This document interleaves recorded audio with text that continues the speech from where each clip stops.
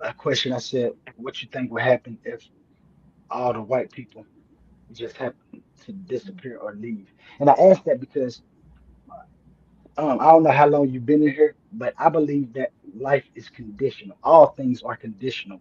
Morals are conditional, and it's conditions on Earth right now. We in a condition right now, and we saying that we need black power. Black power.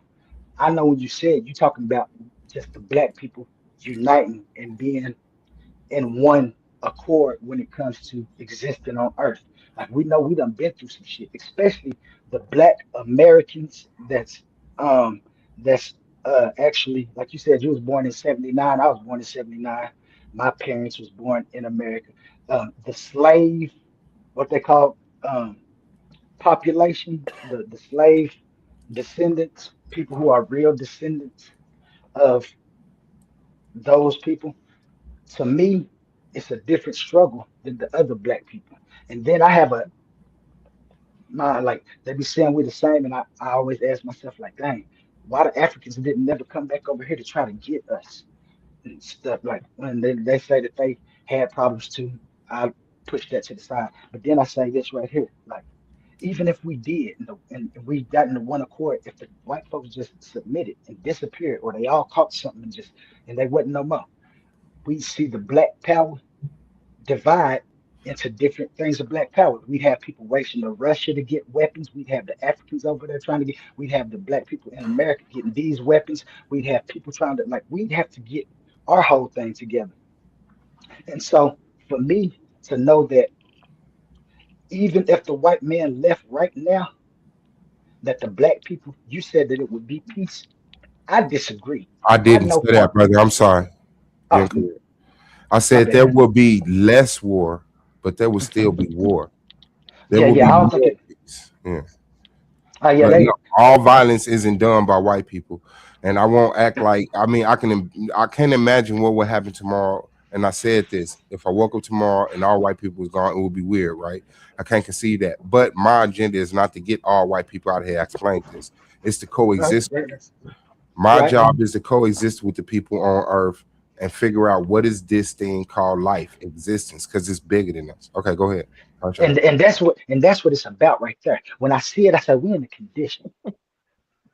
Somehow the white man got an upper hand on us. I forgot I ain't on TikTok. I can talk. Somehow the white man got an upper hand on us, and we be trying to find out how they got the upper hand. A lot of people say that Yakub You right. made us a group of people, and that the white people came out of a lab to take over the world.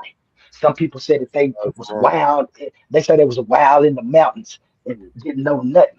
It came out, Yeah, took I over. would never entertain a story about Yakub or anything biblically original. Like, no. And I mean, I'm one of the people that kick religion in the nuts, but I can embrace what religion is. Religion is just traditions and things that you do based off of things you believe. I believe in things and I have tradition. So I'm a religious person. One thing that I see people say when we come up out of the church and we figure out that our grandmama died lying to us, and then we run into Muslims, find out they fucked up too, talking about Elijah Muhammad still alive and UFOs and shit. And then the Hebrew Israelites somehow think they could convince us dressed like corpses on the corner yelling at white people. And so it's like those who survive all of those mentalities, I get where you're coming from. That's why I want to get to the great. It's not about you, Coob. It's not about Jesus. It's not about Muhammad. Okay. No, no, Can I? you know what I'm saying? And it be those I did my bad. Was somebody got to say something? Yeah, I Oh, was gonna say, brother Quantum, have you ever heard of the Arab conquest? uh-huh. Yeah, yeah. You know about I the heard Arab about it. conquest? Yeah, yeah. I So the uh Arab conquest. So the interesting thing about the Arab conquest is, um, it give you a glimpse of what our people was doing and how our people was thriving before indoctrination moved in on our land. You see what I'm saying? So when you ask, well, if it ain't no, if I could put it in paraphrasing, but if I could put it in a more simplistic question, right? If there was no white man that ever came and bothered us, right? Put us in shackles and messed us up and took out what were we doing?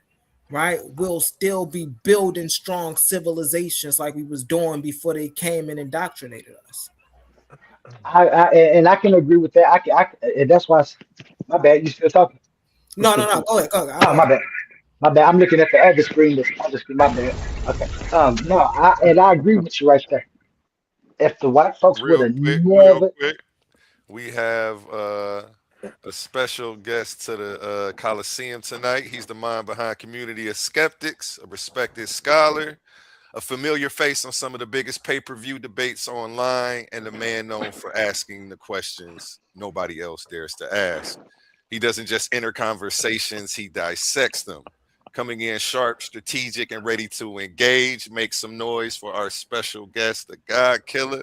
Give him a round of applause. How you feeling today? Man, what's up, man? I just seen a couple of brothers on the panel.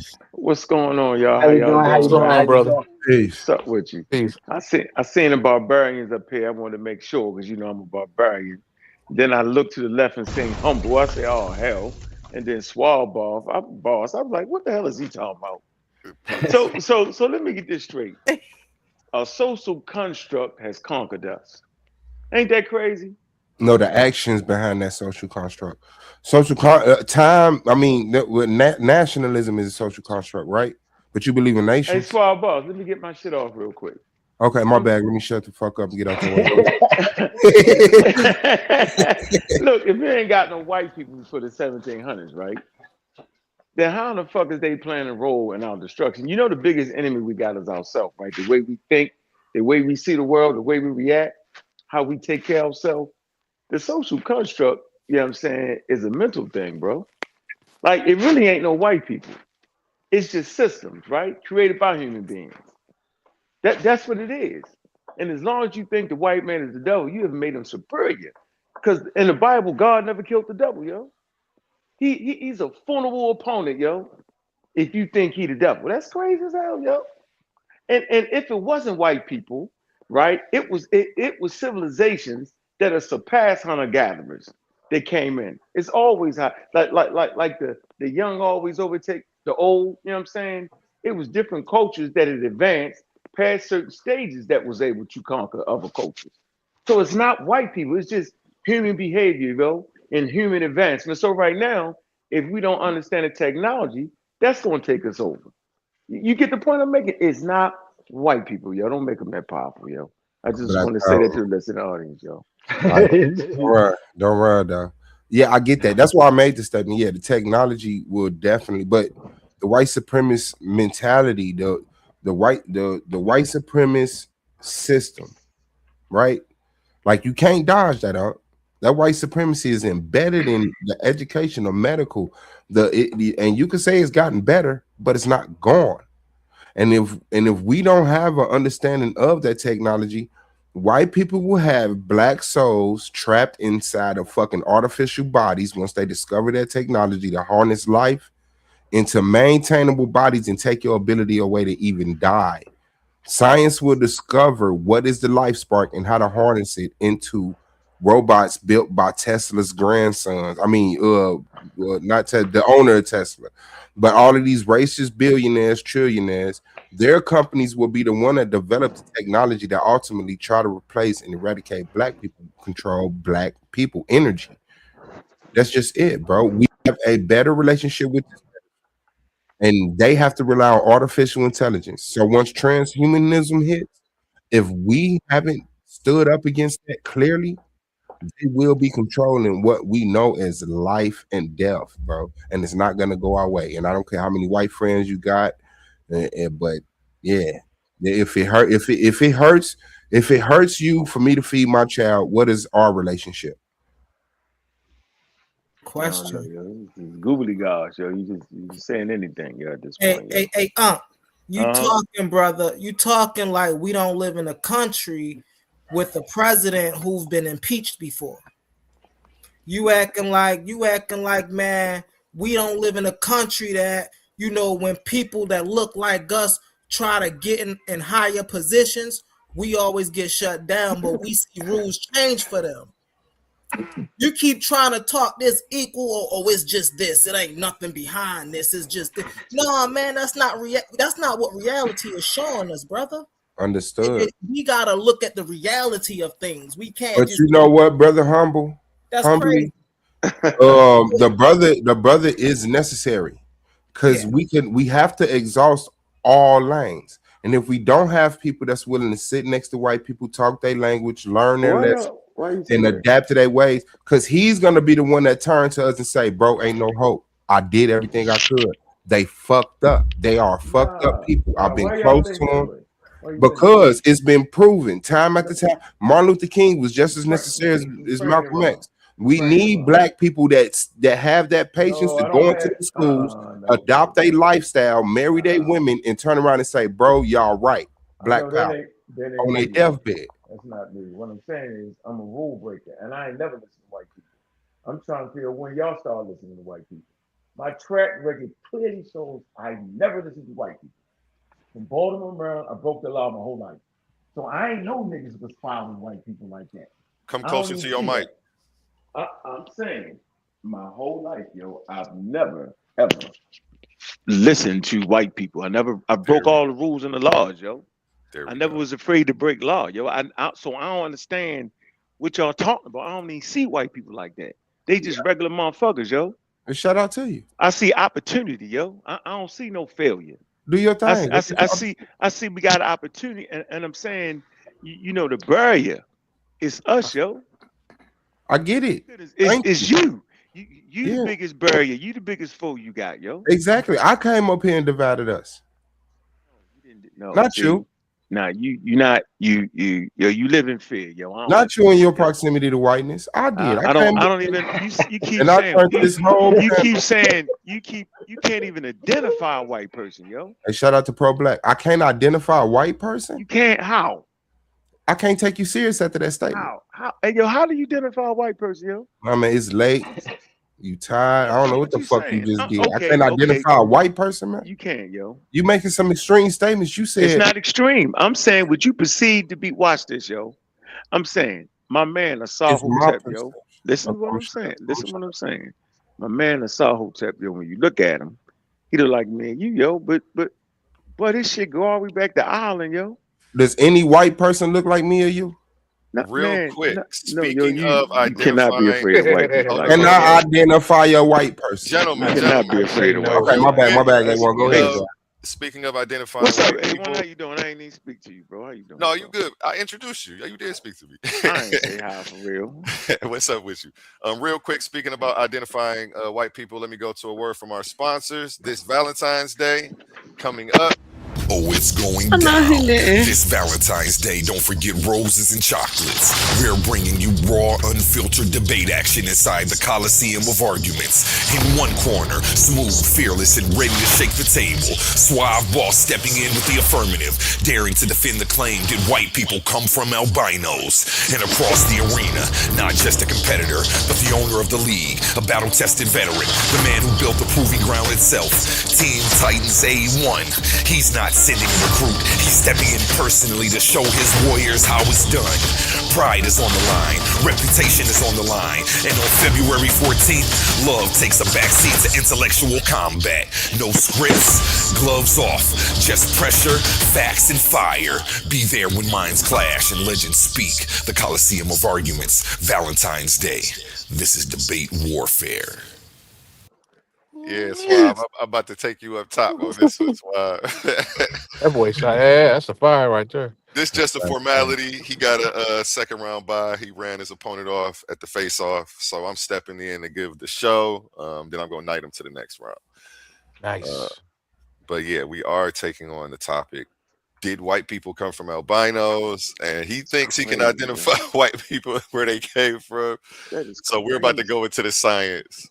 Y'all serious about that shit too, yo. He's taking the affirmative. Serious about that, yo. He said they came from albinos. Man, you good, but I want you to judge. Hey, will you be one of the guest judges? Man, I ain't never in my life seen motherfuckers as scared as white people in my life, yo. That shit's crazy to me, yo. They really that's gonna be fire. They that serious, yo? Sound like you terrified of judging. We got Cosmo. I might be. I might and be. JJ falls into the stage. Now that I might be afraid of. I gotta think Shout out about that to you, shit. though. Cool Oh, on the man, spot. I it's gotta time to think go, about man. Show over, man. Shout out to everybody, man. I appreciate y'all putting together a good, constructive panel, but it's definitely finna go 7,000 miles per hour left. He's musty. He just threw on a hoodie. Everybody welcome. Let me do the intro. The most prolific idiot ever existing on the planet Earth.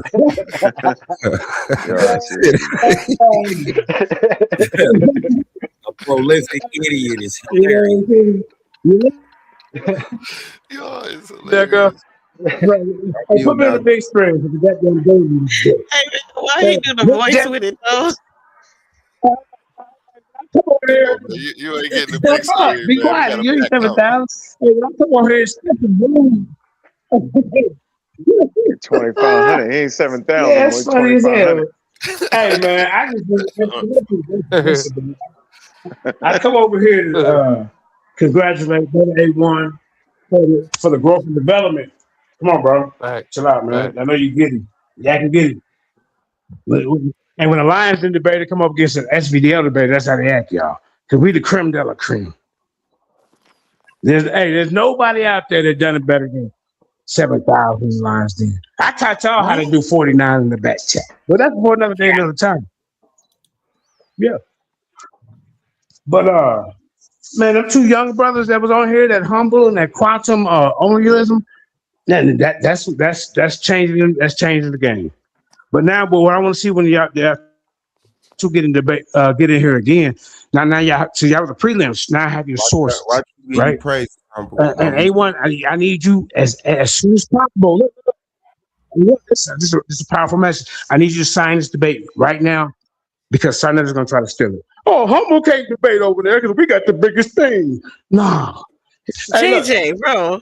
JJ, Come on, we man. don't- He trying to be my we show not- today. we don't do that 7,000 stuff. miles per hour What's left. the topic? What's going on? Like, we don't do that stuff over here, man. Peace The to most the brother, whatever prolific they got idiot. going on. We support them over there, man. They paved the way for all of this shit. Come on, nigga. You know I be in the Yeah, come in on, the man. joint, yo. You JJ, stop hating, nigga. We ain't tripping like And he that, jumped man. up and threw on that sleeveless We one like together, man. do it. Funny.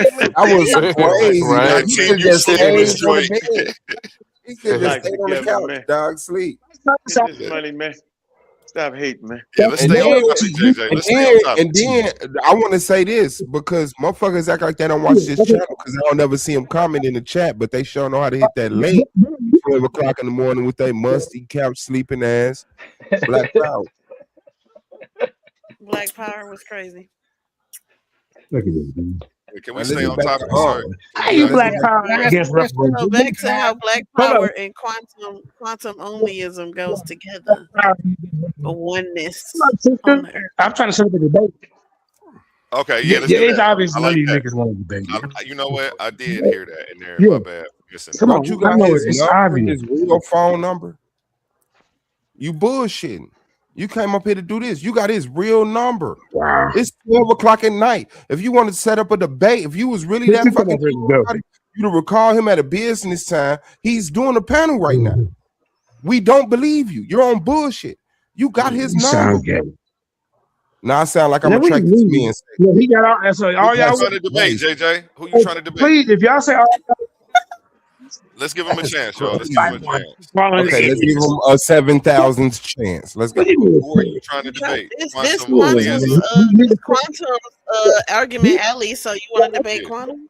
You trying to debate Quantum? That's whose argument alley this is. We're trying to set him up. $50 debate. Debaters are paid $50 figure win, this out. lose, draw. Big Cosmon can attest to how fast Yeah. the cash apps come. So let's get it. You got all over here. That's funny. It sound like Cosmo. you're going That's live what I from the want. phone booth in Gotham City. Can you drop down and come back up and figure it out? Goddamn right. Yeah. Just I'm trying to drop make no down. mockery out of the goddamn goat. I just drop down and call A1, man. We got Unc on the bit. He got a degree. We want to talk to you. Unc got a degree. Okay. Hey, can I ask Get- Quantum? His mic So, is messing Cosmo. up. It's making the stream What up, dog? crazy. I'm not Can I trying to ask? go Oh, ahead. Roy Test, what's up? Hey, what's up? Peace, everyone. I would like to ask Quantum a quick question. As far as existence goes, are you talking only about physical existence, or are you talking about both physical and mental? Oh shit. It's about to Quantum. get, it's about to get interesting, ain't it? Uh, Let's hear it. well, right now the argument that I put forward is a transcendental argument for necessity and sufficient Yeah, conditions of yeah, existence. but you have to answer the direct question I'm asking you. Are you talking about physical only? So if I tell you something exists, are you talking about physical or mental? Like if I tell you unicorns exist, is that physical or mental? If you tell me unicorns exist, then we have to wonder what you mean. No, you You, don't know what a unicorn is? yeah, I know what a Well, unicorn Roy is. Chess, respectfully, let me ask this: isn't in order for something to be mental, doesn't a mind have to exist? And isn't a mind a physical thing, a brain? Yeah. But it's the thing is A thinking about brain is not a mind. existing. But the No, the Facts. brain mind, ain't the mind. Yeah, mind the and mind and the brain are different. yeah, the The Facts. mind mind and the brain are different. We're that Yeah, they smart. are. Let's hear that. Facts. Facts. Yes, Yeah. the Let's hear mind that. and the brain are I What's mean, the different. difference that's between the usually the mind case. and the brain? The brain is a Well, physical entity. The mind is not the a brain. physical entity. Like quantum. Okay, what is the mind then? The Right. mind is the mind is what you would call the working part, the intellect. That's not a Yeah. physical thing. The The working software. part, the intellect. Software, right? Software, right? Your Well, the your thinking body is the part, hard. Your the body Hardware, is the thinking right? part of hardware. the entity, Right. the thing Physicality, that hardware. learns, Right. the thing that feels, the thing that tastes. It's Facts. not Right. the That's actual the body. physical brain. The brain creates. No, that's that's not not. part of No, the that's brain. not the physical. The brain That's not. doesn't taste anything, Yeah, that's Yeah, not part of the and brain. yet your the brain, brain the remembers. brain Yet your relays the brain, your information. brain doesn't taste anything, but your mind But the brain is remembers physical. Okay, there's what a no thing tasting tastes without like. a brain. Can we agree on that? Facts. Okay. The brain takes in Yes. information from your Right. senses, your eyes, your Facts. tongue, your ears, Facts. and then relays it to Facts. you in a way that you can use it. So, no, you cannot hear, taste, smell without a brain. Facts. Those are physical things. Those are very small, complex ways that things work that we still don't understand. Yeah, And but we you don't shouldn't need a mind to so do that. bold. I mean, That's people from the mind. Okay, What is hold it? on, still hold don't on, have but nothing Swab to do with Boss. the mind. Hold on. If y'all ever watched The Bar Reloaded, check it. Mhm. When I talked about Bar Reloaded. the book Subscribe. about near-death experiences, right?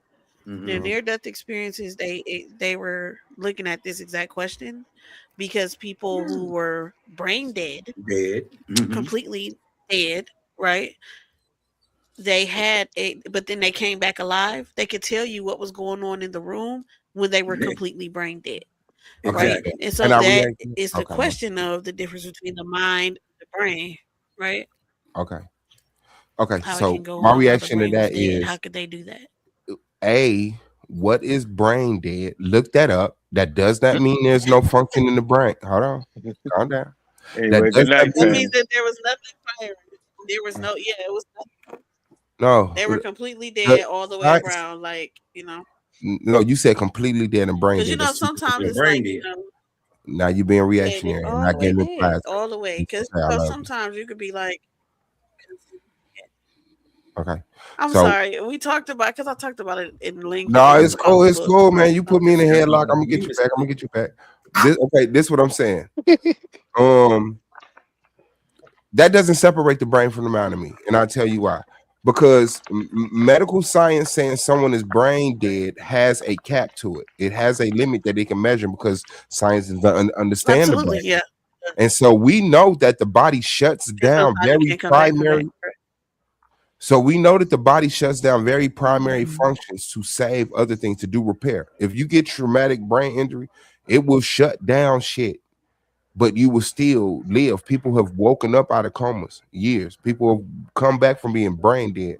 So brain dead is a scientific category that I respect. It's horrible, but it's just not is not the true measurement. I It's not mean, but they're completely dead too. Like the no, heart wasn't because pumping, none then of we that. go into the experience that they tell you. The doctors said that they was brain dead, but yet they were able to tell you things that happened in the room. That proves their senses was still working.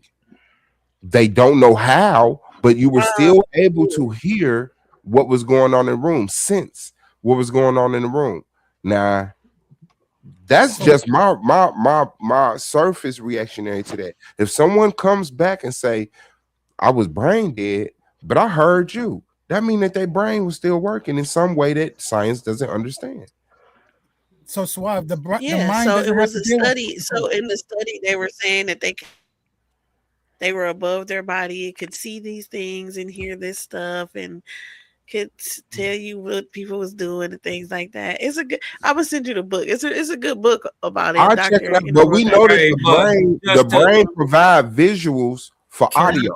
Yeah, but just to clear that up, brain dead and coma is not the same thing.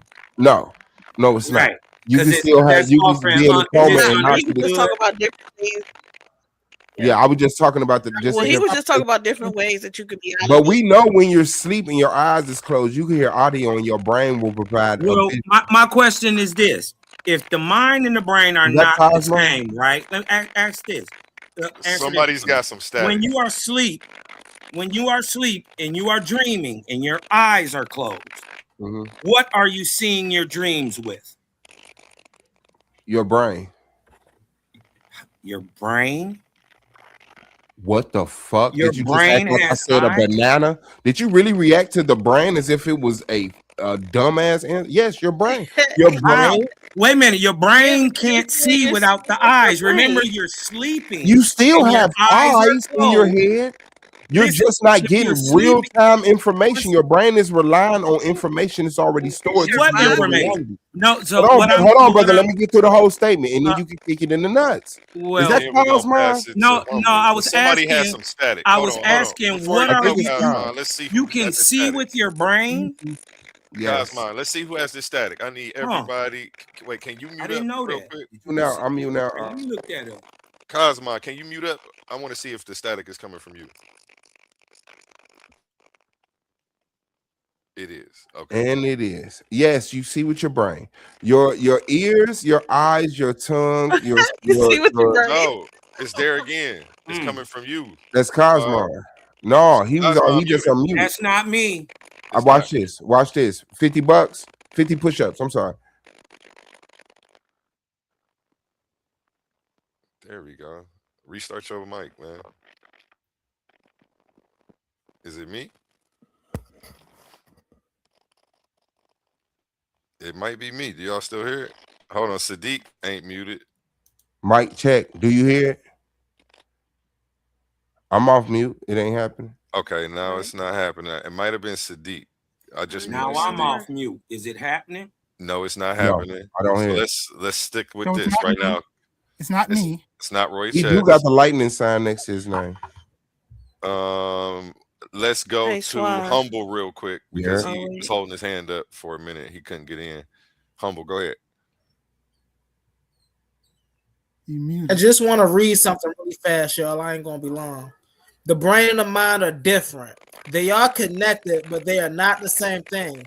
The simple It's way the- to see the simple way to see it is the brain is the physical organ. The mind is a set of functions, experience, and processes that arise from and are not identical to the organ. The brain is physical. The brain is matter, tissue, neurons, electrical signals, chemical reaction, measurable activity located in spaces governed by physical and biology. It can be scanned, weighed, injured, stimulated, and medicated. The mind, non-physical function. The mind, thoughts, emotion, imagination, memory, awareness, intention, meaning, subjective experiences, what we call qualia, right?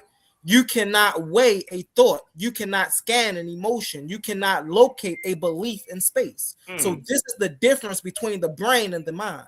I land my plane. Thank you for allowing me to speak, y'all. Hold on, before you land your motherfucking plane, what source was that, brother? What source was that? Yes, that's very important. Did you just read from your diary, or did you tell me something from someone who actually invested their time and money and effort into coming up with something logical? before I disagree with it. I pulled up Copilot and I just asked a simple question. Is the brain? Oh, so you're dead. You read that with. God damn, you were confident. Oh yeah, shout out to you though, humble man. I like your energy. Yeah. But yeah, no, not being able to wear. No. Here's the thing. Would you like a source on this? I can give you a source on this. Would you like that?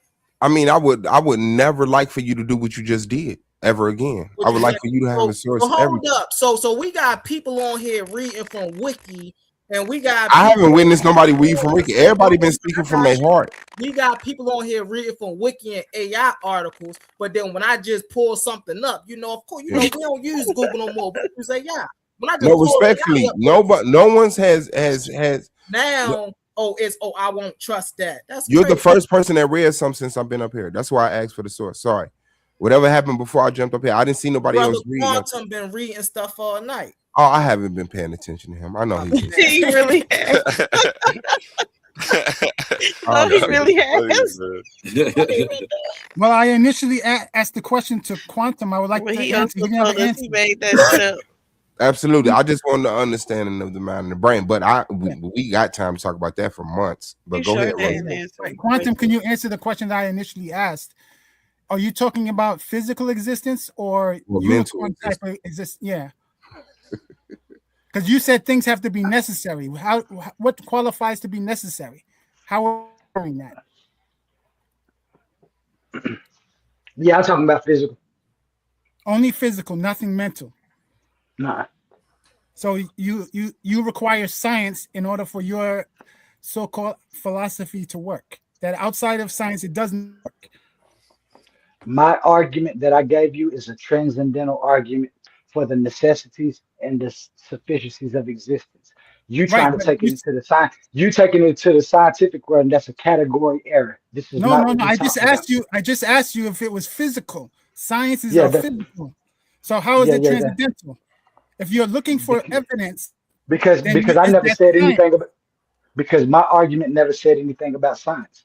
No, but you're describing science. Hold on. Don't say no. Don't say no. You trying to make my argument something that it's not, and I'm not going to allow you to do that. My first question was, when you say existence, I asked you, what do you mean? You said physical. That's science. Mm-hmm. You can't name a science that's not physical, can you? But I wasn't talking about science. But listen, I'm not talking about science. I am not. I'm talking about the floor. I'm talking about the floor that science needs to even operate. I'm talking about the preconditions of existence. I'm not talking about those things that you're talking about come downstream. Listen. The thing I'm telling you, because I'm measuring it with the argument that I proposed. I'm telling you about the preconditions of existence. What you mean based on what? So you're basing it. Your argument is ideas, and that transcends into science. Do you know what a transcendental argument is? No, you tell me. You're clearly saying that your ideas. You keep going back to this. Well, yeah, I have to go back to that because these are the questions that y'all asking me are category errors. No, they're not. My argument, yes, they are. They're not. I asked, experience has to be physical. You said yes. So how does your argument make any sense? How do experience is different from existence?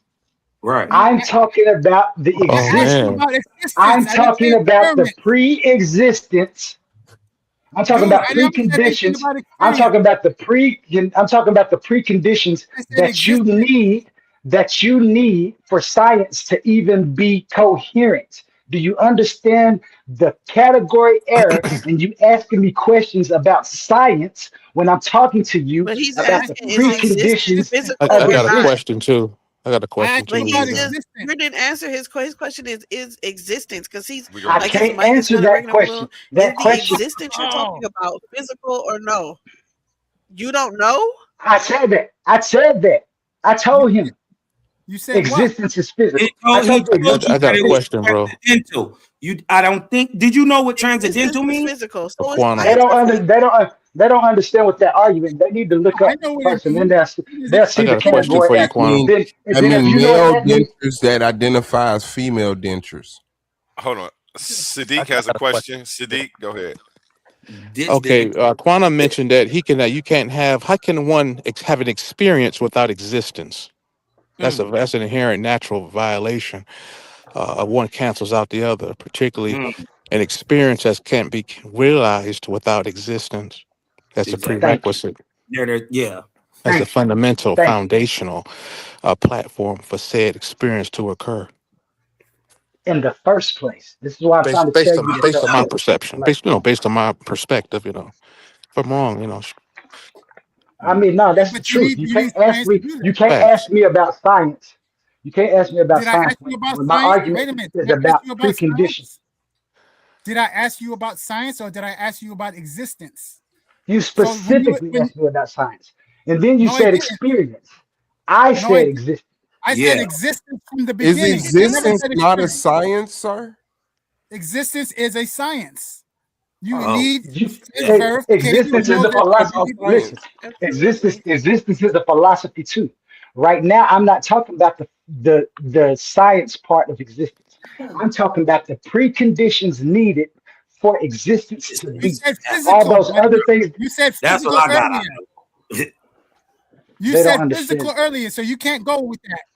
You What you you don't mean I understand can't what go you're with that? saying. What do you mean? No, you don't understand You what I'm can't go saying. I with that told you this because from the beginning. You said existence has to be physical. You can't be talking So now about you're giving me, pre-physical when you're only talking about physical. yeah, you can't go both ways. You're Time giving me and nature. ideology. Listen, You're giving me no. ideas. That's not physical. Do you No, understand? no, That's sir. why I asked that No, question. sir. I made a clear distinction between physical And that's why I'm mental. telling you, your question is a category error.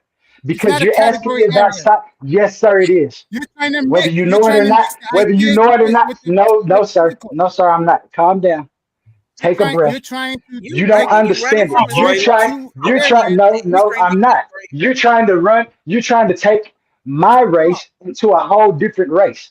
I'm telling you again, if you want to argue anything in what my argument is about, you must first provide me with an existence that doesn't use time or nature. Anything else that you're talking about is it has not to be what I'm physical. talking. It has to be It's not what I'm talking about. So Wait a basically, minute. he's It has saying to you be off topic. physical. He way off not topic. off. He asked if it's physical. He's saying he's trying to talk about before something is physical, but saying that it has to be physical. Make it make sense. Yeah, that's He said Cosmo. yes. Make it make sense. Okay, I'll make it make sense. Before a That's- thing can be physical, right? There must be Right. preconditions for it to exist. Facts. He's talking about that state. So then how are you talking about the physical if you're talking about 'Cause it's- before physical? No, My God.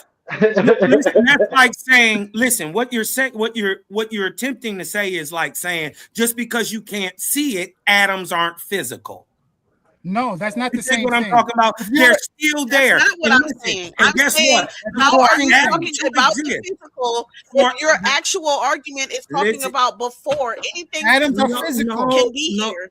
no, That's what he's Atoms trying are to explain. physical. Before anything because if happen, this stuff is listen, here. because if Why are we all talking about the things, physical? because if all things have been and are, then they always will be. That's the space and That's not time what that he's he's saying, trying though. to That makes no that's- That's sense. a nice That's T-shirt, the but that's space not a and true time that statement. he's trying to explain. That makes no that, sense. None of that shit. that even creation no would have sense. been local. You That dig what makes I'm no talking sense. about? There would have been No, variants. they don't understand what you're just saying. because That- the That makes creation You might have to of break our that down. We're arguing his own For argument. instance, what he's saying is just because the creation of our sun started at one point doesn't mean that's the beginning of all creation. Facts. There Yeah, are but my question preconditions. is- Listen, for our sun It's and our still a galaxy physical to thing. exist, there Einstein. must have been Still a physical preconditions thing. for it to Those be. those for are it those to are And exist. we're physical saying, things. was those conditions physical? And if not, If would you we're like to talking about- re-establish yes, your what was answer the to his conditions question? beforehand? Meaning that the Those- mental, the thought those- of no. physical. Hold on, brother. Hold on. Don't step on the end. This is the important part. Do you want to revisit the question? Are you only talking about physical? And if you do, then just do that. Because if we saying that before physical that was thought, right? Right. That's not physical. So do you want Facts. to go I back? didn't. I never said that. I never said that. I mean, that You was his did. initial question. The I, first I, thing You you did. I assume I did not.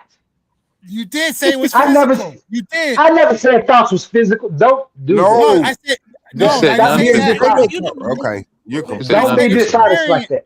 Don't be No, I dishonest said like that. existence. No, I said existence. My Hey question to man, you humble like was: what the is Heart. existence is it Okay. physical or So mental? go ahead, That's Roy why. Chess. I'm just to tell you. I'm just to tell you again. The And you said it was physical. the preconditions of What existence are the preconditions? is Are those physical? time and nature. Nature is physical. Time is what it. Exactly. How don't you It has to understand be that? physical. But Time is All physical. of it does. So how All are you of it saying does. the No, preconditions no. Okay, All of it. let's See, move on. y'all, yeah, see. because Stuck on this Hold one on, topic. hold on. I don't like it. Before y'all move on, hold on. Before y'all move on, Say A1. before y'all move on, hold on, hold on. I think I see. I think I see what they're saying. You want to move on when he's on the fire? No, wanna ain't set up nobody a on the debate fire. Hold about on. it. No, I don't think Set up a I debate see about the. it. I think I see the problem. Nobody bubbling words. You just don't understand. You got ain't no chat My bad. You're GPT. right, Roy Chess. My bad. But go ahead. Roy Chess on it. Roy Chess on it. Roy Chess is on his heels. Go ahead, Roy Chess. Hey, Sadiq, you Borgin, bro. So if you're Yeah. talking about the things that make up the universe, tell me that's not physical. If we're talking about atoms or quarks, all that's physical. Yes or no? Yes, those are physical. So where's the confusion at then? Where is it that I don't what are the understand. I necessary think the only confusion that you have is you don't understand that time and nature are two different aspects of Wait a minute. existence. I didn't They say are the that. conditions. Time They and are nature. Did you just they Stop hold saying on? Did time you and nature, bro. Just say no. I can't say Because what are space you time. nature? talking about? Hey, quantum. Space time. Quantum. One Is mic, nature gentlemen. physical? Repeat. Nature is nature physical, quantum? Is nature Yes, physical? nature's physical. Yes. So that's one of the necessary components. So that's Not still oh, a not physical thing, yes? yes. I told you this. All right. So why you keep telling me that it's not science if it's physical? If sense So is there's nothing before consistent, nature to make that happen? Because science ain't the only topic that physical can talk about. yes, it is. That's how Yes. you know It it's is science. not in It my is. argument. I'm not Yes, even it because is. I'm not even there. Name a Do you science. understand? Name me a Is it a science. Hold metaphysical on. argument? So I'm gonna tell Hold y'all on. again. Name Because me you a just don't science. understand. No. You don't need to tell me again. I It don't makes no think that's sense. his argument. It It's is. not my He argument. doesn't It understand is what he's not. talking That about. is not my argument. It No, I think you is. don't understand what I'm. How the fuck you gonna tell me No, I don't you don't understand what understand I'm what talking about? science is. Hold You on, don't Roy Chess. You understand Roy what don't I'm Chess. talking understand what about. a science Actually, is. let's let Quantum restate his argument and his claim again clearly for everybody to understand. Go ahead, Quantum. You got Like the floor. we slow. Because that's nowhere close to my argument. No, you need 'Cause to ask him, does he know what a science is? Because he clearly doesn't. If it's sense verifiable, it is a science. As If I you have to told use y'all, your I heard you, sight, Roy Chess. Roy Chess, hold on. Quantum, can you restate your claims again for the people so that way everybody can clearly understand? Some people may have gotten lost in the back and forth. yeah, I'm pretty sure that they did because, as I told you, this is a total category error, and I ain't gonna get into none of Hold that on, stuff. before you get But into that, where's my 808 Mafia sound? We got another super chat. Preconditions explain what conditions are in a system prior to something coming to be. Existence, though, is the highest level system and can have previously existing conditions. Shout out Ill Doctrine. Thanks. Ill Doc in the and house. this and Doc, you correct. That's why I say preconditions. The preconditions of existence. The only thing that you need for existence to be intelligible is time and nature, and then you have existence. Everything else out of the interactions of time and nature comes downstream. And once time and nature gets to a certain point, the thing that they call the Big Bang was actually just a phase shift. So that's how I know that time and nature has always been in some state, phase, or form. This is what they missing. And everything else forms from that, not created, because everything has always been. Just like my man Bond Squad was talking about earlier about how energy has always been. It doesn't believe it just transforms and transmutes into different things. This is exactly what I'm telling you. But the conditions for those things to happen, you have to have time and nature. And that is my argument. So if you want to argue against Got a me, question you when you have get done. you have to stop. You have to stop. You have to argue those preconditions. Don't come to me talking about anything about any other sciences until you argue what I'm trying to argue. You telling me I don't understand what my argument is, and I'm telling you I have a transcendental argument for necessity and sufficiency of existence. If you don't understand what that means, that's you. You need to look it up and see what I mean, because you and the young lady Honey do not understand arguments. If y'all think there's only one argument, and I'm telling y'all there isn't, you need to look up what a transcendental argument is, and it'll tell you what I'm trying to argue. And once you find out what I'm arguing, then come to me with some disputes, because all that stuff that you talking is just noise. It ain't even an argument. Yes, it is. Okay, Because what I'm you're, gonna you're do. saying I got a you're question saying when you it's get done, nature. bro. Go ahead. Let's You're go saying it's with nature. first let's go with Humble, and then let's go with Sadiq. Humble, go ahead. You had a question? All right. What up? What up? Yes, my question for the brother is: do existence exist without awareness? Facts. No, once there's time and nature, proto awareness kicks in. Proto awareness and recognition of time and nature. Everything else fractalizes. So We it's are not two we the forces, no longer time and nature. Now is awareness, time and nature. Now you adding forces to it. The Holy I Trinity. never added those forces to that. Those Holy forces come downstream from the interactions of time and nature. That's called emergent. Do you know what? Do you know what? Do you know? Wait, time out, time out, time out, time out. Can I finish? Can I finish? Let me finish. Yes, Do yes. you know what? Do you know what emergent means? No, you complete your thought. Don't give us a quiz. Oh, okay. Well, so emergent means there's functions and conditions set. And you better know what the in, fuck emergent means. and after, It's suave. and, Yeah. and after, Go ahead, Quantum. You got it, brother. and after time and nature finds stable patterns to exist and persist. Okay. So okay, and don't get it misconstrued, pointing around the rest from fucked up, twisted Wall Street Willies in a bit. But I say this, it's not the Lord, but no. But I say this, okay. Was the unstable? Is there a pre-existence to time and nature, brother? The time and nature has always been.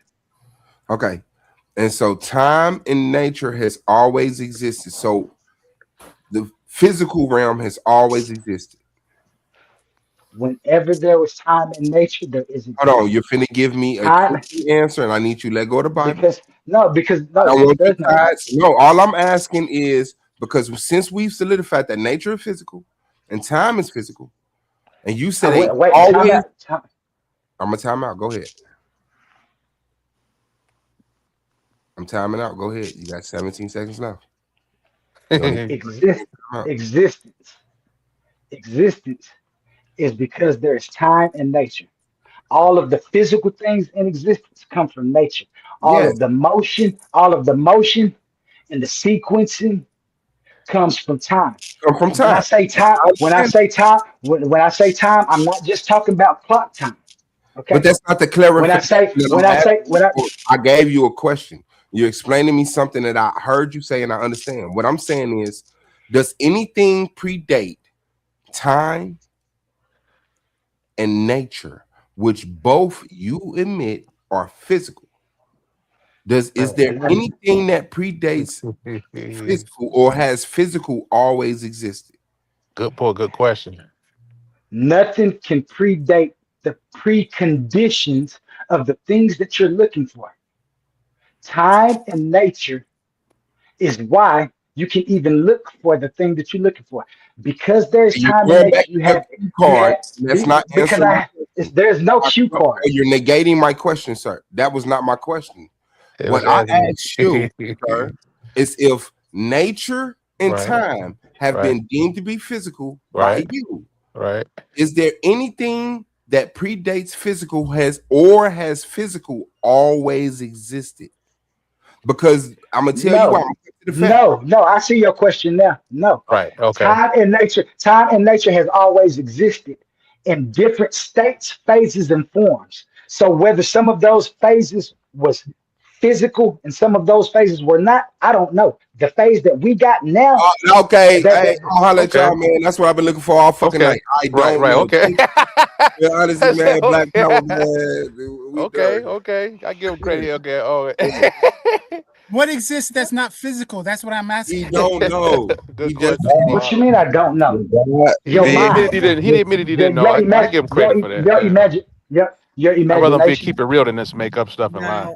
Really fast, if I may, this go back to why I asked the question I asked, right? And y'all heard him when I asked the question. He threw awareness in there. When Suave was talking to him, he took awareness out and kept going back to physical mind like it was doing all night, right? So for time and nature to exist, something must have been aware of time and nature, because awareness in nature does not exist. No, that's a fun. I must agree. No, that's only if existence. That's only if existence was created. I don't propose that existence was created. Listen to me. Listen. Time and nature has always been in some phase. Y'all have to understand this. In some state, phase, or form.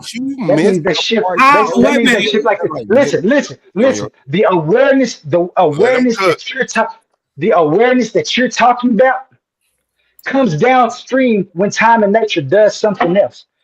Time and nature doesn't need awareness. Awareness isn't before time and nature. Time and nature first. Ooh, makes he said time and awareness. Time and nature can't be first. Ooh. And look, hold on, wait a minute.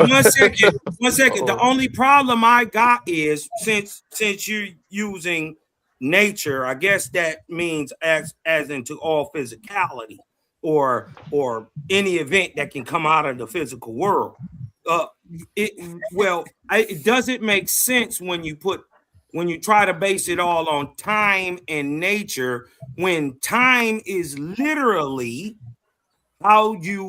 is the measure of nature. Exactly. The beginning point of nature to the ending point of nature, or whatever, and all the things in the events that happen in between it in your so-called nature are the measure of time.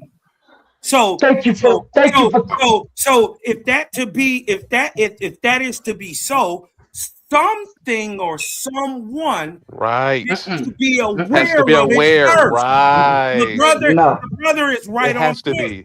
If there's a mind involved, had to be aware of it first.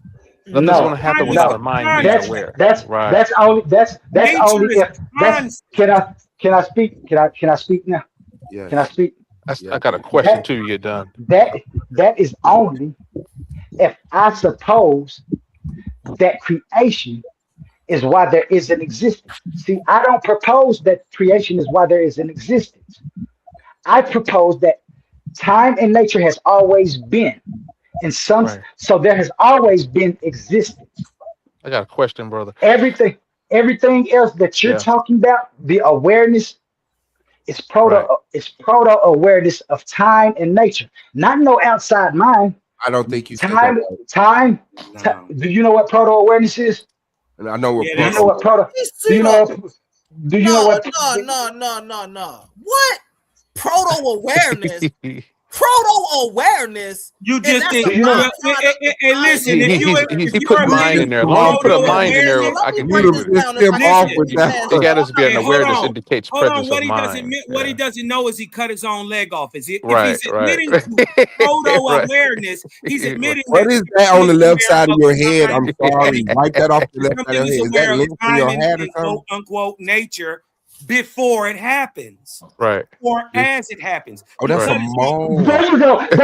You just said it. As it happens. Because existence is an ongoing occurrence. You have a It ain't just something. Existence is an Facts. ongoing occurrence. Right. Proto awareness leads to better awareness. The more that time and nature finds stable patterns, the more coherent and the more complex organisms and thoughts become. So the consciousness that you have, can I finish? Go ahead. Yes.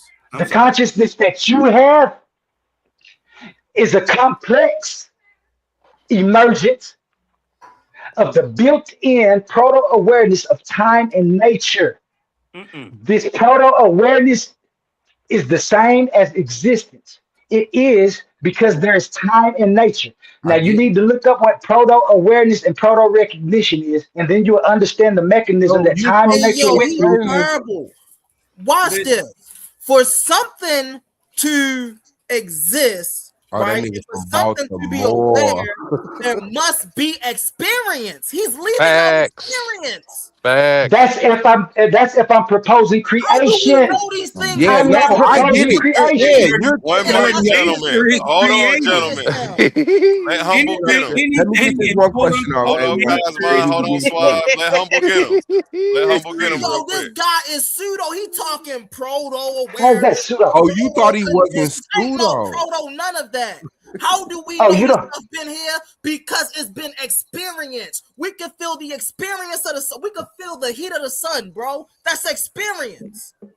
That's But you. do you have That's to, us. This comes brother to Humble, do you have have to experience the sun for the sun to exist, sir? You're gonna say no, right? hell no, he don't. Okay, so These things are downstream. He's taking away the factor of creationalism in experience and saying that experience or existence has always been that. And they know this. In This is some what they form, in That some doesn't- form, that physical, Suave yeah. finish. Let's Suave doesn't finish. refute the fact. So this is what I want to ask you, based off what you said. Time and nature find stable patterns. Does unstable patterns exist without time and nature? No, nothing can exist without time and nature. No, wait. I didn't say that. Patterns. You said that time and nature find stable patterns, and that's where it locks in and shit happens, right? Mhm. But if that's a true statement, that means that unstable patterns exist. They don't persist, though. But they don't persist. Still exist within the nature. That and mean time. if they persist, it doesn't mean hold on. It doesn't mean if they persist. It means it exists. Hold on, wait. Let's get this nailed down. I don't want to be ignorant of this. If time and nature waits to find a stable pattern, that means that unstable patterns predate stable patterns, which means that time and nature doesn't have the same relationship with them unstable patterns as they do with. So it seems like these things that you would like to perceive as physical, which is time and nature, cannot exist or represent itself without a stable pattern. And if a stable pattern post-date unstable patterns, that means that the precondition to time and nature is unstable patterns, which cannot be physical. Now, as you just stated, again, I keep telling y'all that you keep going downstream and trying to bring it upstream. When I talk about the preconditions of existence, I'm talking about what is needed. Now, y'all talking about something has to be there. I say something don't have to be there for something to happen, because you're saying that happening is outside of time and nature. So that means it doesn't have structure, right? And this is why I know that existence is formation and not creation. No, and all of y'all questions keep on Let him get it out. Wait. Let him get it out, Cosmo, and then we're gonna let you go. You gonna be able to respond to him right after. Let me go after Cosmo. And then we're gonna go to Banu. Who else after that? Hold on, let's get some order around here. Who else after Banu? All right, go ahead. I'll go after Banu. Yeah. Okay. You keep saying time and nature finding stable patterns. What you're supposing right there is that time and nature already has a mind and that they're searching for things. That's not how existence works. Existence has built-in constraints from the jump, simply because for time and nature to persist, they have to have constraints. Now, as you agreed and as I agreed, time and nature has always been. So if that's the case, we got to take away creation and say that everything else that is here simply formed from the preconditions and the things that was first here. That being said, we know about things called morphogenesis. So existence and time and nature has to be morphogenic. All of those things that you're talking about, thinking, presupposing, all of those emerge downstream, not up here where I'm talking about.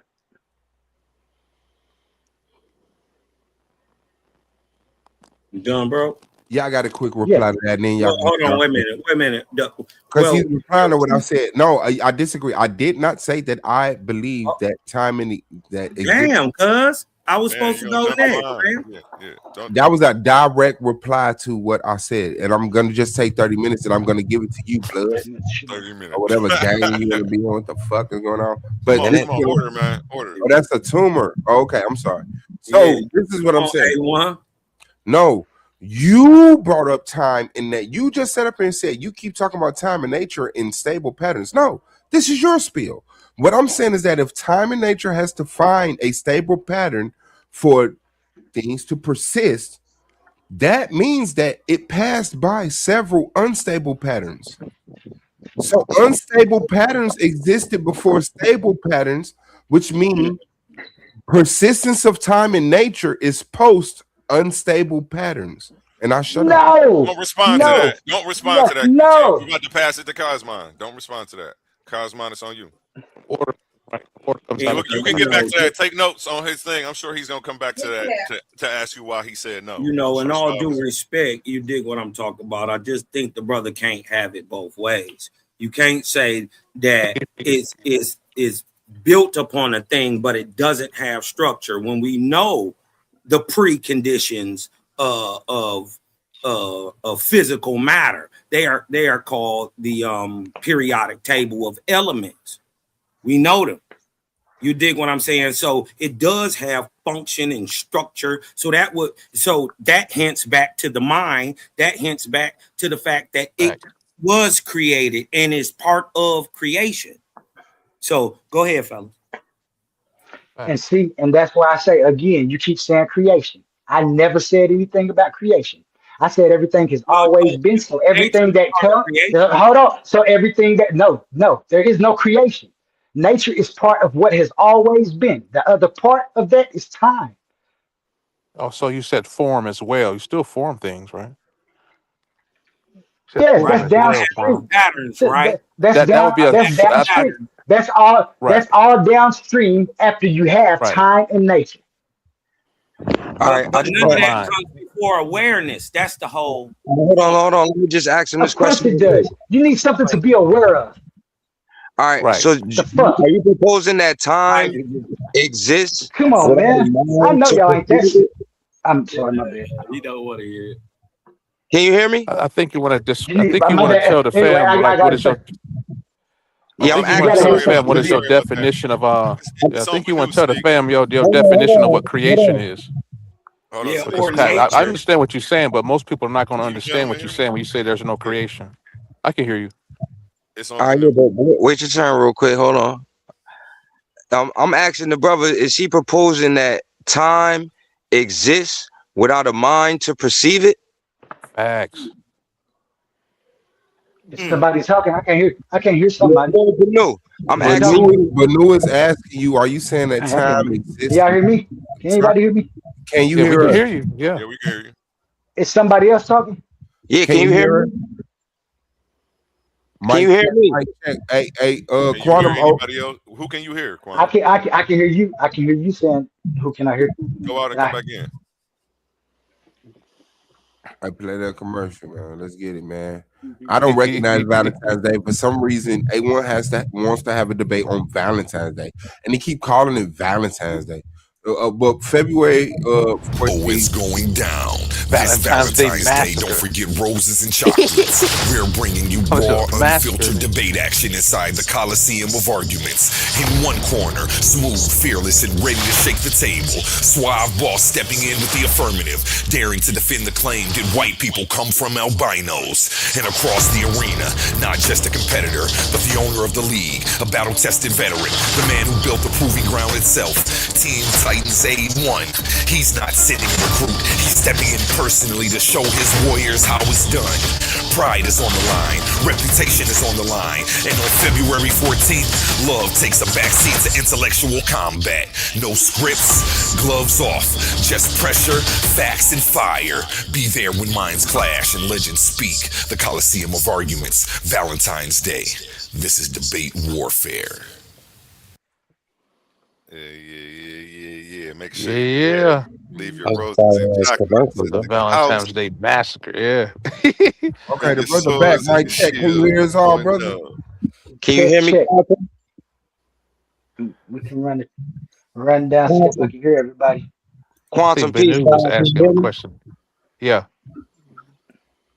Peace, guys. Lord, shout out to you, Mecca. I just wanted to ask you, from the information you've been saying, are you proposing that time exists without a mind to perceive it? No, I never answer that question. Just know who you're talking to. That's wait. You talking about right now, or has it ever existed? I'm saying, like, can it?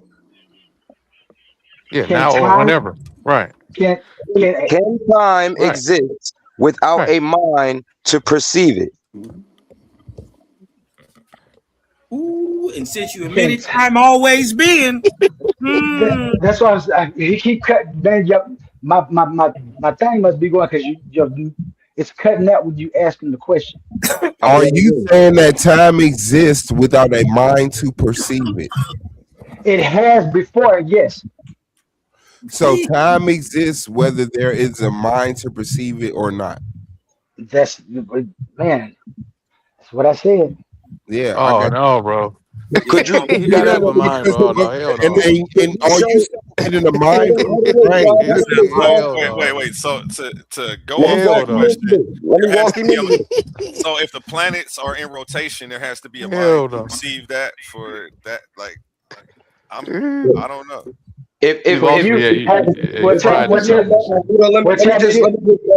Let me just say my point as to why I said that, because it's my understanding that if there's no mind present to perceive things, then those things don't exist, because our minds is what makes sense of all of this. So just like sound, light, color, whatever, none of it exists without a mind there to perceive it. So if you're saying that time was always here, then that would mean that there was a mind here to perceive that state of mind. That time that was here. It has to be that way. I got a question for you, young man. That breaks universal law to indicate.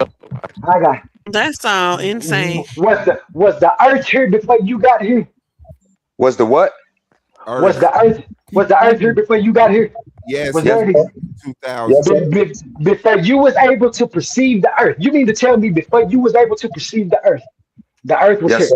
But that's not what he's asking. You're simplifying it to a redundant frame. What he's saying is on the magnitude of time in nature, not the magnitude of Charles Baldwin or True Dolezal, not an individual person being born on Earth. On the ratio of existence of time and fucking nature before any of us was born. So bringing up our birthdays. There you go. If one man was born, doesn't matter. Yes, it does. Because if one man can tell me that he was born and nature and time was here before he got here, there is no logical reason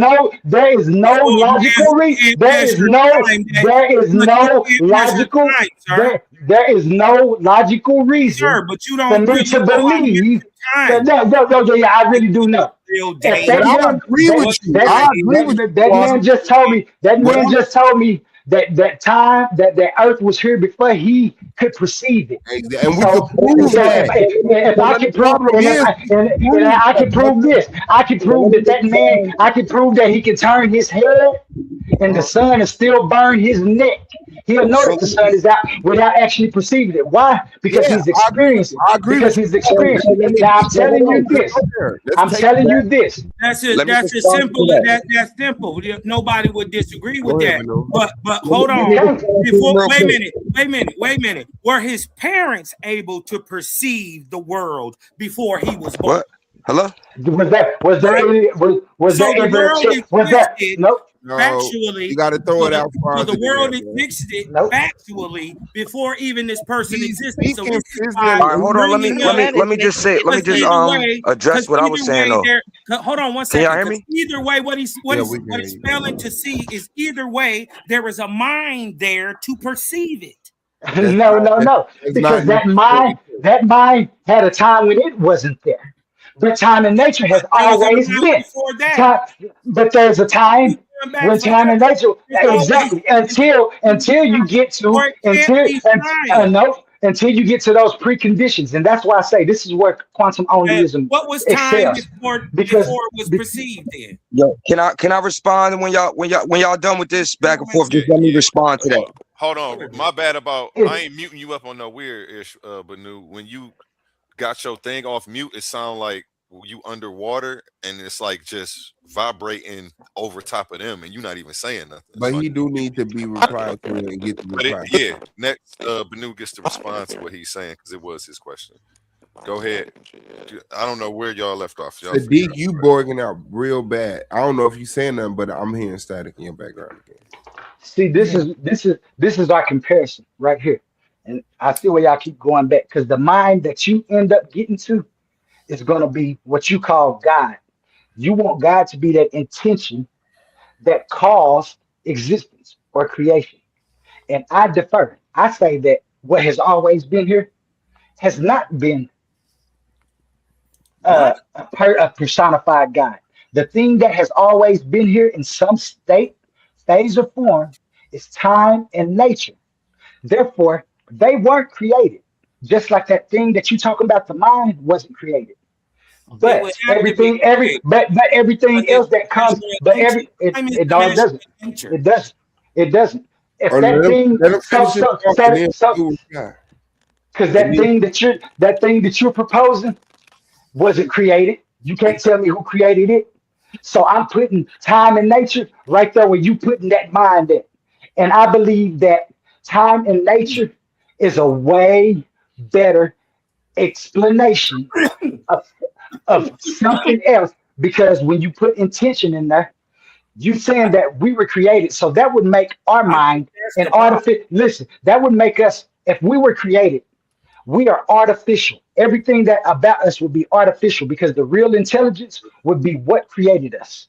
That's not true. Please let Banu reply and then let Cosmon and Sadiq go. So yeah, I'm gonna have to jump in on some of this. I'm hearing a lot of absolutes up in this motherfucker. A lot of absolutes. Bro. So it's my understanding that the creator of this universe is a mind. You know what I'm saying? And we're products of that mind, and we're able to create the same way that mind creates on a smaller scale with our minds. The same way you could create a world right inside your mind with characters and write a book that is independent of anything that anybody else has experienced, is your own personal experience. So to say that time and nature existed prior to a mind is to say that time and nature can create the universe in which we live in now. And I would ask you, how could time create the universe and the experience that you're experiencing right now? Time and nature by itself. How could those two independent things create the reality that we're experiencing right now? Okay, so again, I'm gonna tell you, you keep talking about creation as a foundational explanation because in the traditional sense, it's mechanically incoherent and unnecessary. And here's why. Creation smuggles in the very conditions it claims to explain. Where you To reading create, from? to create is an action. Action implies sequence, before, after, structure, Right. things. So the moment someone says God created, they already relied on ordering and determinacy. They didn't get under the foundation, they assumed it. From nothing is empty language. Nothing has no properties, You're no assuming. structure, I no think Yeah, you're just say construction. it straight out, like If there direct. are no assuming constraints, the way God if there works. are no And the way constraints, there that is no mind basis for a specific outcome instead of any other, or no hold on, outcome at all. because I don't want you to Something go from too far nothing deep. isn't a mechanism. I It don't want you to isn't Oh go too Perez. far man, deep bro. into what Oh you're saying, man. bro. I just want to hold you up real quick. I think you're assuming how this universal mind created what it created, and you're giving your interpretation as an absolute on how mind created time, space, and everything that we're perceiving as reality. So So basically, you're just giving us No, belief in no, imaginary Of subjectivity. course. What yeah, the the no, fuck you thought we same no, talking about? thing You that no, talking open Sadiq, ask your question, Sadiq. no, my friend. Okay. No, Real no, I'm gonna quick, no, wait, jump. wait, wait, I'm real gonna. quick before you no, go, no, I'm Sadiq. gonna jump in. I'm gonna no, jump no, in. Hold on, real quick before you go, no, no, Sadiq. no, We got no. like 10 or 11 people watching from JJ 7000's page. So I'm gonna go ahead and get my advertisement in. If you guys can come on over here, we're on YouTube at Titans Debate League. This is Argument Alley, and we are here with Quantum Truth tonight. Before they enter the Coliseum, they've got to survive Argument Alley. This is where the new voices step into the hot seat, and we find out real quick who's built for the spotlight and who folds under pressure. In Argument Alley, there's no easy questions. We pressure test their beliefs, we challenge their ideology, we push their faith, and we put their knowledge on the line. Can they think on their feet? Can they defend their stance when the heat gets turned all the way up? Because not everybody earns a place in Coliseum of Arguments. You don't just walk your way in, you've got to fight your way in. Where contenders are tested and only the strong make it to the main stage. Presented by Coliseum of Arguments. Step up or step aside.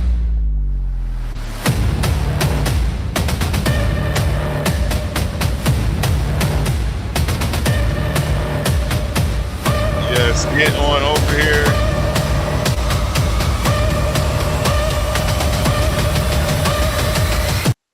Yep, everybody on JJ's page, you can come on over to at Titans Debate League. It's on the ticker at the bottom as well.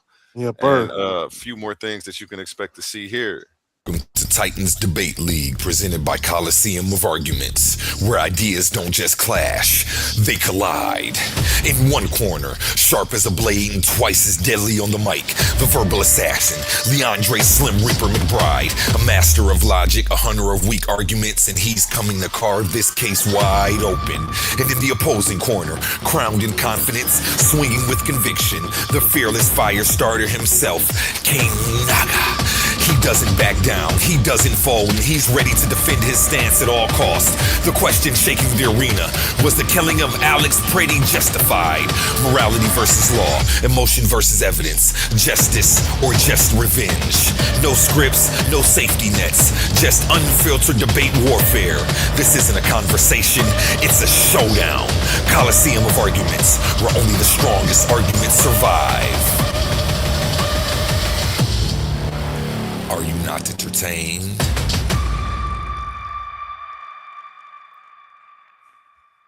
Let's go. And back to you, gentlemen. Sadiq. Hey, can I say something real quick? Yes, sir. Somebody has some static. It's probably Sadiq again. It sounds like his static. Can you mute up real quick, Sadiq? Okay. I heard that, but I can barely hear it. Yeah, that was him. Go ahead, Quantum. So, first I need to make something clear.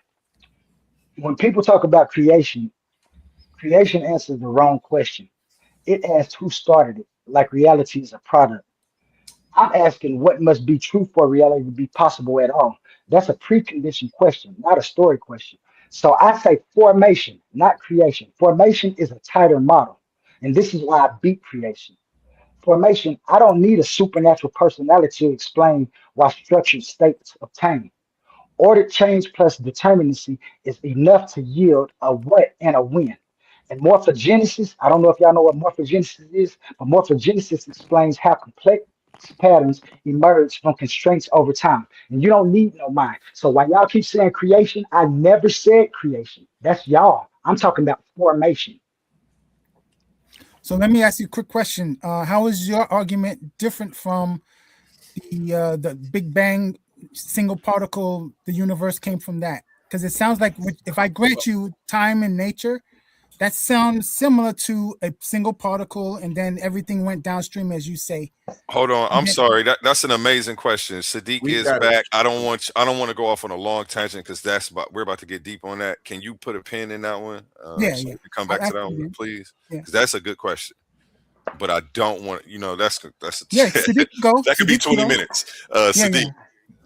Yeah. Just to try to keep order and keep it fair for everyone. I do got the whole answer to it too. Yeah, but you gotta from the chat, but you better look at your screen. Yeah, because we are looking for debate topics. Honey, is that a debate topic for you and Banu, or for Banu to take on with Quantum? Let me know so that way nobody steps on your toes. Go ahead, Sadiq, it's on you. Now the brother said for the family, when you tell him there's it's no creation, or it's like you tend to deplatform creation when the guys could be talking about creating. You made a comment, there's no creation. I know what you're talking about, but how would you explain it to the family in a way that they could understand?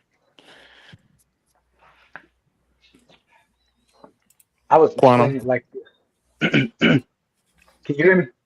Yeah. Okay. I would just have to explain it like this. Creation is intentional. To create something, you have to have intentions. Like I agree that like humans, we can create music. We form thoughts in our head, but like I understand that type of creation. But when we talking about the creation of the universe or of existence, that's a totally different creation. It needs intention. And okay, can we stop right there for a second? Just to build on what you're saying. How can one create existence? Existence has always been. It's not created nor destroyed. But you said something to the contrary. Existence can be created. What do you mean by that? I agree with you. I don't believe existence can be created. Existence predate predate creation. But you've made you made in the context that even predate existence itself. What do you mean by that? No. Look, okay. I don't know. I don't know what you're talking about. Right. Facts. Okay. Because that doesn't make sense. Yeah, that don't go. The only way that would happen is if I was said there is creation, but I don't agree with creation. Everything I see is formation. Right. Okay. Right. And can I ask you a question, bro? Yeah, absolutely. So I could get back. Okay. Now, in the physics perspective, right? Time and existence are simultaneous, right? So, correct. Do you see time as like a container that things exist in, or is it like a quality of things themselves? Like I said, there is existence because there is time and nature. See, you can't have existence with just time because nothing would change. You would have no time for anything to do anything. So time has to be there. But once you have time, you have to have nature. And the reason I know this is because nature and the structures that form is evidence that time is passing. So that's why I always say this. There is existence because there's time in nature. They always have been, they always will be in some state, phase, or form. Right now, I believe that they're in the ultimate state, which is union. That's where time and nature can break down to fractals. And that's why we can be. This is why different emergences and expressions of time and nature compose themselves. This is why mothers and fathers get together the same way time and nature got together. Father time, mother nature. It all backs down to that because listen, so again, that go back to what the brother just asked, because you basically just quoted Big Bang. Now listen. Now, like I said, right. If time and nature has always been in some state, phase, or form, then there's a time where it was before the Big Bang. Big Bang is just a phase shift Right. into observable. Right. So time and nature has always been, and that was what they called the Big Bang. But it wasn't the if you're start of admitting anything. that time and nature have already existed, and that there is nature and it has rhyme, reason, season, law attached to it, you've already admitted to the mind and hence the creator. Facts. Wait. Whether you believe that or not, you've already admitted to the function. Yeah, no, I don't believe that. Right. That's all. That's the function. Wait. The function is all. The function is all it is. The function is all it is, because that creator you talking about needs time and nature to create, brother. Or does it create time? That's and why nature? that's no. It would need time and nature to create. That's why this idea is incoherent. This is what. Because if it always existed, like you said, all things have always existed. I said time and nature. As they are now, as they always will be. You've already admitted to a creator. No, I didn't. I created the time. Time and nature is not a creator. Time and nature are conditions. Listen, time and nature are the conditions for existence. That creator that you're talking about would need to be within existence. This is why that idea is incoherent and doesn't. This is why people always have this. This is why they argue about this forever, because that incoherent thought that you're having about a creator, you're saying that creator doesn't need time and doesn't have a nature, and that's false. Nothing beats time and nature, because nothing can work without having a time and a nature to like we work. got a debate here. What you want to do? Hey, Sadiq Ra, What's up? Hey, regardless to whatever, I know how my brother feels and how he believes. Right. The crazy part is that is literally the first page of the Book of Jehovah in Owaspy. Regardless to what you ain't got to believe in a creator or nothing. Right. It's literally all things were, all things are, all things shall. Okay, so you if you agree with that, hold on. If you agree with that, then why are you trying to give it intention when you know that it could be without intention? You don't want to take accountability. You want to be able to blame stuff on the devil. You want to be able to blame stuff on the devil, don't you? Creator is taking accountability for all of it. See, you want to be able. That's what it is. You want to be able to blame something. You want to be able to blame and the credit for all of it. I don't want none of it. No. See what I'm saying? You don't want no accountability in I existence. just want to experience it. No, that ain't what you can do. What about just sheer intention? What about the sheer intention? That's not what time and nature gives you.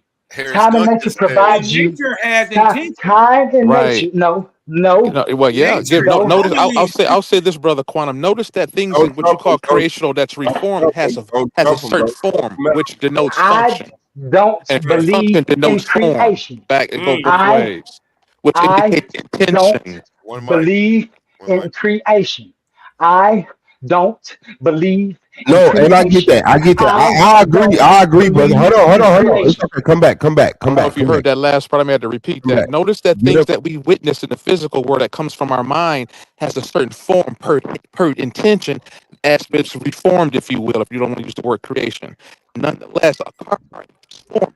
Hey, you breaking up, bro? It's over with. You in you can tell. Yeah, you can tell he ain't talking about that. But look though. Listen though, brother. Listen to me. Quick. Shout out to Ill Doctor. Super chat.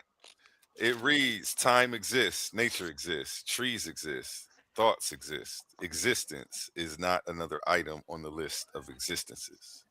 Hey, Shout that brother out deep, Ill man. Doctor. Nice beard. Look out for his Seem show. like somebody got it. Be on the lookout for Ill Doctor and show coming up on the channel soon. Audit the Argument, where we're going to go in deep dive into some of the best debates we've seen on the internet as well as on this channel. It's going to be an event. So yeah, go ahead, gentlemen. And don't forget Swabballs versus A1 Man February 14th, which you recognize as Valentine's Day. Okay, so this is what I'm gonna say. Yes, they're having a very elementary conversation with you because they're not wrapping their minds around the fact that you don't give a fuck about creation, right? You've already murdered creation. You've already saying, which you allow them to have that elementary conversation when you make examples as someone's birthday. Like, let's stay in the pre-God realm, right? So nature is existence. Wait, you broke up. What did you say again? Say that. Start over. Can y'all hear me? Mic check. 1 2 1 2. We'll run up Okay. There. There you go. There you go. Okay. Nature is existence. Disagree or agree? Time and nature. So No, I disagree. wait. Hold on, wait. Because I'm gonna take time off the table. Time doesn't have to exist just because existence exists. Because time is the measurement of two bodies in relationship to each other. Existence can be present without two physical bodies. Space is existence. So you can have space with no movement, and if you don't have any movement, guess what you don't got? No father time. Oh, okay. Now, that's why I say that existence without time is incoherent, and here is why. And only is in time and nature are functional constraints, not supernatural beings, and not just everyday words. Time, or fati, father time, fati, father time, is the ordering function, not just the measurements of time that you're talking about. Those are just aspects of time. Those are measurements. Time, the actual thing that I'm talking about, that moment that's passing, where things can order, where things have time to change, where nature has time to change, is the time that I'm talking about. I'm not talking about that clock time. Understood. You're fine tuning your argument right now on the spot. Because you already, because what happened earlier, right? And I'm just re-engaging you in something because you already ran from the unstable patterns argument. I murdered you on it. So now what we know, it's okay. I got you. You're my brother.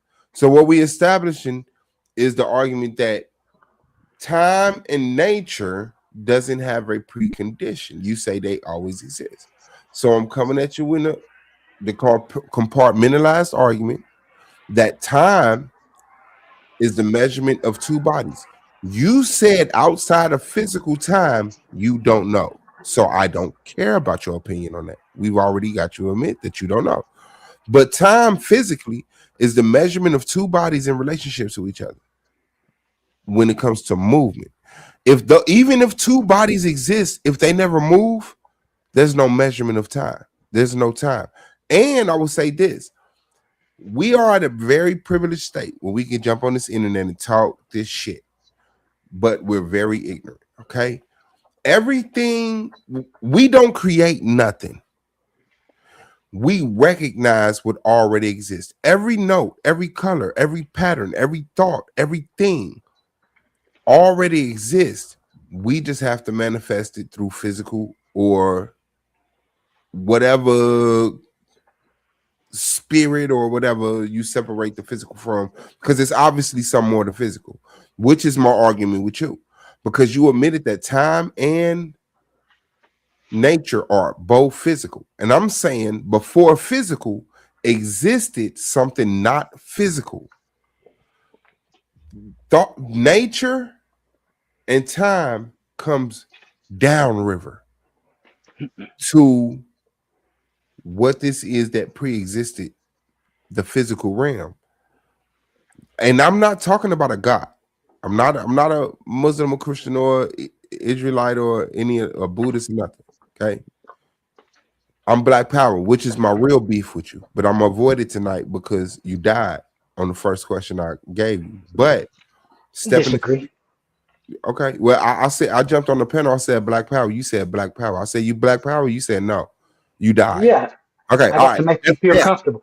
I didn't die. I made you feel comfortable. I made you feel alive. A woman or a baby? Which one did you want me to you feel alive? I made you feel alive. And to be an op to you. So why make me comfortable? Yeah. Okay. This is argument. This isn't whole hands harvest. I want the best you. I want the best you when I destroy you. Now, well, I have several topics we can set up a debate, and I could be ready within a couple of weeks. You have no topics. Let me tell you about this topic that we're talking about. Right first of all, my first topic is: does unstable patterns predate stable patterns? Because you said time and nature waits on a stable pattern to persist. I never said time and nature waits. Stop putting words in my mouth. What? Yes. Wait. You said that time and nature needs a stable pattern, right? It's not what I said.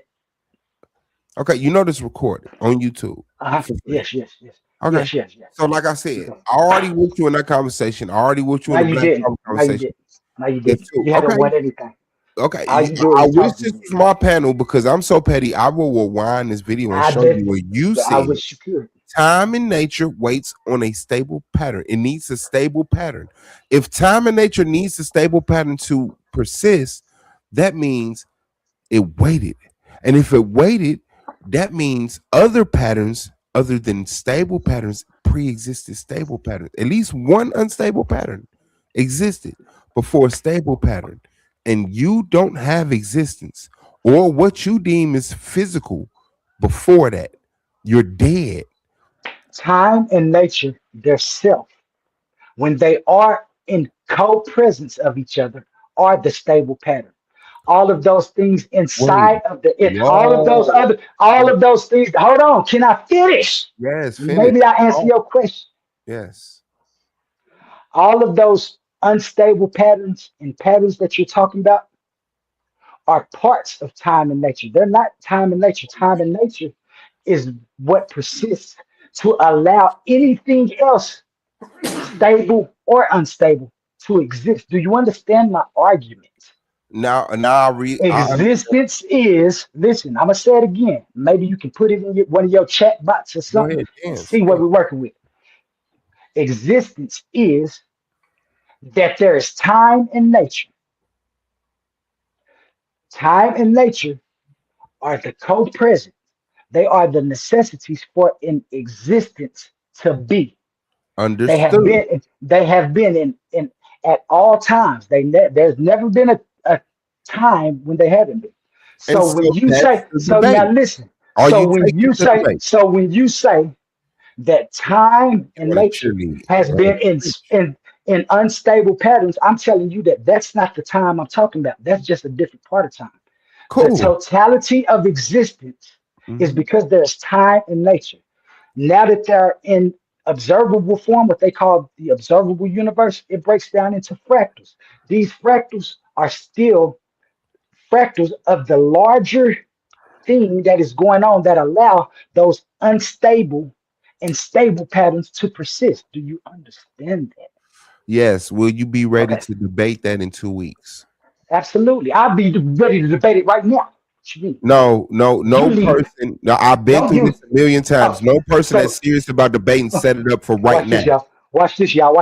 No one serious about debating set it up right now. What I'm saying is, watch this, y'all. Watch this. So you need time. So you need time. Yes. Let me know that. Hold on. Flyers have to be made. Promotion has to be produced. We have to put up. This is not just something we finna just flake right now, right? I can argue with you, but this is a debate league. We do structured debates where we make flyers, we do advertising, we do marketing to gain viewership on the channel. Will you allow that to happen? Give us 2 weeks and come back and debate that with me so I could cut your head off on the conversation. I feel you. You need time. You need time to get your nature together. Yes, I'm gonna tell you. And I'm gonna tell you why I know I ate you tonight. All that stuff you talking, because my man's A1 said if you want to debate me right now, we can get that $50. I'll debate you. No. I didn't say right now. I want the flyers. I want to promote everything he said. He was right. My bad. Now don't be wrong twice in a row. Okay. I ain't wrong. Never wrong. All right. So I'm gonna leave you alone. I feel like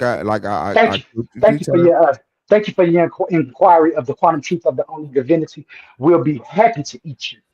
What we're gonna do is tomorrow we're gonna get a date for an official face-off, and we're gonna get you two on the stage so that way you can ask each other questions, come up with the title, and get a date. And then from there we'll move on to the official debate. So tomorrow I will put you two in a group chat. And I thank you, Quantum, for taking. Can I Yeah, ask? yeah, I appreciate you too. I It's appreciate you just too. a sport with me, bro. It's debating. Right? I Me measure too. myself up against you intellectually. Let's give the people a good show. Let's give them a reason to support the league and actually give us like a way to bring money into our homes. Like real talk, Gotcha. this shit is hard for me, bro. So shout out to Yeah, you. Good, yeah, good. yeah. Can I Thank ask, you. can I ask the brother some questions, please? Well, Yeah, hold on a absolutely. second. Hold on a second. Can I reply to my man?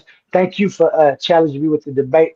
I this is a sport to me too. Sometimes I get real into it because this is a whole philosophy that I put together to answer all these questions. And so I want to thank you for allowing me to display what I've put together. Absolutely, God. Okay, so let me ask the brother some questions because I'm not here trying to tear you down. I'm just trying to get some consistency here. Quantum. What I asked before, before the other brothers were in front of me.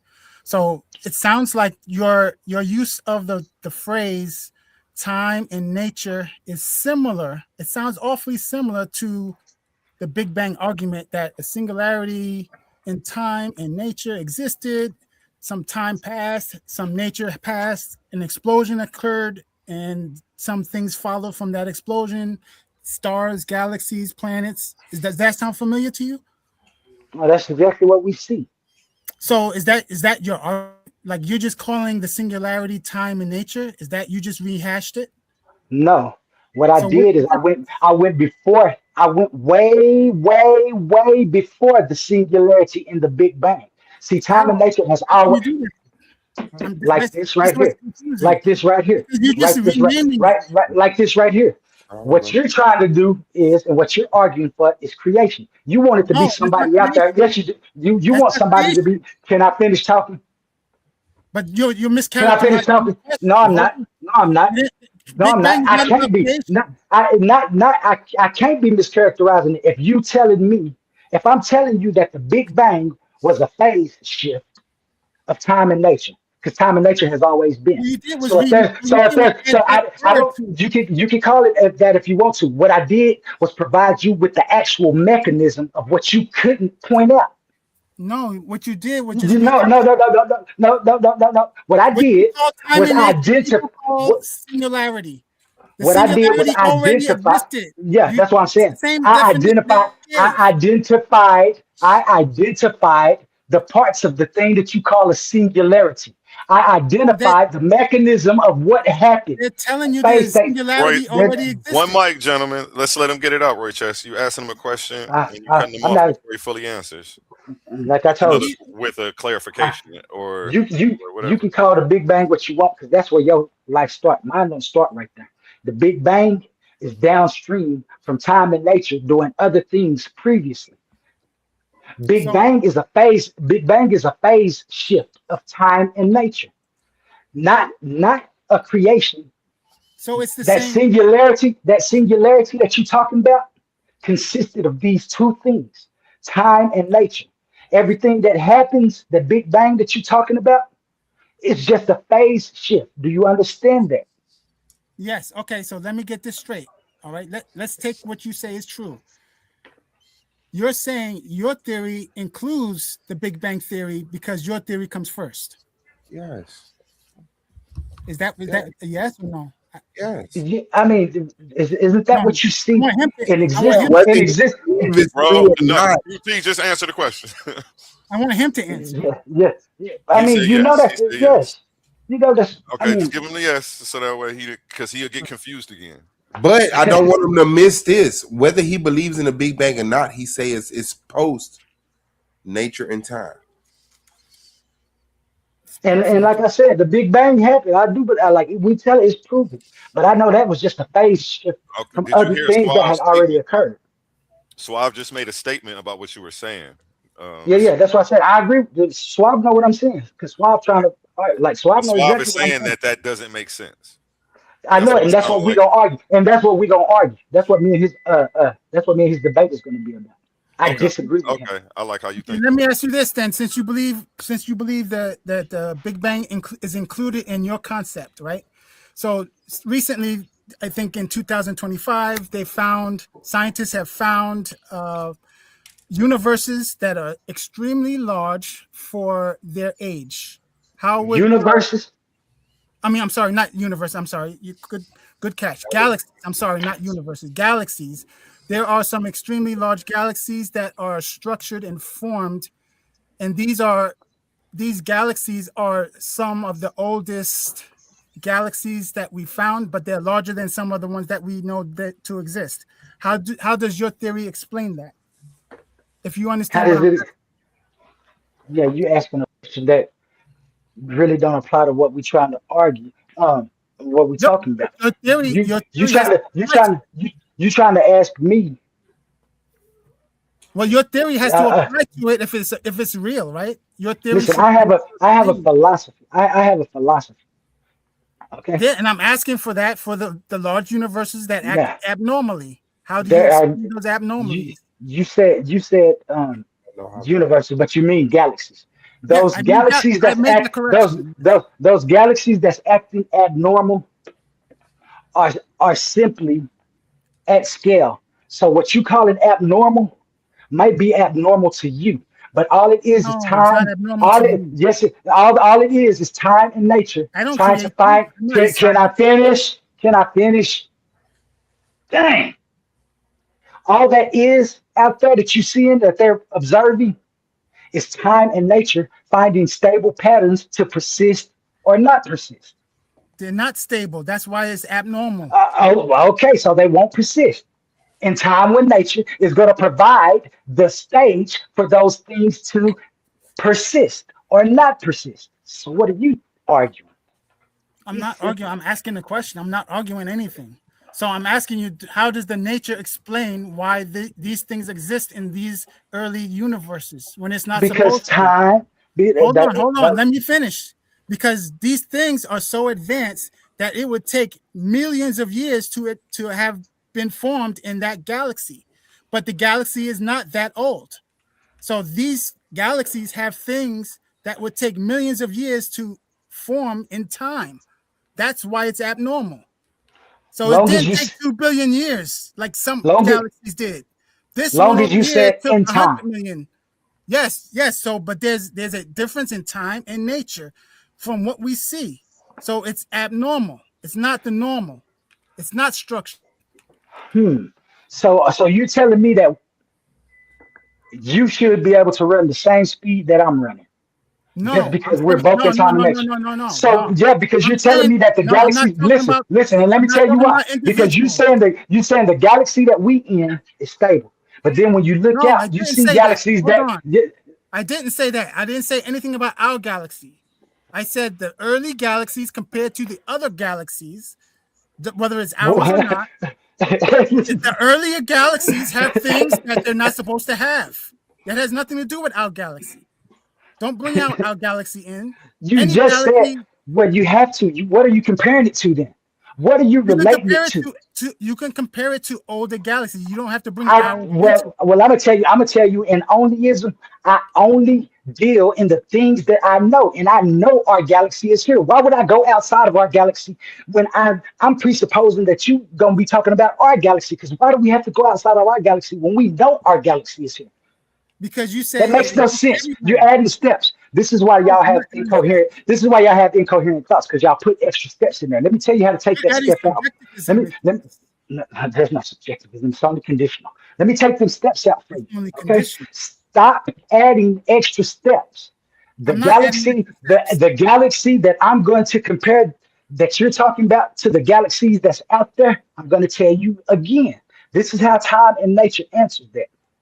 Time and nature finds you see it in this galaxy. You see it even from birth, from the differentiation of stable births and babies being healthy to unstable births and babies not being healthy. Yes, it is. It's about the answer.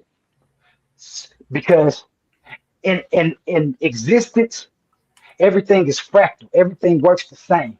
You just have to find the mechanism in it. The mechanism that I'm telling you that you're missing is that those universe or those galaxies that's far out is only information that we haven't found out how to decipher. So it's going to look unstable to you at scale. But all it is time and nature trying to find a stable pattern to persist or not. It's that simple. No, it has nothing to do with what you're saying. What I'm You telling see how you you just said it's trying to find a stable pattern? Don't that mean it has to wait? No, that's what it does. Time is, now is, it's happening. Existence is occurring. What y'all talking about? It isn't an event that just like existence came into existence and then it stopped. Existence is an ongoing event.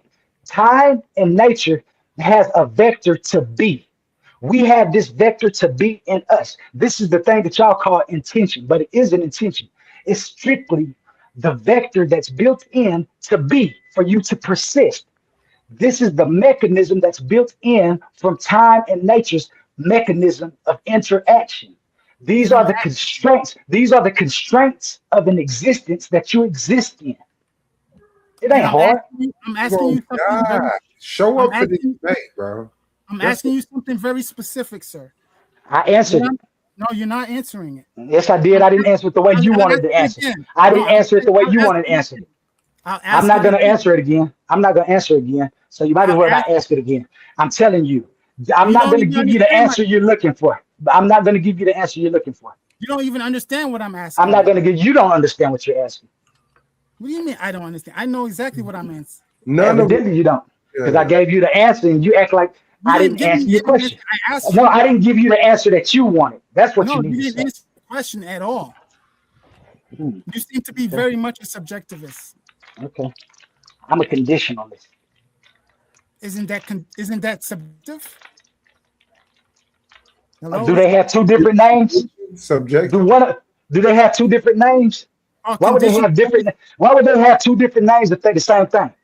That right there, that shows how logical you are. What does that dispute? That disputes the identity law, the law of identity. No, it doesn't. No, it doesn't. One thing, law of identity. It does. If conditional says conditional, and then you say subjective, conditional are subjective. How are they? No, they're not. They're two different things. They're two different things. Subjectiveness comes in a condition. No shit. Subjectiveness comes in a condition. So that's why conditionals are subjective. Give me a conditional that's universal. Everything is conditional. Everything is conditional. Existence. Everything is conditional. That means it's subjective. Conditional. Yes. No, it doesn't. It means it's conditional. Give me a conditional that's always true. Existence. You are existing. You are existing. Is that always true? So if I die, always true. Now, so you still exist. You're still gonna exist. You're still gonna exist in a different state, phase, or form. Your body will be dead. Your mind will be dead. The soul seed that is you, your identity, will travel the universe so it can reincarnate. You will still be. The energy does not disappear because the law of thermodynamics tells you. The law of thermodynamics tells you. Only is it. Listen. So you're going by science. No, my God is time. My God is Father Time. My God is time. I'm telling you. How you going? No. Isn't that still science? No. Science is not involved with time. No science. It's not involved. What you mean not involved with time? You use time. You use time. I mean, you can use forms of time to this, but listen, do you understand that you needed time and nature? Did you understand that you needed time and nature to even discover something? Man, y'all smart. So let me ask you this then. You talking about measurements of time, sir.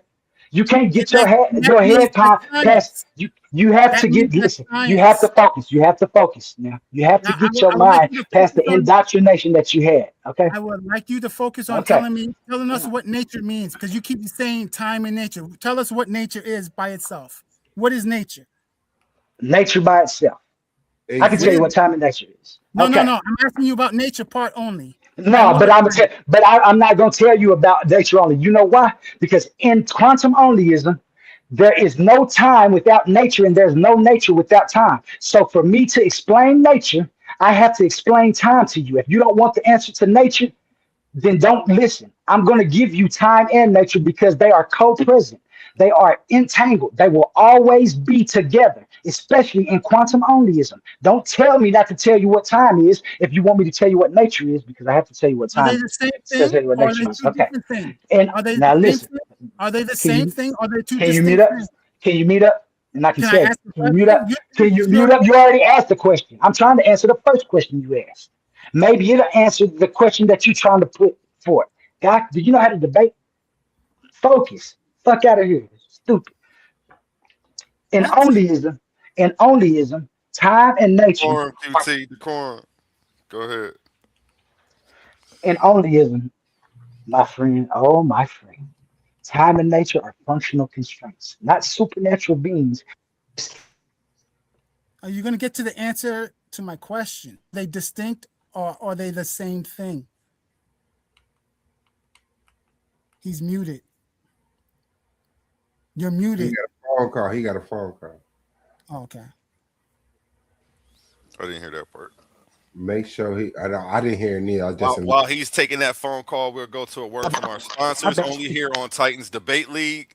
This Saturday, will you be able to check out this debate? Oh, it's going down. This Valentine's Day, don't forget roses and chocolates. We're bringing you raw, unfiltered debate action inside the Coliseum of Arguments.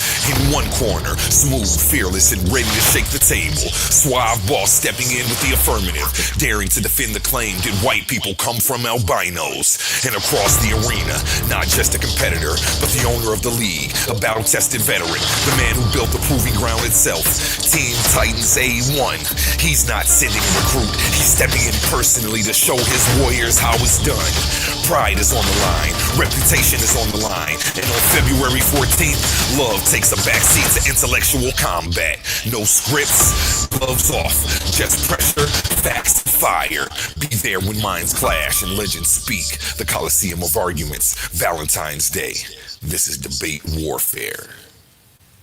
And if you don't know what tonight's episode is, this is Before they enter Alley. the Coliseum, they've got to survive Argument Alley. This is where the new voices step into the hot seat, and we find out real quick who's built for the spotlight and who folds under pressure. In Argument Alley, there's no easy questions. We pressure test their beliefs, we challenge their ideology, we push their faith, and we put their knowledge on the line. Can they think on their feet? Can they defend their stance when the heat gets turned all the way up? Because not everybody earns a place in Coliseum of Arguments. You don't just walk your way in, you've got to fight your way in. Where contenders are tested and only the strong make it to the main stage. Presented by Coliseum of Arguments. Step up or step aside.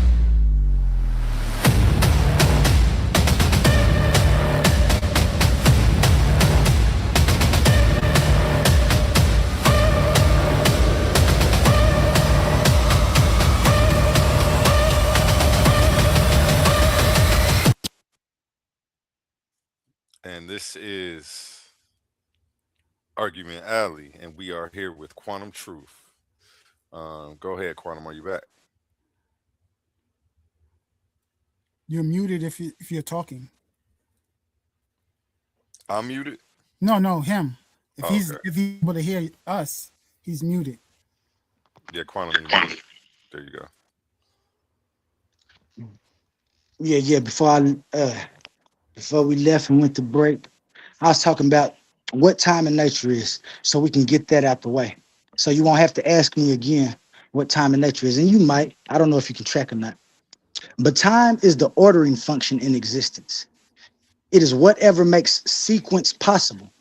It's before, it's after, it's change, it's duration, it's update, it's causality, and it's logical implication. If anything can differ across progression, time is operating. And nature is the determinacy function. It is whatever makes structure and identity possible. Nature is form, nature is pattern, nature is constraint, nature is distinguishability. It's the this rather than not this. If anything has definable content or stable properties, nature is operating. It's a condition. Time and nature are conditions, the preconditions of existence. Nothing gets outside of that. It is all inside of existence. Nothing can exist outside of existence. Yeah. So you're saying that that's not science? That's not what a science does? What I just told you is the quantum. What I just told you is the quantum truth of the only divinity. You can call it science or anything you want to.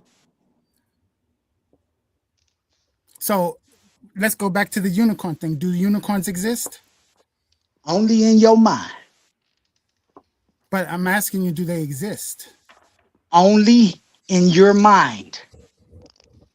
So is that like I asked you earlier about existence and you said it had to be physical.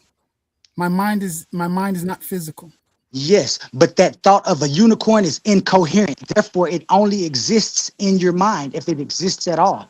But the fact that it can't be actualized means it's an impossibility in onlyism. Therefore, it's an incoherent thought.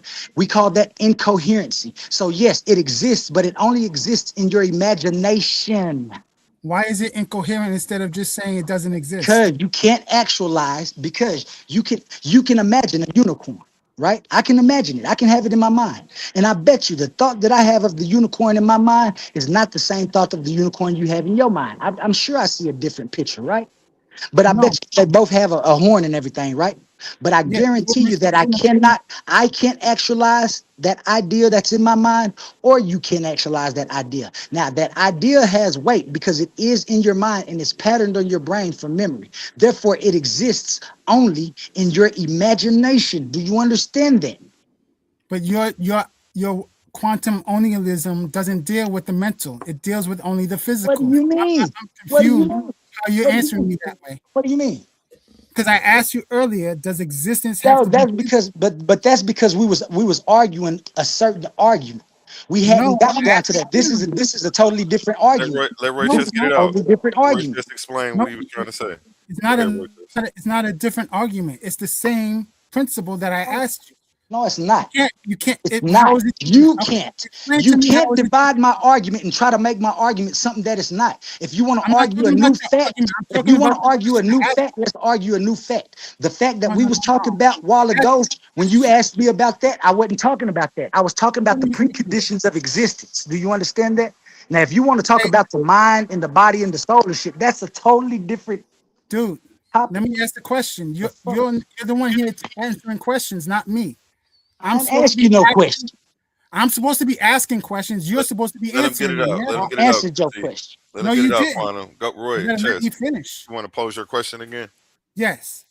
So I asked you in the context that you were defining quantum oneism, what does existence mean? Does it have to be physical? Does it have to be mental? What was your answer? I'm just to give you my definition of existence so you won't never have to ask again. Existence is that which is occurring rather than not. So does that include both the physical and the mental? I mean, I'm guessing that means does the mental occur within existence? You have to tell me what existence is. Does the mental occur? The question was, does the mental exist? Does the mental exist? You can't ask me about what I'm asking you. Yeah, let's not answer questions with a question. No, I'm asking him because I need to know. I need to know. I'm asking you in your context, what does existence entail? What does that mean? That which is occurring, that which is doing work rather than not. And like, is that physical, mental, or is it both? It's both. Ah, you changed your answer. I didn't change my answer. That was a totally different question. That's what I told you. We was on a totally different point then. No, so we now wasn't. Yes, we were. Now what you're defining is force. This is a totally different argument. This isn't the argument that we was arguing at first. First of all, it was never an argument. I asked the same question. How are you giving me two different answers? I gave an argument when I came up and proposed my philosophy. Why are you giving an argument to when I ask you a question? I'm not giving you an argument. I'm giving you an answer. But I'm telling you that the question that you're asking right now isn't the same question that you asked earlier when we were talking about that. These are two different times. Stop being listen. You're being disingenuous. You're being disingenuous right now. Stop doing this. If we're gonna debate and we're gonna talk, we're going to be genuine about what we're talking about. Yo, These are two different things. there was like six We were people. having, when I came in here, listen, when I came into Debate Alley, I Why are you trying to proposed, be in I was charge? giving my philosophy. And then a lady asked me to give my argument. So I argument. gave my premises to my argument. That's what we were talking You about running the first. show here, man? Are you running the show? Is that what it is? Yeah, Are I'm you? still here. What's up? No, I'm talking to him. He Oh no, thinks he's he's running the show. he's explaining. It's, I guess is going back Yeah, but over he's the original taking argument. things out of context. There was No, other you people are. here to You witness. taking my whole argument and trying to put my argument into something else. I didn't say What anything do you about mean your I'm argument. taking it Why out you of keep talking? context? How am I Why do taking you it out keep? of context? Because I'm the one asking the questions, fool. I'm supposed to be But asking your the questions. You're questions supposed are to be taking. answering. How am I talking about your argument when I'm asking questions? Oh, you ain't You're trying asking to be in questions. charge Are of you me. asking questions about my argument, sir? I'm Stop asking you being a question. disingenuous. I'm gonna ask you I'm one asking more you time. questions I'm about gonna your ask you idea. one more time. Could you please stop being disingenuous with your I'm not arguments? being disingenuous at Well, all. can you I'm asking please you simple do questions. one or two things? Because I'm gonna go back again. When I came to this, I was introducing my philosophy. I didn't get halfway through it and somebody wanted an argument. I proposed some premises to an argument. You came in and started asking me questions about my premises. No, I I didn't. told you. My question has Okay, nothing to do with your absent of point. all of that though, let's just go with the question that's in front of us right now. Right. Which, I have not. I and never I asked asked you a him to question. pose it like twice, but I mean these are all I really answered fair it questions twice. either way. No, Okay. I never questioned your premises, brother. So I don't know where you're getting that from. What was the I question never you had questioned again? one. Oh, it What- must have been somebody that sound like you then. Yeah, it must have been. Pose the question again. What is your definition of existence? Because before you answered something different. So I'll give you No, one I more didn't. chance. Yes, you No, I did. didn't. No, I didn't. You answered now it's both. Is that your answer? No, initially when he first jumped on, his first question was, when you talk about existence, are you talking about only physical or mental? And you said physical. Yes. And now he's saying both. I know, but wasn't we talking? But wasn't we talking at that time? What was we arguing? No, we it was my arguing about. question. We was There was arguing no about the preacher. argument. I wasn't. Now listen, No. whoever that was that said what he just asked. Now at that time, was I not arguing about the preconditions of existence? Yes, I didn't see Okay. the conversation move away from there. We're still talking about it. So you did change your answer. Right now you're telling me both. That's fine. I don't have a problem with that. If you want to change your answer, that's fine. But I'm just just going to tell you again my definition of existence. and then that Existence wasn't what you said earlier. Okay, is go ahead. that which is occurring rather than not. It is ordered determinacy. Okay, so I'm just trying to understand. If I say something that does not exist, like a unicorn, why won't you just say it doesn't exist? Why do you answer that? Because it exists in your mind. No. Okay, so you're saying it's both then again. Okay. All No, I'm saying it exists in your mind. And if your mind exists somewhere, then that exists within your mind, just like your mind exists within existence. But all of those are within existence. So yes, it exists even though it can't be actualized. Do you understand what I say when I say it can't be actualized? Because quantum onlyism doesn't stop at thoughts. When somebody has a thought and say, does it exist? We say, where does it exist? Does it exist physically or does it exist mentally? It exists mentally because you can think about it. But then when you try to actualize and bring it into physical, it does not exist. Therefore, it is an impossibility in onlyism. So it exists in your mind. I can't say it doesn't exist because I know for a fact it exists in your mind. Why would I say otherwise? Okay, so let me ask you this. Do my ideas, are they under time and nature? When you come up with your ideas, do you come up with your ideas within time and nature? Yes. What do you mean by that? I don't know what that means. Yes. I say yes to the question you asked, because when you sit there and you think and you come up with the idea, it took time to come up with that idea.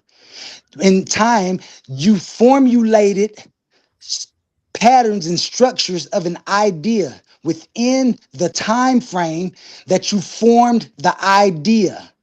And what's the nature part? The nature is your mind and your soul doing work and forming the idea. It takes you, the physical you, to form the idea so you can even see if it can be actualized. That's the nature part. You are the one that's actually doing the work to form the idea. Oh, dang. How hard is it? So it's still a little bit confusing because you're going back and forth. That's right. We're going to get it to you. I wish I could give you the whole worldview in one thing, and then you wouldn't even ask these questions. But I can answer them on within time and stuff. It's just, you know what I'm saying? This the gauntlet, so I got to take you through it. I'm sorry that I'm answering all your questions with logic, but that's just what it is, Royce. Your thoughts exist because you can actualize them or they cannot be actualized, okay? But then we have to do work. We have to see if those thoughts or those imaginations or ideas can be actualized, and this is why. Just like that idea of the unicorn, the idea of a creator can't. It's impossible. Why? Because it doesn't meet time and nature. And what do I mean that? Creation takes time and a nature to be created. And you telling me that something existed before existence was. And that's why that is an incoherent thought. That's why God must be something else. It must be what the reason for existence is and what sustains existence. The quantum truth of the only divinity identifies those as the functions and the conditions set forth by Father Time, my God, and Mother Nature, my goddess. Functionally, what they persist is existence. Once they're together and doing work, there is an existence. They all come together. Time, nature, and existence. This kills infinite regress that everybody always runs into, but quantum onlyism doesn't. Not only that, the 12 hard problems of existence are answered by quantum onlyism. And I don't have to answer that tonight, but it's just amazing what I've come up with. And I love the questions that you have, but they can all be answered. All you have to do is sit down and understand that you have to take accountability in existence. Time and nature provide you with opportunity for possibility. You make everything happen. There's no God, no creator, or nothing. Everything is formed. The creations, like creating music, creating a piece of art, yeah, we create that because we created those ideas within our mind. But as far as something creating existence, no, existence has always been, because there has always been Father Time and Mother Nature in some state, shape, phase, or form. Okay, I want to point out that you made another inconsistency, because earlier when people were talking about creation, you said you didn't talk about creation. You said it was about formed because it already existed. But I said that anything created, like music, songs, are within existence. Those are things that when I'm talking about creation on the level that we were talking about, it isn't happening because things have always, it hasn't always, it can't be. In fact, it's illogical and incoherent. And why do I know this? Because for something to be, it needs time and it needs a nature.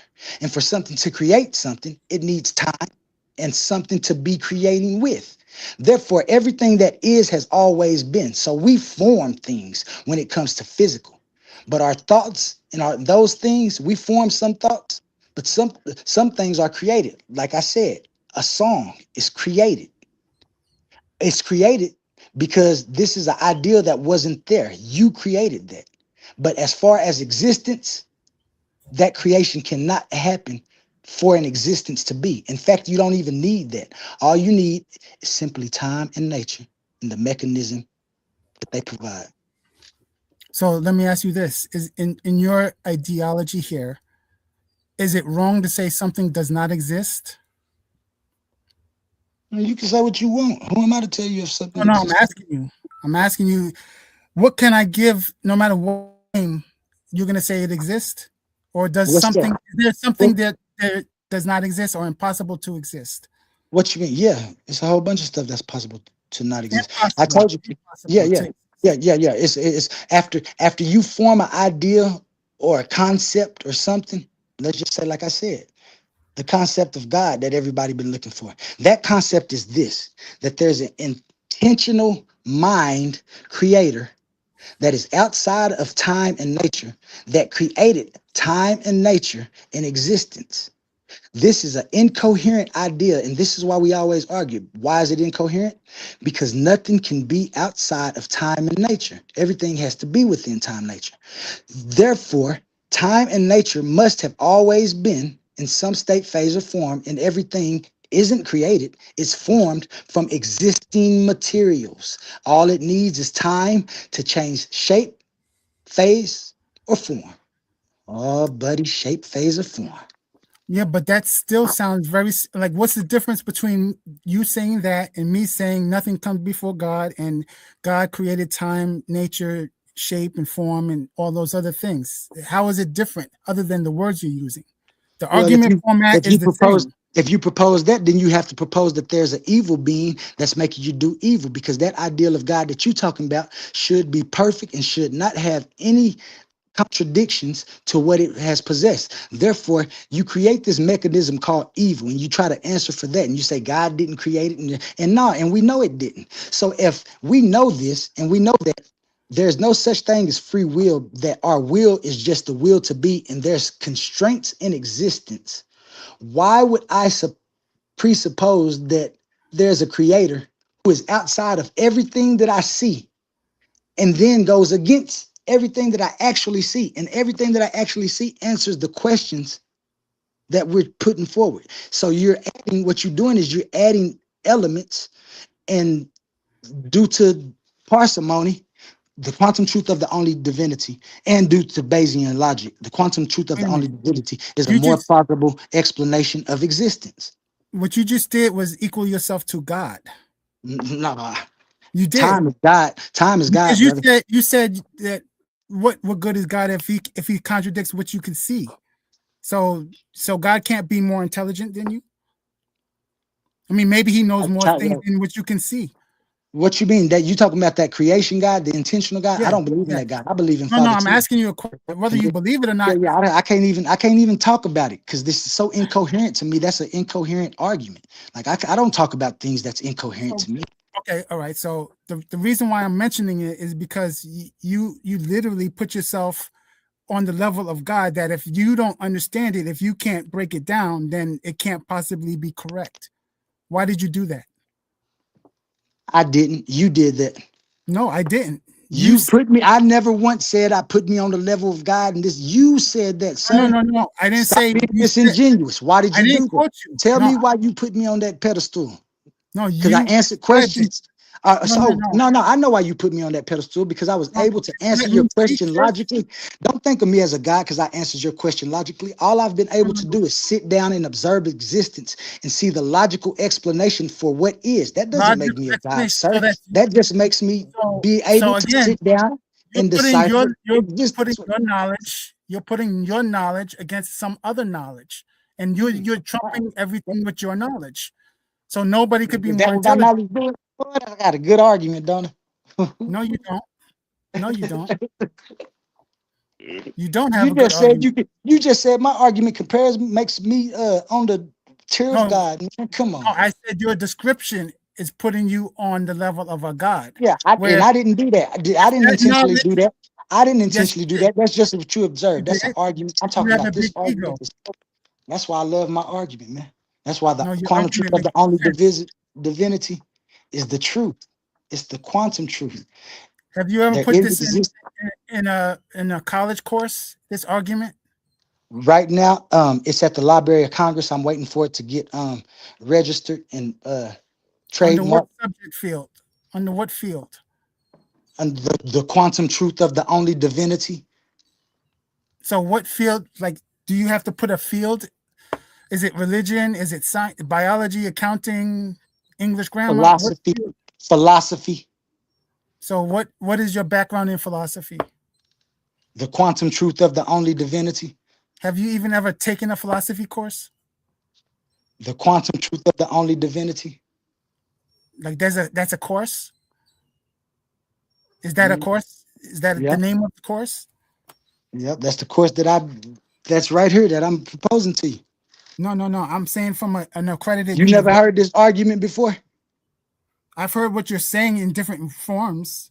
But have you heard this argument? Have you heard this argument before? That you should call Father Time and Mother Nature your God and your goddess due to the functions that they provide, and that there is existence only because time and nature is. Have you ever heard this proposed? Similar to the Big Bang Theory. You just renamed it. Not. It's nothing about the Big Bang Theory. Comes downstream from what I just proposed. No, the Big Bang Theory is the same thing because the singularity is your time and nature. All you did was just rename it. The Big Bang Theory comes downstream. Sorry. No, Big Bang Theory is the same thing. No, it's not. The Big Bang Theory. The Big Bang Theory is within existence. The Big Bang Theory is within existence. It's a phase shift of time and nature. It's a state shift, a form shift of time and nature. Time and nature has always been in different states, phases, or forms. Do you understand what that means? Yes, and scientists have been. If you understand what that means, why do you keep telling me that I'm telling you the Big Bang when the Big Bang comes downstream later on from the simple point that there is time and nature? No, it doesn't. They just rename it and call it a singularity. No, they don't. You look at science, and I guarantee you, science don't tell you that that's the beginning of the universe. It tells you that it's a different. That they say is when the universe started expanding, not the beginning. Not the beginning. No, that's the beginning. No, they didn't. No, you didn't see, and that's where it's incoherent. How can that be the beginning if time and nature has always been, sir? That doesn't make sense because they're not. That does make sense if you can explain the Big Bang through a phase shift. They call that a singularity. That's it. I don't have to call it a singularity because time and nature was doing work. Time and nature was doing work before the Big Bang. Time and nature was. Do you understand that? Can you wrap your head around that? Time and nature was before the Big Bang. Rehash it. And then you conclude. No, what I did was I went and identified the mechanism of existence. I went beyond the Big Bang and identified actually what. All you did was rename it. That's a lie. You renamed it. And that's why I asked you about the galaxies and the older galaxies being abnormal. That some of them shouldn't have gigantic black holes in them, bigger than the ones that we have. Yet they have them. If time and nature has always been. No, time and nature is able to explain why there's a universe that has a bigger black hole than ours. That universe is I told you. There was more work there was more work there to be done. There was more materials to form a different type. Yes, there was. Less materials. Yes, there was. There was less materials. No, there wasn't. There has never been less materials than what is here now, sir. Do you know the law of thermodynamics? Do I know them by heart? No, but I'm familiar with them. Well, if you're familiar with them, what do it say about energy? I think you're talking about matter. I think you're talking about matter is neither created. I'm talking about energy. Matter is slowed energy. Go back to work. We're getting to work. No. Matter is energy that's tell me working. Tell me about the energy, because you're not going to tell me that energy is not created or formed, right? That's matter. You think that energy is created? It's not about what I think. We're talking yes, about it is, because if I don't believe that energy is created. Do you? I have an opinion on it, actually. I don't know. I'm not a scientist. But I think that's where you're going with it, right? You're going to say energy is matter, matter is energy. Is that what you're going to go with it? Is that why you brought it up? No. So why did you bring it up? I didn't. You did. What? I brought up physics? I brought up the laws of thermodynamics? I brought that up? Oh, yes, you did. You're telling me I brought it up? Yes. You asked me if energy was created or not. No. That's not what I asked. Yes. What did you ask me about energy? We were talking about the thermodynamic laws. What, and then did you ask? I asked you what they were, and I made a comment about don't tell me energy is not created or destroyed. Bam, right there. That right there brought in that's not what I asked. thermodynamics. That right there brought in thermodynamics. No, that you right brought it there, up. that statement right. No, I you wouldn't did. bring up thermodynamics, bro. I'm not Why a did you? scientist. Well, why did you say that brought about energy? That you said Oh that my you God. said about energy What are you was drinking, a bro? thermodynamic claim. No. Yes, it was. You brought it up. I asked We you have about a the new galaxy. we have a new guest to the panel, gentlemen. Psychic Dash and the Vampire Slayer. How you feeling today? Go ahead with your questions about what you've seen so far. I've seen the four-faced cherubim being it's in the Bible. I know how to read. And you're talking about energy. I'm talking about energy is what you do. That's all I get to do is look through some stranger and find the light that's glowing and say what I see. And if there's visions that come to me and I tell you what I see, and sometimes spirits come around because they know you're listening. And when you're seeking it, you can see lots of spirits and creatures or everything around other people. It's always the other person that can confirm what you're seeing is true or false, and that's how you actually do that. I got recordings up and I still want to do more. And I do it always for free because that's the only way I can get to go call God and have experiences with Jesus, because I had experiences and I have experience with the four-faced cherubim. I never had to read the Bible or ever knew about or believe in to experience. Does that make sense to y'all? Hell no. And I do everything for free. I do birth charts too for free, roasting reviews for free because it's funny. Shout out That's Psychic good for me. Dash. Yes. He makes a good point. Anybody want to take that one on? QT, go ahead. It's your show tonight. I'd rather. I ain't gonna even lie. When he start talking about spirits and stuff, it Also, we're here. It don't. The only spirit is the spirit of the universe. Everything else is a soul. When it comes to that, I don't believe in supernatural events or occurrences. You don't have to believe in anything for it to happen either, but your focus has to happen. You have to participate in this experience to make it happen. Yeah. I'm a participate and take accountability and be You're able making to. excuses from your own minds and senses. That's all it is. Haven't you ever felt somebody else's emotions around you, the temperature or whatever, the vibe or whatever? Have you ever had an experience like that, or you ignore it, or you don't, or not aware that it's happening? Like you can sense other people, wholeheartedly having a communication. You can get into spiritual and see through yourself and find yourself, contact yourself, your own senses to contact others. That makes sense to you? You never seen anything like that? You never tried? If you're not trying, you're ignoring it. You're distracted, and you don't see the spiritual world for what it really is. You don't have to read about it either. You have to believe it in either. Isn't that crazy? It don't exist. You have witnesses that see the same thing you do in the spiritual world too. So there's no excuses. You're not just hallucinating by yourself when you do the practice of that. I disagree. I feel like everything that I feel the reason I can't. The reason I can't. Can I talk for a second? Can I talk for a second? Physically. Can I talk for a second? Can I say something to you? Can I say something to you? The reason this is incoherent is right here. I know that anything that I've ever done, I've done it. I've made the choice to do it. All the good things that happened in my life was due to me or somebody else doing something. Not no spirits doing nothing. All the bad things or what we call evil or whatever we call, I make the choice.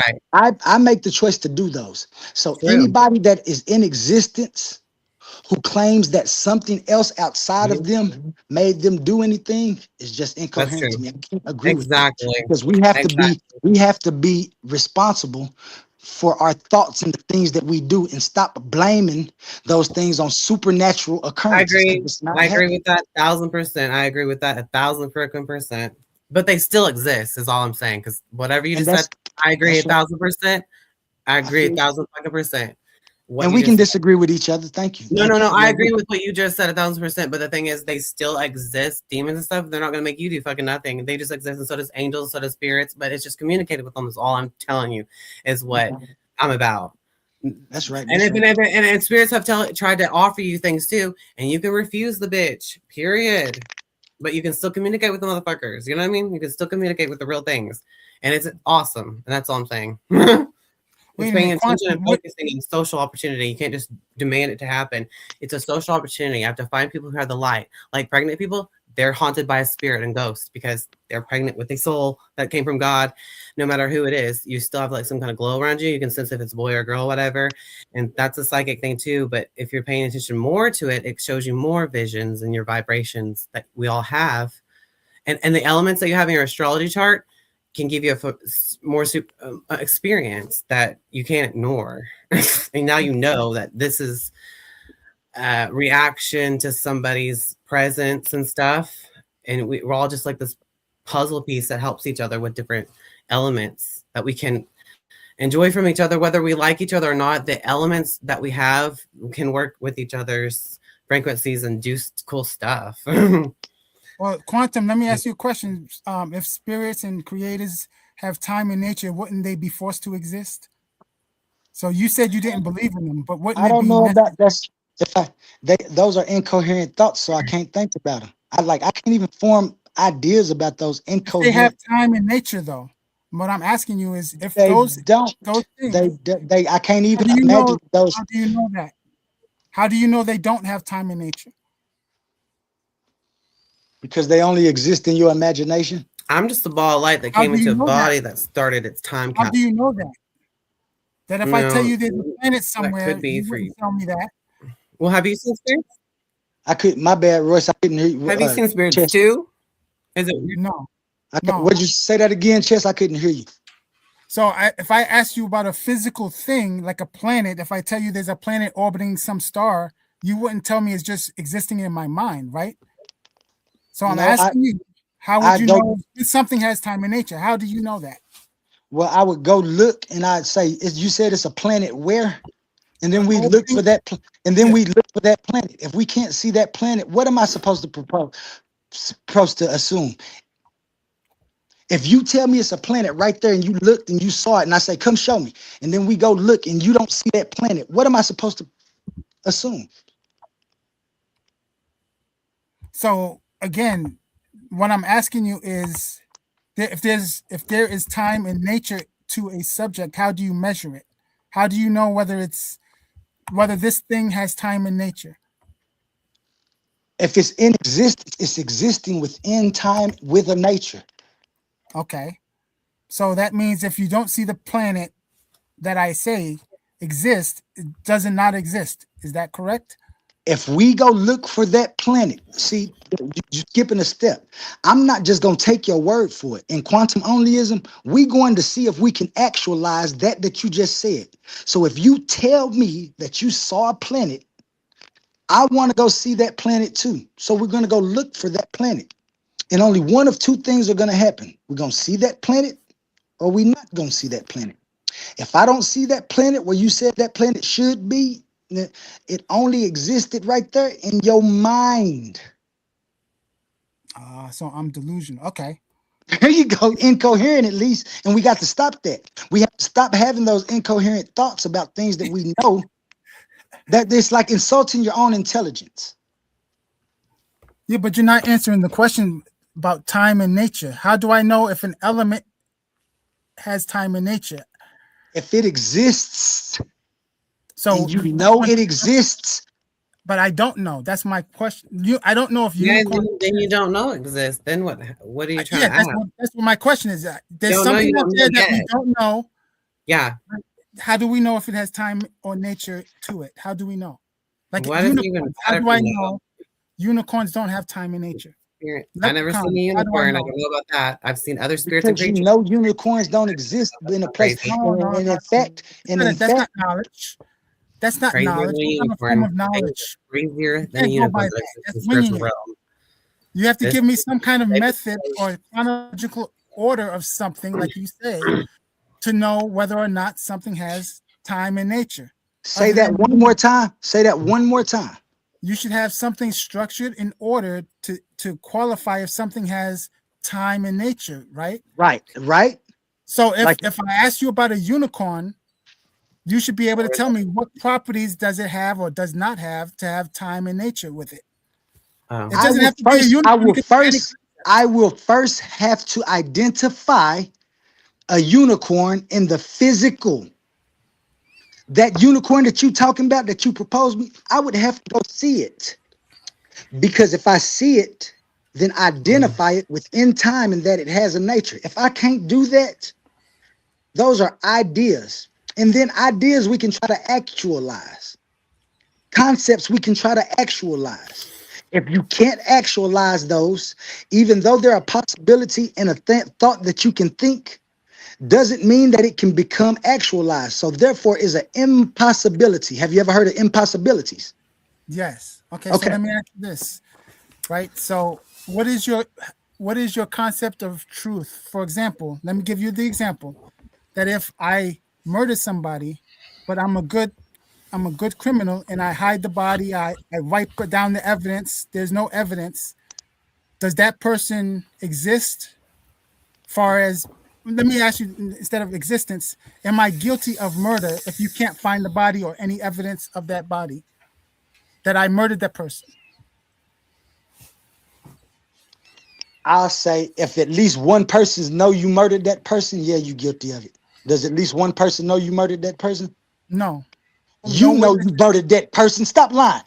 Stop being. There you go. Don't One person. So if you murder somebody, you don't know that you murdered. It's possible, right?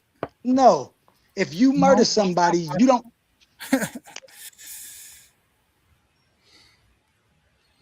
It's not possible. What's not possible? My stuff is buffering. It's going. And even if that's the case, even if it's one person, that's definitely the case, brother. That's definitely the case. There's How no does other that case make that's sense? logical or that explains it. So if there is no person, so you're saying everything in truth has to have some evidence. It can't be something true without evidence. And how would you know? I mean, it is what it is. How would you know if that one own person? How would you know if that one person has knowledge of it anyway?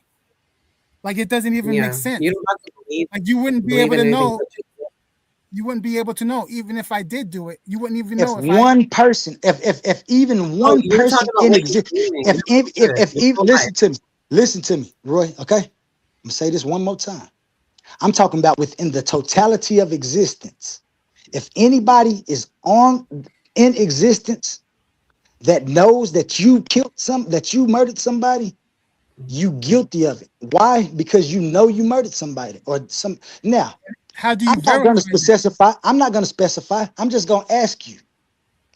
If you murder somebody, do you know you murdered somebody? That's questionable. Some people say. Some people say they don't know. Yeah, say the real word. I call those lies. Really want I to call be them a lies. Those are psychological. Those are psychological disorders that they or somebody not. Yeah, that's psychological disorder. One mic, let him get it out. They did something and they're not aware of it, right? So insanity, right? So they did something, but they don't acknowledge it. They're not aware of it. That can happen, right? Right. But it's still aware of by God's presence. It knows whether you know it or not. And if you have Alzheimer's, you don't know that thing. The psychic can see things in your life that you've done, whether you remember it or not. So it's still time capsuled inside your soul, recording everything you ever did in your whole life. That's why it's meant to be seen through everybody's spiritual eyes. And they can see it for themselves without judgment, your whole freaking stupid life of your movie. And that's what you do when you get aware of things with your psychic mind. It's all in your mind and other purpose mind, and they can still see it together, like a ghostly who knows, without even thinking about. There's people have seen like orbs together in a room, and they never seen spirits before. You know. Mm-hmm. Can I ask you a question, Roy, real quick? What happens? Yes. What makes you formulate thoughts in your head where people can't take account, where people wouldn't have to take accountability for a situation? The first thing in my head that will come to be is psychological disorders. No, I said for you though, like you asked me, you proposed the question, right?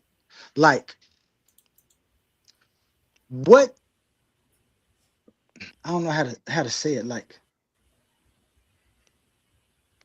I mean, that's the only way to say it. Like, Why is that the thought that formulated in your head that somebody should be accountable? Like you make a hypothetical, and in the hypothetical, the person who like knowing you're schizophrenic, they might be schizophrenic to be charged with a crime because it is a crime, but still, you know, shouldn't they go to a mental institution for the rest of their life if they can't be in civil with the prisons or something or jails? I don't know. So yeah, again, Royce, but they did do something, like, so it what has makes to you be wanna, taken care of. They can't just. What makes you want to propose a hypothetical where somebody wouldn't have to be accountable? Because that's my whole worldview. The reason I made this philosophy is because I believe that if the human race starts being accountable for what they do and stop trying to blame things on like a supernatural evil, the devil made me do it, and we start taking accountability, people will stop doing those things because they become accountable and they know the shame of the things that they're doing. And the only way to do this is to get rid of the supernatural thing. So I ask you again, if you understand what I'm saying, like what would make you propose a hypothetical where somebody wouldn't have to take accountability for what they're doing? Because that's what we should be trying to nullify in existence. And that's why we should be trying to find out what existence is. No other reasons, not because I need to worship something or do nothing. I need to take accountability for my actions. So why come what makes it so easy for you to propose hypotheticals where people won't take accountability? Yeah, and quit pretending that we can exercise this bullshit out of you and out of these people, right? Real quick, to let everybody know, this is an open panel. I dropped the link in the chat. If you're over here on Titans Debate League, the link is in the chat. If you're not, I see we have, let me check this out. We got 16 people on JJ 7000 TV. You can come on over here to @Titans Debate League. I have it up on the screen so that way you can see what it looks like. Make sure you hit that bell and thumbs up on the way in. Appreciate you. Go ahead, gentlemen. Yeah, so you're presupposing that everybody has to be rational. I have no problem with what you said, but unfortunately, the reality is everybody is not rational. So the reason why some things happen is because people are irrational. Psychological disorders are irrational. We can't prevent that. So unless you have a way to prevent that, I'm all ears. So I asked that question because I know that's reality. That does happen. Okay. And yeah, I just want to find out what you think of truth. Can truth exist without evidence? And that was why I'm asking, because I think that you would think that truth can exist without evidence. Yeah, I mean, I see Jesus. Do I have evidence of it? I have evidence of seeing other spirits, but do I have evidence of? Because y'all haven't seen evidence yet. Check it out. Dang, I forget. My bad. I wasn't tracking. Roy asked, what was that again? Well, I was saying about being rational. We can't force rationality on everybody. So okay, that's right. That's why you asked. Okay, I feel you. But I just wanted to know, like, I be getting a whole bunch of questions, the hypotheticals, and people don't be wanting to take accountability, so they always throw a hypothetical in there to make it where. Well, I think that's what a creation is. A person who believes in creation, or a theist, traditional theist. I believe that's what they always fall back on. You think it's a trap? The hypothetical was not a trap. No, not a trap. I was asking you that as an honest question. Okay. I really wanted to know how you could formulate so many arguments for people that don't have to take accountability. I really wanted to know. Yeah, because it happens all the time. I mean, it's a part of reality. So I think you know that also. That's why I'm giving the examples. I'm trying to give clear examples.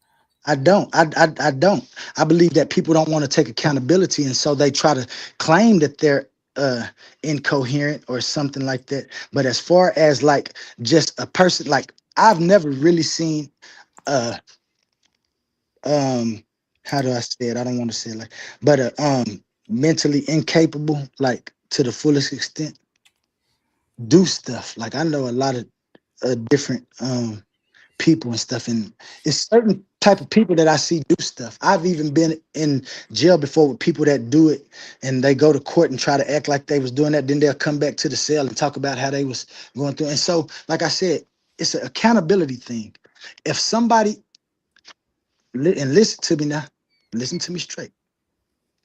If somebody in their mind find a way to do something to somebody else, they formulated what they was going to do.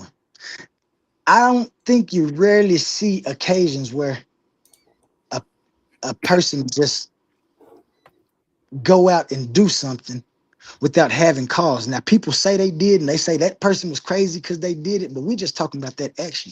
In that person's mind, that person know what they was doing. They just don't care about the consequences, which is preference. And that's why I say it's conditional. Everything is conditional. Because if they don't care about the conditions that they're going to meet, they're going to do it, whether they know that it's right or not. That's terrible. I've seen it. It's terrible. People are bad. So that only applies to humans, doesn't apply to other animals? We're not talking about other animals right now. They ain't even in the same league as us. Well, that's why I'm asking. I'm just asking to clarify. Yeah. I don't talk about things. Animals still have spirit, and they're better communicators than humans, really. Because humans are just as dumb as they were when they're alive, but animals tell me about their favorite foods and stuff and their whole life that they have, even if it's boring because the parent makes them have the life, you know. But it even shows me about reincarnation. I do think if you got a question about animals, though, you should ask a zoologist. They'll tell you everything. Good. That's a good thing to know. Yeah, that's true. I had a manager that was a zoologist. But she didn't. Never mind.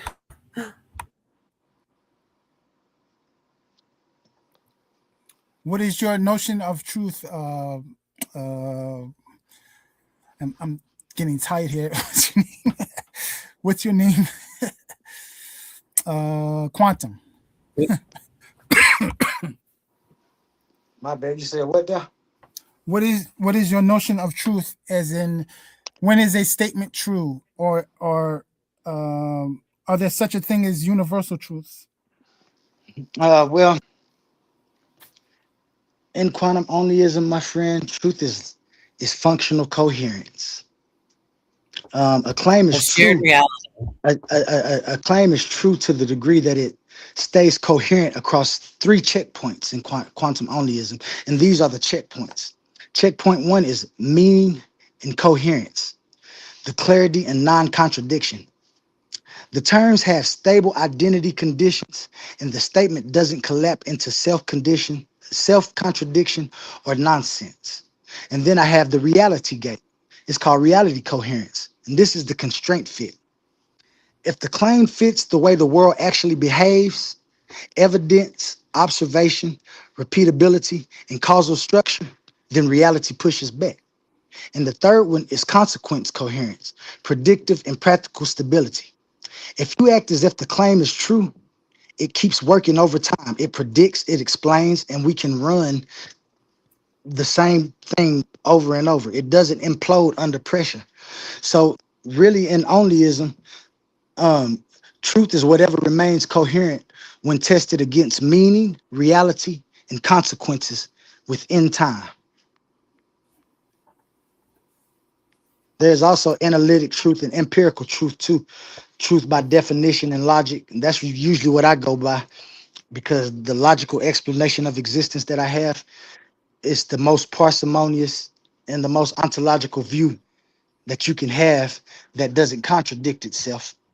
And the empirical truth, which is truth fit with the world, you know what I'm saying? Like water boils at 100 degrees Celsius, and anytime you try it, it's not false, then we know that it's a coherent claim. Okay, so it doesn't have to be a constant value. It can change over time. Oh, it definitely has updates. Life is updates. All updates must be updated. When your phone need an update, do you update your phone? I'm going to say you do. So do all things update? Like certain things don't update. Yeah, all things don't update, but there is update within existence. Right. So what do you call those things that are constantly true? What do I call those things that what? Yeah, so there should be a distinction between things that are constantly true and things that are true momentarily over time. Right? So So you saying it's true in 1 year, but it's false in another. That's not consistent. That's not constant. But there are constant truths. How do you describe that? how do I describe constant truths against what kind of truths? The truths that are not constant. Something The good truths that are not constant, So that what is the change. terminology? So That do you can know you the terminology? can you give me a example of a truth that changes, and then maybe that'll For example, Donald Trump is the president of the United States. Now, if I say that 2008, that's different, right? It's not Donald Trump. So it's false if I'm saying in 2008, Donald Trump is the president of the United States. But if I say in 2026, that same exact statement is true. So let me get this. You talking about the difference between constant truths and contingent variable truths? It doesn't have to be verbal. Well, the constant truths would be invariant, wouldn't they? Constant truths go. So if the constant truths are invariant, these don't change because they're grounded in meaning and logic and unavoidable preconditions for intelligibility, correct? I don't know what you mean by that. Can you break it down? Like if Like I tell you you said. something, is true always, it just happens to be true. It's that's what I mean. It's grounded in meaning, logic, and the unavoidable preconditions of so it won't change. The change wouldn't have a coherent way to state, right? It's constant. This is what it is. Yes. What do you call it? What do I call those truths? Yes. Well, you just call them constant truths. We'll call them constant truths.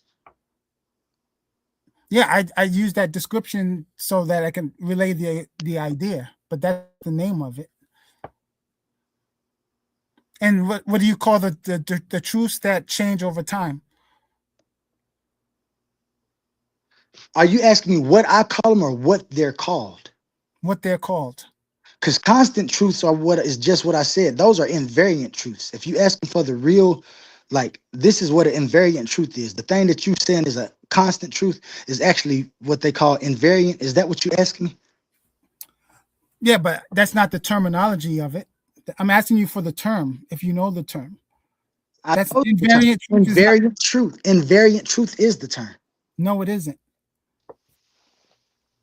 Then I don't know what kind of truth you talking about, sir. So there's two answers, right? Depending on the context. So if you ask a math person, they will tell you a tautology, something that is always true. If you ask a philosophy person, they might use the word objective truth. You never heard those terms before? Yeah, I heard those things, but first thing is I ain't a mathematician, so maybe you should talk to mathematicians about that. But what we're talking about is the truth. What you said was a constant truth. Yes. Those are called invariant truths. Those are not. They don't change. They don't just call. Who's calling that? You just you? You asked me what I called it in philosophy. You call it that. Nobody else. No, you called it that. You said constant truths. I called it I called it that to describe it. That's not the name. The name the correct name is what I told you. It's either called objective truth or it's going to be called a tautology. A tautology? Tautology, yes. Yeah. But that is a what? It's a statement that's always true by definition. In mathematical terms, right? Yes. So I'm asking you, what were you asking me? Because we talking about philosophy, right? Yes. So why are you talking to me about tautology if that's a mathematic term? Because I wasn't sure if you were aware of it. That's why I'm asking. So that's why I'm talking about the truth, because there are different Is this a show to see what I'm aware of? Or like what does that, like I said, this is a different kind of truth. I don't know where you went to school, what you trying to pull, but I'm gonna tell you again, just like you said, constitutes are invariant and they're structured. These don't change. There's empirical truths, there's conditional truths, there's modal relative truths, there's all kind of truths. Do you know about those? Do you know about normative truths? There's so many different, but we were talking about a specific truth. Then you went to see if I knew about mathematics. I don't understand these tactics. These are no tactics. What I call disingenuous tactics to try to sway the conversation from what we're talking about. Why are you calling them tactics? Because questions. What you're trying to do, we're not arguing to see if I know about mathematics while we're talking about philosophy. They call this disingenuous. They call this not disingenuous. You're not understanding language. All I'm doing is asking you. You asked me if I knew about truths. Do you know about normative truths? What's a normative truth? A normative truth is an objective truth. So it's not like they're different kinds. They're different. They're different kinds, but there's not as many as you think. What's a probabilistic truth? There is no probabilistic truth. That would be called a different thing, right? That's not the original thing. But you're wrong, bro. No, I'm not wrong. So you don't know what a probabilistic truth is, huh? Do you know what a conventional truth is? You're giving me sub areas. Do you know what a modal relative truth is? There's only 2 areas, brother. Do you know what a modal relative truth is? Yes. What is it? There's a truth based on other than the 2 binary values. So modal truths have 3 or more values, whereas it's a logical system that has a truth that has more than just true and false. You have other options. No. What do you mean no? You don't know what a modal truth is. I don't even think I should be talking to you. You don't even know what truth is. You was talking about mathematical truths, and we talking about truths in general. There are only a limited number of kinds, and you're acting like there's 100 kinds. There is. There isn't. Yes, there is. No, there isn't. You need to pick up some more books. You've only read one book about truths. No, there's only kinds. And you obviously don't know them. No, you don't know them. No, I know them. But you don't know them. How are you telling me I don't know them? Because I just asked you what they were and you didn't know them. So you're telling me a modal truth is not what I described? Absolutely not. What is it? What is it? First, I asked you about a modal relative truth. These are theory relative truths. Why are we talking about truth? I'm not going to sit here and talk to you about truths. Theory relative truths. What does that mean? That doesn't even make sense. What does it make sense? Modal truths means that it's not binary. That means you're going to have more options other than true and false. That means. No. Yes, it does. So how many true values do you have in a modal truth? So how many true values? Is it a binary? Is it a binary system? I'm going to tell you. I'm just to go back because, like I said, I can give you 7 categories of truths that you don't know about. You're going to give me 2. And one of the things that you're going to give me is a sub area of one of the 2. No, it's not. There's only 2. There's objective and contingent. Find me another. So what's the analytical truth? That's an objective truth. What's the empirical truth? That's a contingent truth. It's going to be one of those 2. Every sub area is going to be one of those 2. What's a modal truth? A modal truth would be the contingent.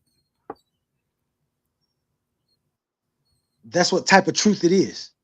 Yes, that's what type of truth it is. Why do they have different names? Because there's subcategories of that main. So they are different. They're subcategories. Okay, I ain't gonna talk to you no more. It's subcategories. You just conceded my point. Thank you. No, I didn't. Yes, you did. You conceded exactly what I was talking about.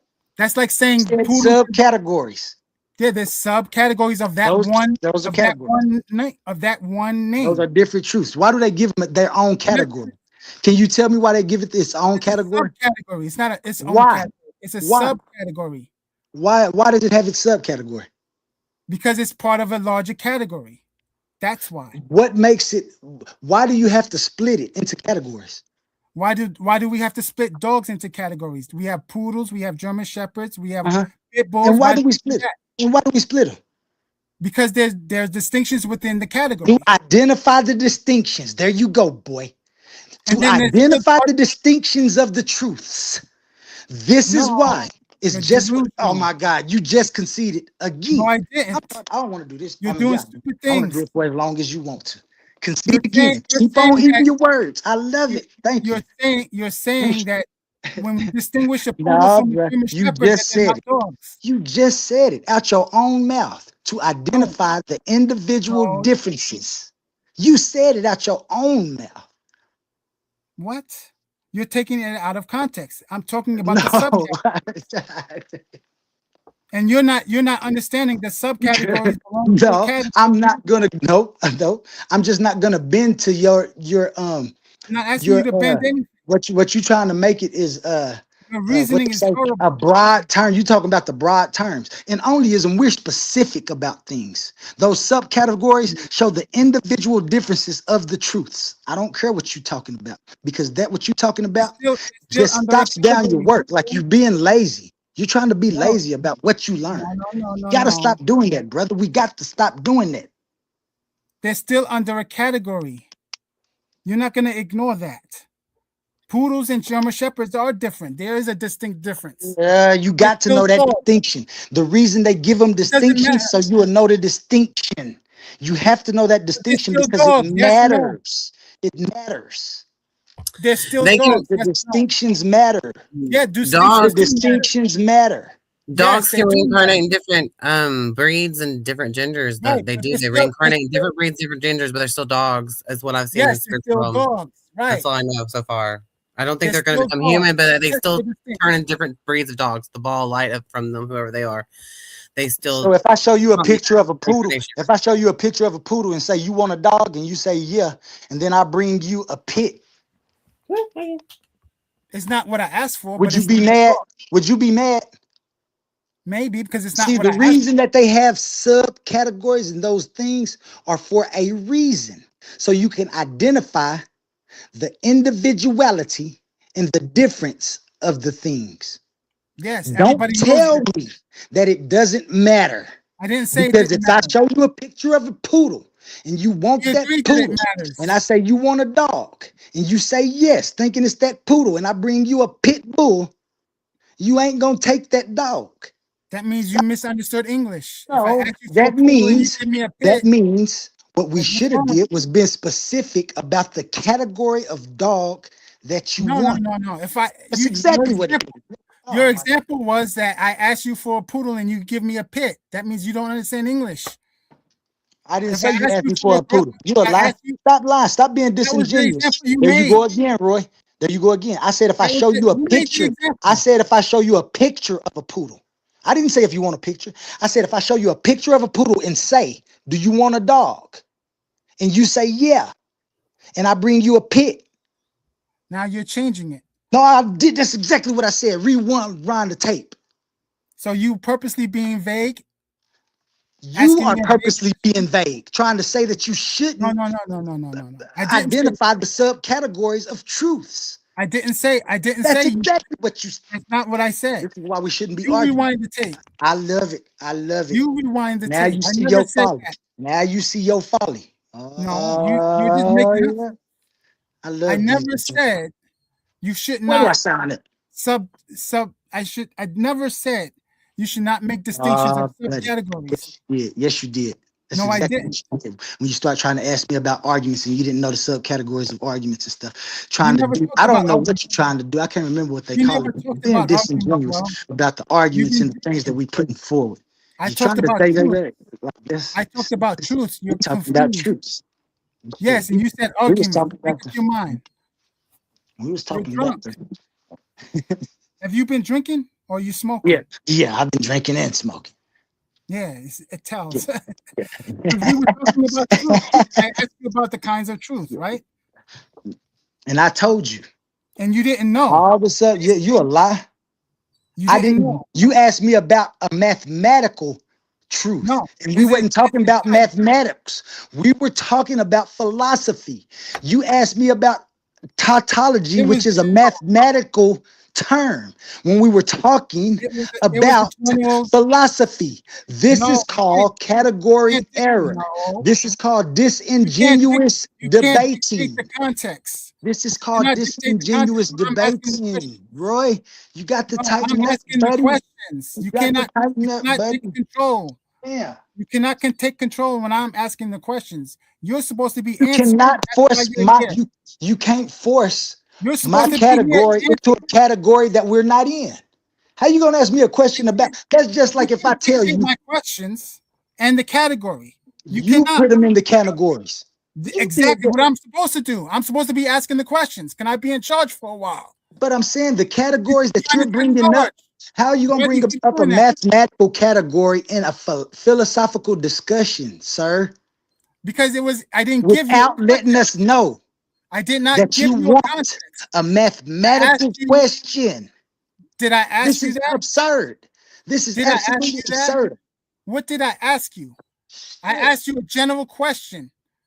And you didn't know either one. That's a lie. No, you. And then I proceeded to ask you about. I asked you about 7 different. I gave you 7 different truths. I gave you 7 different truths, and you didn't know what they were because you worry about the 2 truths that you know because you done took 1 year of philosophy and 1 year of calculus, so you know about tautology, and then you tried to bring the tautology into a philosophical discussion. Bro, where are you from? Why do you keep trying to take control? I'm supposed to be asking the questions. You're not taking control. You can't ask me a question about a category that we're not talking about. Then you go taking control again. That's absurd. Then you go taking control again. I'm not taking control. You're trying to take the. Telling me what I can't do. You're supposed to be answering questions, brother. I can't answer no question about something that I don't know you asking a question about. How did I know you was asking a question about mathematics? Did I say it was mathematics only? Yes. I gave you a general question. That's the only one I didn't tell you what it was. And you talking about what about tautological truth? Motherfucker, that's math. We wasn't talking about math. You didn't know it. You didn't know it either context. You didn't know it. Are you? That's why I had to mention it to you. I have a whole philosophy. Why don't you think I would know what a tautology is? Why don't you think I know what an ontology is? Why don't you think we can debate it? You read the dictionary. That's how you know. Debate it. I don't read the dictionary. I do more than read the dictionary. I observe life, and I've been able to formulate the most parsimonious, most ontological explanation of existence. And what you're mad about is that you want a creator so you can go bow down and pray to God. But bro, you're not gonna make me do it. Where did I say anything like that? Where you getting that from? You're a Christian, ain't you, Roy? Did I tell you that? You're a Christian, ain't you, Roy? What are you against God anyways? You never met Jesus. You don't know what you're not accepting and accepting or believing or not believing in the first place. I've seen him, but I know that he's very acceptable. I don't know what the hell. Did I tell you anything about my religious beliefs? And I'm not religious. That's bullshit. There you go. You don't need religion to see Jesus. There you go, dictating again. Telling me what I am. Are you a Christian? Does it matter? Yeah, it matters. That's why I asked you. No, what's a Christian? Because I just want to know if I'm right or not. I don't know if you're going to be dishonest and lie or not. Why can't he be a Christian and tell the truth? Because you know what I told you about me sitting here and observing life and formulating this philosophy? I sit here and I talk to you, and once did you say anything about a creator or a creation? And I know you're a Christian. You should know that. You should know that my deductive traits and the things like you have to go. You have to be a Christian to be creator. You like malnourished when it comes to debating. You don't even know that you have so many contradictions and so many category error arguments. And then you try to talk like they something. You don't know. I ain't gonna say you don't know anything. I ain't gonna do that. But I'm just telling you, you're malnourished when it comes to thinking. You got to think critically. And how did you get this critical thinking without taking any classes? You don't have to take classes. That's you just breathe air and then it just came to you. Yes. Wanting people to take accountability for the things that they do in life. So do you become an electrician the same way, or an accountant, or a doctor, or a lawyer? And a dentist, you I got to take accountability. I became an electrician because the girl I married, daddy, was the manager at the electrician spot. And so I worked there. That's how I became an electrician. I knew somebody. You have a license? Dentists get away with ruining people's teeth all the time. You have a license? What did I just tell you? Well, I'm asking you, do you have a license? Didn't I tell you that life is conditional? The conditions that was met was that I knew somebody that was in there. I'm asking you, do you have a license? I didn't need a license. I didn't need a license. So you're not an electrician. What the hell are you talking about? I didn't need a license. If I do electrician's work, I'm an electrician. That's true. So if I do doctor's work, I'm a doctor. Yeah. If you go do doctor's work and you succeed in what you're doing, motherfucker, you a doctor. That's so right. If I do the BBLs and I inject somebody with some cement to make their rear end bigger and they die from it, I'm a doctor. I said if you succeed. Didn't I say if you succeed in what you I'm did? a doctor. Okay, I'm a doctor then. Did you succeed? You killed somebody. No. You succeeded. No, I succeeded in making their book. I succeeded in the BBL. No, you didn't. You didn't succeed in the mission. You didn't succeed in your doctoral mission. You didn't succeed in your doctoral mission. You didn't. Everyone sees you didn't make them live, and they didn't live. Living is not part of the requirements. Not making a doctor. their butt bigger. That's not a doctor. No, that's not a doctor. No, you shouldn't call yourself a doctor if you kill somebody. It's a plastic surgeon. Yeah. Okay, so if they don't die, then I'm a doctor. They have cement walking around in their rear end. If they come back to you and say they happy, then I'm a doctor. Shit. Inject them. But then I'm a doctor, right? Yeah, doctors. Quick, let's go to a word from our sponsors. These are not just speakers. These are thinkers, forged in fire. Warriors of words stepping into destiny. Welcome to the Coliseum of Arguments, where logic clashes with conviction and ideas spill like blood in the sand. 16 titans, 16 minds, one path to immortality. They come seeking truth, they fight for redemption, they burn for revenge. Featuring the intellectual elite of the Titans Debate League. Every round a new war, every word a new weapon. Every titan ready to fall or rise in glory. This is not debate, this is combat. Step into the Coliseum of Arguments. Only the brave speak here. Are you not entertained?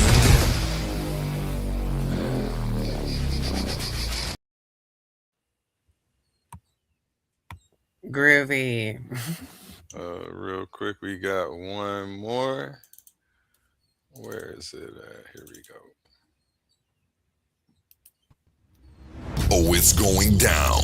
This Valentine's Day, don't forget roses and chocolates. We're bringing you raw, unfiltered debate action inside the Coliseum of Arguments. In one corner, smooth, fearless, and ready to shake the table. Suave boss stepping in with the affirmative, daring to defend the claim, did white people come from albinos? And across the arena, not just a competitor, but the owner of the league, a battle-tested veteran, the man who built the proving ground itself. Team Titans A1. He's not sending a recruit, he's stepping in personally to show his warriors how it's done. Pride is on the line, reputation is on the line, and on February 14th, love takes a backseat to intellectual combat. No scripts, gloves off, just pressure, facts, and fire. Be there when minds clash and legends speak. The Coliseum of Arguments, Valentine's Day. This is debate warfare. Hey, what time is that? Titans Debate League, presented by Coliseum of Arguments. That is tomorrow at 7 p.m. Eastern, I believe. Oh, okay. Tomorrow, it's not in the ad. It's not in the ad. It's definitely not in the ad. I'm going to create the stream here shortly. Tomorrow, Valentine's Day. Be on the lookout for that. And we have this one coming up next week. Welcome to Titans Debate League, presented by Coliseum of Arguments, where ideas don't just clash, they collide.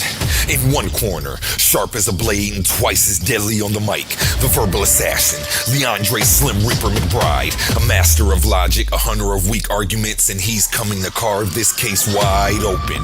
And in the opposing corner, crowned in confidence, swinging with conviction, the fearless fire starter himself, King Naga. He doesn't back down, he doesn't fold, and he's ready to defend his stance at all costs. The question shaking the arena, was the killing of Alex Pretty justified? Morality versus law, emotion versus evidence, justice or just revenge? No scripts, no safety nets, just unfiltered debate warfare. This isn't a conversation, it's a showdown. Coliseum of Arguments, where only the strongest arguments survive. Are you not entertained? Amazing news! At Titans Debate League is now looking for interns. We are expanding our team and seeking driven individuals who are ready to make an impact. We're on the hunt for talented people to join our marketing team, a charismatic new host, and creative minds who can produce amazing content. If you have a positive attitude and are used to winning, because that's what we do here, then we want to hear from you. Join us and contribute to a culture of excellence and success here at Titans Debate League. Email us today, titansdebateleague@gmail.com. Looking forward to hearing from you. Where Infinity Gauntlet is a mere toy compared to the intellectual prowess build and destroy the cipher. Intellectual sword to slice you, or whatever device you recommend. Surgical precise pen, hand get heated, the room will spin. If man get treated, them goals gon' spin. Level heads with feet, paradigm the box you in. Got a paradigm. In every debate, there's power, passion, and purpose. Titans Debate League isn't just a podcast, it's a movement. A place where big ideas collide and voices that matter are heard. But to keep this arena alive, we need you in our corner. Your support through Cash App isn't just a donation. It's an investment in truth, in dialogue, and in community. Every dollar helps us bring sharper debates, stronger guests, and bigger opportunities for growth. And here's the best part. When you give, you're not just supporting us. You're standing tall as part of the Titan family. We see you, we value you, and we appreciate you. So if you've ever felt inspired, challenged, or entertained by what we do, show some love and send your support to $Titans Debate League at Cash App today. Again, that's $Titans Debate League at Cash App today. Together, let's keep this debate alive, keep the fire burning, and keep the Titans rising. Have a blessed day. Recommend surgical precise pen, hand heated, the room will spin. If man get treated, them goons gon' spin. Level heads with feet, paradigm the box you in. Got a pair of dimes in the box you in. Don't matter paradigm, pair of nines, and your clock won't spin. Hear the sounds of the trumpets, start the rounds in the gauntlet. Get down the lane now. And back to you, gentlemen. It's the clash of the Titans. Where is it that that you published your work, Quantum? Like what state, for example?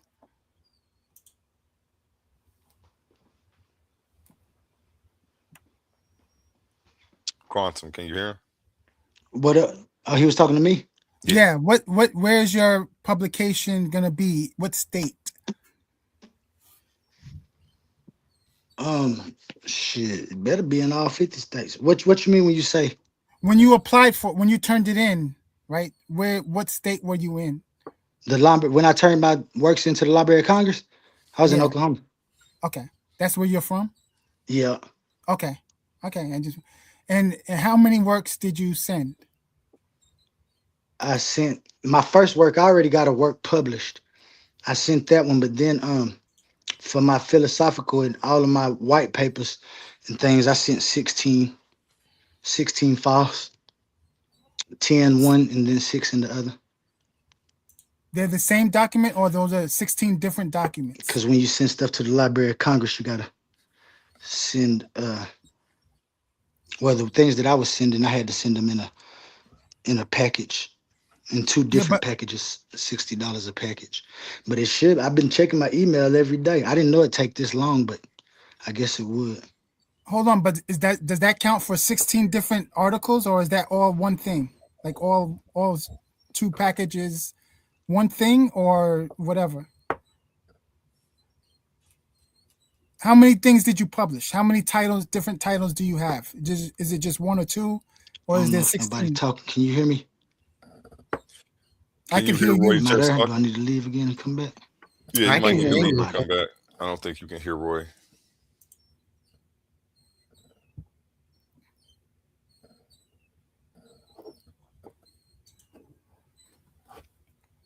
Okay, we'll wait on him to get back up. So Suave is his first opponent then, huh? Suave is going to be his first face-off. Did you want to get in there and get some of that action too? Nah. I'll let Suave. Can you hear me? Can you hear me? Am I there? Yes. We can hear you now. My bad. Can you hear me? Yeah, I can hear you now. I don't know what you said.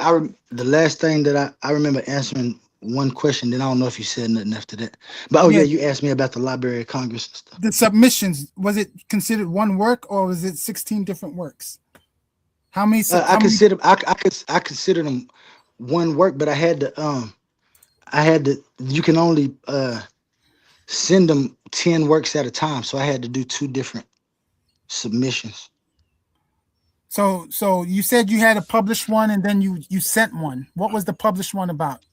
I got a published one. Now, what was before I got to my philosophical side, and because this philosophy, like I said, this ain't something that I just came up with overnight.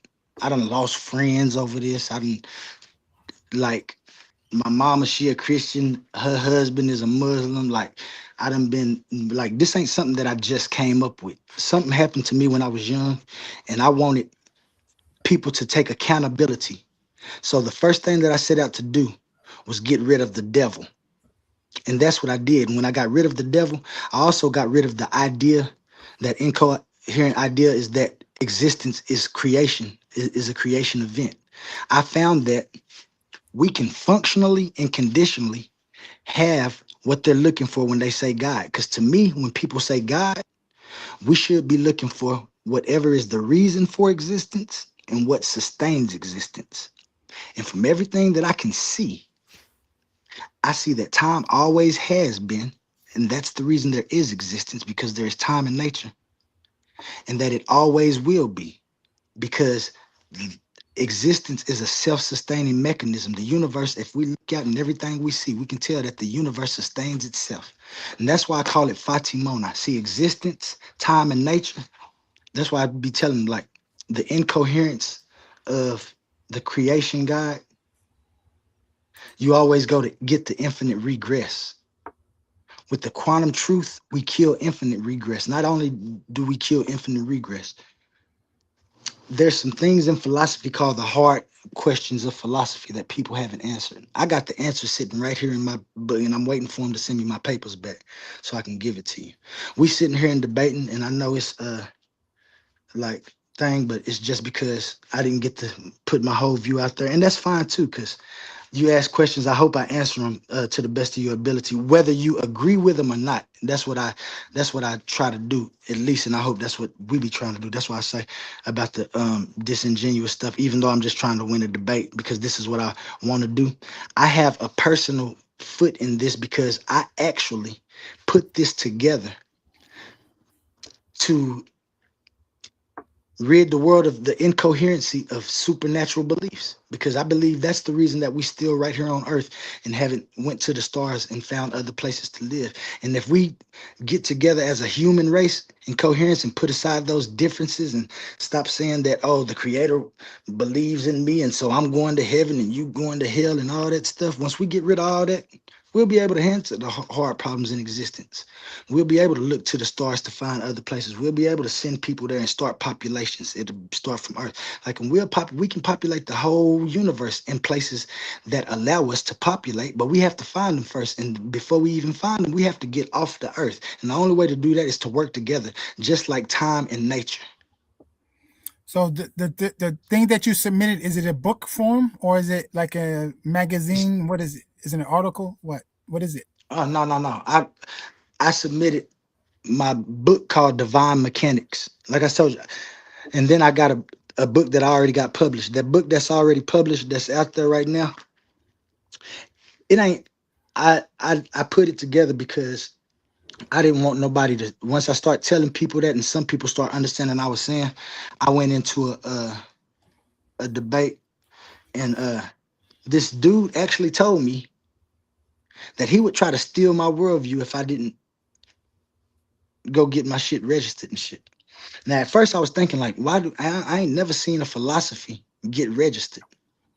But then I went and I started looking at all the different types of philosophies, the atheistic, and then all those subcategories of atheism and theism, and then all of those. And I've said, if somebody is going to be pushing this worldview, because like I said, this is the most parts when you do the math and we break it down and we do all of the analysis that you can do to a philosophy, you'll find that the quantum truth of the only divinity, or I call it onlyism in philosophy, is the most parsimonious and the most ontologically sound explanation for existence. And so I'm going to argue it until the day that I go and come back and argue it then. So to you, any idea is philosophy? No. Can you? No. Okay.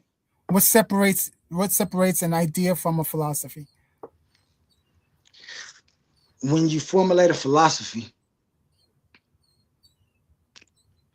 you're going to formulate something to answer questions. The questions of existence. Some people go there and a lot of them start trying to find it. And a lot of philosophies, really most of all of them that you know today, all of the isms that you see today, they always stop at a point. Atheists, I like them because they ask the best questions, but then they stop. Like if they prove that that idea of God doesn't exist, that's good enough for them. And then they'll start saying, I don't know, all this. Christians, you know them, they're going down their sword that there's an uncaused cause, and that cause is God. I say that uncaused cause is time and nature. And the reason that they're different is because with time and nature, everything forms downstream because nature provides all of the structure and all of the things that will change. Time provides the change. All of those mechanisms. These two things have to be in existence. And so with me knowing this and I can see this, I don't need to put an extra layer of a being that I can't see. To me, that's incoherent and it's insulting my own intelligence. Yeah, but there you go, putting your intelligence in reference to truth. Let me make sure we pass this around. Yeah. Go ahead, Roy Chase. After you, I want to make sure JJ 7000 gets some of this. Yeah. So again, you're measuring truth according to your own lenses, and then you're going from there. Is that what we're supposed to do? That's not what I'm doing. I'm measuring coherence. This is coherence I'm measuring. You're measuring your coherence. Else. Coherence. How do you get coherence? You're using your senses, right? From experience and the things that are provided. And those truths, can you deny any of those things that I proposed? You can't. All you're trying to do now is trying to make me look like I'm trying to be something special. I'm not special. I believe that everybody knows this, and for some reason they don't want to do it. I believe that you know that time and nature is the greatest, but for some reason you don't want to do it because it's too simple, and you want something to pray to instead of taking accountability. So I understand why people want creation. I just won't ever do that because I want to take accountability for the things that I do in life, whether good or bad. And that way, that'll make me not even do the bad things because I don't want to. Not because somebody make me, not because I'm scared I'm going to hell. That's incoherent. I should do these things because that's what I know I'm supposed to do. I ought to do. Because time and nature has a vector to be, and I have a vector to be. And the best way to be is as comfortable as I can without impeding on the comfortability of anybody else. I don't need no guy to tell me that. Yeah, but you're still using science to do it, to justify it. right? You're using your What's senses. wrong with that? What's wrong with that? That's what people do. I did more than science because I go beyond science. I actually give identity to the things that we see. You just renamed it. You didn't give No, identity. I didn't rename it. Because people could say God is the same thing as your time and nature. God That's exactly what it is. That's exactly what it is. And the thing that they need to do, the thing that they need to do, if they argue me, they'll understand why they need to identify time and nature as your God and your goddess. Because without time, you won't have an existence. Without nature, you won't have an existence. So those are the minimal necessities. Listen, those are the minimal necessities for an existence. Existence don't need you. Existence don't need nothing else but time and nature. And I don't know why you wanted to have something else, but that's cool. I'm standing on formation and the morphogenesis of existence. You are not understanding formal arguments.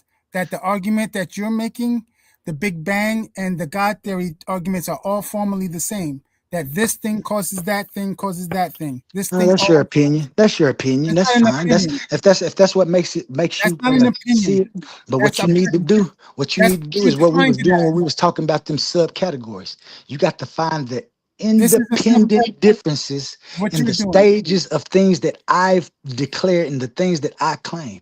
I don't claim any of those things that you talking about because, like I said, the Big Bang that you talking about comes way downstream from the preconditions of an existence to be in the first place. God does too. God comes downstream too, right? God comes downstream too, right?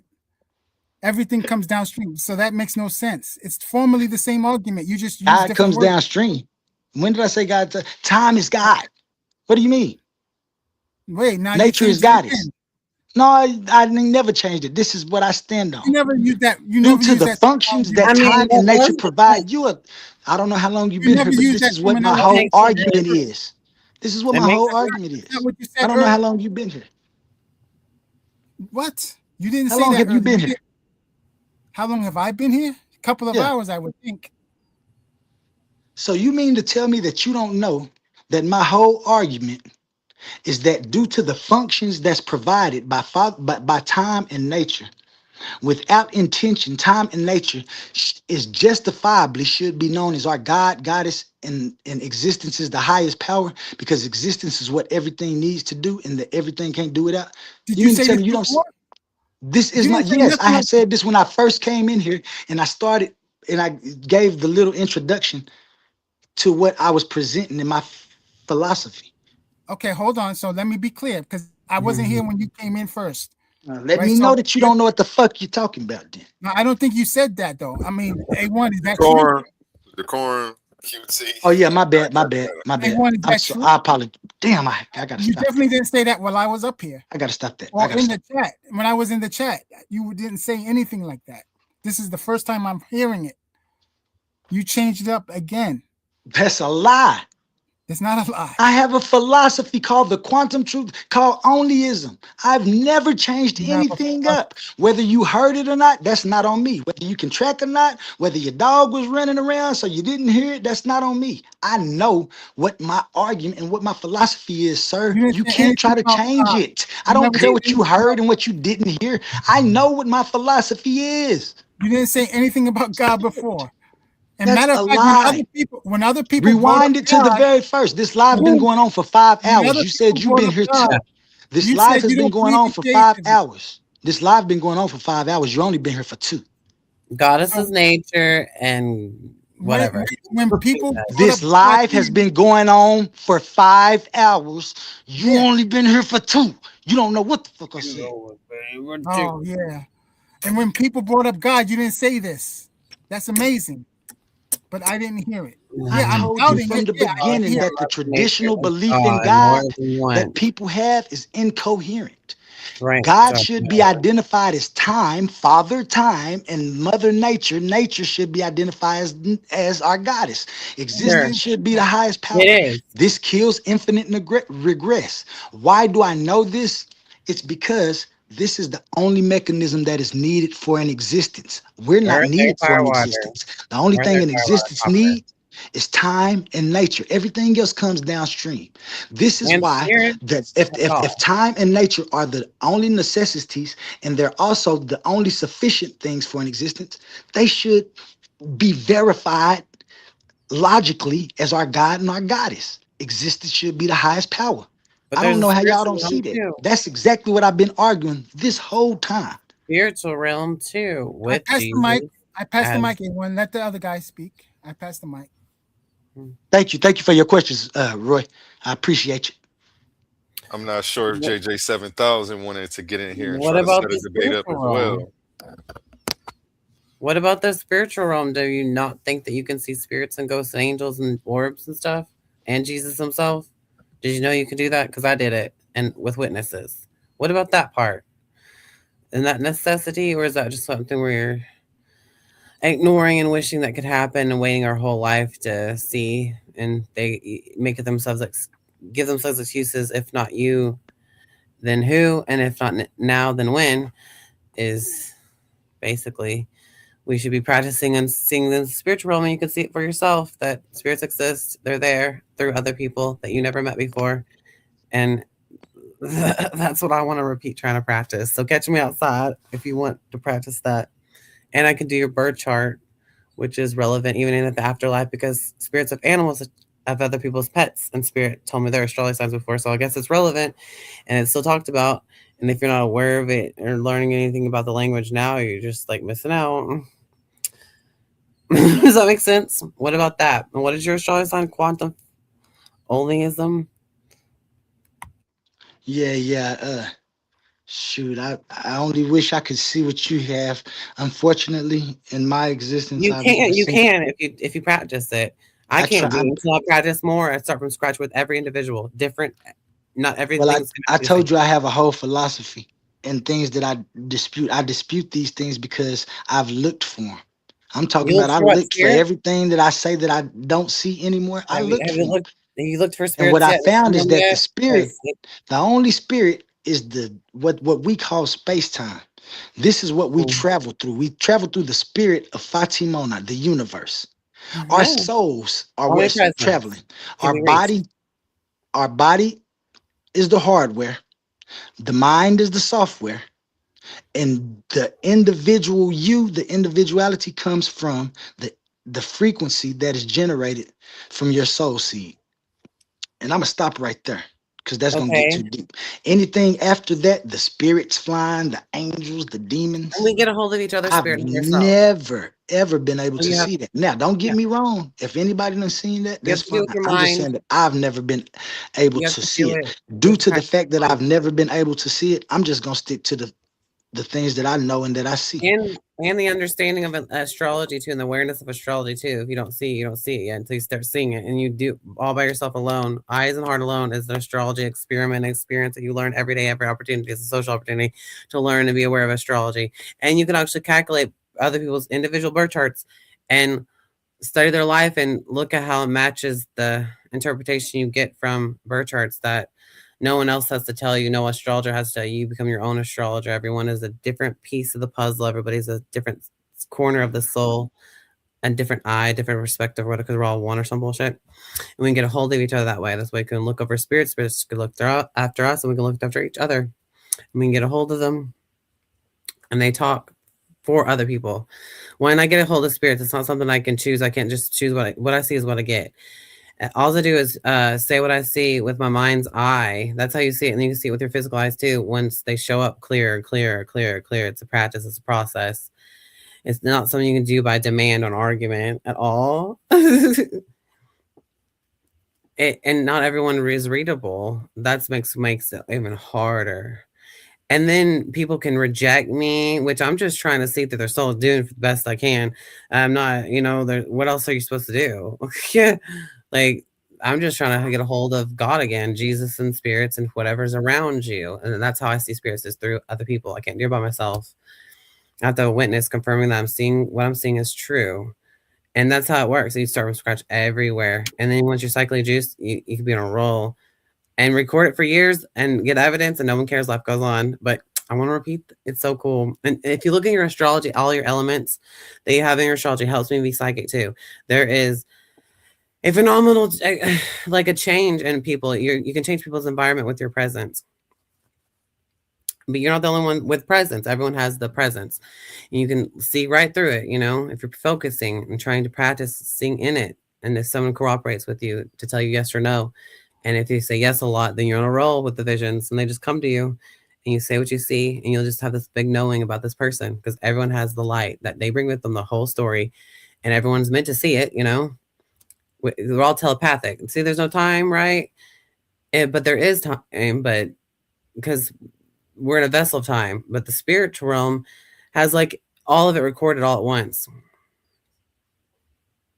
And we're making our free will inside of it or whatever, I guess. Even things just happen to us without, you know what I mean? I don't know. Like we choose what we eat, but we don't know what we're eating, if it's healthy or not. Who's going to tell us? No, I don't know. No one's telling me a diet to be on besides allergists and stuff. So I don't know the answer to that, but I know that you can get a hold of Jesus and God and his presence, but you're still remain the same person. You know, you can still be insecure and depressed or whatever, even in the presence of high. His presence is like vibrational, colorful, of unconditional love. And he has a plasma bubble that's living. It's like clear. It feels like jelly. And he's actually a being. You know, I never had to read the Bible to see him. I never had to believe in the four-faced cherubim being that's actually in the Bible that I never had to read to know to believe in. And I've encountered that before too. Not at the same time though. I can experience a lot, seen a lot in the spiritual world that I never knew about. I never was interested even reading about. Like dragons actually exist. I have no clue. That sounds insane. So the four-faced cherubim isn't even insane enough. Ezekiel saw it and I saw it too. So what do you think about that? Have you ever heard about Ezekiel seeing this four-faced being? I don't know nothing about it. I want to know everything about it. Ask every church preacher person, even Jehovah's Witnesses, and all the one Jehovah's Witness said that was deep, so that was cool. But not everybody knows about it. I never knew about it. It's got an ox gray face. I didn't know oxes were gray. That's a Taurus earth face, air, Aquarius, blue eyes, sandy long blonde curly hair, like a humanoid looking face, like a big pig nose or something. And it had male torso, and then it had a lion face, Leo, the fire sign, and then eagle, Phoenix, Scorpio face. Earth, air, fire, and water. Taurus, Aquarius, Leo, and Scorpio. Isn't that so cool? And it had all these wings, different, and all these eyeballs in them, or decorations of eyeballs. It's very trippy, and it would shimmer like a goldish yellow color. And in the Bible, it's supposed to say like that was shining bronze. And it says in the Bible, like, I never had to read it. I just asked people, and then it turned out to be in the Bible somewhere. So I look, where is it at? Ezekiel, Corinthians, and Revelation, Ezekiel, and something else I don't remember. I think John had the visions of it too, but I never got to read about that yet. I don't know anything where to start. I just know Ezekiel saw this, and it's exactly the same thing I seen. Isn't that crazy? That's so cool. Did it all sober too, because it's better that way. You have to be raw dogging it, natural, sensitive. You know, you don't have to be in a good mood to do it, but it can work with your mind. You start all over. Does that make sense to y'all? Have y'all ever tried to do that? Or you like, there's a bunch of these people who think that they're paranormal investigators, but they found nothing. Like, okay, well, they're not tapping into anything. They're not seeing anything because the building's not haunted unless it is. But if other people are seeing the same thing, then there you go. You got confirmation that this is existing. And I got recordings or whatever. So catch me outside. I'll do it for you all for free. Out your birth chart, roast it. Doug, tell you something you don't know about or you ignore it or something. And it's not something to believe in or disbelieve in. It's an energy language. But astrology is not psychic, but it is fun to do, and it makes me feel more comfortable. So I can be psychic with my mind if I get in a state of mind to see things through you. And if you have elements that help me see things through you, like if you're a Virgo rising, they help me see in the spiritual for some reason. I don't know. Like your astrology elements, like if you're Moon and Libra, you make everyone feel intoxicatingly beautiful, like it's a holy presence of feelings or something. Like, wow, why do people feel phenomenal butterflies around these type of people? And then they look at their birth chart that's calculated, it shows that they're Moon and Libra. Wow, I don't know. Why do people have 8th house Leo and they pass away from heart problems, or it's in their family and they're still alive? Wow. So that's interesting. Just the study of social opportunity is all it is. I have to go find strangers that have the light. I can't do it by myself. And I can't just go around people I already know. It's not happening. I have to go up to strangers. And or it will happen like even at the grocery store, the light will be, there'll be flashes of visions from other people, or they'll have it being around them, like haunting them for real. And I'll go up to them and tell them, I'm seeing things to you. I don't know if it's just true or not. And I would like to know if it's true. And they end up telling me things, what I've seen is true, or showing me pictures of people that I saw through them, that just makes it even more true and confirms it more and better. And that's so cool. Oh, well. And that's the thing that you can see is what you get thing, instead of just whatever your belief is and what your perspective is not going to change that what actually exists. But now with that, you can find out. Does that make any sense to y'all? I'm just talking to myself. But the demonstration can be proven through people who cooperate or whatever, and that's what I want to do. I don't know. But I like to do your birth chart, but I can do that on my channel. It's like you have to tell me your month, day, year, and time of birth, and a city and state that matches the same time zone as where you were born, so you won't like dox yourself or whatever. But that's the information I need to know privately or whatever. I won't tell nobody, blah, blah, blah, blah. But I'll do your birth chart. Duh. Blah, blah, blah, blah, blah. Is there a debate? You want to pretend to come up with that? Debate if that was actually the real Jesus that I saw too. And the four-faced cherubim being, hello, how was that even possible? Like, what was that? What did it mean? What does it mean? I heard that if you saw all the four faces, even the eagle, you can enter the Garden of Eden in the flesh. And so maybe that's what happened. Who knows? And plus, if you see that four-faced cherubim, that means you're so close to God that you're about to see God. You might even disappear. So it protects you from that. And it also is an entryway to Garden of Eden. That's all I know about that. And that's pretty insane and interesting and cool. Form of angel. You're talking about different forms, different types of angels. There is different. The four-faced cherubim is what the insanest thing I've ever seen. But I've also seen other angels with blonde hair, normal ones, and curly hair. And that was cool around people who've seen them too at the same time. But the four-faced cherubim, that was insane, right? I just want to know more about that thing. What I can do, why did I see it and stuff. I don't know. They say there's about 10 different categories of angels, so they all look different. Yeah. There's a hierarchy, at least in Catholicism, in some forms of other Christianity, there's 10 different kinds of angels. What can I do with that? An angel that had just like blonde hair or whatever as a girl, I seen it through this one dude who's a Libra, because I picked up on his passed away wife, who's like this black girl who told me in spirit they didn't have no electricity. They lived in this abandoned house with wooden box or whatever. They would read the Bible, and I read what she showed me is a scripture that she showed me, because that's what her favorite scripture was. In spirit, I could see letters and people writing stuff, and I can read it. And that interesting. And like and the dude was confirming that was her favorite scripture or something. I never read the Bible to read the Bible in spirit. And that was cool too, because the chick was reading the Bible. It was just in her storybook. It's in her movie. Her soul, her spirit came here, and whatever she's done, the memory's there, and I can read it and find it and look at it like it's a movie. And she's black, right? And he's white. And that's what I was telling her, explaining that she had diabetes feet, that they were swollen, but she still wore high heels. And that was true, right? And they played cards. And they smoked and they read the Bible, whatever. And this place with no electricity. And that was all true, like a duplex, whatever. And then I saw this angel disappear, and she goes, I'm going to show you your testimony of God, and you have the good chambers. So she said, I'm going to show you your testimony of God. So she mentioned God, the angel, and she goes, I'm going to show you your testimony of God, and that you have good chambers. I don't know if she's talking about me or whatever. What does you have good chambers might mean? Could mean a lot of things. I don't know. I might as well know. That's what she told me. I could still see her too, because this Libra was lit up a cigarette, and I'm like, please put that out, because I'm trying to do psychic and tell you about how your passed away uncle I picked up on, and your grandpa and your ex-wife and all this stuff. you're not gonna put out that cigarette. And he's like, oh, I'm just gonna go to bed and sleep. Smoke this, and he didn't give a fuck. He didn't care. He says angels are all around, but you never seen Angel, have you? Have you ever seen Angel? No, but they're all around. Well, this is the first time you ever got to have someone see angels through you. What is? He didn't care, but he was confirming all that stuff is true. But he was so stubborn with his stupid cigarette, like idiots are. And life goes on and on.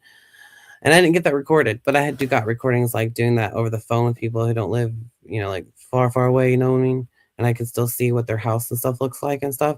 And then I've seen people in person, see vision through in person, and they show me, and I tell them about people that's in their life and what they look like, and I describe all of it, and then they show me pictures of what I just seen in my visions, and that confirms that that's true. And I'm not just hallucinating, of course. And I can't do it by yourself. You have to have confirmation to somebody else. Y'all are the telephone to God. That's it. No matter who you are, it doesn't freaking matter at all. As long as your light is visible to see, where I'm in that state of mind, or something happens where I can see it, then it's happening. And I'm just trying to force that to stay, because everybody has the option to just walk away from each other like idiots when they're glowing, filled with freaking supernatural bullshit. That's just normal. And the spirits can't do nothing anyways. They're just there to communicate with you. And that's happy. I'm happy to just do it anyways. I can't trust them. Like this angel tried to give me a ball of light. And I'm like, what the fuck is that? I was with this chick who's a Libra. She sees these angels too. And she doesn't tell everybody because she thinks someone's going to lock her up. Well, you know what? You could tell people that there's angels around you, and you could teach them how to see them for themselves. And then it won't be so crazy anymore. Now would it? How dumb. You know what I mean? I'm going to tell everybody I saw angels around her. Hello. Because you don't see angels every day, but she does. Lame. And she lives in a trailer. And she's like, she has angels around her trying to offer me a ball of light. What would you do if that angel tried to offer you a ball of light? I said, what is that? I don't know what it was. It's not telling me what it is. And she goes, oh, I accept those gifts all the time. Go ahead and take it. I'm like, red flag. Also, this angel was jealous. I felt jealousy from it. I don't know how, but I just did. That was even more of a red flag. I'm like, whatever. And then it was like, she had 4 girl angels, and a guy angel was the one I was trying to give me the ball of light. I never seen a guy angel until that day. And then there was 3 other girls on the other side, and then Indian spirit, blah, blah, blah. And she sees these things all the time too. And I got to see them around her or whatever. And that's one incident that happened. I said, well, if you accept those gifts all the time, you go ahead and take it, because I don't know what it is. It's not telling me. It could be a virus. It could be something, just a ball of light. Once you take it and it shows you what it is, and then it goes back to invisible, and you're back to earth bullshit where you worship your nature goddess and your time god or whatever. And then there's a spiritual realm too. You fucking worship it all. Who gives a fuck what you worship? It's not even required. It doesn't matter what you believe in either. A fairy is going to exist whether you like it or not. The fairy is going to be a savage, and it's going to exist. And poverty in the spiritual world, or just bored or something, but it doesn't matter. If it could be haunting Earth in between our realms, and it could still be bored as fuck. Just like family members will haunt their loved ones because there's nothing better to do.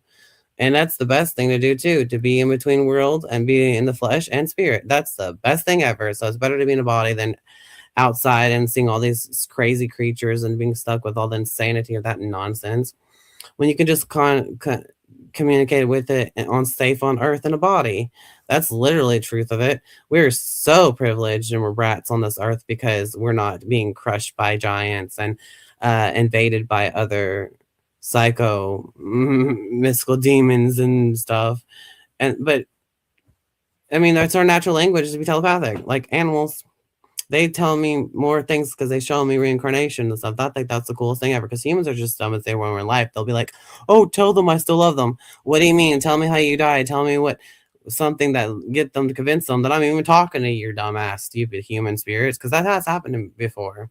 Isn't that interesting? You're the portal to see spirits. I can't do it myself. Blah, blah. Not everyone's got the light to see through, but once I see through it, maybe I can try it on the people who I thought were not readable, and maybe they could be readable.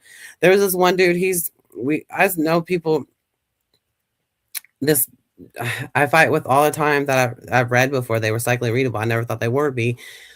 Plus they're annoying. We still fight today about stupid stuff. but they were readable before. I don't know. But anyways, yep, that's what I do for everyone. Show, gentlemen. We're gonna get you a debate. Face-off scheduled in tomorrow. Quantum Truth with Suave Boss. Yeah. Thank you for having me, A1. I gotta step down. We definitely have a great night. We got to get you rescheduled with that presentation. I got behind, but I'm back on track now. So yeah, I'm gonna talk to you tomorrow. What would the time be like for you in like times like this, or sometime? What time is good for you? Midday, not so much. In the early morning, like from 8 to noon, and then late night. So midday is good or no? What's best for you? Well, I'm trying to figure out where I can fit in because you want to just call me tomorrow and we'll look at the calendar together and figure it out. Okay, I could do that. Amazing. All right. Appreciate you. Yeah. All right. I'll be waiting on your call. Have a good night. Yeah. Have a good night. Peace. Peace. Excited. He's got a presentation showing us some logic equations, I believe, and a few other things that go with his background. Yep, be on the lookout for Roy Chess and his presentation. Real quick word from our sponsors, then we'll be right back. Oh, it's going down. This Valentine's Day, don't forget roses and chocolates. We're bringing you raw, unfiltered debate action inside the Coliseum of Arguments. In one corner, smooth, fearless, and ready to shake the table. Suave Boss stepping in with the affirmative, daring to defend the claim that white people come from albinos. And across the arena, not just a competitor, but the owner of the league, a battle-tested veteran, the man who built the proving ground itself. Team Titans A1. He's not sending a recruit, he's stepping in personally to show his warriors how it's done. Pride is on the line, reputation is on the line, and on February 14th, love takes a backseat to intellectual combat. No scripts, gloves off, just pressure, facts, and fire. Be there when minds clash and legends speak. The Coliseum of Arguments, Valentine's Day. This is debate warfare. And that is 7 o'clock Eastern tomorrow night. Make sure you tune in for that Valentine's Day Massacre. I will be painting the room with Suave. What's going? And then right after that, you two are going to have a face-off. We're going to schedule that tomorrow as well. Who's that? Me and you and Suave. Suave, right okay. there. Yeah, he said make sure you tune in. Suave still weekend. Is he up here? He was up here. That's who you That's that he don't got the topic. You got a topic. Yeah, okay. I want to say 2 minutes to a private chat tomorrow, so that way we can figure out the time and date for the face-off. You bet. I want to say again before, I don't know if it's just to be over or if everything done, but man, this was a wonderful experience. I appreciate everybody coming up and having patience with me. I be doing a lot of debating, but it don't be in no arena that people act accordingly. So I'm gonna try to make sure that I bring my A game, my A game, and stop being, because like I said, I know this is something I got to work on. I got to stop getting so emotional about the things I say, and if we just don't agree, we just don't agree. Roy Chess, thanks for the questions. That was amazing. Lord Venu, I heard a few of yours. That was cool. Physics. Yeah, you on there. You slaying the vampire. And then thanks most to my man's A1, the leader of the Team Titans and the Team Titan Argument Alley. Motherfucker, I mean, this was an amazing event. Thank you so much. Titans stand up. Quantum Truth will be entering the Coliseum of Arguments, and he will be setting up a face-off with Suave Boss. So be on the lookout for that, gentlemen. It is going down here at Titans Debate League, Coliseum of Arguments. Doing what we do best, man. Keeping that conversation going. I'm gonna let it go ahead and run. If y'all want to chit chat, man, I ain't doing it. I've been cleaning up for the last hour. I had y'all on the speakers. But can I put some questions out there now? Can I ask some questions? Go ahead, do your thing. You got the floor. Who all still here? Royce, you taking questions? Lord Bendu? Oh, Roy Chess left. I'm not sure if Roy Lord Ch- Badu is passed out over there. I haven't heard from him in a while. Maybe okay. he'll come back. He might just be listening while he's doing something. I was really just gonna try to see if I couldn't get anybody else's worldview or something like that. I think my man Lord's Bendu, I was looking at one of them. Don't he got his own little? Yeah, he has Umeka and the Benubians. He's got a takeover coming up next week. They're doing a lot of positive stuff in the community. He's going to be bringing Team Umeka, the Benubians, through and hosting a show. So yeah, I'm excited for that one too. Yeah, we got a lot going on over here, man. That's a lot going.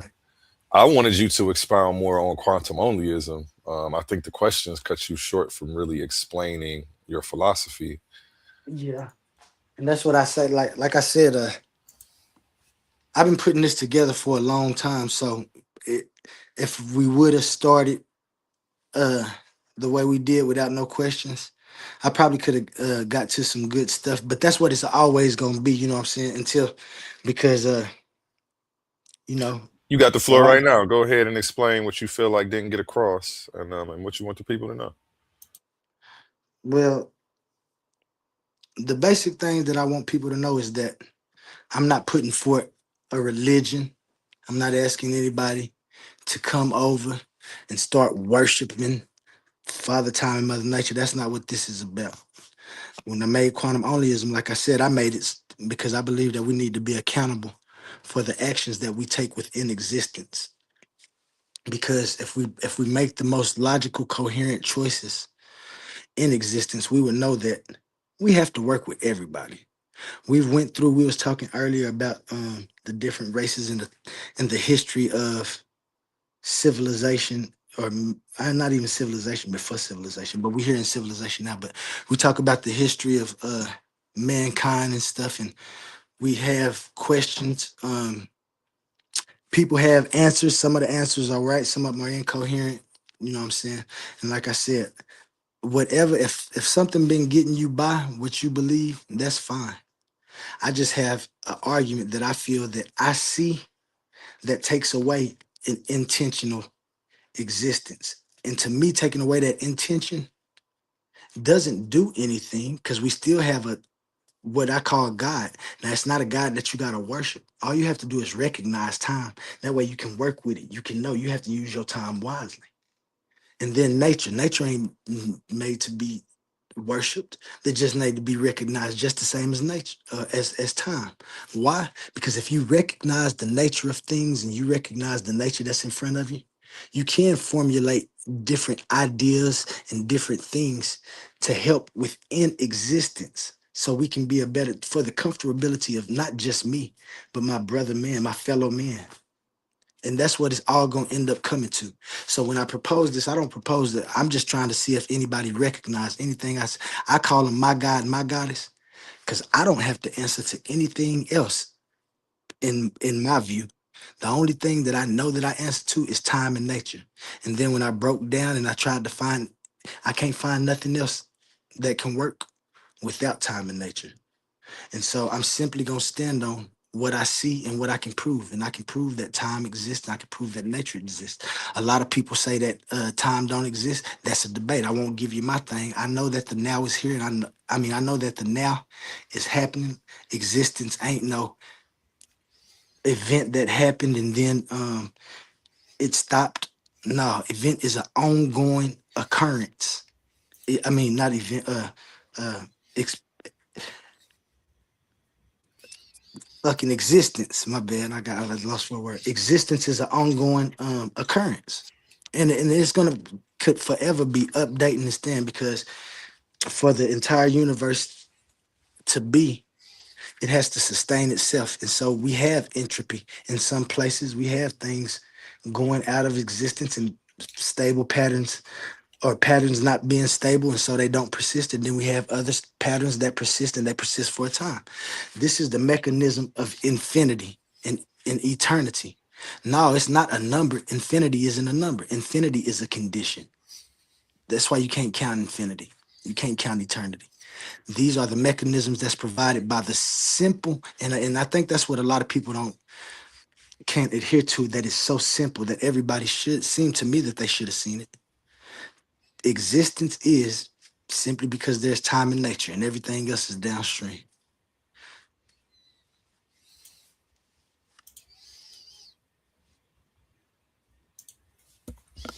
Hey, I hear you. You there?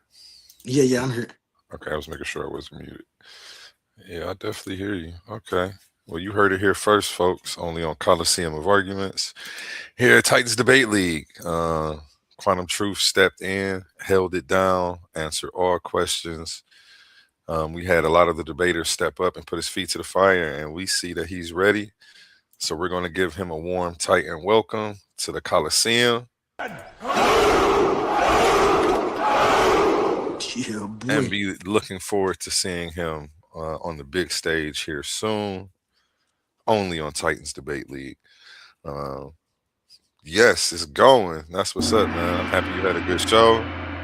I'm happy you found a debate, so that way you can go ahead and get paid. Debaters do get paid $50 win, lose, or draw over here at Titans Debate League, the best debate platform on the internet. We got the flyest graphics. We got the best intro songs. We got some of the most fierest debaters. Hey, can you show that Cash App again? Let me send me a little. Oh, I got you. I'll go ahead and run that ad one more time. I appreciate you. I got another one. Let's do this one. Let's pause the noise for a second, because if you're still here right now, you're already different. Not everyone gets this. Not everyone understands real debate, real scholarship, real intellectual smoke. But you do. This is Coliseum of Arguments. This is Titans Debate League. And what happens here doesn't survive on algorithms. It survives on the people who believe in it. When you support through Cash App, you're not just donating. You're fueling the arena. You're the reason we can bring in high-level guests. You're the reason we keep unbiased judges. You're the reason these debates stay sharp, fair, and uncompromised. This platform is built by thinkers, sustained by supporters, protected by the ones who know value when they see it. If this show has ever sharpened your mind, has ever entertained you, or has ever challenged what you thought you knew, then Cash App is how you say, keep this going. Not everyone contributes, but the ones who do, they're part of what makes this real. Coliseum of Arguments, Titans Debate League, powered by the people who get it. My heart is bleeding in a pool of blood, I'm drowning. Yeah, my heart is bleeding in a pool of blood, I'm drowning. I look in the mirror now. Yes, make sure you hit that Cash App up, $ Titans Debate League. Send your twos and fews there. We appreciate it. It helps keeps the lights on, you know. And let me go ahead and run one more ad before we get back to you, gentlemen. In the arena of ideas, words are weapons. Confidence is your armor, and every Titan needs their gear. From the Titans Debate League comes a movement born from energy, faith, and power. Custom debater tees, spiritual wear, and PVO gear guaranteed to uplift your spirit and elevate your mindset. This isn't just fashion, it's identity, it's purpose, it's power. Join the movement, step into the arena. Shop now at ColiseumofArguments.com and wear what Titans believe in.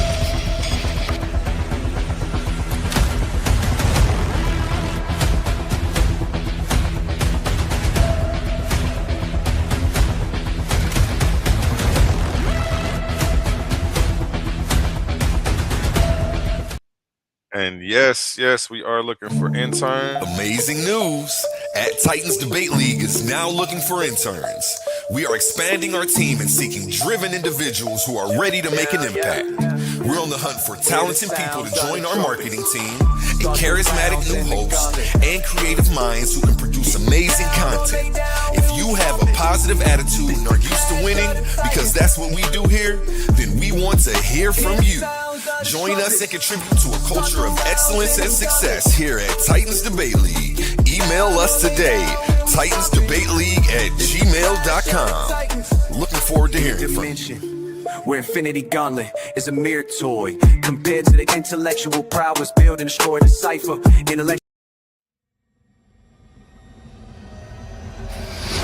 These are not not just speakers. These are thinkers, forged in fire. Warriors of words stepping into destiny. Welcome to the Coliseum of Arguments, where logic clashes with conviction and ideas spill like blood in the sand. 16 titans, 16 minds, one path to immortality. They come seeking truth, they fight for redemption, they burn for revenge. Featuring the intellectual elite of the Titans Debate League. Every round a new war, every word a new weapon. Every titan ready to fall or rise in glory. This is not debate, this is combat. Step into the Coliseum of Arguments. Only the brave speak here.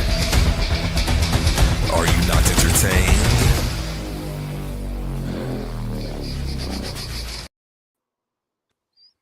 And back to you, Quantum Truth.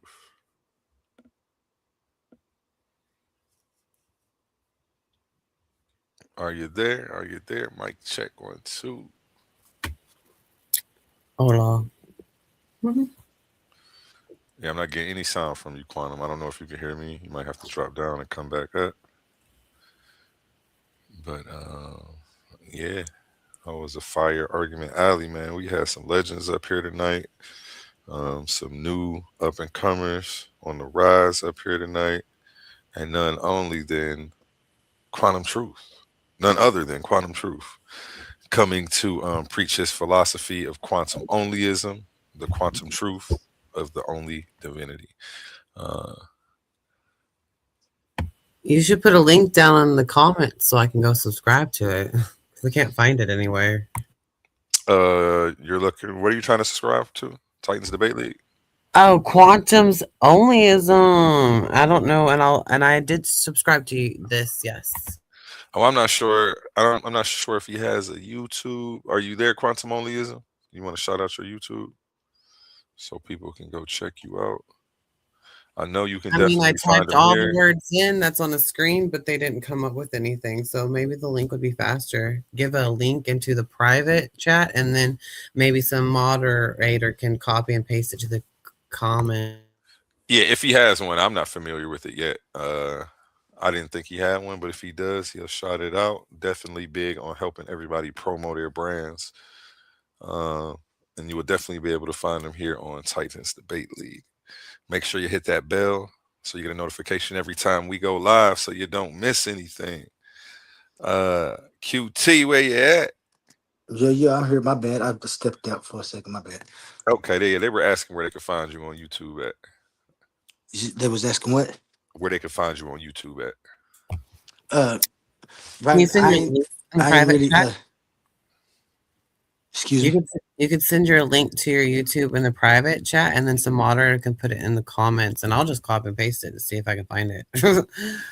All right. I don't have any videos. Real I don't even have any real content on there. If you want to, you should though. You should do that. Are you going to do that eventually? Yeah, I'm eventually gonna do that. Like I said, I'm waiting on. I want to subscribe. That sounds cool. I'm waiting on some things to get back, but I do have a TikTok page where I'll be navigating at the most. You can find me on TikTok.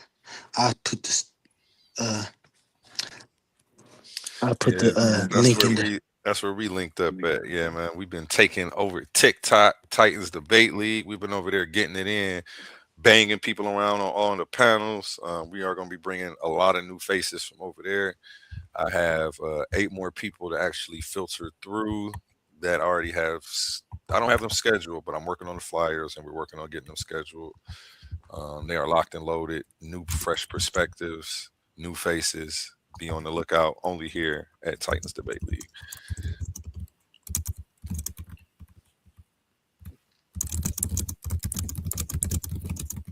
Hey, you hopped on that computer, I see. Somebody That's mine. Oh, okay.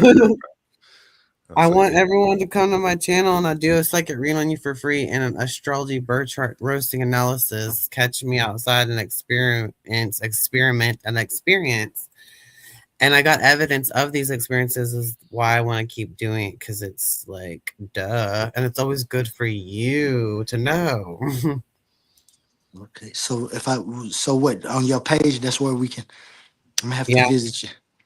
Yes, and I'll roast your chart for free and do it for hours and see if I can see visions through your soul and see spirits and visions. Anything, it doesn't even have to mean anything. It's just as long as I'm seeing some visions. But the astrology is not psychic, but there is the practice that I want to be doing at the same time is birth chart astrology analysis, roasting reviews, and then psychic visions can be bonus in that type of stuff. Especially if I get to look at all the elements that you have to work with your vibrations and stuff from your astrology chart and the inclination of what could be happening, for you and you know what I mean, to other people. Yeah, I feel you. Mm-hmm. Yes. So, yeah, you sound like you got something nice, good going on. I'll see if I can't come over there and let you try your skills out. Yes, totally. And all the stuff, the information that you have to give me can be private or whatever you choose, because I will not even remember it. I just want to get your birth chart calculated, and I want it to tell you all about it, like literally, because everyone has an individual birth chart. No one else lives it but you. And then I just interpret it and tell you what it means, and I also roast it because duh. your chart could be so horrible, but it doesn't mean that you are. But it is a side effect that may or may be happening to you or being you know what I mean? Because of the experience with others that I've had with these placements, plus what they mean is so, you know what I mean? Like matches up. Plus spirits have told me they're astrology signs, so I guess I'm not going to waste my time doing astrology birth charts, always for free too. People always want a birth chart or a psychic reading, and sometimes they're not readable, but astrology still is easier to do than a psychic reading. But in the middle of it, I could become psychic sometimes. It's really fun. But yeah, they're two different things. Does that make sense? Like I just did it this the other day and it started working and I didn't get it recorded. And that's so sad. Here am I trying to prove my psychic abilities, and it started working on this chick who's very cooperative and everything. Would do it again if anything, and I'm going to try to ask her to come back on and repeat all those things that I told her in that hours and hours of time that I did not get recorded. That sucks, right? My proof is. Can I ask you a question? Can I ask you a question, Dash? Ask me all you want. Every one of them. I see you got psychic in your name, so I know that's part of it. You got the vampire slayer in your name also. You done some vampire slaying? No, that's just my philosophy is Sarah Michelle Gellar and her movies and her characters, and Buffy the Vampire Slayer is our third god, bitch. Yes. There's God, Jesus, the Holy Spirit, whatever. And then there's also Buffy. Yes. So I just would like to, I'm a Pisces, right? And I have Pallas in Pisces in my 10th house, which is my career, my cameras and whatever I show the public. And it could be spiritual and it's creative.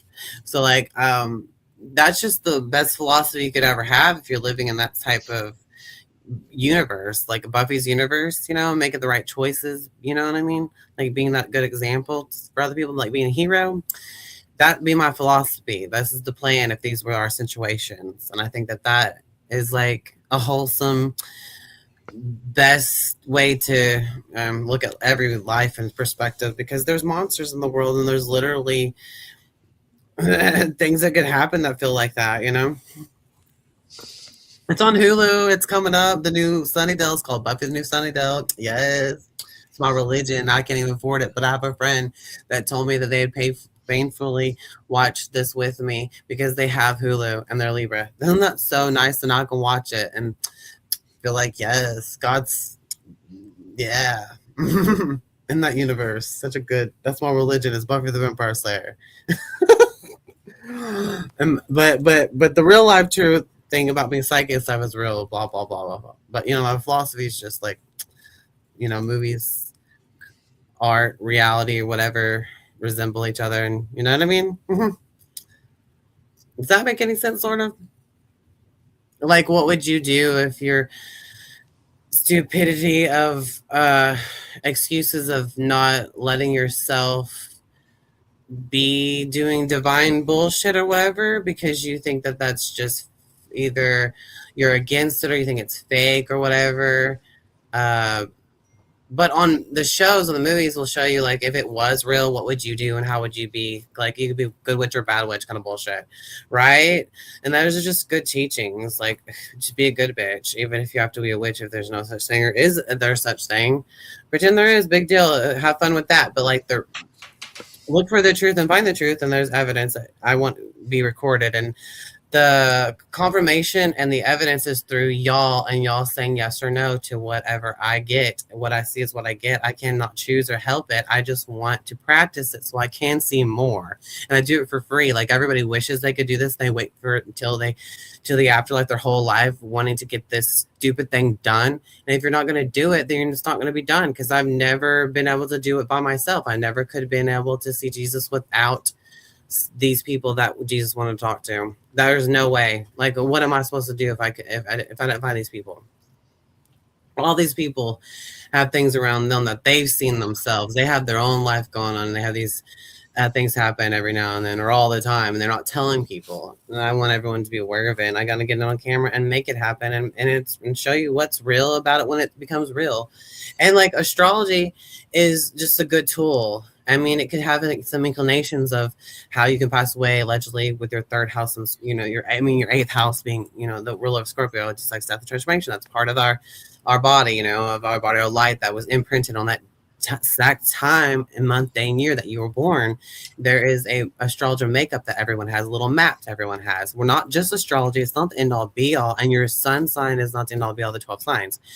And there's also, you got asteroids in your birth chart, which is so fascinating to experience the personality of these people, and then go look at their chart and find out, wow, this is what they did. This is what the experience I had with that person, because they do have a vibe. They do have them.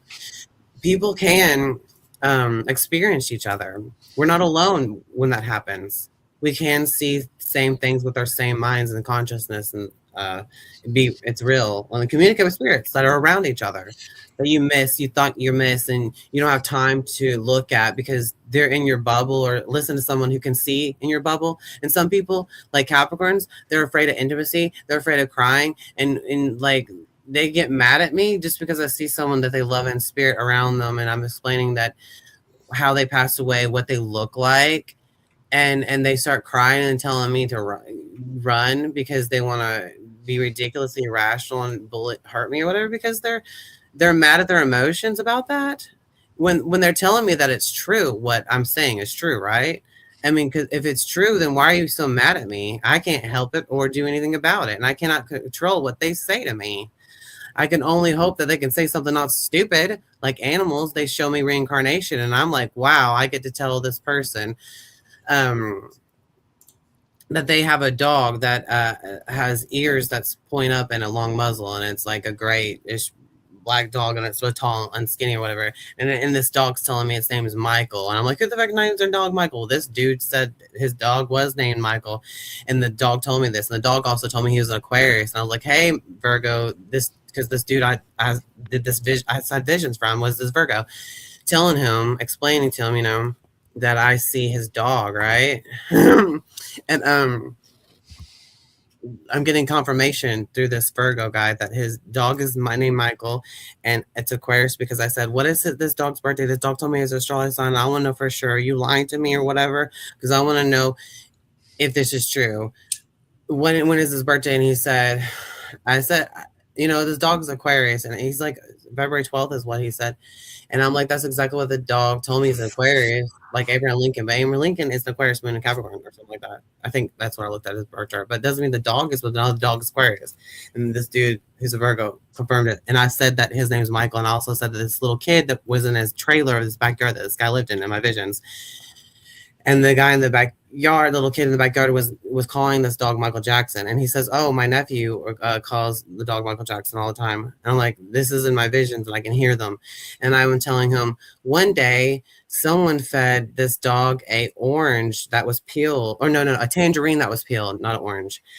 And it was not an orange, it was not a lemon, it was a tangerine, right? And it was peeled. And the dude fed it to, and it started eating it like it was a garbage disposal. Not all dogs are gonna eat that fruit, but this dog did, and it was a tangerine. Ew, weird. That's weird. In my visions, the dog named Michael that was talking to me telepathically, and it was a freaking Aquarius, the most telepathic sign of all zodiacs. Every time I get a hold of an Aquarius or whatever, it's more telepathic for me to live in, to exist in, to be aware of, and observe of. We are all just one or some bullshit and consciousness of each other or whatever, and we can feel each other vibrations and all this bullshit and emotions. Like if you have a certain moon sign that you get close to, you can feel each other's stuff. You can feel vibrations. People cry because someone cries. Someone yawns, someone else yawns. It's contagious because we're all chameleons in the way, and you could just like, ignore it or be in tune with it. And it really just has to rely on each other, because you can't just do it by yourself. You have to do it through other people, that the witnesses and the confirmation that your visions are true or false. Because it's a movie that I see through you, and that's what I just want to see, always for free. That's the practice that's what I have to do. Whether I get rejected or not believed or not, it doesn't make a freaking difference. I can see things through other people, and there's flashes of light that come to me because of them. Those little bitches. Y'all are the gift to the seekers that want to know everything. Is you go up to every stranger and you just observe and see the bubble that it tells you everything, and then you follow this Holy Spirit type of bullshit, and it shows you more. Like this, I got visions because I'm doing this, but I mean, I guess I lost touch. I don't know what's going on because it hasn't been working as well. But the other day, it basically worked on this one bitch. I didn't get a recorder, remember? And that sucked. So whatever. But back then, in the day, when I got to see Jesus and Four-Face Being, I got to do that second reading on about the figuring out reincarnations, real this dog and this bird, and it was like tell that whole story. But a bird told me through this guy who had this dog named Michael, right? It was like a granny bird, I was calling it, because it was green. It was a granny bird, and then this dude had a yellow bird that was always caged up, and it was a boy in my visions. And I was right about this. And the green bird would fly around, and it would ride the dog that Michael, that's an Aquarius, that's showing me these pictures in my mind, and through this person that I don't even know. And I was tired that day, and I was just like, I give up, I'm just bored. And and this dude, I was like, hey, what's your star sign? Virgo. I was like, oh really? And then we started working together, and I was doing a psychic reading on him, and it started working.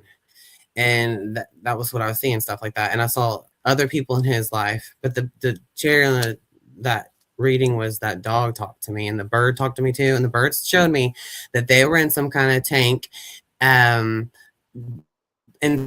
some kind of restaurant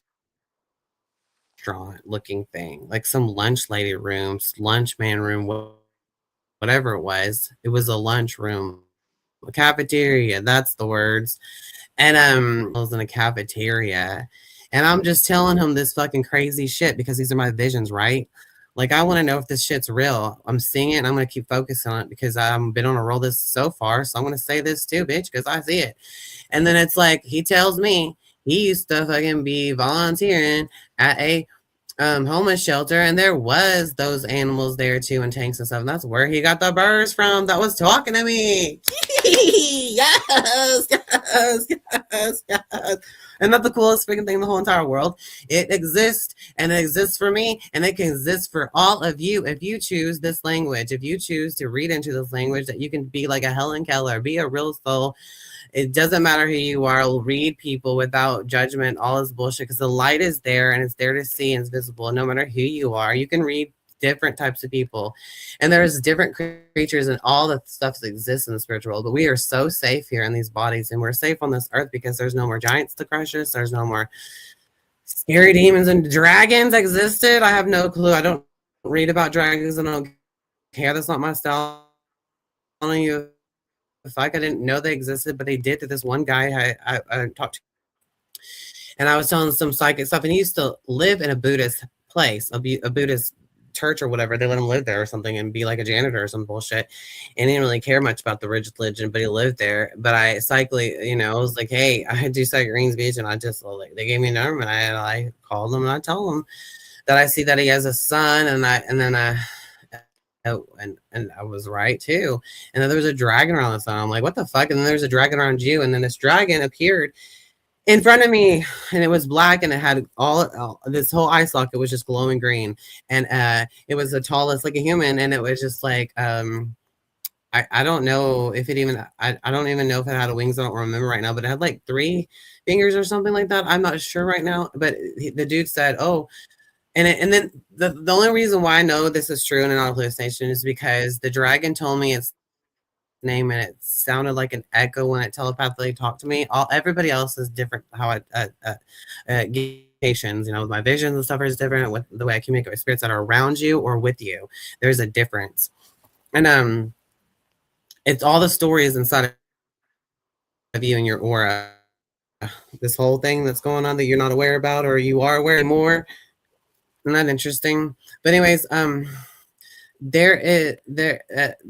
it's satisfying to get right answers and actually have connection with your mind because you're seeing it, and it's not a hallucination and it's actually real because the other person's telling you, and then they get to show you pictures of things that you see with your mind when you do something like this. When you get into it with people who are readable, and this stuff happens, you know, because you just try to turn yourself onto this language that you see with your mind, and you know, not everything's going to be right until it's right, and then you stay with those visions that are right, and you stay focused in that place. It's not imagination. When someone tells me their dumb life story, it's a waste of time and it's cheating. I don't want to tell me nothing. I want to tell you yes or no. When I see something that appears, I stay in that vision. I have to surf there with my mind and stay there, balance out listening and seeing with my visions and my mind. That's how you do it. Hold on 1 second. One day, Jesus. Okay. Humble, you should be admin. Try to add yourself up to the stage. I see you down there, but you should be able to pop yourself up. And it's not working. I'm about to pop you up. You there, Humble? Yes, sir. Yes, sir. It wouldn't let you pop yourself up? No, sir. That's what I was just about to ask you. What button would I look for to pop myself up? I'm about to pop you back down and then hover your mouse over top of your icon down there. And it should say add to stage. Hover your mouse over your picture. No, it wouldn't let you do it? Nope. Let me see something real quick. Sorry, that's like we testing something out. Remove from stage. Okay, hold up 1 second, because I can remove myself from the stage. Remove yourself and then try to pop yourself back up. All right. Pop yourself back up. Nope. Damn. Yeah, nope. I can't. I just added you back. Okay, let me see something. When you go over to the right, is it showing you media assets? Media. No, it's showing me. Let me see something real quick. So let me get here. So my settings is showing me my Canva, visual effects. It's not showing you. You not admin then right now. It's saying. Nah. Like, did you go through the email? I see you got the thingy. Hold on 1 second. No, you got to go to your email. That's why I asked you for your email, and it sends you a link in your email. You got to go through that link, and then you will be admin from the moment you go through that link. You'll be good unless I. All right, I'll be right back. Bet. Sorry about that, Daphne. Go ahead. Well, whatever's clever. I just want people to come catch me outside and let me experiment and see if I can pick something up from you and tell you about your bird chart and roast it, because whatever mood I can get in, whenever I do, I'll just go live and be like, hey, who wants a free psychic reading? I just do it always for free because people charge for that bullshit. It's the way for me to get a hold of God and have an experience. Bring me your light. It could work. If it doesn't, then I have to try it on the next person. The next person till it starts working. And then if it starts working on that person, maybe it'll be a little bit more psychic juice to find out another stranger that could work on just as good and get better and better like that, and start from scratch with everyone. And that's what it's like. And life goes on. No one has to care. No one even has to know about it. But I want to tell the world about it because it's so cool and it's real. And apparently I get results, and I want it recorded, evidence, proof, because I'm not wasting my time. It's been so many years of doing it that you can't stop doing it. Why would you want to stop? I mean, it was such a good role, and I got to see all that. I want to do that again, or recreate how it happened, which was going up to strangers and finding out, fucking around with my mind and finding out through the strangers. Help me, please find out what these messages want to tell you, because this is only about you. I will search and search. It's always for you, because it's only through you that I see the message that want to be for you. And that's what's good for you. So it's good for me to be a tool to just be that messenger or whatever I can explain in the clouds of stuff that come from you, which is so amazing, right? With my mind, everyone can do it. Did you go back through the email, Humble? Yeah, I went through the email. It looked totally different now. And this is interesting. Yeah, you got see, I got backgrounds for everybody's show over there in the media assets and all of that. I ain't make you a background yet, but I'm gonna do that. Send me a photo again, and I'll make your logo, and then I'll make a moving background. You see everything, get the moving backgrounds over there. All right, I had that to you by the morning time, like by the time we all get off of here, and before I go to bed, I have all that to you. Okay, I'm gonna drop you down. See if you can add yourself back up.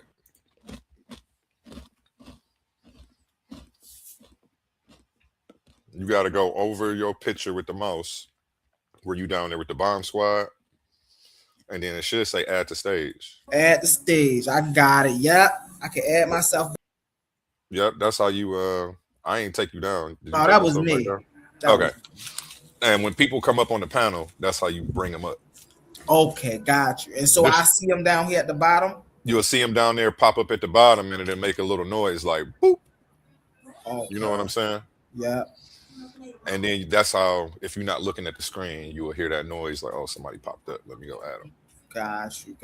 This your first time working StreamYard? This is my very first time working StreamYard.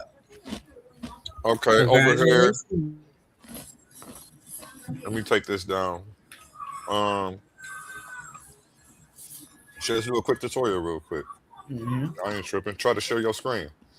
All right, my screen, so I know how to do that much. All right, share screen. What I got over here to share real quick? I know I probably got something over here. All right, and you on the computer, so you got all the options if you're on the computer. Oh, yeah. If you're on the phone, it's limited. So, yep. So you know how to do that. You know how to add people up to the stage. Over there, and go to media assets to the right. It's going to be comments, banners, media assets. If you go, I got them. Right. Yep, you see the sound effects, sounds. Sound effects. Let me see here. Under the backgrounds, it should be sounds. You said under the background should be sounds. Okay. So where we get the media effects at? Private chat, recording, note style, banners. It should be under banners. It should be comments, banners, media assets. Got you. Yep. You're absolutely right. Overlay, QR code, video clip recording, loops, backgrounds, and then I go down here. I should get sounds. Okay, so you got the applause. Go ahead, hit some of them. Yep. Okay. There you go. AK-47. There's some stuff over there. Oh, okay. Just so when you up here and I ain't up here, you know how to get busy and hold it down for your team. Right. Go up a little bit to the backgrounds. Okay, ooh. What we got over here? I'm gonna take your screen down so we can. All right. Yeah. Let me unshare your hold on 1 second. I got you. Okay, perfect. Now, go to like 1, 2, 3. Yeah, there you go. You can use that one. Obviously, you wouldn't use like a show one. Yeah. So, but it's a blank ones. I'm gonna show you real quick. That's a blank one. Right. The Coliseum. Okay. You could always use this one too. Spar session. Spar session is tough for the Titans. This is like a general one that you can use. Right. I'm gonna make some more. I'm gonna make one specifically for you in the bomb squad though. So when you pull up, you know it's like it's you. You know what I'm saying? Yeah. So it's branded, and then every time you pull up and do your own show, just stream it to your platform too if you got one, or stream it to the Fire one too. Right. And it's a go. So these things right under the video is the way that we see the layout, right? When people are up here. So like, let me see. So That's with a couple of them, yeah. Yeah. All right. So yeah.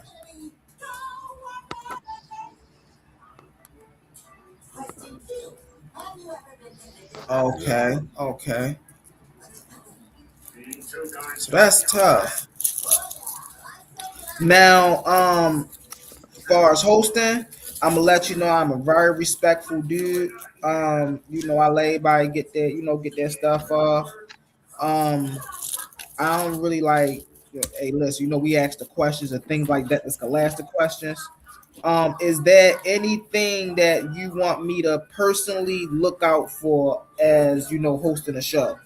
No, I ain't got no ops. I mean, I got people who don't like me, but they not my enemy. I'll never do that.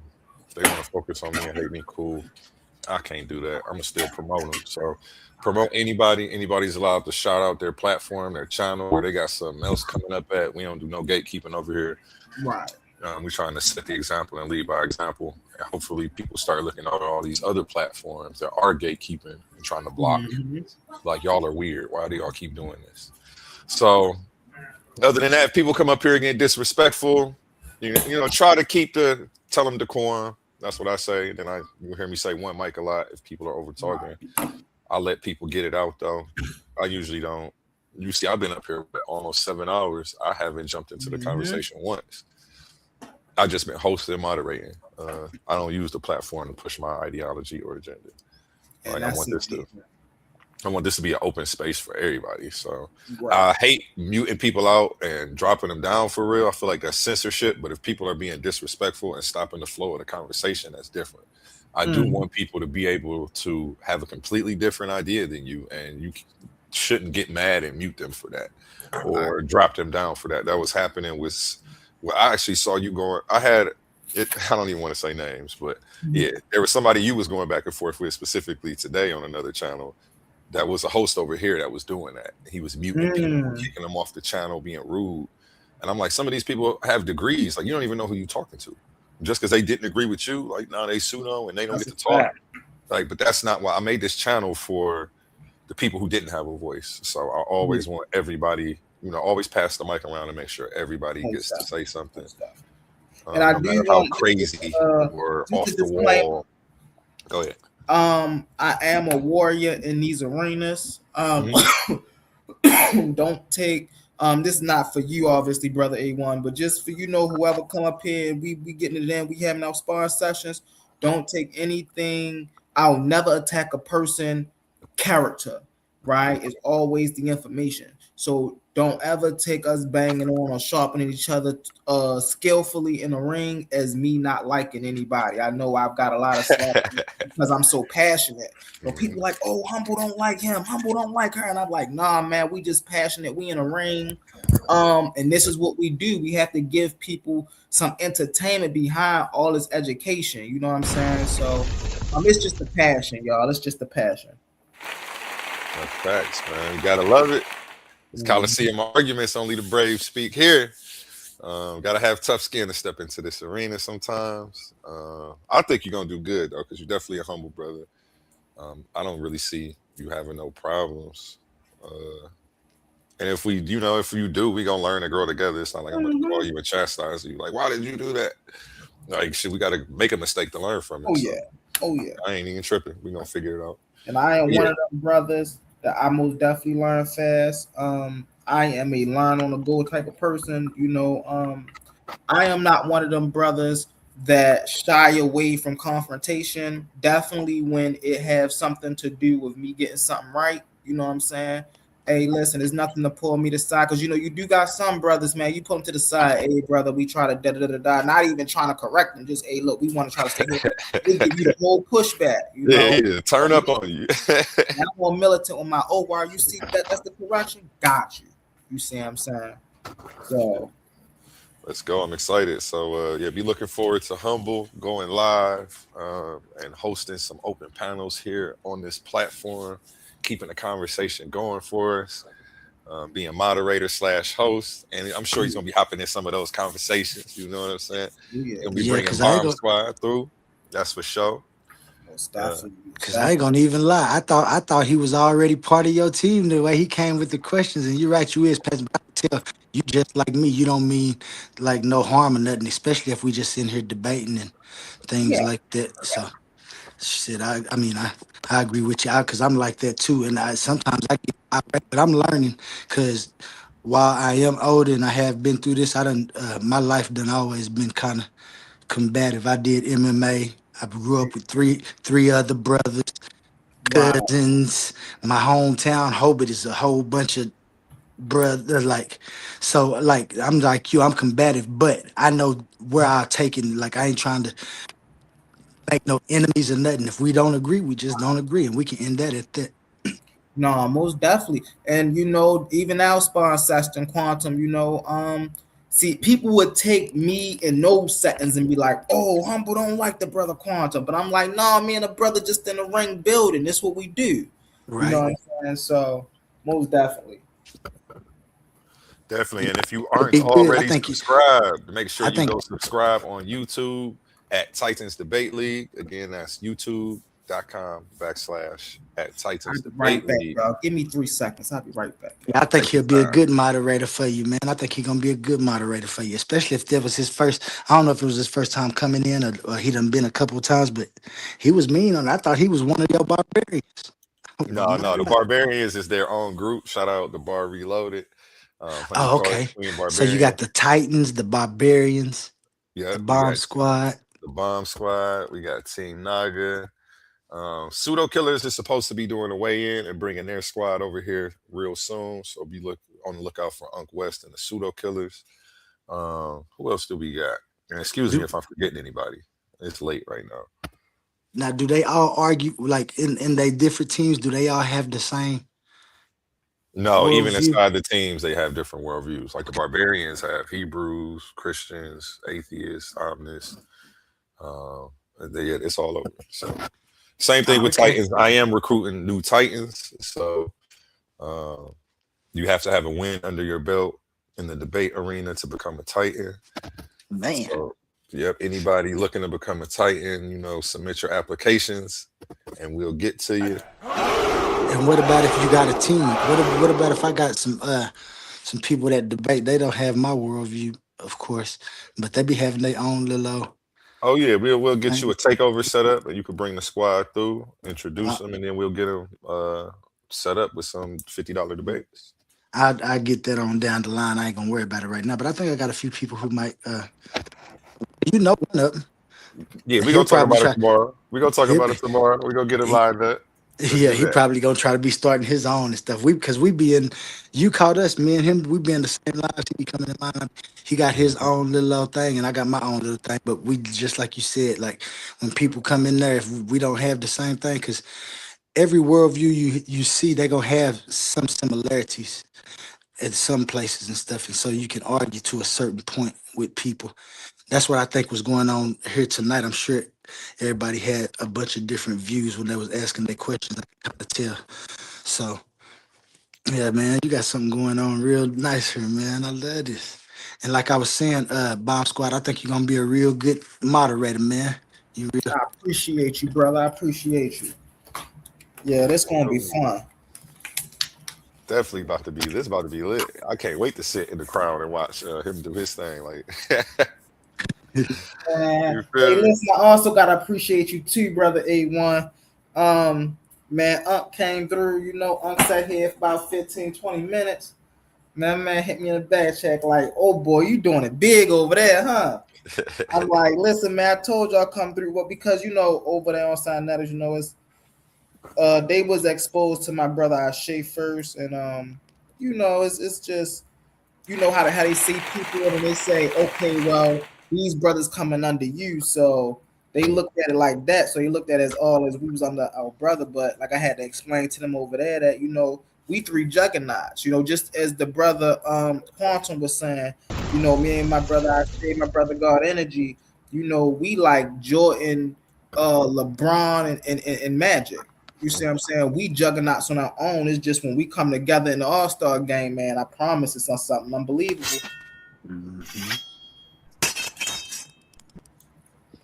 Let's go. I can't wait to get some of them brothers up here in Argument Alley, test their worldviews, and see how they respond to some of these questions under fire.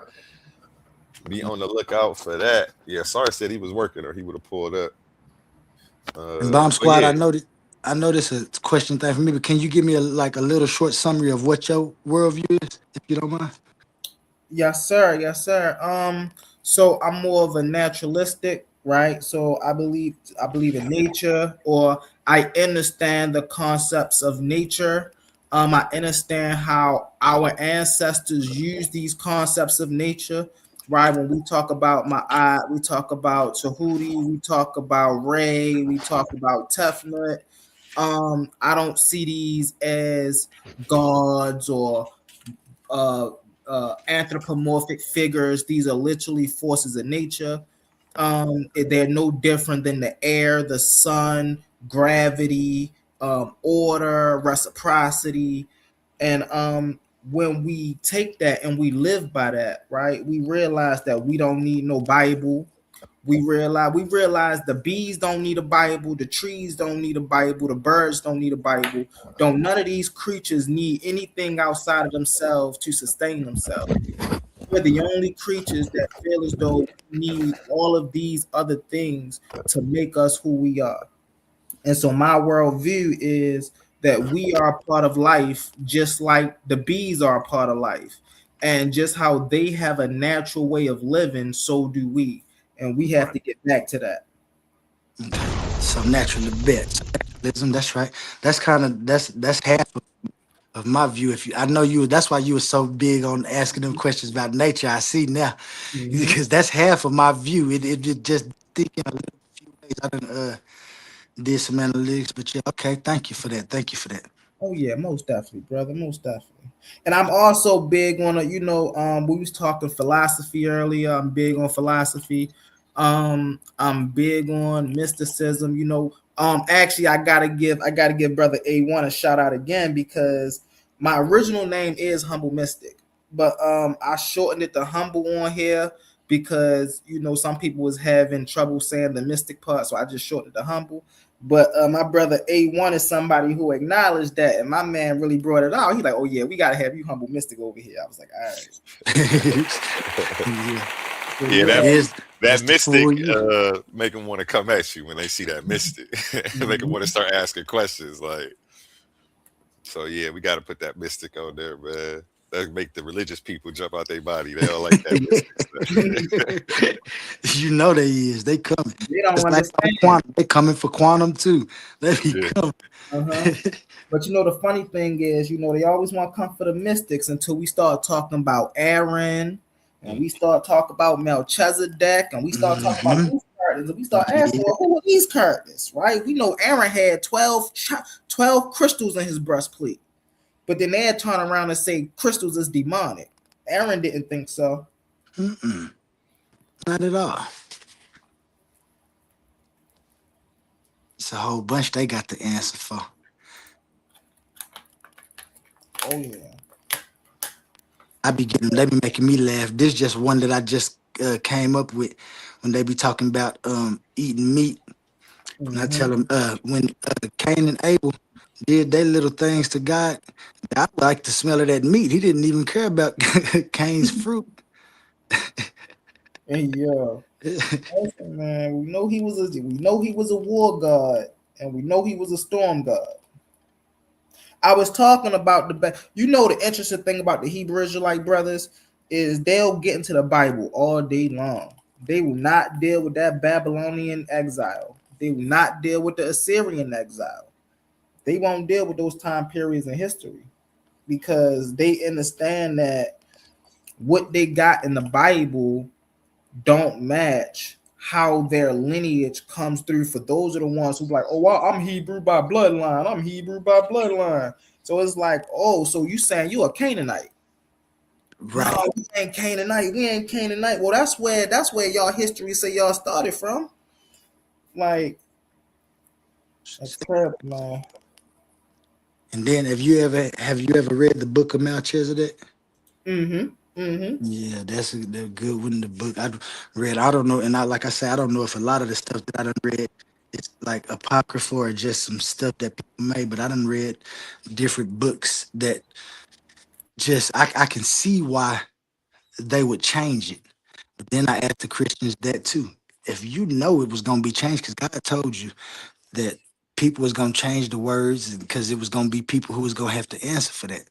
So if I know that them words been changed even just a little bit, how can I even think to myself to believe anything else? I got a Especially when I question know on that the screen here. The question is belief in God rational, or is atheism the more logical position? It wouldn't matter. I never had to read the Bible to see Jesus, and I didn't have to believe in a four-faced sharing being I never knew existed before for it to exist and appear in front of me and stuff, and that's awesome. And other spirits and creatures and stuff, I never believe in that. I just have to seek it with my spiritual eyes and ears through strangers. And then apparently everything exists, even if life goes on and it can still suck. It doesn't make a difference. You just get to encounter what you encounter when you get to encounter, and that's what you see is what you get, what you got, and that's it. And then life goes on, period. Try to read through it. Yeah, It's my reality and experience. Anybody else want to take on the question? Most on the definitely. I would say atheism is the more logical position. And the reason I'm going to say this is because when you have a grasped understanding of a concept, or I like to use the word understanding, when you have a grasped understanding of a concept, you no longer need to believe in it. Let me give an example. I was up here earlier talking to Brother Quantum about energy. Because I know energy exists, I don't need to believe in God. Because I know the sun exists, I don't need to believe in the sun. I know it exists. So belief is for people who don't want to be sure of their outcomes. But knowledge, and this is why I tell people, they say, do you believe in God? Nah, right? I transmute my beliefs into knowings. If I can't know it exists, I leave it by the wayside because, there's no certainty. So that means that I can't prove this thing I'm talking about. You see what I'm saying? And so I would say that atheism is the more I proved it to myself to make evidence. So there's nothing I could do but prove it to myself through other people, all alone on my own. Nobody taught me, but someone has been psychic on me before, and I figured it out how to do it myself instead of relying on that bitch to be psycho on me, which I loved her, but I lost contact with her, so I had to do it all by myself anyways. In the end, we all have to learn, get the evidence and results by ourselves. Believing doesn't change a damn thing. That's just, and have an excuse not to do it's ridiculous too. Like telling yourself to not believe or disbelieve doesn't make a difference. That's just in the way of doing it itself. Mm-hmm. And so one thing I do a lot is I like to demystify a lot of the woo-ism that go on in a lot of these practices, right? So one thing we do is we talk about psychism, we talk about having visions, we talking about seeing the future, being in the future, doing all these things, right? We have to take a lot of woo-woo or pseudo out of the way we describe these gifts and abilities, right? Because it's actually more simple and more natural than that, right? Energy communicates. All things is a way. Me and Quantum talked about this earlier, right? Awareness, consciousness is a substance. How do we know? We could communicate with it. When you sitting there and you thinking, man, how I'm about to, do a bomb presentation today. What I'm gonna put in the That's all of that is you communicating with the divine, or what we would call the divine, right? The natural essence of all life around you. This ain't no spooky. This is something natural. We see dogs do it. We see giraffes do it. We see bees do it. This ain't nothing spooky that they doing. Is it spooky that bees know how to build a honeycomb without any human intervention? That's not spooky. That's innate within them. That's called life. And so we try to make life spooky when we don't have to. All we got to do is grasp the concepts of it. I land my plane with that, y'all. Yeah, I agree. With that, I'll answer the prompt real quick. I agree with that. That was good. If you remember kind of what I was talking about earlier, I was trying to do one thing. So when they say, is the belief in God rational? Traditional belief of a creator God, to me, that's irrational. However, when I think about God in its most basic form, and I say, what is the mission that God really should do besides the intention? And that would be the reason for existence and the thing that sustains existence. To me, when people say God, I believe those are the two functions that they really looking for. All that other gibberish in between, it don't make sense to me. And that's why I re-identified what God should be. God should be whatever sustains, whatever is the reason for and sustains existence.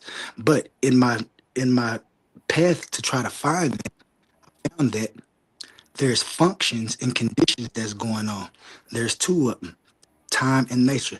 Therefore, I can't call both of those God because that would violate the law of identity.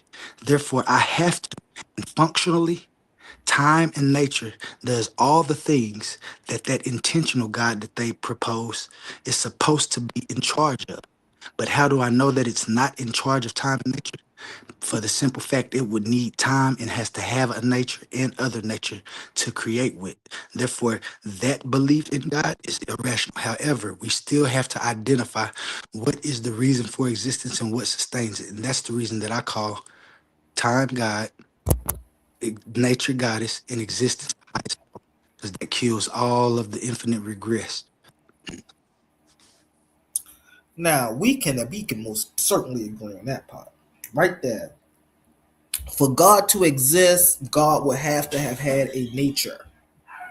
The fact that this being doesn't have a nature of reality attached to it or associated to it, may I say, is what let us know this thing does not exist. Right. It's like that's the incoherent part of it. When you look at it naturally and logically with function, you see it. You see that it just can't even be possible. While we can imagine it, it can't be actualized.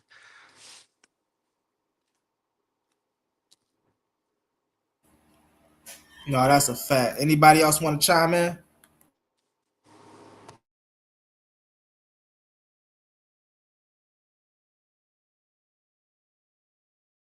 So I'll this chime in. Shoot, I Yeah. usually don't, but I think atheism is the more logical position. I think belief in a God absent of evidence is irrational. I know people are going to say, well, what is evidence to you? And then they're going to say things like this existence that we see as evidence. That's not evidence of a God. The existence is evidence of existence. Nothing more. It doesn't point to something in another dimension that created this. That's not what we see evidence of when we see existence. Or even if we look at what do they try to say? Divine design, or you know what I'm trying to say, how they say everything. Intelligent designer. Intelligent design. I mean, I think that looking at this and seeing intelligent design is subjective. Mm-hmm. You know what I'm saying? Some people would say some things aren't as so smart. So that's a subjective thing. I don't know. I do agree that everything is working in cosmic balance for us to be here. But is that coincidence or was that intentional? You can't find that through the study of science. We haven't yet, I should say. And when we do, then we can address that claim and say that God is the more rational position. But as of yet, I don't think so. No, that's facts. That's facts. And you know, it's so interesting. So Unc earlier was excuse me, talking about Neil deGrasse Tyson. My bad, John. He was talking about Neil deGrasse Tyson. And Neil deGrasse Tyson has a segment about what his thoughts was about aliens coming to the planet Earth. And we know how intelligent we think we are as humans. Well, what if a chlorophyll life came to the planet Earth? How intelligent would you think they would think us to be? because they will come to Earth and they see us eating lettuce and tomatoes and cucumbers, and mind you, these are people that come from that stock, or these are beings that come from that stock. They'd think we are murderers. They'd think we're mortars. They'd get on their spaceships and leave like, yo, these people, we ain't coming back here. So just as the brother A1 was saying, the scale of how developed life is on this planet is most definitely subjective, because we haven't had anything outside of this planet to compare us to. And I think that's what would make finding life off of this planet so amazing and just so new, because now we'll literally have something other than something natural of Earth to compare us to. And so I agree with brother A1 right there. Yep, I agree too. Especially that concept of God just don't fit. Yeah. And let's be aware that, we know the concept of God changed over time, and this is why I bang on the Bible so hard, because this concept is not our concept. This is why earlier, again, I was on Unc panel, you was talking about African science versus European science. And the issue that I be having with Unc when he just talking about it's just science or it's just religion, or that when we go back to our roots, we know our people wasn't practicing this. They didn't know nothing about a Jesus. They didn't know nothing about a God, Abraham, Isaac, and Jacob. They didn't know nothing about that. You see what I'm saying? Because that didn't come from our people. When we go study our people, right, they got a guy by the name of Herodotus, who they call a father of medicine, right? And if we stay in mainstream medicine, that's who we would know as the father of medicine. What's that name again? What you say that name was? I'm sorry, I didn't mean to interrupt. His name is Herodotus. Herodotus. I think I'd have heard about him before. Mm-hmm. But when we study him, guess what he say? He say the father of medicine, or he say he is the child of Imhotep, who was considered the real father of medicine, who came 2,000 years before he did, who's an African man, a man that lived in Kemet. So if we keep going to mainstream science, this is why I gotta give my man Unc some pushback, because if we keep going to mainstream science, we're gonna keep getting pointed to people who don't look like us. It's only when we do our own due diligence to go research these things do we find out that we got the first physician on the planet. We got the first surgeons on the planet. We got the first mathematicians on the planet. We got the first college professors and things of that nature on the planet. It ain't until we start studying who we are till we start finding those things out. And then people like to discredit that and say that's pseudo because the white Egyptologists or the white Africanologists, as we like to say, those people over there who like to study the land of Africa, saying something different. But they don't understand it. They're coming from a Western European mindset. You can't study an Eastern religion with a Western European mindset. You're going to displace it every time. And then you get mad at the people who's coming, putting it back in its proper context. That don't make no sense, man. Right. And that's why I changed my concept of God. I went back to that basic God. Whatever is the reason for existence and what sustains it, to me, it's the only divinity. That's why I call it the quantum truth of the only divinity. The only divinity is whatever is the reason for existence and what sustains it. Nothing else. Mm-hmm.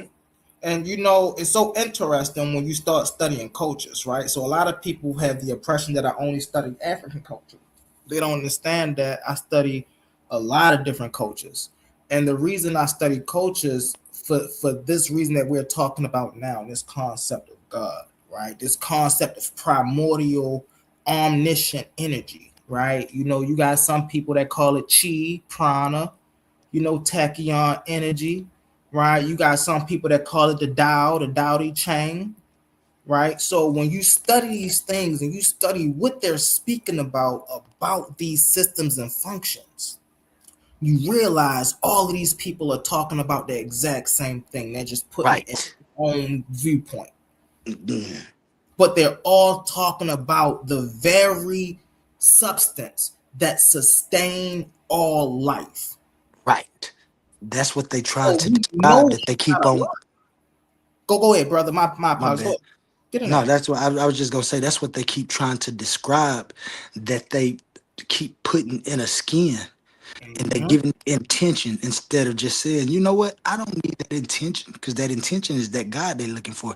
When you don't even have to put that intention there in that function of what time and nature does, or what you say is nature, because when you say nature, you talking about the functions of time. So I understand what you were saying earlier, but that's the same thing that they trying to describe.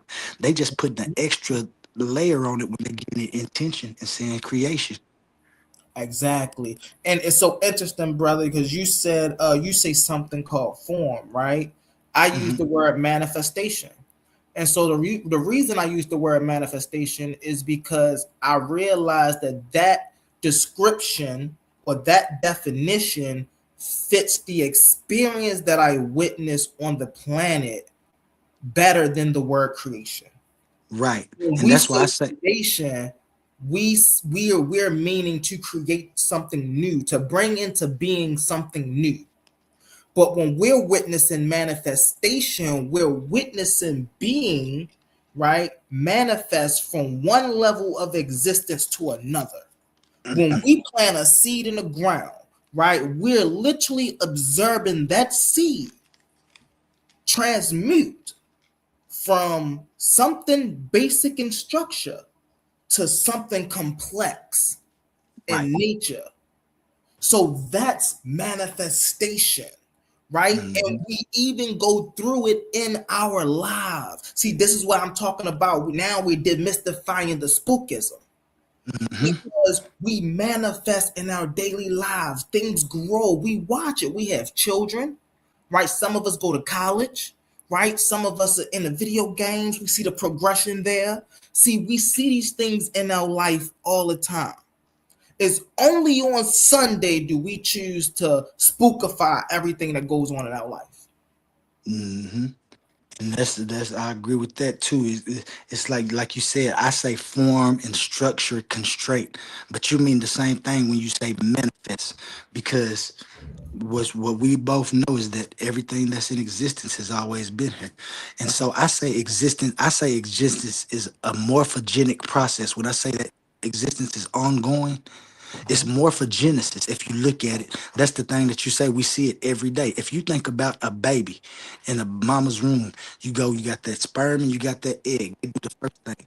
When that sperm hit that egg automatically goes into a process that blocks all the other sperm from going in there. That's what I talk about when I say proto-recognition and proto-awareness. The things that it does to be. That vector to be is that thing that they trying to say is intention. It ain't intention, it's just to be. That's what everything is. When you was talking about the birds and the bees earlier, they just know that they need to be for as long as they can, because this is the opportunity that's been provided when you get here. So what else should you do and try to find but be? And so with that being said, and that's why I say it's morphogenic, because earlier, if you remember, when I was doing my little old alley, a person asked me. Private chat. Go ahead, though. Got the floor on. A person asked me about what was time and nature doing, how was they for? And I said that time and nature has always been in different phases, states, and forms. That's morphogenesis. Just like you as a sperm go to the egg and then you morph into a zygote, I think is the next, then an embryo, then a baby. Like morphogenesis is shown through the entire existence of what we see, like you said. And this is what we see. So I'm going with formation instead of creation. And that knocks off all of that. Brother, go ahead. You good. And that knocks off all that. Okay. Yeah, and that's facts, right? So we was talking about the difference between the brain and the mind, right? Let's get into this real quick. So you was talking about the sperm and the egg, right?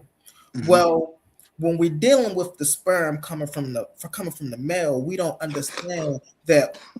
Again, let's get back onto that birth. Let's get back to that baby. All births are thought formed first. Why? How we know this? We know this because we know the sperm come down from the brain. Come down the tube, come down the come down your spinal column, come out your head, go right up in the lady, right? Damn. Now, when on the moment of conception, right, there's a spark. Science have proved this, that there's a light. Scientists call this the first light. And sometimes they equate this first light to the Big Bang, which means what they are saying in their terms is this is the first light of the universe.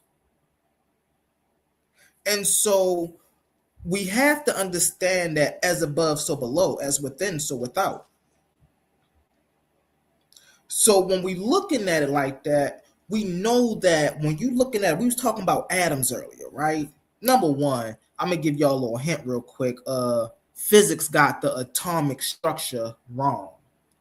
So when y'all go study the atomic structure, y'all realize how, it's not made of particles and things, is made of actual strings. Yes. Functions and waves. Right. This is why earlier I said, well, energy. See, here's the thing. We was talking about this earlier, right? The presupposition to what we call creation or manifestation or formation, right? The presupposition have to be energy. Now, why I keep saying this?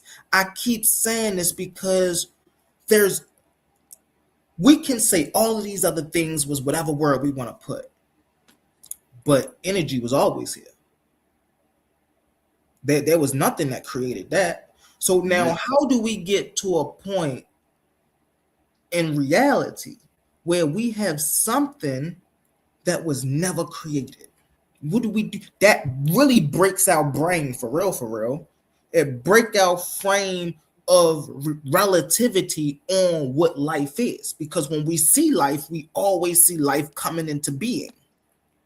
Now we have this aspect of life that's in everything. But this aspect of life never came into being. And it will never go out of being. But from our everyday perspective, everybody on this panel, from our everyday perspective, we witness birth and transition on an everyday cycle, 24/7, 365 days out the year. Fact. Somebody is transitioning, something is transitioning, something is turning from a tree to a log, getting cut down. It's all a cycle. All a cycle. And that's why I say that's why I said atheism, naturalism, they all on the same thing I'm on. My only other thing is that mechanism to be, which is caused by the interaction of time and nature. And they had to be in different phases and forms, just like we talking about the sperm and the egg. That's why I say, and you was talking about it earlier, as above, so below, as within. And that's why I say it's the fractal. It's the fractals that interaction of time and nature do. We see it with our father and our mother. That's why I call them Father Time and Mother Nature, because I see it with my father and my mother, and then I see what time and nature provides is existence. What my mother and my father provided was an existence within existence, which is me. I'm talking about, and that's why I told you earlier, or I don't know if I said it in the US and stuff, I propose some scientific theories about the soul and where to look for it at within a quark and a quanta that's moving around just like time and nature. Because if I know that time and nature has always been, and then they came to what they say is the Big Bang, which is actually just the observable universe, because it could break down into fractals of what it was doing and sustain itself, then I know that's the same mechanism that's going on within me that's making me be right now. There's a quark, which is nature, and there's a quantum, which is the smallest thing of energy that you talk about. And they generate the mind, they generate the body, and this is what we use. We use the mind as a software to control the body, which is the hardware. There we go, right there. Just time, nature, and existence. And like you said, as above, so below, as within, so without. And we see it right here every day. For some reason, that's why I say, I don't know if I'm gonna stick with it. That's why I say I can't not call Father Time and Mother Nature my God and my Goddess functionally. Now, here's if I may, brother, watch this. here's the importance of being a practitioner of life, because I'm able to step out of the academic realm and grasp the concepts that you're talking about, right? Although I may have other terminologies for them, right? Correct. I consider mind, body, spirit, right? I understand that we are spiritual divine beings having a divine human experience. We're not human beings having a spiritual experience. No. It's the other way around. And so once we understand that the same thing that's in us substance wise, it's the same thing that's out there substance wise, then there's nothing else. I'm me personally, I might say for a scholastic purpose, I might say mind, body, and energy. But energy and the spirit is not different things. They're the same thing. The ocean and this bottle of water in the ocean are the same thing. It's just the water in here is in a bottle and the water out there is uncontained. So that's how that's the proper way of looking at energy and spirit. We don't look at energy and spirit as something different. Energy is spirit. It's just that this vessel has energy, and out in the ether there's energy. And so we see that energy emerge. We was talking about emergence earlier, right? When we observe life and we observe the function of energy, because that's all we really observing is the function of the rapid vibratorial change of energy. That's all. The work. The work. So when we observing this, right? What we are really observing is life emerging in different facets. Yes. It's all life. It's just emerging in different facets. And that's what happened when we have something called environmental conditioning. Right? If you take a apple seed and you go to the mountain of the Himalayas and you grow that apple seed, and then you take another that apple seed, you go to Florida and you grow the apple seed. Both are going to grow an apple. They might have slightly different traits and they might come up slightly different colors and things of that nature, but that's because of the environment and the soil that had an influence on it. See, we have to understand that I'm gonna use the word influence for academic purposes. But in other words, we also could use the word manipulation, right? So everything has an influence on everything else. Right. And it has to, because if you don't recognize what is around you and in front of you, especially in your immediate environment, then you ain't gonna have any coherent thoughts or anything. So that's why I was talking about time and nature, and where you was talking about that mechanism of how it breaks down. That's the same thing. I applaud you for being able to step outside and understand exactly what I'm talking about, because that's what I see, even though we calling it different things. Because to me, that energy that you saying is spirit, I believe it's only one spirit, and that's the spirit of the universe, that thing called space. The reason I say that is because of this right here. Our souls is the small version, the micro version of the spirit, the only spirit, because the universe is the only of its kind. And so when we detach from this body, we travel the spirit of the universe to the end to drop off our experience. This is why it seems that things are popping in and out of existence. Those are just possibilities to make existence better, because we take our experiences to the end of the universe. This is the vector to be that I was talking about. I don't like talking about this a lot, but I can talk about it with you because I know you understand what I'm saying. Right. And that's where the soul is, and that's the spirit. The only spirit is the spirit of the universe. We are micro versions, and that's the soul. We travel the spirit for our purpose, or what I say our vector to be, but you can say our purpose. In other words, if I'm allowed to break it down, there's a such thing as dimensions. Right? talk about them here and there. You know, I don't know if a lot of people study them and get into them like I do, but you know, I could see the brother Quantum does, right? But when we're dealing with dimensions, right? These are the cosmos that we are traveling from, right? What I was saying earlier, as above, so below, as within, so without, right? So just like there's this, just like this dimension have a plane of existence. There's higher planes of existence. There's lower planes of existence. Now, the plane of existence you choose to go to is the plane of existence you choose to attract. See, here's the thing. Things don't happen to us. Mind y'all, earlier I was talking about everything have an influence on everything else. Things don't happen to us, we attract them. And so when we sleep and we have a nightmare, oh, I had a nightmare. No, you didn't have a nightmare. You attracted negative energy while you were unconscious in this realm and conscious in another one. See, the difference between this realm and that realm is whatever we think about happen instantaneously. Right here, you know, we think about something, but just like Quantum keep pointing out, we are hindered by time.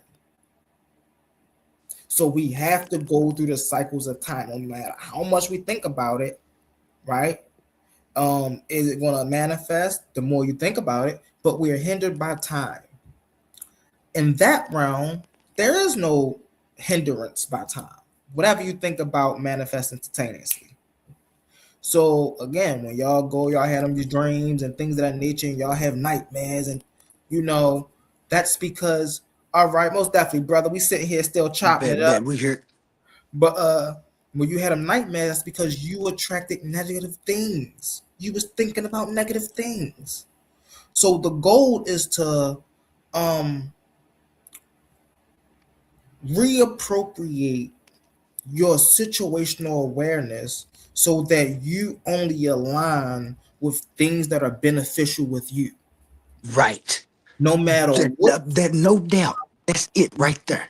If you align with the purpose to be of time and nature and try to be comfortable without impeding on anybody else's comfortability, you great. Like we'll be great. You know, it doesn't matter what system you follow and how high you get, or you know how spiritual you are. As long as you're following something that benefits you, that put you and your surrounding members in a better position, right? That's why I gotta keep pointing this out. That's why I gotta keep giving Unc some pushback, man, because you know it's brothers out here that look like us that want us to forget about what happened to us. They want us to forget about what we're going through today. They want us to forget about what we was going through yesterday. You know, and they want to just say, well, let's move on to tomorrow, man. That ain't about nothing. No, that is about something. Because we got people that died for that. Or unalived. I apologize, y'all. But we got people who was unalive for that, man. And we need to make that be. And it's Black History Month. Man.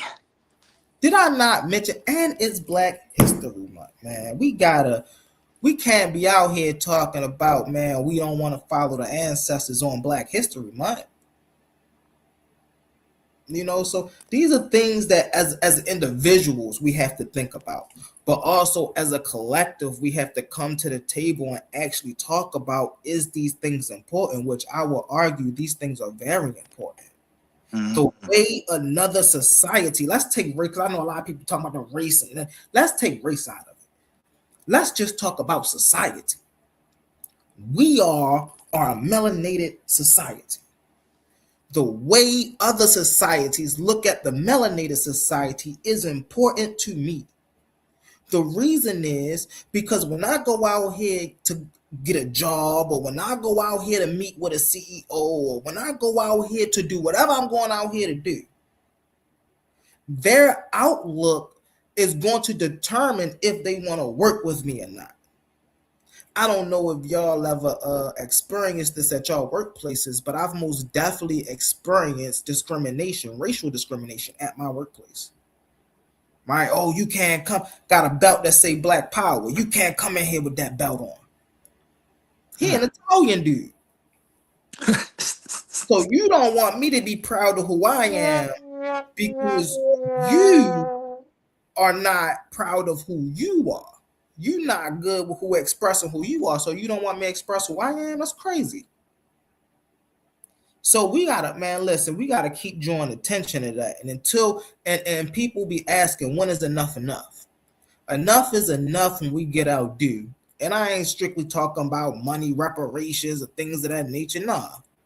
I'm talking about when my man Terrence Howard can come out here with 97 patents and let the world know that I invented transgenital flight. And instead of everybody writing them off like they crazy, right? He get a fair opportunity like Elon Musk. Who was Elon Musk before he started SpaceX? Nobody. We don't know this man. This man came out, oh, I'm going to put share stocks and this and that. And now this man can go to Mars anytime he wants. But here we got a brilliant mind in the man by the name of Terrence Howard. We seen this man on movies on a big screen. Hustle and Flow. Come on now. Y'all got to remember Hustle and Flow. And then this man come out and say, bro, I used this pattern, which we all know the Flower of Life. If you're not studied in the Flower of Life, please do your due diligence and get studied in the pattern of the Flower of Life, right? Yes. Everything this brother is talking about, everything I'm talking about, when we're talking about putting this on paper and seeing it unfold in front of your eyes, that's what this pattern does. Everything in existence, this comes from this pattern. Just how I say all science and mathematics come from Africa, right? Every musical note, every light wave, every geometric structure come out of this pattern. Now I know people gonna try to come and, oh well, you know that's that pseudoscience and da da da da da da. Well, go ask the people that study physics. Go ask the people that's in algebra. Go ask the people that study geometry. Go ask the professors in geometry that are literally writing or reconstructing universes with a simple equation. And what do the simple equation do? The simple equation just makes circles. Spirals. There you go. So I would, encourage people to go do their due diligence on the Tree of Life. That's go ahead, brother. Go ahead, get it in there, Quantum. Sure. You landed out. That was right, especially that Flower of Life and the Tree of Life. Have you ever seen that? You were talking about dimensions a while ago. We kind of got the same thing. My dimensions, to me, come in the perception of what size you is. Earlier, I was talking to somebody, and they was talking about how universes look like they out of order. And I told them it's just that scale. If we could look at it at a different scale, I guarantee you it wouldn't be chaos the way that he's thinking it is. It's just all in the different dimensions of your perception when it comes to that. Have you seen that Flower of Life in a 3D perception? Yeah. That motherfucker is amazing, man. Yeah. I'm talking about you can't beat it and you see. And that's why I say that, and that's why I had that mechanism of time and nature, because I see for that flower to do like it did, those things that like needed time to form those patterns so everything else can lay up on that pattern. This is that mechanism of proto recognition and awareness that I be talking about. And I'm gonna have to get it more. It's that vector to be that I say downstream, our consciousness and the way that we interact with nature in this form is just a different, like you said, a different emergence of the universe recognizing itself. Exactly. That's all we are. We're just a different pattern, recognizing another stable pattern. So with me knowing that, and like you said, the flower of life, that's all you got to do. And I think like I said, I know we have the same views. I think the only thing, and I think you noticed it too, is I put a category for time in there, because if I don't, it'll change like I said, the identity property when it comes to time, and then also it does a different job than nature. It's like that's why I say they co-present at all times. If there's time somewhere, there's definitely nature. If there's nature somewhere, there's definitely time, and you can't do with that because this is what I do know. Time is the evidence of nature. Nature is the evidence of time. How is that possible? It's because of the structure or whatever nature provides. As it changes, it's using that mechanism that is provided by time. So therefore, time and nature, and that's why I say, like you said it earlier, that even that idea of God that they proposed, while it was good at some time, I think it was simply the people who was trying to portray what they were trying to explain just didn't have the right mechanisms and the right words to say. So they personified the things that was going on because that was easier for them. I don't think they did it on purpose. Now, later on down the line, when people started seeing that they could use it for power, oh yeah, they definitely formed it into a power mechanism. Like you were saying, when you go back to the beginning of what we was trying to find out when we was looking for that thing that they call God, that condition, that mechanism, that substance, that whatever, you know what I'm saying, was it was that thing that we said, the reason for existence and what sustains existence. And so we must find that. And then, like I said, in my view, found that I know atheists don't like to say it, but I found the same thing they did. It's just I identify those things as God and Goddess because nothing can do without those things. And that's the mechanism of being, of existing. You need a mechanism. So and so even on that notion, right? I know you use time and nature. I myself would say time and space or space time. And we understand that those are relativistic with one another, right? You can't have space without time. You can't have time without space, right? Another interesting fact about that is wherever there is time, space is expanding. Right. It has no other choice. You know, it's hold on one sec. I think I just got what's going on? Is he up here? I don't think.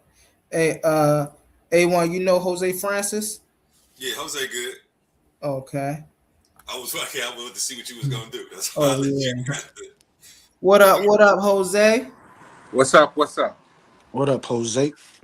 What's How up? you doing, brother? You want to add something to the conversation? Are you aware that the flower of life was discovered in ancient Kemet? Of course, brother. Of course. And I know you would be aware that they had an astronomical ceiling that was blasted out and taken by the man that they say, what's his name? The little French dude, Napoleon. Napoleon, yeah. And I don't know where you're living, but if you ever get a chance to go to the Metropolitan Museum, they have what they call a sarcophagus of the last Kemetic priest that has all sort of astrology engraved in it. Right. If you ever get an opportunity to pass through New York, you must let one of them brothers, either Jabari or Reggie, give you a tour of the Metropolitan Museum. Almost definitely. They have a very nice Kemetic section. They have a lot of Shakti and all of these things. So if you ever get a chance to pass through, you must go to the Metropolitan Museum and make sure you get a nice guide, maybe Reggie or Jabari. Most definitely. That's one of my goals, man. That's one of my goals over there is to actually go down, be able to go down there on a tour, you know, to a Metropolitan Museum. I actually was just watching Brother Jabari talk about a tour that him and a group of people was doing this year. That's one of my goals, man. I want to be on one of them tours in Kemet. I actually want to go to the museums and see what they're talking about, you know. Right now, and I classify myself as a researcher, but to evolve into my scholastic self, I want to be someone who actually had boots on the ground, who actually went and seen for myself. Me researching about this stuff is amazing, but I'm realizing now that I gotta go see this stuff. And you see, you have a group that you can pool your finances, learn the language, go on tour, and do these different things together. You need to encourage some of the old heads. You, Harris. We appreciate you. If I can really fast, I just want to shout out the comment. It say, Harris Duncan, this is much needed, valuable information. Fire, fire, fire. We appreciate you. Thank you. Just like my brother A1 said, you know, hey, we thrive off of your support. We thrive off of you watching. You know, I know because I was once a viewer who was wishing I can get up here. Now I'm up here, man. And in reality, a dream has literally came true. That's so crazy. But I appreciate brother A1. You gotta jump in the ring, huh? You gotta get some debates. Oh, that's what I'm here for. Listen, I told A1 off the rip, that's what I'm here for. And you need to, and what you should do, you need to challenge A1 to a debate, man. I got a debate coming up actually Saturday. I'm gonna run the ad for that real quick, and I got a debate for you, Humble. I just hadn't been able to talk to you about it. So later today we gonna build on that. It's somebody you was calling out actually. We're about to make that happen over here. What is it? What is your debate topic, A1? My debate topic. Oh, here you go. Oh, it's going down. This Valentine's Day, don't forget roses and chocolates. We're bringing you raw, unfiltered debate action inside the Coliseum of Arguments. In one corner, smooth, fearless, and ready to shake the table. Suave Boss stepping in with the affirmative, daring to defend the claim that white people come from albinos. And across the arena, not just a competitor, but the owner of the league, a battle-tested veteran, the man who built the proving ground itself. Team Titans A1. He's not sending a recruit, he's stepping in personally to show his warriors how it's done. Pride is on the line, reputation is on the line, and on February 14th, love takes a backseat to intellectual combat. No scripts, gloves off, just pressure, facts, and fire. Be there when minds clash and legends speak. The Coliseum of Arguments, Valentine's Day. This is debate warfare. 7 p.m. tomorrow, Saturday, Valentine's Day. Me and Suave will be stepping into the arena. The topic is, did white people come from albinos? I will be taking the negative. Suave Boss will be showing up to prove that they did. And this is one you are not going to want to miss, people. Definitely one that's going to have the stand shaking. And we do have a super chat. Fire signs from Harris Duncan. Appreciate you, big dog. Yeah. Let's go. We got y'all, brother. We got y'all. Shout out to Titans Debate League. I can't wait to see it, man. I know it's going to be a good one. Shout out. Shout out. Back to you, Jim. Also, I just want to let brother A1 know that on a platform over on Bigo, I will be promoting. I will be letting people know, come on through, come watch, come support. And so, it's gonna be more than people that's just over here coming through. So this might be a big one, y'all. I can't wait. I know it's gonna be good. When I first met my man's A1, he seen some talent in another little live that I be going in debating with this guy. And then we sat there and started talking. I could just tell. I just knew he was knowledgeable about everything. And I can't wait to see this debate, man, because I know it's going to be good. I'll be on these panels holding back. So when you see me, I was being nice. I wasn't trying to go in on them. I don't want to scare the people off by just telling them, hey, you dead wrong. You know what I'm saying? I slowly try to walk them into seeing that their logic is flawed and point it out, because I don't want to shatter anybody's paradigm. Man. And a lot of people are using these systems to get themselves a sense of identity. Sometimes it's a patch where mental health and therapy may be needed. So I'll be slow to peel back the layers when explaining a lot of this stuff. Oh, yeah.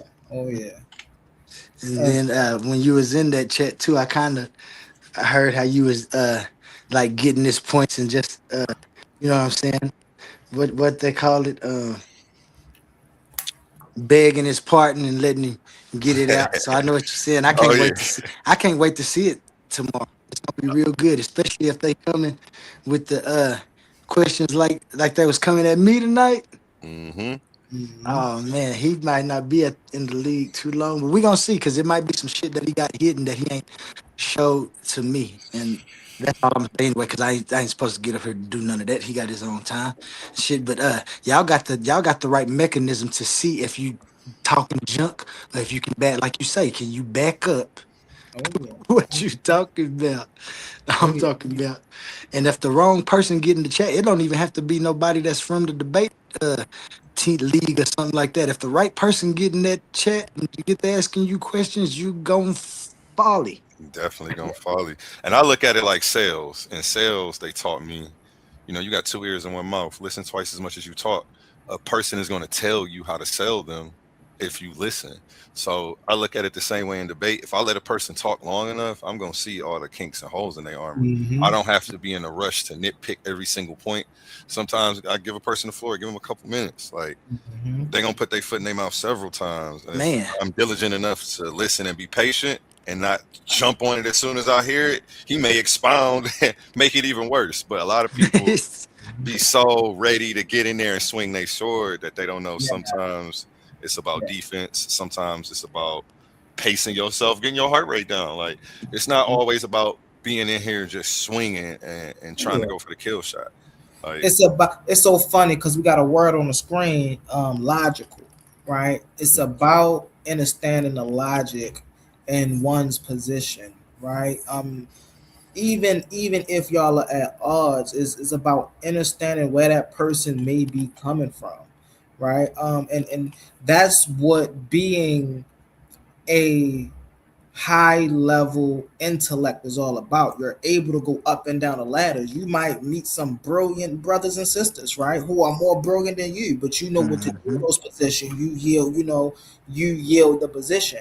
But then when you're dealing with someone that you are a higher level then you come down the ladder and you get in a position. But a lot of people like to be bullies too, man, and that ain't cool either. I was talking earlier about scholarship, and man, we can't be up here calling ourselves scholars and then keep showing the people AI overviews, Wikipedia articles.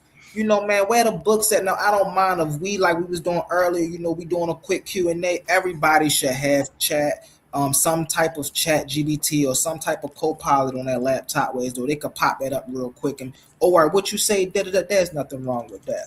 But when you are doing presentations and you literally are going to a wiki article to try to prove your point, it's nah, man. Because we all know that wiki articles can be edited. So how I know you didn't rewrite that before you showed that to us? You see what I'm saying? So we gotta be careful when we get these people scholarship, And AI, let me also say this: AI is not a source. AI is a tool that gives you sources. So you can read something from AI and it can give you accurate information. But after all you gotta put in is, can you list me some academic sources that support this claim? And instead of just giving you information, it'll give you a list of people that are credentially academic. Hold on one second. Oh, all right. What up? Who that is? We got Pan the Barbarian to the stage. Currently 2-0 over here on Titans Debate League. Just took the win against Hemi for the debate topic, which is more consistent with science and philosophy, atheism, or Christianity. So salute to him, undefeated on Titans Debate League.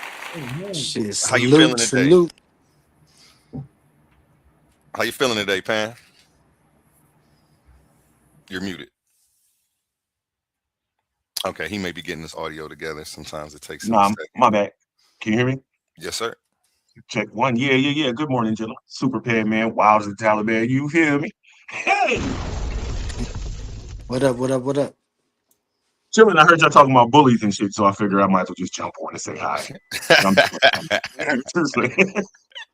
Right now, I was just really just listening, and I was like, fuck it, let me just jump up. This is really, that's it.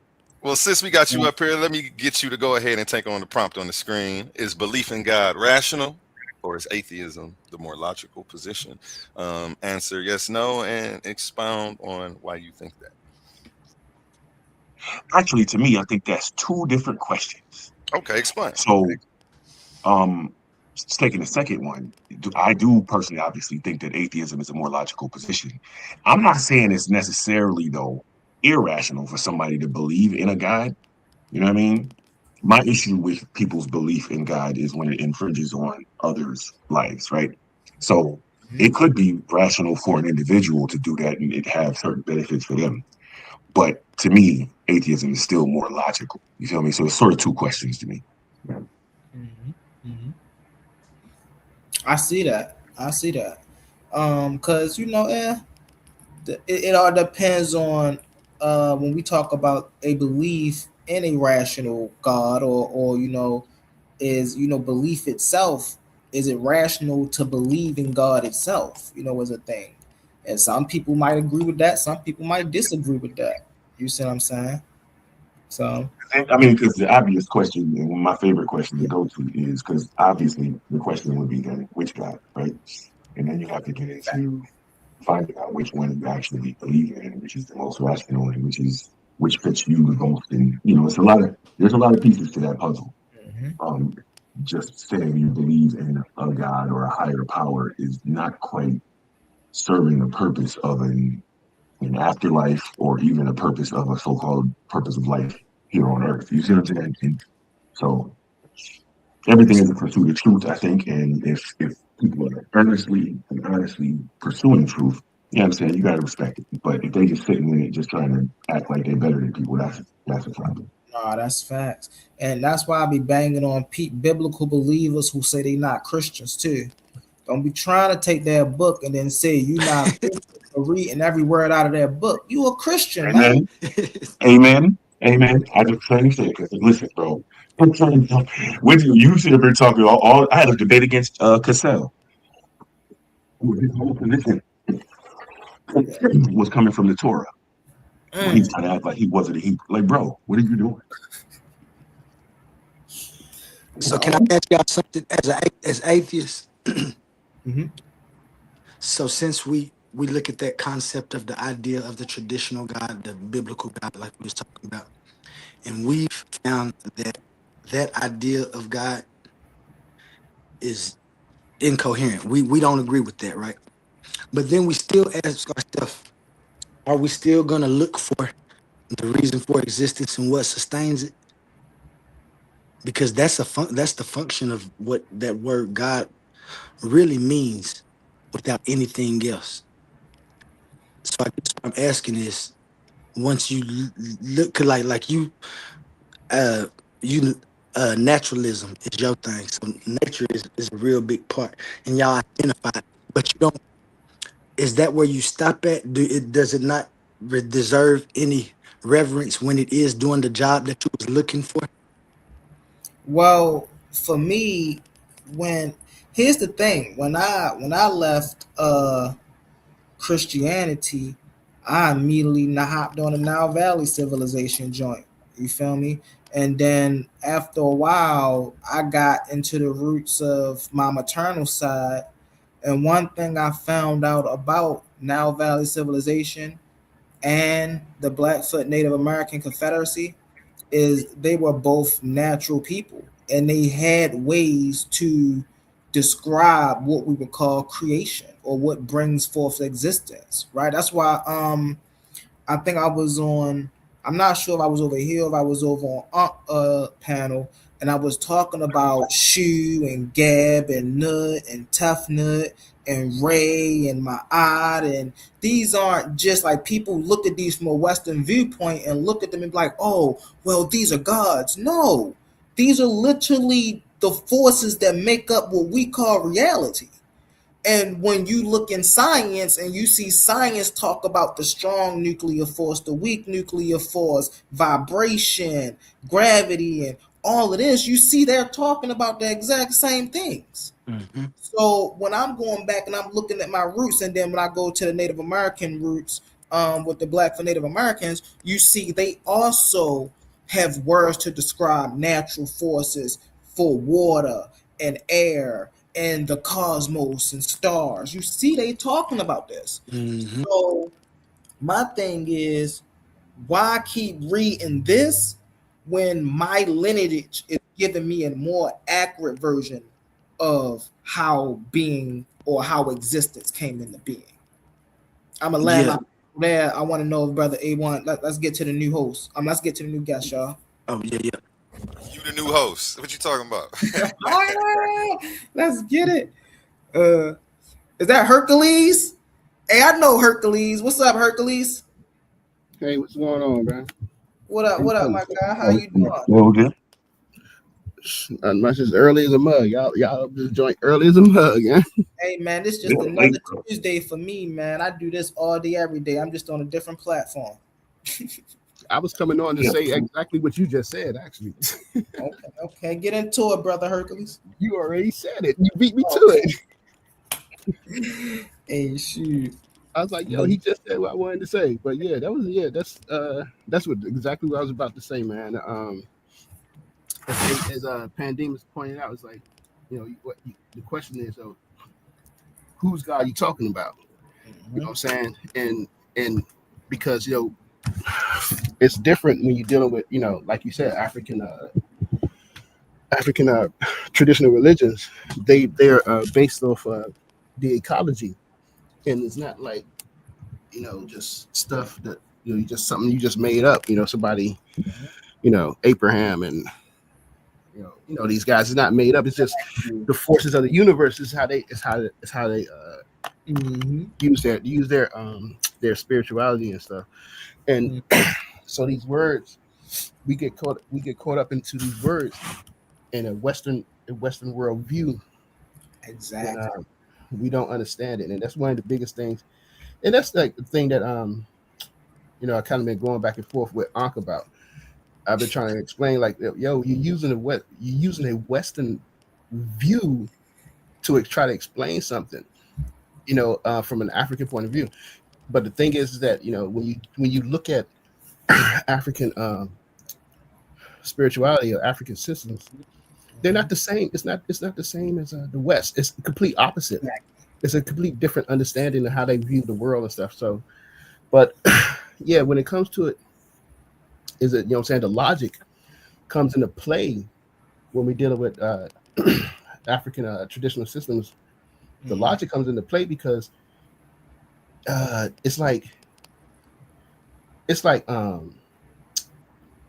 to explain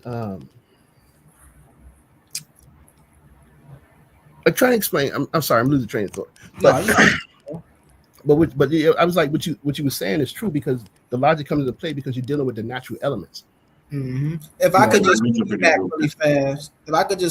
really fast, the touch on what you were saying about the logical aspect, right? I've never seen, we don't have any historical evidence, right, of any Hebrew people building any structures using a mathematical portion of a Yahweh. We don't have any historical evidence of these people using certain aspects of star observation, right, in their spiritual systems. Like, we don't see this strictly with these people.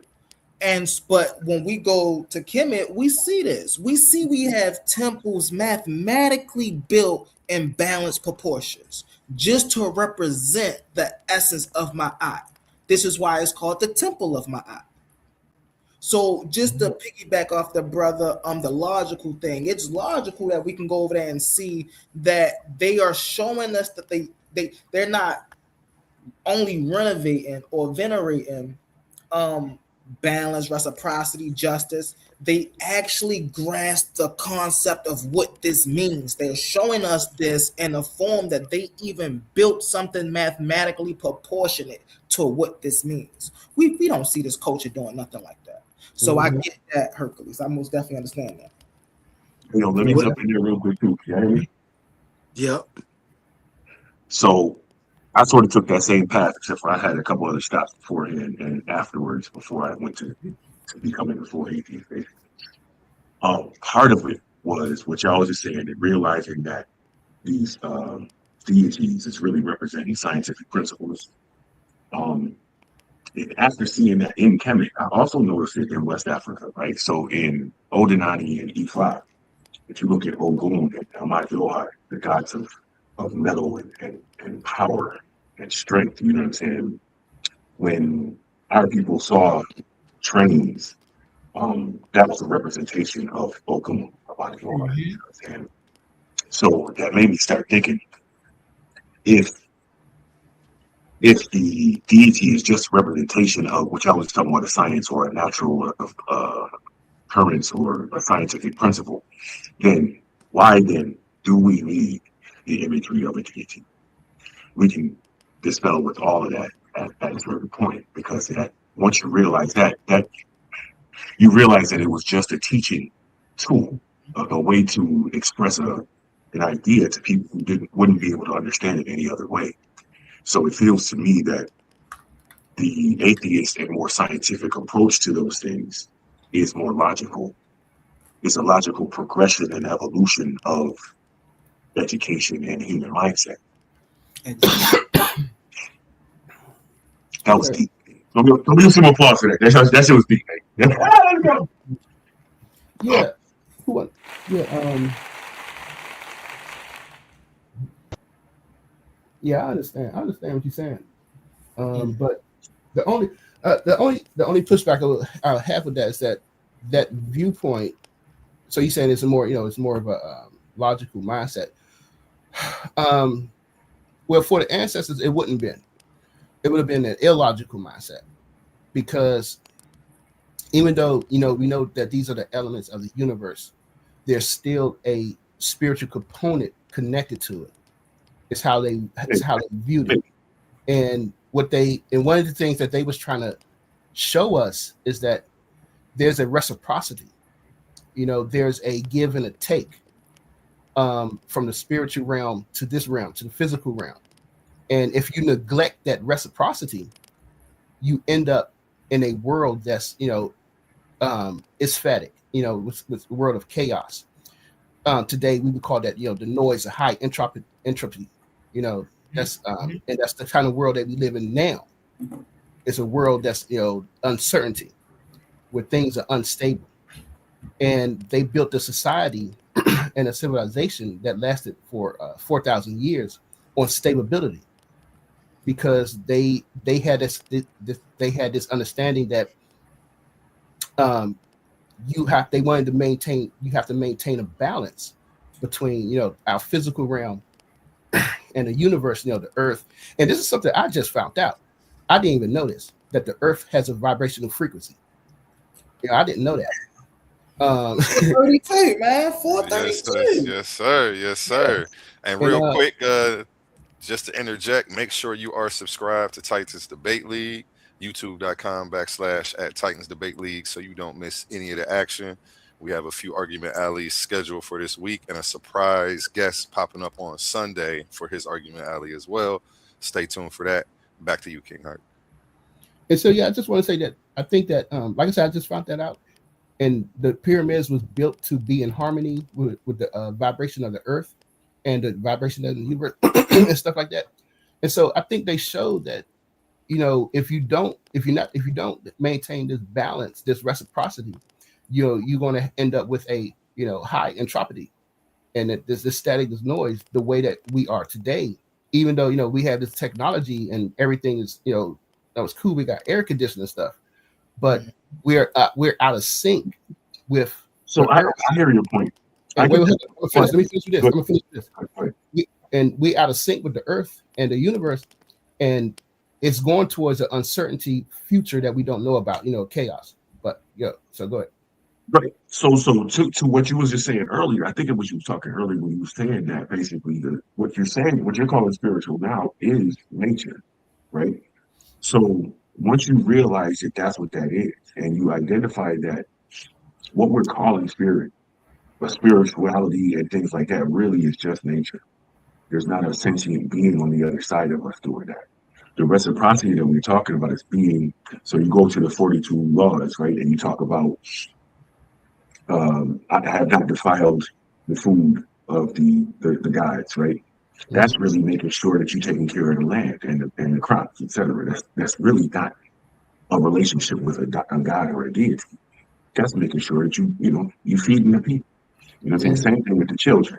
I haven't done such with their food, or I haven't defiled my fellow neighbor and all that type of shit that's in the laws.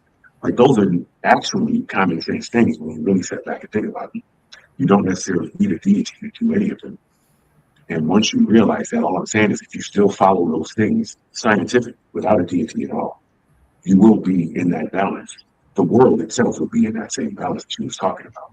The issue with it is most people, the majority of the world is too selfish to do that. So like the golden rule is pretty much found across cultures across the world. Right? Do unto others as you have you have a word, right? It's found across the world throughout ages. It's just the majority of people don't want to do that. They want their own personal, advantages, and that's what then throws the world into chaos. It's not necessarily a spiritual thing. Some people are just assholes. Yeah. I can see that. I can see that.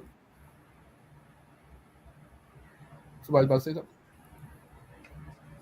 No, I just said that sounds good. Yeah, I can see. Again, I can see what you're saying, but let me see.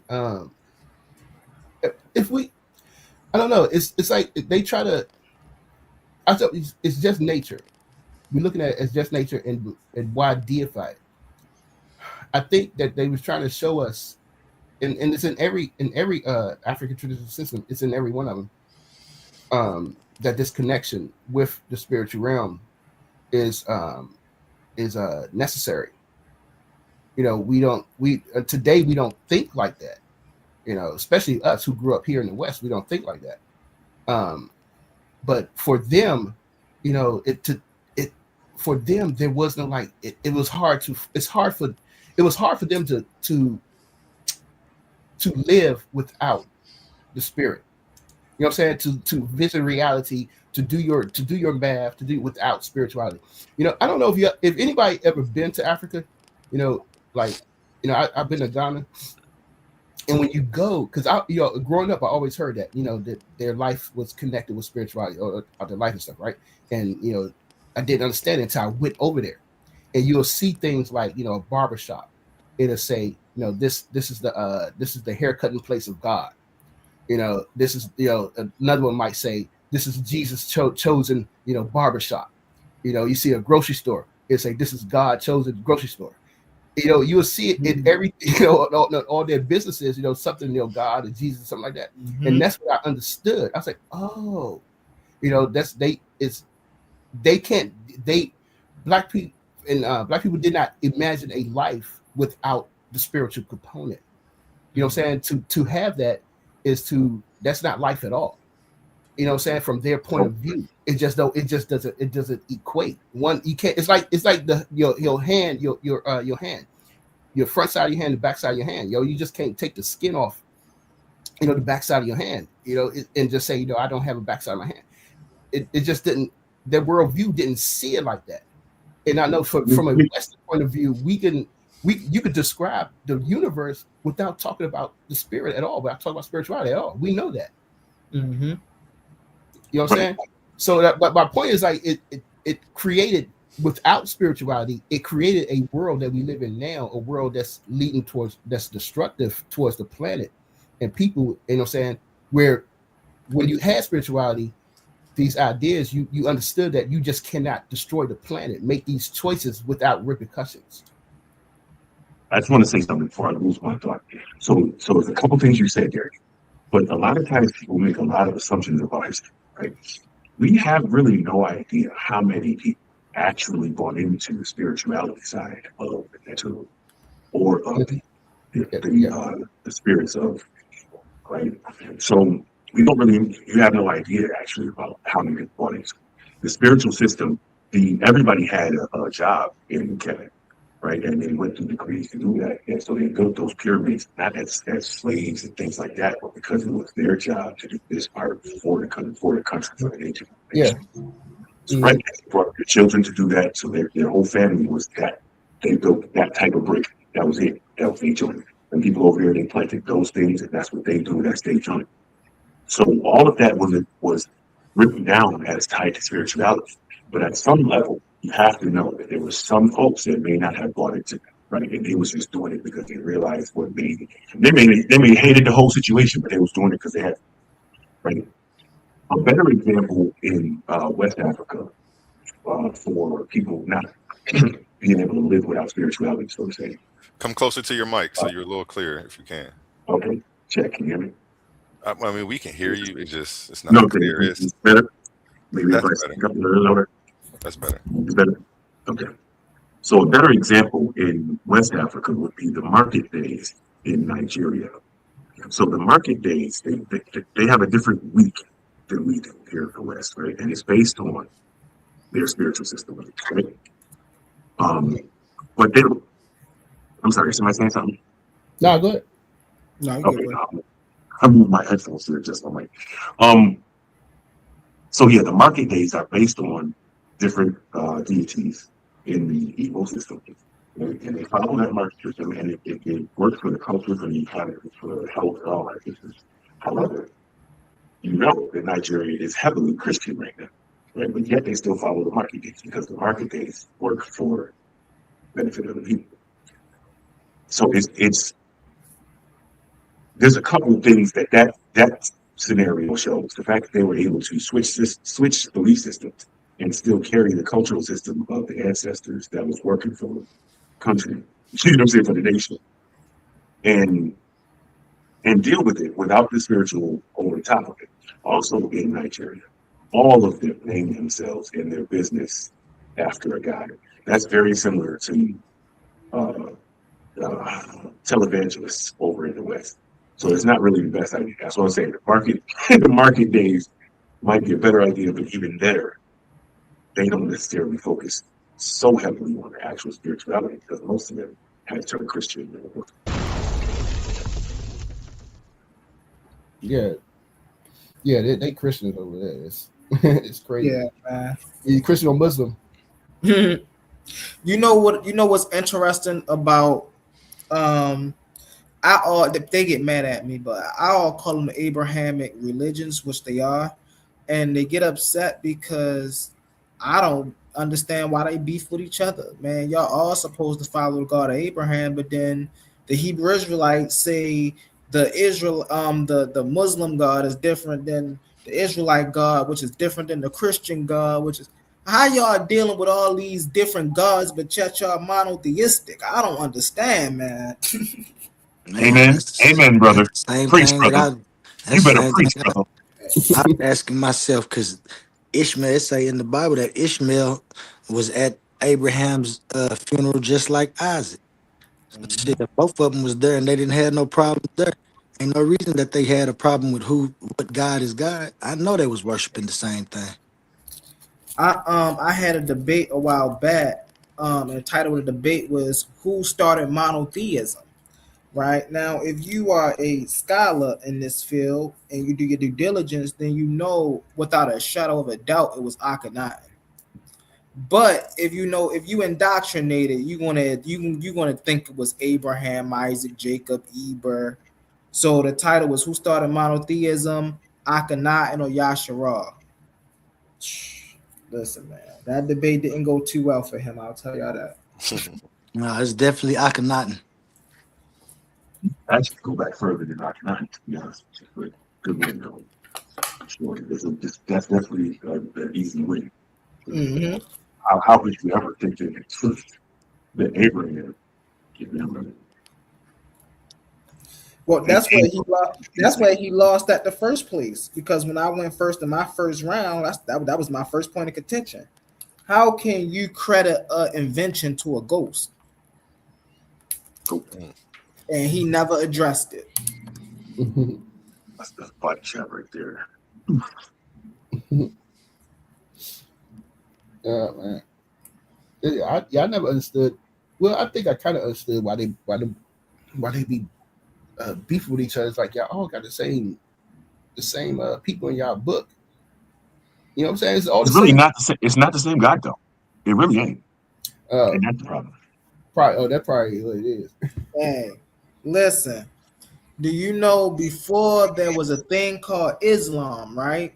Do you know there were Arab-speaking Jews and Christians who used the word Allah for God to represent God of Abraham way before a Muslim even showed up on the planet? So if you're telling me that Muslims then took that word and then used that word to designate God of Abraham is a different God than what the Hebrew gods use. Mm-hmm. Hey, I don't know. It is. It is. As a matter of fact, hey, I might actually do that presentation over here one day.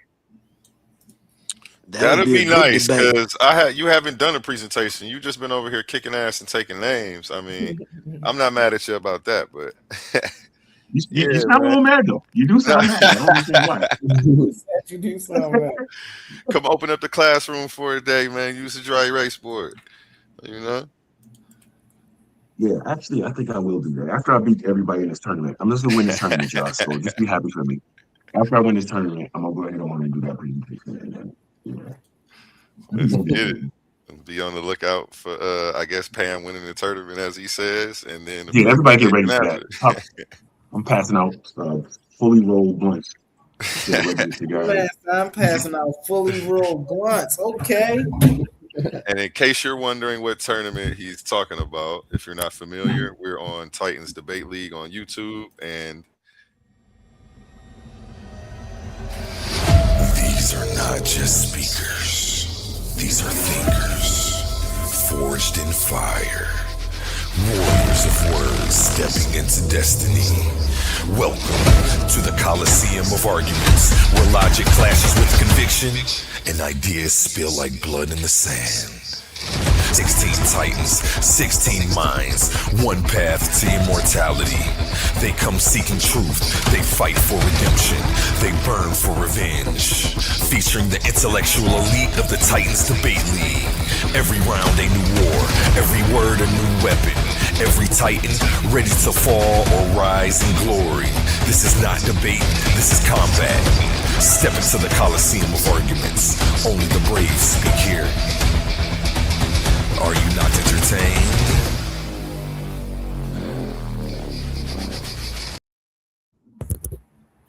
Yes, and we have a $500 cash prize associated with that tournament. The winner of each round will be receiving $50 on the road to the finals. And salute to you, gentlemen, for being brave enough to step into the Coliseum. And if you aren't subscribed, again, I just dropped that link in the chat. Titans Debate League on YouTube. Get on over here. I'm sharing it on the screen so you can see what it looks like, so you know exactly where to find us. We're doing some big things over here, you know. Rock with us, the hottest debate league on the internet. Back to you, gentlemen. I also, if I may, really fast, listen, I'm not a new cat. I'm a new cat over here on YouTube, but I've been around the block for a while across the street, which I call Bigo, B-I-G-O. If y'all are interested in going to an environment and actually doing presentations and practicing presentations, you know, to get back up here on a big stage and things of that nature, come on over there. You know, we do the same thing over here 24/7, and it actually helps you get better and get more prepared for arenas like this. And he's gonna be live later. We're gonna get some ads for his Bigo page, so that way everybody can know where to go find him. And we're gonna keep this going and be expecting to see him over here more. He just got the admin, so he's gonna be hosting some open panels, keeping the conversation going. Salute to him, taking the lead over here. You know, leaders get promoted fast over here, man, and that positive energy really matters. So let's go. Back to you, gentlemen. I think Pam was expounding on how he That's was going to my win this answer. tournament. So, anyways, listen, y'all, you got to get this. I'm actually pretty fucking dope. All right. Let's get it. What's your argument?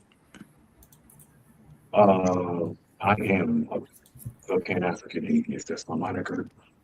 And then I stand on that. And then anybody want to bring whatever topic to me, I debate any topic that's brought to me, basically. Oh, okay. Some of the topics he's debated so far over here. Should the FOP be disbanded? That was one of them, correct? That's the name Pan. Okay. Then he had another one, which is more consistent with science or philosophy, atheism or Christianity. He debates a broad number of topics though. But atheism and Pan-Africanism are the two ideologies he's waving the flag for everywhere he goes. So literally the flag. Expect to see more from him over here. Shout out to him. Titans, stand up. Oh, you know what? You hear it's dead air. You need time here. I got you. Yeah. So, anyways, I am a Gaviite as well. I'm a member of the actual UNIA ACL Government of the World. You know what I'm saying? It's a unifying movement. Despite your religion, belief, anything like that, if you are of African descent, you know what I'm saying, you already a Gaviite, link up, go find somebody that's doing UNIA business. It's a local UNIA here. You join up. That's the movement. That's the plan. You gotta be self-governed worldwide. You hear me? I love it.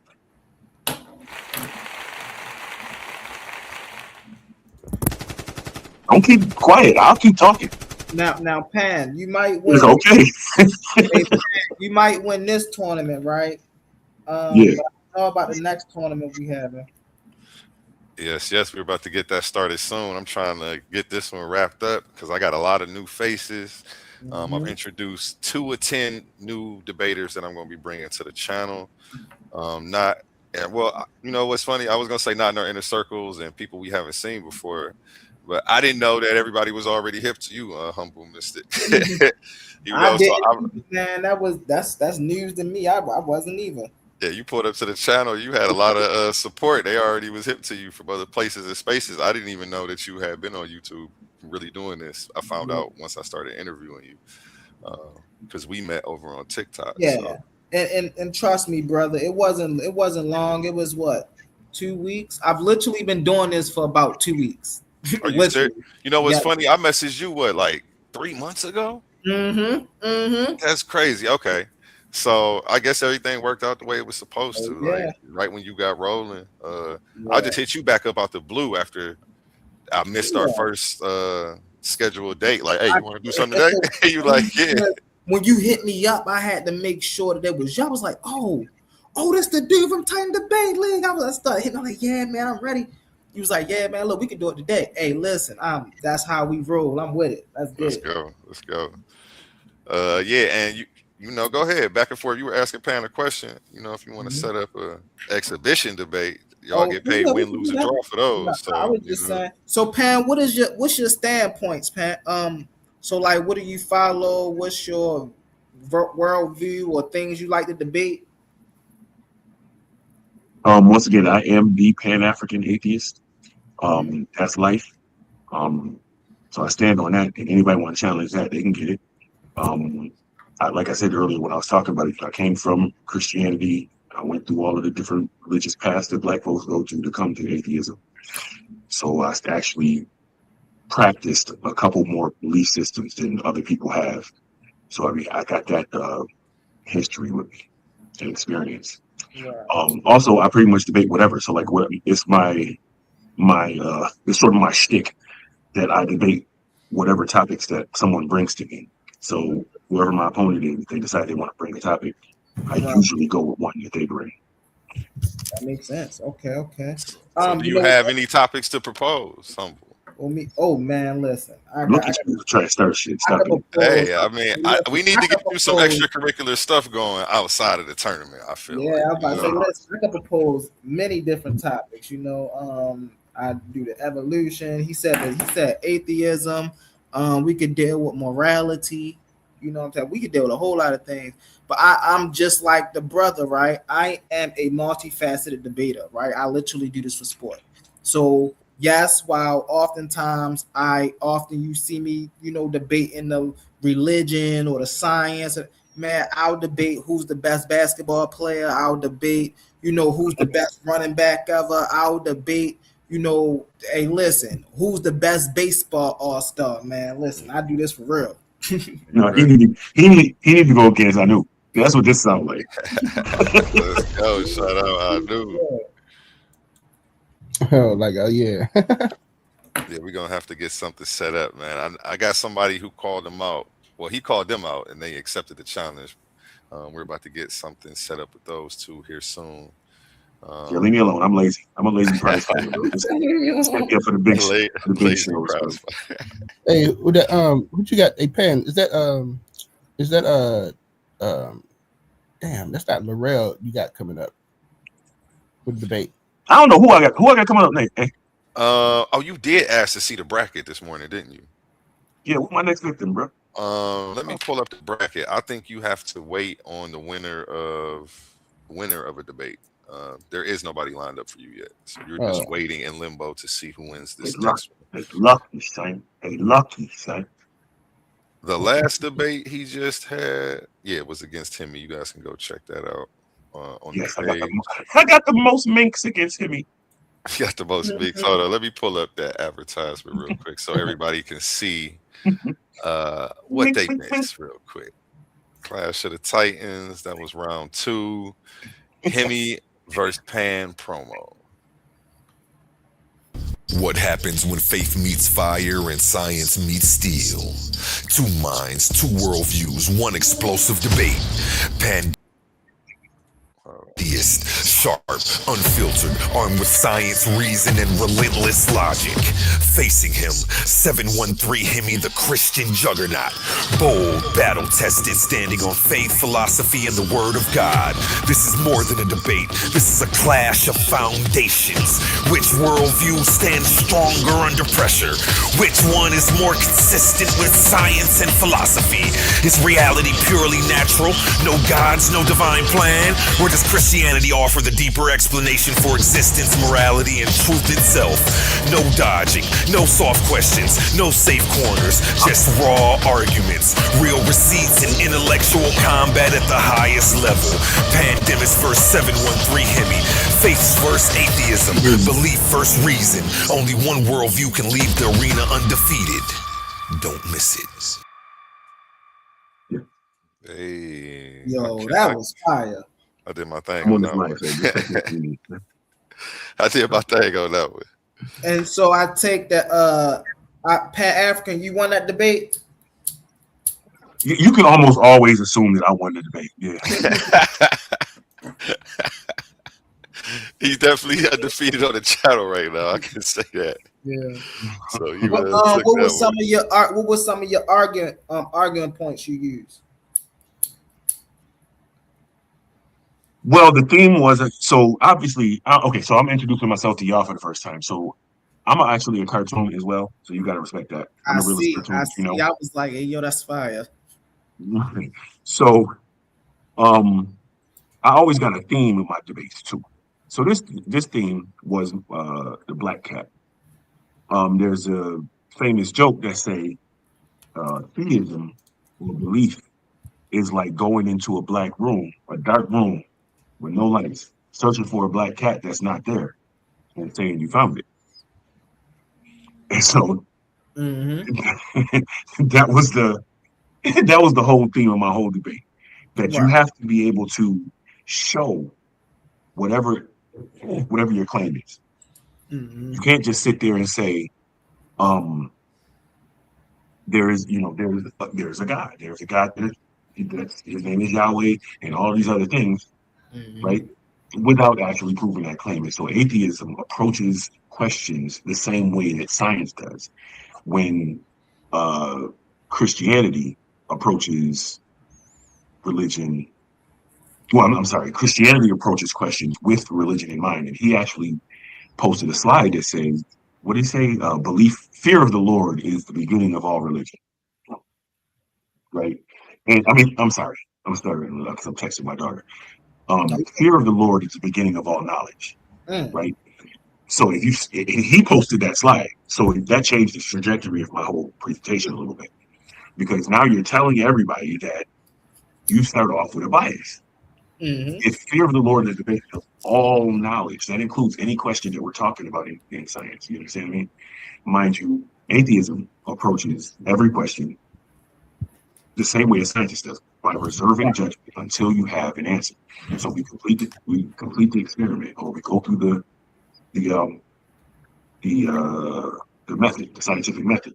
You know what I'm saying? Go through that, falsify, try to falsify, have criteria to falsify. You know what I'm saying? That's the other thing. You can't falsify Christianity. There's nothing to falsify with that. That is not scientific. You know what I'm saying? So he had to admit that as well. So there was, Man, you know what? With these religious dudes, one of the most straw man arguments or red herring arguments they be trying to make is absence of evidence is not lack of evidence or something like that. It just means it's not found yet. Man, listen.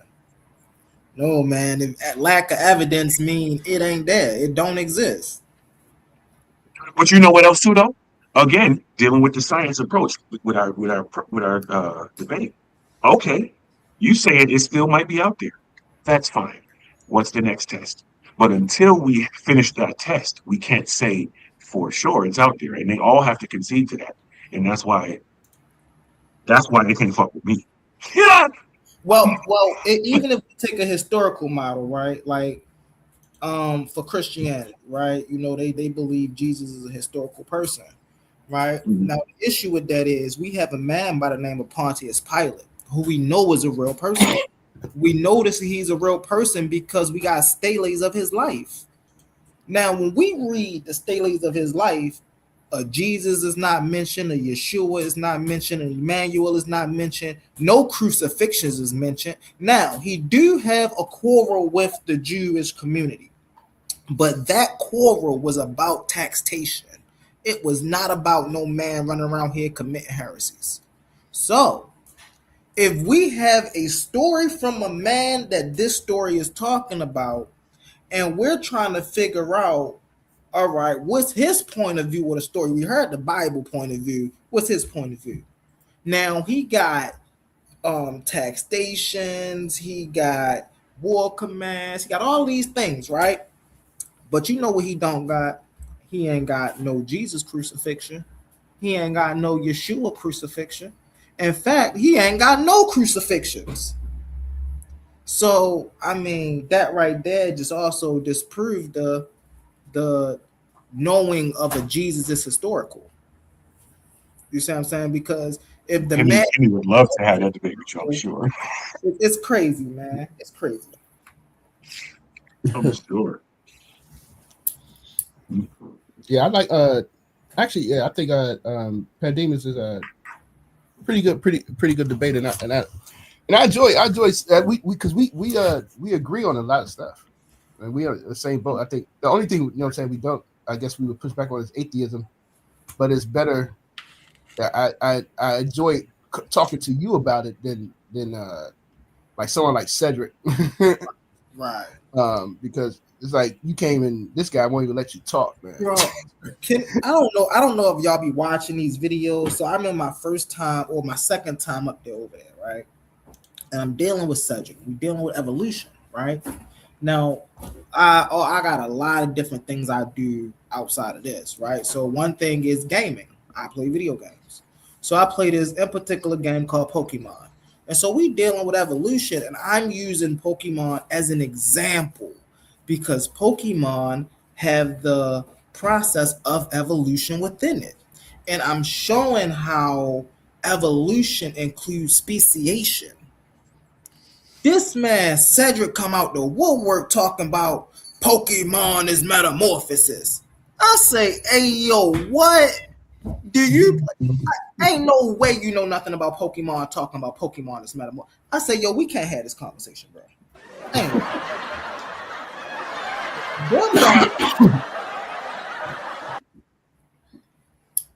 Yeah, I don't fuck with cousins. So I don't even got too much to say about it. You said what? I don't really fuck with them, so I don't too much to say. Listen, man. It's funny, man. But the issue at hand that y'all was just talking about though is you're supposed to be able to have conversations without being asshole-ish. Right? And I can understand people's, like I started off when we started talking about this. I can understand what folks believe in something. But the moment you come over to me and try and make me on it, we gonna go through some things. You feel me? Mm-hmm. That's all it really is. Okay, psychic, I see you. Chicka B, I see you. That's what I'm talking about. Yeah. Say that again. Chikorita right there. Who the other one? Go. Let me see the other page. Hey, that's tough. Oh, why not see That's Eevee. She got Eevee in the background. Okay, we got a fellow Pokemon lover on the panel. Okay, Charmander. Yo. Okay, so she know what I'm talking about. Okay, tunes up. I see it now. I see what's happening now. Tunes up. Tunes forever. Tune life. Mm-hmm.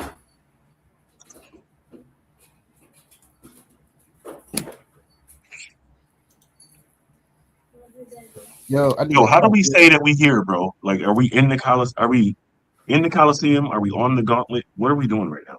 Mm-hmm. Man, we are having a good time. This was a show called Argument Alley, but that's kind of over now. We just rocking and rolling, you know. Yeah, yo, I'm about to roll. I need to head to the grocery store. Get something to eat. Definitely Hey, man, have a it's good rest of the 7 day. o'clock in the morning over here, man. We up. I'm gonna see y'all guys later. All right, Brody. All right, man. All right, y'all. Peace. Have a good day. Appreciate having these conversations, man. Definitely with like-minded individuals. You know, it's actually a relief not to have to go through trolls or so many trolls. You know, man, listen, this is refreshing. I really enjoy this. Once again, shout out to the brother A1 for making this possible. Man. Hey, A1, I caught a certain comment earlier last night. I don't know if you caught it, bro, but it said, you know, hey, we need more content like this. Look, it's great to come through to a platform that's, hey, I ain't even gonna finish that, but caught that comment. Well, you know, you about to be over here holding it down, man. So keep spreading the word. Keep letting them know where they can get that fire content. Ain't gonna be no gatekeeping on the information. Mm-hmm. We not gatekeeping the young brothers from getting up here either, man. Everybody's voice is gonna be heard over here. So I appreciate y'all rocking with me, man. What is y'all's astrology signs? I am a Pisces, Cusp Aquarius, Gemini, Cusp Cancer, Rising Moon, and Aquarius, 10,000 Pisces. Wait a minute. What? You're a what now? I'm a Pisces on the cusp of Aquarius, and I'm also Gemini, Cusp Cancer, Rising, which makes me talk really fast at first. And then I got Moon in Aquarius, and the Moon right now is in Capricorn, and some kind of wanting moon or something, whatever that means. But like, yeah, and my 10th house is in Pisces. I have to say all that because that's what I'm advertising as a 10th house Pisces person. That means I'm just going to include all the signs that are in my chart that are important. That's highlighted. Your 10th house is how you act like on cameras. Like right now is our 10th house. And it's, you know, it's ruled by Capricorn. The 10th house, it's our career. It's how we're on cameras. And also the 12th house, which is ruled by Pisces. Everybody has 12 houses in our charts. I'm not just a Pisces, Cusp Aquarius, and I'll be all. I have all this in my chart. Everybody else has in their charts too. And I read them for free, and I do psychic readings too. Even though astrology is not psychic, but spirits have told me they're astrology signs, so I'm not wasting my time doing astrology charts always for free because it's the best thing you can discover. And the experience and experiment with practicing psychic abilities at the same time helps because birth charts are easy to roast and talk about because I love the roast the charts to show you why you're a douchebag, why your mom and dad is a narcissist, why are you so poor, and why are you challenging with this, and what's wrong with your left eye, your right eye, because in your face and your organs, all the astrology map that you have, it literally can tell you some really interesting stuff. And allegedly, they can tell you what your 8th house is in, which is you're passing away, your sexual expression, and stuff like that. But it's not psychic, but astrology you can interpret and see stuff that can relate to that. And most people say, like, if your 8th house is in Leo, that's ruled as the heart, you know, allegedly, it's in your family. It could be these people, when I tell them that in the 8th house is could be your passing, could or could not be, allegedly, because this 8th house is just saying it's in Leo. It's psychic. And they all say it's in there, and it's in their family or something, or it's related somewhere. You know what I mean? What did you say? What's your question? All right. I would just like to ask you a question. Do you know the birthplace of astrology? I don't know. I just know Aquarius is the discoverer of it, and in your chart, it helps you understand the language of astrology. Is Aquarius or something? No, the birthplace. Like who started that? Oh, I don't know. I have no clue. I didn't have to study it. I'm studying through y'all every day. Astrology. So astrology came by way of came by way of the Babylonians. That's a Mesopotamian thing, right? And later on, that's where the Chaldeans got their star mapping from. Then in that mix, when that thing was getting started, when astronomy was getting started, Kemet actually picked up their own version of astronomy. You see what I'm saying? Now, all this is it's an observation in a spiritual philosophical sense of tracking the stars. And this is before they had scientific methods of tracking the stars. And calculators and computers, they'll show you the map for you without having to look in the stars. So, and people in Egyptians found out this stuff without the calculators and the cameras. I'm gonna let y'all have this conversation. Peace out, y'all. Have a good day. Thank you.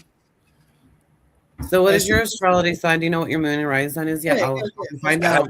Have you tackled the prompt on the screen yet, Psychic? Is belief in God rational, or is atheism a more logical position? Both are the same bullshit. The same answer. Believing or not believing is not going to make no damn difference, or being against believing or is wanting to know and find out and discovering. What you see is what you get. But like, what people are delusionally thinking when they're an atheist, thinking that, well, belief can't be anything but what. Now you got to find answers without believing. Good for you. Do that. You can believe with trying to find out answers too. If you believe so bad, it helps you motivate yourself to find out the answers, unless you just want to be comfortable with believing in bullshit, which just may hinder your experience on finding out what the real thing is that you're so-called believing in and waste your time doing all the time. Like what? Like say we're praying to God, begging Jesus, oh freaking God, fucking help me please, all the fucking day, until you get an answer from him. And it would be just like a few words and had nothing to do with your prayers. It was just, he gave you the spiritual presence of the light and telling me I'm here to save Selena, which is my girlfriend, who started crying when she felt his Holy Spirit. And I was driving. That's stressful. And you have to do it all with your mind and see with your soul's eyes.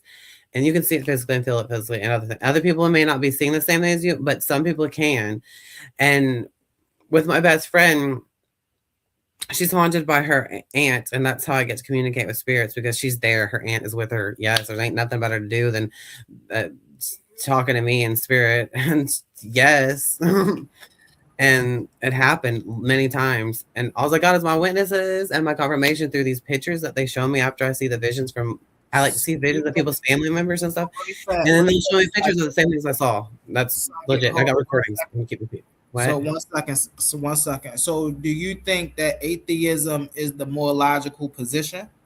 It's probably better not to be so delusional in your belief system of bullshit and then have restrictions because you have a belief that fucking fatals your way and hinders your way of what really you can do. Because like some people can believe the stupidest things ever to give themselves excuses not to do the work that it takes. The challenge is to get the results that it makes, to get evidence. Like it's social. Rejection or belief don't make a difference in this experiment. It's like trying to survive. Psychic is all there really is. Hold on 1 second. We ain't talking about being psychic right now. Well, that's the whole point. No. We talking about the prompt on the screen right now. I know. So I didn't have to have results with believing or not believing because I didn't know what to believe in. Psychic, hold on.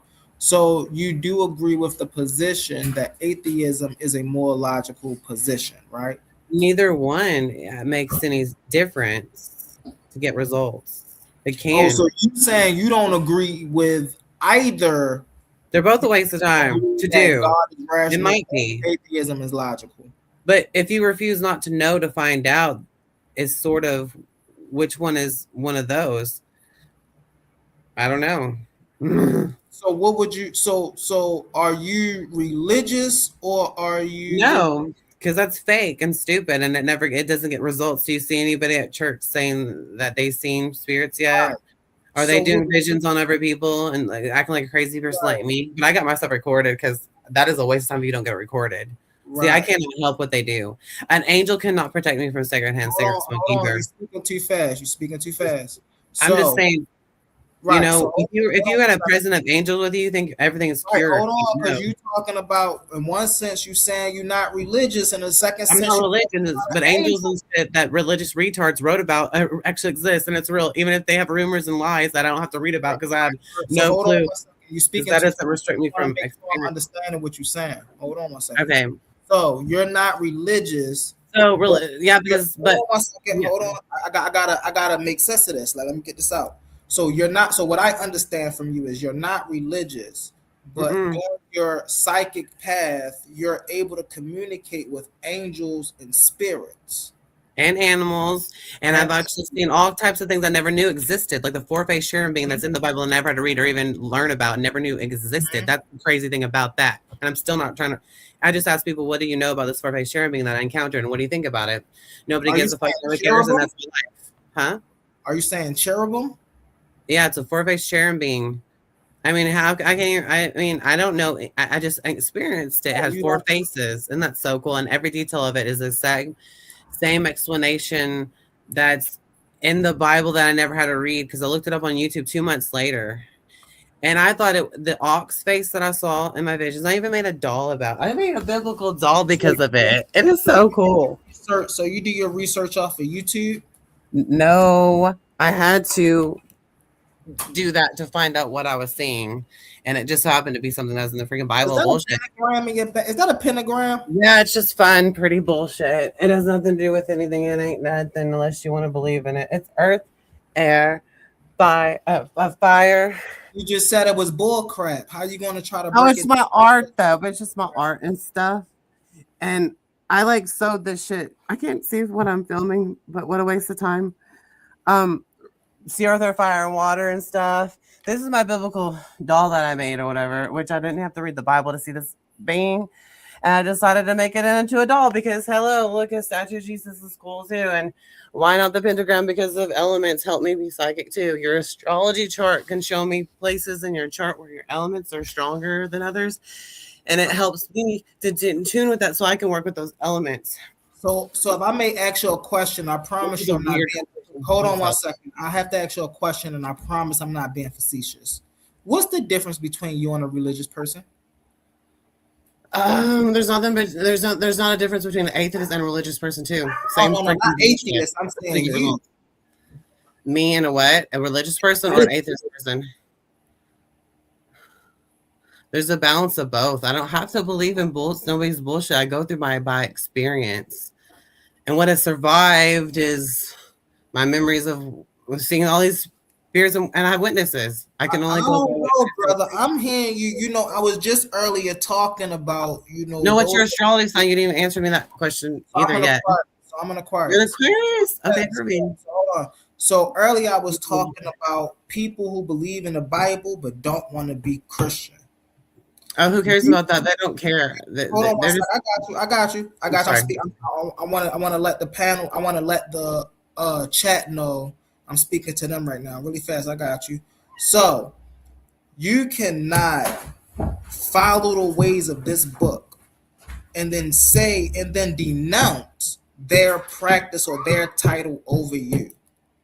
If you read the Bible, you are a Christian. If you're talking about cherubims, you're a Christian. If you're talking about angels, you're a Christian. These are indoctrinated beliefs that's been put. and this is why I'm talking to my people, because these are indoctrinated beliefs that's been put on us. Please, people, do not adopt this. This is not our studies. This is not our scholarship. This is not what our people did.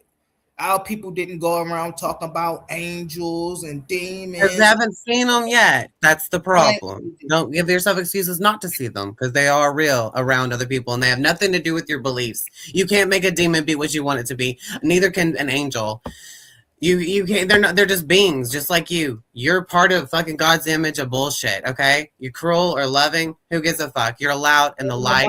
Who gives a fuck? Just come as you are, and you still see other creatures, and life goes on existing. No heaven. All right, Brody, hold on. I gotta mute you really fast, and the reason I have to mute you is because we can sit here and go back and forth all day, but we gotta listen. We're scholastic people here. You know, we got A1 Lord B New.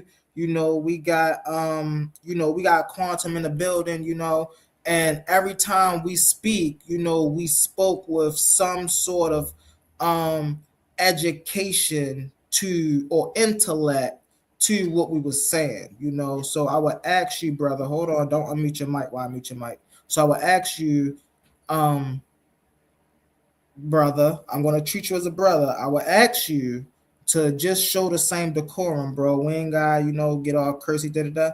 I was just asking you some questions because the brother asked you a question about the prompt here, and then you started to go off the rails on what psychic is and reading angels, and I had to bring you back to say, okay, well, are you religious or are you not religious? You said you wasn't religious, but then you're talking about angels. You can't not be religious. See, as a name, we had a brother up here who considered himself an atheist, and anything he said out his mouth ain't had nothing to do with no angel, brother. So you gotta, I don't know if you gotta reconstruct what you're doing or how you bringing it. But you know what? I can't, and I don't want to sound like I'm bashing, but when it comes to showing and proving what you're doing in a scholastic field, all I'm gonna say is you can't use religion to back up what you do spiritually. Hold on 1 second, y'all. I'm gonna unmute you, brother. I'm not using. I didn't mean for it to be fucking related at all. So, I mean, whatever it is, it is. The whole world is small and ridiculous. We all like reunite with each other and shit or something. The stories of histories never change. The spiritual realms never change. It stays the same. It's there to tap into. You experience what you see is what you get. If you're not seeking the experience, you're not going to get it. And it's through others. I can't do anything else but tell you the vision I see through other people. And still, if I've seen their story correctly and there's stuff around them. I don't know. So believing and being atheist, there's no difference. It's just ridiculous. Just go experience and practice with your senses of mind and you'll figure out and find out. There's nothing to do with religious bullshit. Okay, I get that. Now, how do you explain that? So clearly, okay, so now let me get to you. Hold on one second, brother. I got you. So clearly I'm hearing you're a practitioner, right? Now I can get to your level because I'm also a practitioner. Now, from a question from one practitioner to another practitioner, I would ask you is, if someone asks you what is it that you do, how do you explain it to them in a form that makes sense? What do you mean? I got recordings of my evidence. I just say what I see with my visions and I tell you what I see. And if it's a yes or a no. And if you cheat and say your stupid whole life story, it's cheating. And it rests with my imagination. You know, you have to focus on somebody and like wholeheartedly or some bullshit. And if they're lit up, like the glowing, like if someone's pregnant, they have a baby, there's a soul there, whether you believe it or not, and it can actually project and talk to you. And that's so cool. On the topic of what I asked you. Okay, believing in atheism, they're the same thing. Believing is a waste of time, and so is not believing. Something else. Hold on, psychic. Without believing. Hold on, psychic. So I asked you something else totally unrelated to what the prompt is on the screen. So I told you things. The same thing was. Hold on 1 second. I got you. comes from that. One practitioner to another practitioner. What practitioner are you practicing? I'm not sure. You said I am a practitioner of life. The reason I was sitting up here talking to, hold on one second. The reason I was up here talking to Quantum the way I was is because when he's talking about life and he's talking about existence and he's talking about awareness and he's talking about bringing things into being, that's what I study. That's what I deep dive in. I deep dive into quantum mechanics and quantum physics and metaphysics and just physics in totality and seeing how that the existence of life is what I do best. That's something I do. So when you ask me how am I a practitioner, right? And if you ask me, okay, well, what are you a practitioner in? I'm a practitioner in life. Okay, what does that mean? That means, hold on one second. Let me break it down to you so you can know what I'm expecting from you. What does that mean? That means I study the functions of beings in existence. Okay, well, what method do you use to study the functions of beings in existence? I use methods, hold on one second. I use methods such as observation, such as experience. Exactly. Hold on one second. Scientific methods such as the double slit experiment, right? Philosophical methods such as mind, body, spirit. So I use methods to define what I'm talking about. So when I give it to the people of what I do, they can have some understanding, right? So now I'm asking you, how is it that one can understand what you do? I don't know. I just say what I see with my mind until you say yes a whole bunch of times and it's starting to be true that I'm seeing these visions. And then I find out if you're lying to me by you showing me pictures of visions that I've seen that I didn't even know until and then look at the pictures and they hold on. But you're talking, that was a train wreck of circle talk. What do you really want to know? God, rational, or is atheism more like? Hold on, brother. So you, my brother, is what we... You want me to repeat it or say something else? No, hold on. So you, my brother, is what we would call a pseudo. I'm sitting here asking you for questions for you to at least give us some intake on what you can teach us or show us how you operate in the field of existence or experience that you operate in. And I do birth charts. Hold on one second, I got you. And you don't even have a method of how you can even give us just a little bit of insight onto what you do. And I tried to say it with my mind. What are you talking about? What else? How can I explain this? Your mind, I can't see. Your mind is not a tangible thing. It is too. Yours is too. You can read people's mind and practice that. Get over it. Duh. We can do that stupid shit. And that's what practice I want to do. Hold on, brother. We don't got cuss. We don't got cuss. All right. You said your mind is tangible. Can you show me any scientific? Let me do your birth chart and let me try to come with my mind. Talking about birth chart. I can't demand it to happen right away. It's not. I'm not repeating the bottle, but I can do shit. Hold on 1 second, Psychic. Sorry. I'm not talking about birth charts. I'm asking you. But what do you want me to do? See a spirit of ghosts around you? Hold on. See, you keep over talking me, Brody. I don't want to. Hold on. It was a question asking a question. All right. Ask me a question. Answer your question. This is a real question. This is like a cycle of talk of junk. What do you want me to do? Ask me a question. And why are you mad? I don't get. I'm not mad, bro. Listen, me and you everybody else is apparently asleep. Me and you sitting up here having dialogue. Bro, you're talking. Hold on. He's not mad. He's patiently trying to get an understanding. Right. So me and I'm trying to tell you with my mind and spirit and stuff. And the same thing you hold on 1 second. But now you know where you are. We can practice together. Really fast, brother. So you know where you are, and you know you're sitting amongst. Calculate your birth chart and tell me about it. So you're talking to me. You're trying to ask me about birth charts, bro. Birth charts are not scientific. But it actually exists, and you can still talk about it. And relatively find out about it by speaking through talking about and looking at it instead of ignoring it and be like, I didn't read that in a book. You don't have to read a book. It's you're actually math. Psychic. One mic. You have to let him finish. You don't know what your math is of astrology, and you don't care about it. So there's something else that you want to. All right. So listen. I heard you, but I don't really understand what you're. Hold on, Psychic. Hey, brother A1, that's you over there? Yeah, that's me. You said I'm the host of the show, right? Several times. Yeah, do your thing. All right, so Psychic, we gonna do this, bro. We gonna reset real fast. Because I give people chances. So me and you can come off of mute, man. You gonna reset and What finish was the chance? Hold on one second. As soon as I'm finished, you can get it in. We're gonna reset our Discord, right?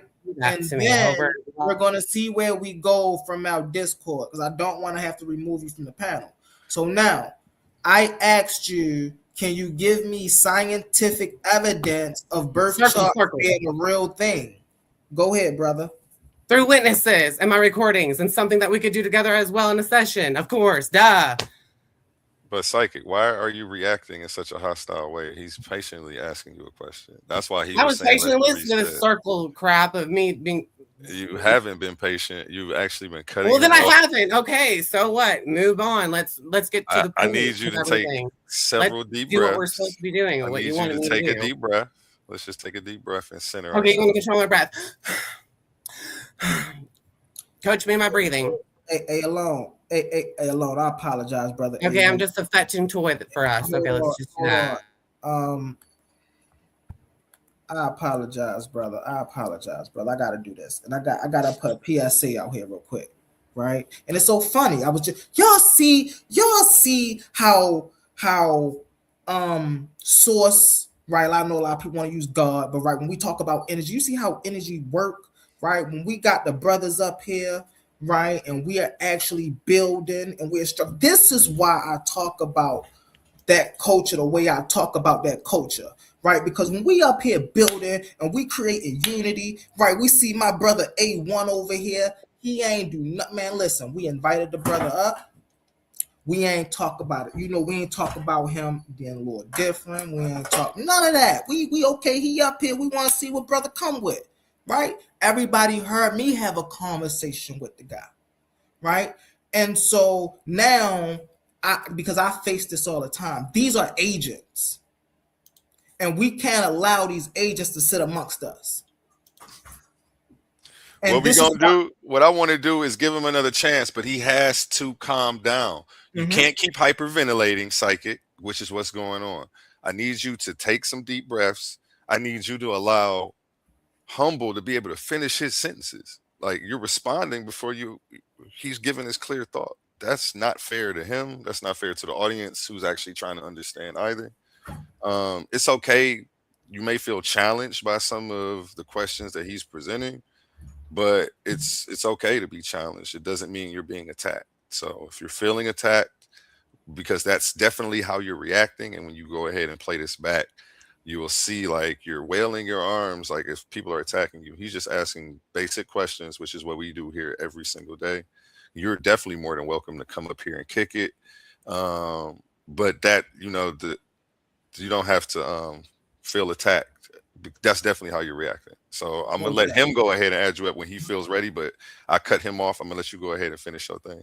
And I'm gonna just finish up with this. I ain't gotta be real long with it, but brothers and sisters, we gotta be aware of the agents. We gotta be aware of the agents.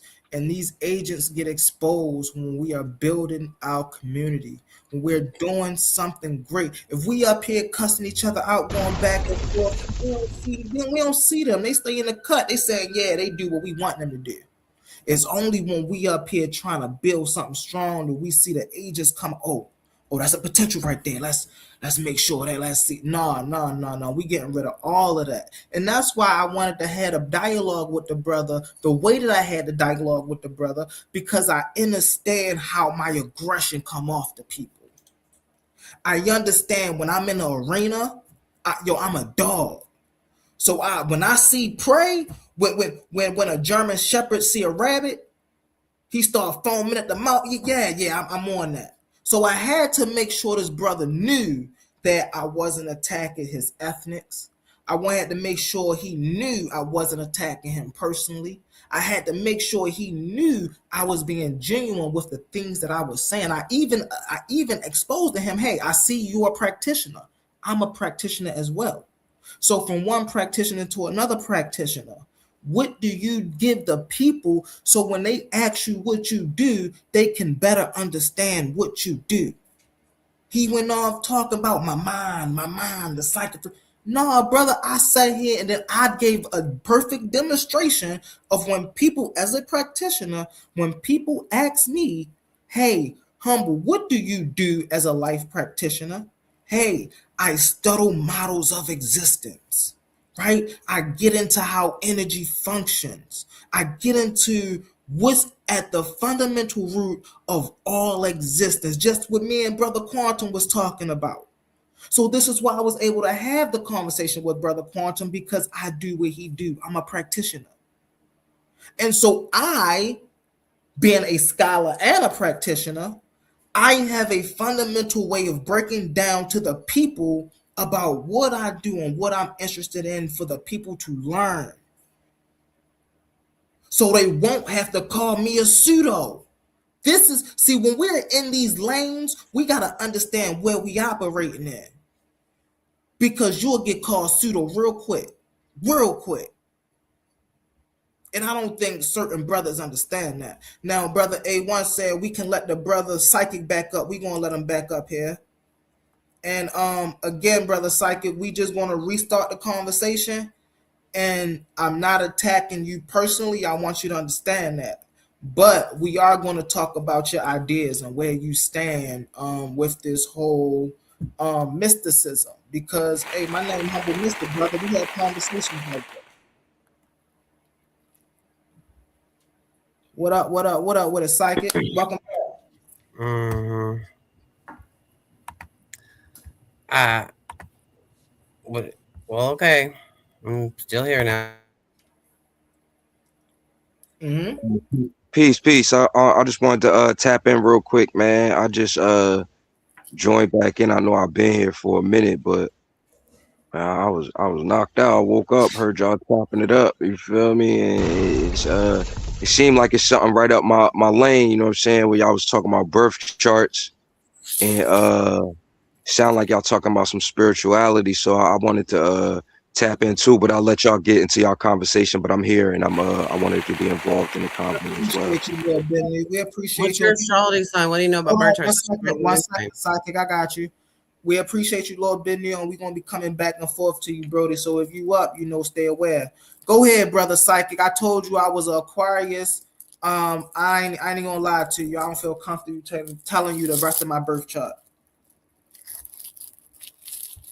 Okay, and that was it then. Mm-hmm. But I'm an Aquarius. Go ahead. You can get it in, Psychic. There's no any other example for me to do with just that, so don't worry about it. I can try on somebody else who'll give me the whole information, then I'll do the whole birth chart, and then it'll be happening for that moment. And then if there is something I can pick up from you, I'll tell you that too, and I want to record it. Those are just things that you've been interacting with me. So you've been outside of this. So we'll have this conversation. One second, brother. I got you. So you've been You've been in my energy now for. No, I have not in your energy right now. You've been here for almost 5 hours, brother. We've been here for 8 hours. Yeah, so I know you've been here for 5. But so you've been here with me for almost. Okay. Let's give it 2. And for you to say just because you don't know the rest of my astrology chart. That doesn't matter either, but it helps. But here's my thing, because I read it. So real practitioners. Hey, Lil Benny, are you still here? We said we was gonna get to you. Are you still here, Lil Benny? Peace, yeah, I'm here. You said you are a spiritual practitioner, correct? Yes, sir. All right, so correct. Real spiritual practitioners, we feel energy. We feel energy, right? Yeah, I can agree with that. All right. We don't need to know your birth chart to know who we sitting around. The moon sign will tell you a lot about your energy as well. Hold on 1 second, Psychic. While you're experiencing it, so it's good to know. All right, hold on 1 second. So Lord Bennu, we don't need to know each other's birth charts to get to know who we sitting around. But you could. Hold on. Psychic. I'm gonna need you to show some decorum. He's dialoguing with what's the name now. It's rude to keep throwing interjections out every time you have a thought, as if you can't be patient and wait for. I was just reacting like we're all supposed to be doing together. We're trying to keep a high level of decorum. I know we're so people limited. Learning in the chat. Nah. Okay, just say okay, so that way I don't have to further explain as if you don't understand. Please. I'm on top of that, Rose. Got it. Go ahead, Banu. All right, we appreciate that, brother. Yeah. So I would say that it's all in the degrees of understanding, and as far as how in depth psychic is in his practice, everybody's gifts aren't everybody's gifts, and spirituality as far as practicing it, everybody's different. You feel me? So I understand when he's asking for the birth chart to get a better reading. Maybe he just doesn't want to misread you, or maybe he's just not as tapped in to just make a dry reading off of just your energy, and or you know what I'm saying. But I understand where you're coming from, and I understand where you're coming from too. So, thank you, brother. Energy is natural. Picking up on one's energy is natural. One only really get into that when they dive into nature. This is why I could tell y'all I'm a practitioner, because these are my conversations, right? Because I actually went into the woods and meditated. I do this. So before I started meditating in nature, then I was just meditating in my bedroom, right? I wasn't connected to nature. It wasn't until I started meditating in nature until I started feeling other energy from other. I started to feel when the bucks would come out, the squirrels would come down the tree. I would feel when the wind blow. What does this help me do? What does this concentration help me do? Right? When I'm sitting on the phone talking to my auntie or talking to my brother, I could feel the emotion that they're bringing through the phone. Just like now, when we're speaking to one another, I can feel. And this isn't something that we have to reach a high level. This is something natural. So can I say this? I will say this. Being the level that I've reached as far as my practice and my intention towards doing what I'm, I know that just sitting amongst somebody, people are able to. You could be putting out energy that's not necessarily who you are. Excuse me? You breaking up, brother. What'd you say? Oh, you cleared now. You was choppy at first. You clear? Okay, yeah. I was saying that certain people are able to manipulate their energy and have you read whatever they want you to read. You know what I'm saying? So your birth chart, if that's the science that somebody's going by, would give them a better reading on who you actually are instead of who you're pretending to be. Well, not pretending, but presenting to be. And I would be assuming, but I would think that was one of the reasons why you didn't want to give him or feel comfortable giving him your whole birth chart, because you didn't want him to, you know what I'm saying, pretty much have to drop on you type vibes. You know what I'm saying? No, I didn't want to give him my birth chart because I don't trust him. Like I told you, I'm a real practitioner, bro. I don't let trust people with your birth chart. That's Hold public. on 1 second, Brody. Hold on, I got you. I don't give everybody my energy, bro. So I don't let everybody read me. I don't let everybody touch my palms. I don't let everybody play in my head. I do this for real. So I don't. If you tell me that you are an astrologer and you read stars and and gatekeeper for you, okay, that you are authentic, I'm not gonna let you read my astrology chart. I can't. Authentic. And that's why. So that's kind of my point. Impact. For real. That's kind of my point. You know what I'm saying? You saying that you're a is the corner to each other's soul, and you don't want him to read your chart because you don't trust him. You feel me? But What do you you've been you got Mars and Scorpio? You a violent person? Are you a jealous person? A Mars and Scorpio? right You're here not. is You're where I not go a with bad, that such a brother bad person. reading Red my flag, maybe. Who knows? You even know your chart at all? You memorize it? You want to share it with people because you want to know more about it through other people and other people knowing about yours too. Everyone should know everybody's everything. Right Always now, interested see in what you. he's saying Not right their now? side and lie about. If he was to read my chart, right? It wouldn't matter. Hold It on wouldn't one matter. You can second. change your mind about it any time. It's just a map. I would then have to question everything else he And would have to question say it. about I don't have to be correct, 100% correct. You can tell me what is correct about it and what's not. And there's some things that can be your side And so effect. that's And that what doesn't make have it to. pseudo right there, Lord Bennu. That's what Well, make let it it be. It's an open mind figure. Hello. You can't just.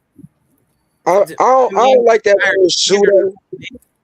I don't like that word pseudo because it's tied to mainstream science. Able for an excuse to not go any further is what that Yeah, sounds like. and Just then another dealing word. with, Block Okay, so yourself let's from deal with logic. Let's deal with point of logic. view, different points of view that you can look at different through different eyes. But I guess let's cutting deal it with- off let's means that deal with you don't logic completely really it'll be just not there for you. It'll just be numb-mindedly numb All right. for the. Okay, so population let's deal, to know about you. let's deal with logic really fast, right? We're gonna go and Do you have say, Leo rising in your chart or something? Do you have Mars and Leo? I got you. I'll let you speak. Is there a bad placement in there that you don't want to? You're ashamed about? Like, who Hold on one cares? second, It's good to brother. know. Hold on one Good second. and bad. So I have to hold on. let's talk about logic for a second. That is logic. But You're this is just another supposed to know birth charts. They frame from another. I come to you to get my birth chart read.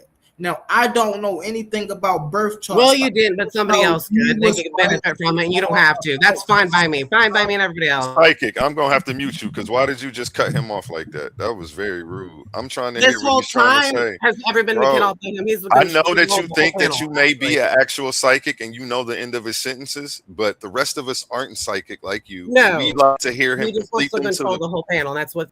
Look, you're not about to overtalk the host. We're not about to do that. I'll see you tomorrow. Tomorrow we'll give you another chance. You don't get to overtalk the host and the guest. I don't go. Look, I don't know. I don't know what's going on.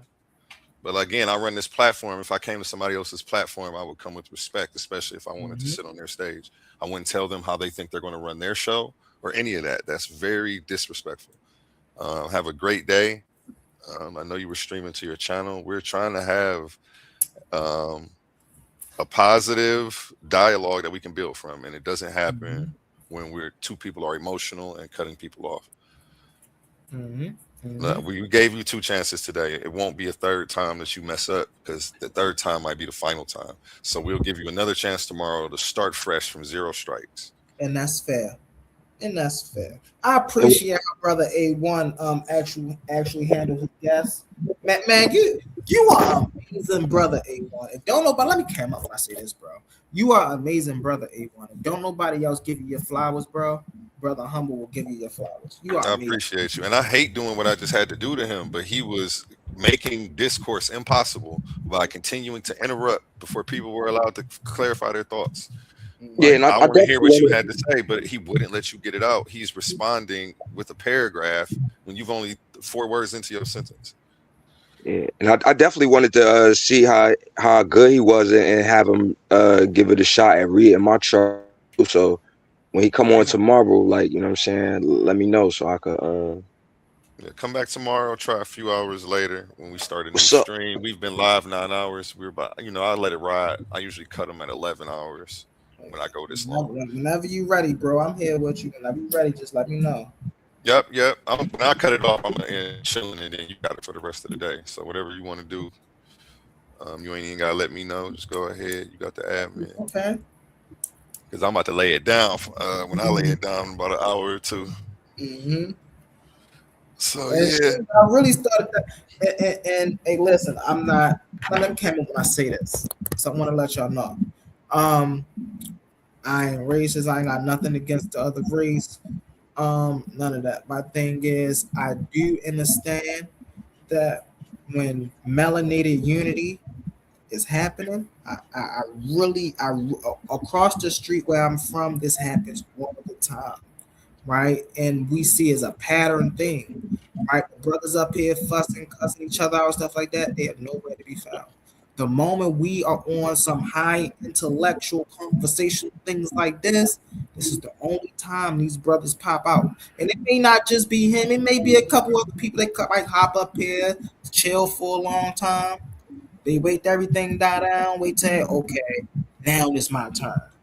You see what I'm saying? But we exposing all of them, though. We exposing them all. And once again, I ain't got no malice towards the brother Psych.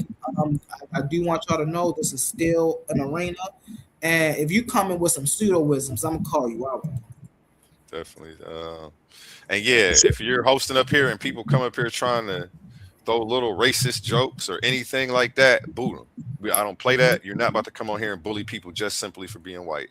They don't have to come over here also and be overly apologetic for everything that happened to us. They can stand on what they want to stand on. As long as they aren't being disrespectful, they can't come up here calling you Tyrone or none of that weird stuff. And don't let them call them white boy or none of that weird stuff either.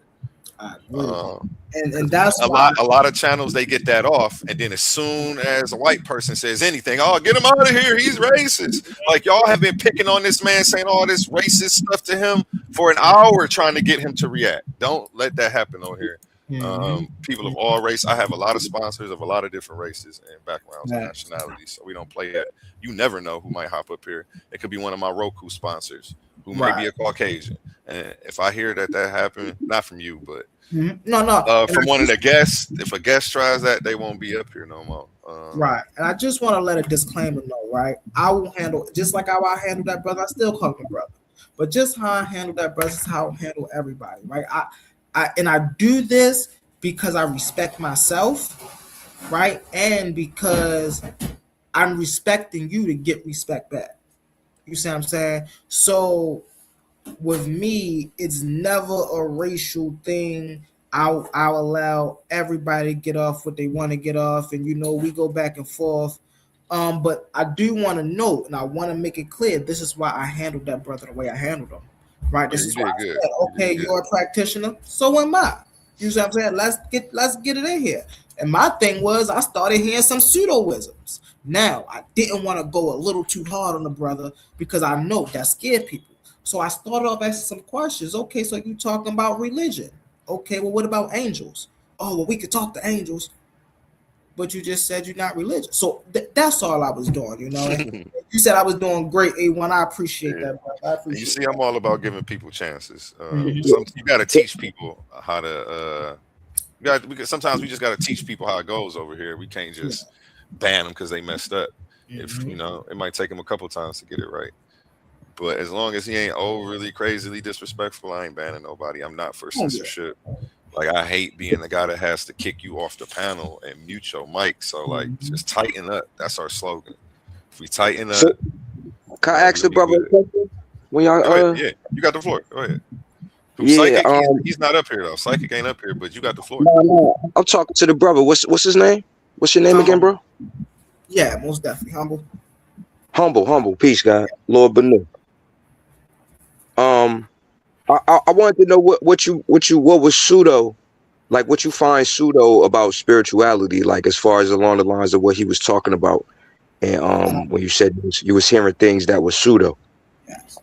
So, one of the things I heard that was pseudo was he channeled angels, he channeled entities, and he channeled animals, and so. I know angels or angelic beings is a religious concept.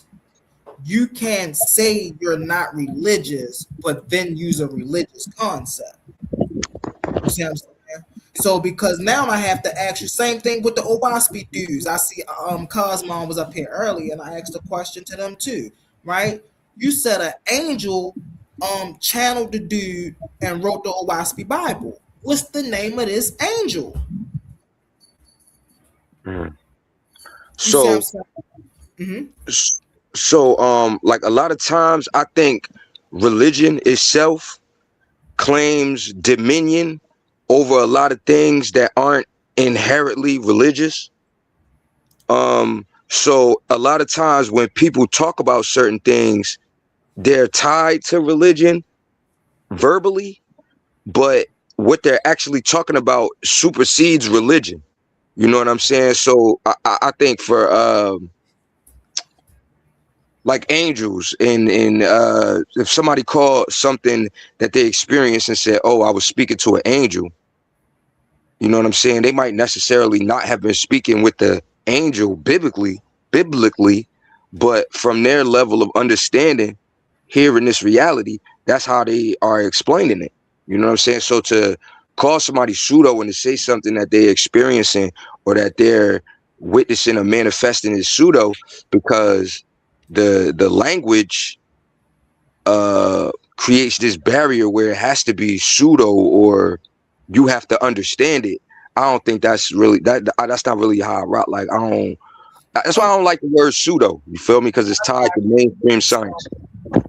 I explained earlier I was a practitioner, right? I could get a little deeper now into even what I mean, right? So I also channel, right? And I channel information, right? Streams of consciousness. This is why earlier when I was talking to Quantum, we were talking about consciousness, and I explained to him that neither time nor space could exist without awareness. This awareness we call consciousness, right? So, and this is not nothing special to me. These are natural things that we as beings having a human experience are able to do. So I channel consciousness, right? So when I say I channel consciousness, right, I'm not going to use the word angel because I know I'm not talking to no angel. I'm not going to use the word being because I know that is not a word being. Internal monologue has a scientific forum. So when I want to explain channeling to someone, I explain it in the terms of internal monologue. I've also found out while studying this that people have internal video, internal visual. Right? Not everybody have internal monologue. Some people got internal visual. Some people got internal visual and internal monologue. Some people got just internal monologue. So it's different aspects of communication that people have. Right? And this is what I found out studying. So when people are talking about channeling and they are practitioners, right? They should have a way to explain how they communicate within higher intelligence in a way that a person who's not in the system that we're practicing in can understand. If I tell you I'm channeling angels, I'm not doing nothing but what Moses was doing. I'm not doing nothing but what the people in the Bible was doing when they talk about the angel of the Lord. Let me ask you this. When you say you're having internal dialogue, right? Is that how you channel information? Is it a dialogue? Yes. Is it visual as well? No. So how do you know who you having this internal dialogue with if you can't see nothing? I just told you real practitioners feel. That's what I'm saying. So wouldn't that be pseudo by definition because you don't know? Hold on, let me just get this off. If you don't know what you're seeing, right? And you're just having this dialogue, right? But you're giving a definition to it and saying that it's not something else, but you don't know, and you're just going off of what you think or what you feel. You feel me? You don't have any basis or backing to it. You know what I'm saying? You're just making an assumption off of your understanding. So somebody else could be visually seeing what they're talking to, or somebody else could be feeling, seeing, and hearing what they're talking to. Some other people could be having out-of-body experiences that they don't fully understand, and they know that this is just happening to them, and there's no verbal way to explain the phenomenon that's happening to them. There's no word for it, and just because that word doesn't exist would mean it's not happening to them. No, and this is why, right? We have a thing called, when you're a practitioner, we have a thing called cross-examination, right? And so I know that there are people who also channel information. And so one thing we all have in common is there are things that we experience, right? That is logical. There's nothing on this planet that can't be explained. That's not true. If it can't be explained, watch this. If it can't be explained, that shows your lack of understanding what that thing is. Or our lack of understanding as a total whole. Brody, my apologies. I'm not talking about you personally. I'm just No. I understand that, but I mean, like, I'm taking the individuality out of it and saying that there are certain things that us as humanity don't fully understand, and we've been given an understanding by mainstream science and academia, right? So that's our only understanding. That's our only understanding of certain things that we're experiencing. So if we just let them describe everything for us in reality, it would take away from my experience that I'm having. Okay, now watch this. What about the ones of us who don't follow mainstream science, who are actually practitioners, like the Sagaroos of the world, like the Rumpels of the world, right? Who, when we explain things to people, and we're talking about what we do, we don't have no scientists to go to and say, you see, this is factual. We got to give you our experience. Now, when I listen to people who have these experiences, right? These people are having similar experiences to myself. And these experiences are not supernatural. These are natural occurrences. I'll give you an example, right? Let's talk about Billy Carson, right? Who said he's seen aliens, who's someone I would say, okay, we probably share a similar experience. Now, why would I then turn around and call him a pseudo, right?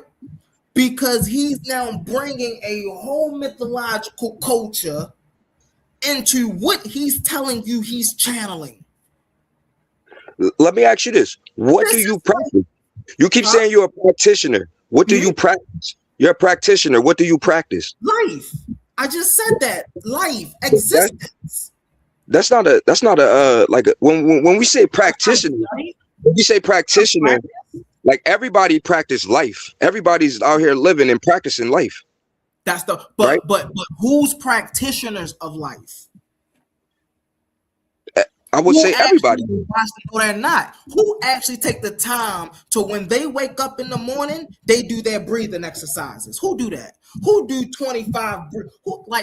See, there's things when you are a practitioner of life you do that ordinary people don't do. I live in a house with ordinary people. I do things that ordinary people don't do because I pay attention to things that ordinary people don't pay attention to. So you're giving an ordinary term to something that's ordinary. No, it's extraordinary. Me paying attention, I got you. Me paying attention to my breath is not extraordinary. That's something that happens naturally. If you watch a dog, I also live with animals, right? So I sit in a room, watch this, and I'll land my plane. I got you. I sit in a room with all three, 2 dogs and 1 cat, right? When we all sit, me, my 2 dogs, and my cat sit in a room by ourselves in our natural states, right? This is a cat, a human, and 2 dogs. When we sit in a room in our natural states, right, it is tranquil. Now, can I then give you a tangible thing of what tranquil is? No, but tranquil is a feeling of an experience. And so how do I know these things? Because I experienced them. Do you know how many people sit in the room with their dogs all day long but never experience that feeling because they not tapped in? Reality? Go ahead. You proving my point. So you're saying that you're a small percentage of humanity, right? You said I'm saying I'm talking about in my facility. There's many more people who are tapped in than I am. See, I live in a city. There's people that lives in the motherland that not even contacted by other human civilizations. They've been living the same way for 3,000 years. So this is what I'm saying. This is what I'm saying. Than I am. That's what I'm saying. I'm not saying that somebody's more tapped in than you are, or you know what I'm saying, the level of tapped in. I'm just saying you as being tapped in to be able to sit in a room with a dog and 2 dogs and a cat and be able to notice the breathing patterns of this cat and these 2 dogs and yours and say that y'all are in a tranquil state together. That's rare. Right? But why is that rare? Why? Because everybody don't do it. Everybody's not tapped in like that. The reason we don't do that is because we've been reprogrammed not to do that. That's been stripped from us. So I would say that you having that gift and that ability would be extraordinary. No, because you got that gift and that ability. A1 got that gift and that ability. You're not just ordinary person. Huh? But they're not using it. They're not using it. That ain't my fault. That's their fault. I know. So this is what I'm saying. The fact that you're using it would make you extraordinary and them just ordinary, because they're not using the gifts that they have and you are. And you would be a small percentage. You would be in a small group of people within this population of people that is doing that, right? So I'm extraordinary because I'm just a little more ordinary. You're more ordinary than them.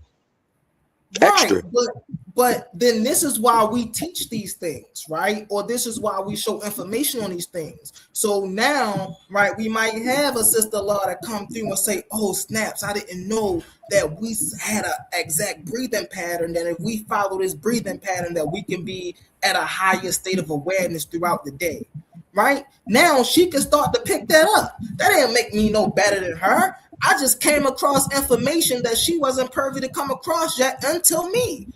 Now, she do this, we do the same thing on other platforms.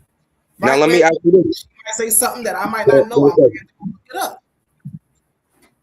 Now if I'm right, like, so say I go around people, right? Mm-hmm. And unconsciously I mirror their breathing, right? Mm-hmm. Like that's just something I do, right? Mm-hmm. And then I come into contact with somebody else who does the same thing, but they do it intentionally, right? Mm-hmm.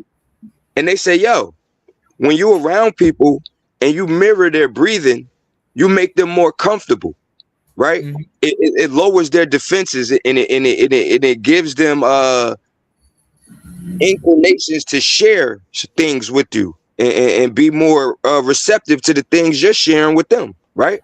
Mm-hmm. But me, I don't know that. I just know that, like, I do that. You know what I'm saying? So the person that knows would tell the other person, like, yo, you're extraordinary. Everybody doesn't do that. Everybody doesn't know this. And you didn't even know this. I'm telling you, right? Mm-hmm. So that's what I'm saying. It's certain things you can do and not understand why you're doing them or that you're even doing anything. But somebody with a higher level of understanding could break it down to you. So that's what I mean by, like, it's certain things that are happening that we don't understand or we can't explain, but we're doing it.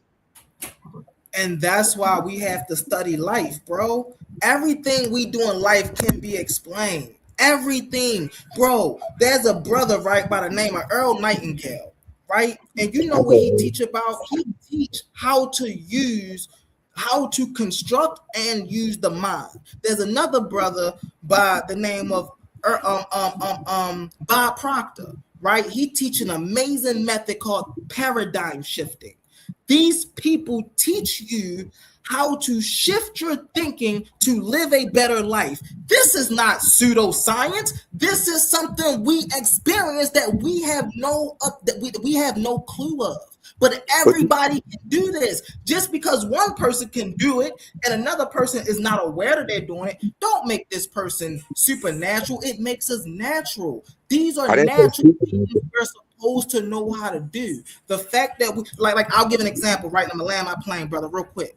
The things I wasn't taught at the age of 10 years old, I teach my daughter. Right? The things I learned late in life, I teach my daughter. So she can then teach her child. So then the things that are not common, right, that nobody taught me that I had to learn on my own, will become common in later generations for her. So this is how we get back into, okay, well, now you're rare, but now y'all are common because now all of y'all understand the purpose of breathing. All of y'all understand the purpose of clean soil. All of y'all understand the purpose of water filtration. These aren't extra natural things. These are people, natural people, being in harmony with Mother Nature. That's all that is. Do you think people have gifts that you don't have? No. So you don't think it's people that have gifts that you're not able to access and that you're not tapped into? You just said that it's people that can see things when they're having thoughts. They see it. You said you can't. That's that. When you're saying, so if I can, I want to rephrase the question so I can understand, so I can take a greater understanding of what you're saying. Are there people who perceive communication with the divine differently than I do? Yes. But no, there's not more people who have more communication to the divine than I do, right? They just communicate with the different than the divine than I do. I'll give an example. LeBron James and myself, right? I have internal dialogue, right? That's how I channel. LeBron James goes outside and lock in for 45 minutes, and that's how he channels. Right, you'll often hear basketball players like Larry Bird got a famous quote, right? When he played Michael Jordan, he said that was God playing basketball. What was going on then? That's a logical explanation. Michael Jordan was locked in to his potential. So what was taken over there was muscle memory. It's simple. There's no rule that goes on with this. But that's just your explanation. That's like, you know what I'm saying? And I wasn't saying that people have a better connection to the divine than somebody else. That wasn't what I was saying. I was saying that certain people have certain gifts that other people don't. Like I would be able to do certain things that you're not capable of doing because of my experience and what I'm tapped to and how I was built. Like, we're not all the same. And to say that, like, you know what I'm saying, your experience diverse, I would agree with that.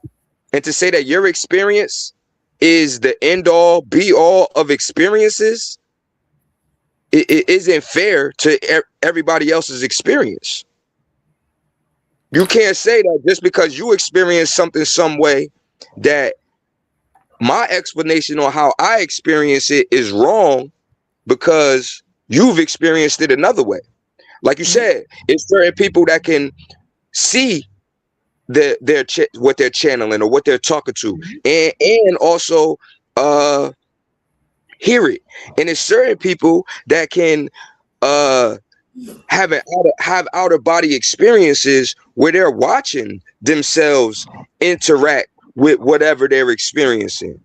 A lot of people don't have that ability and can't do that. But to call it pseudo, you know what I'm saying? And one more thing I wanted to touch on too before I land this plane. Practicing life, like being a practitioner of life, is like vague. You know what I'm saying? It's certain people, like you said, Bob Proctor and Earl Nightingale, and it's a bunch of other ones. They have developed sciences off of our natural abilities. Like, they know the gifts that we have, you know what I'm saying? And they have taken the spirituality out of it and made it scientific, right? So they're giving you a science of our natural spirituality, right? And they're telling you that from being able to control your mind and your thoughts, you can pretty much manipulate your reality, right?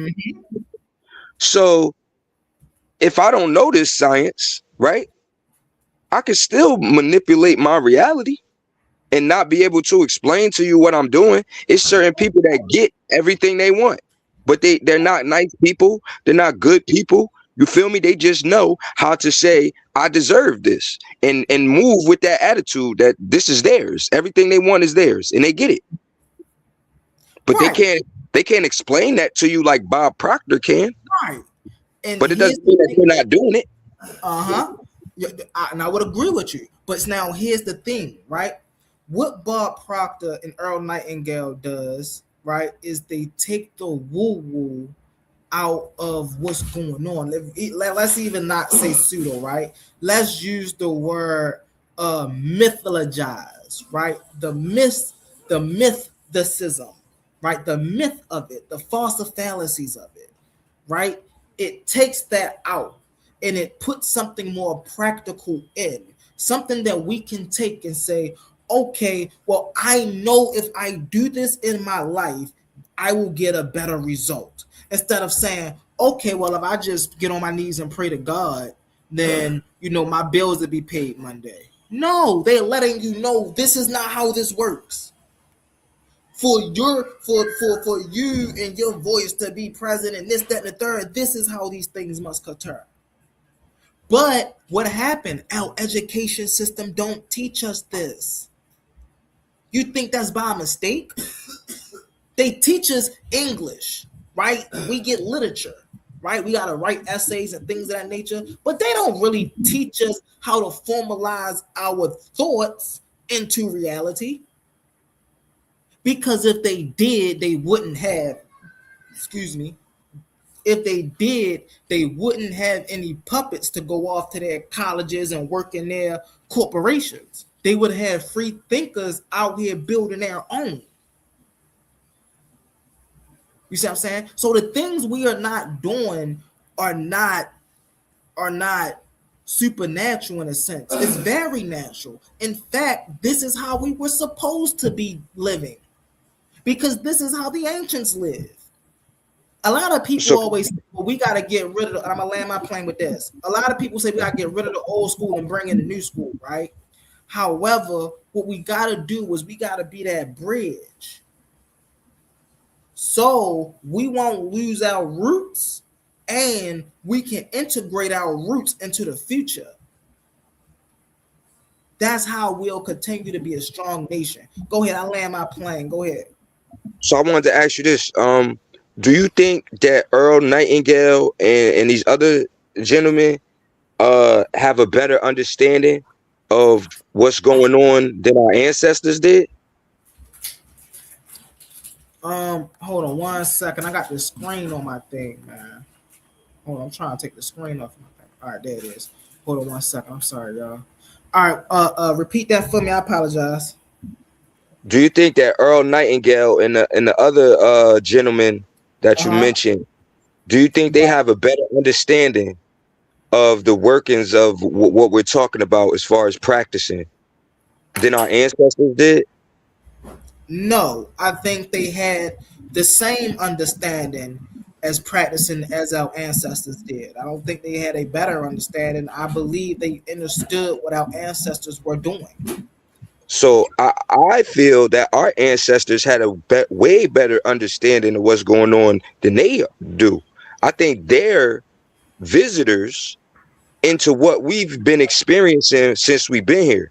And they're making their interpretation from who they are, right? And it doesn't make it any better than what we've been experiencing as melanated beings on this planet, because this is pretty much like our science. So they've come into our science and our way of life, you feel me, our practice, and made an interpretation. Have you ever been privy to read a book called Yurugu? Yurugu, nah. Hold on, let me look that up. How you spell that? Yurugu.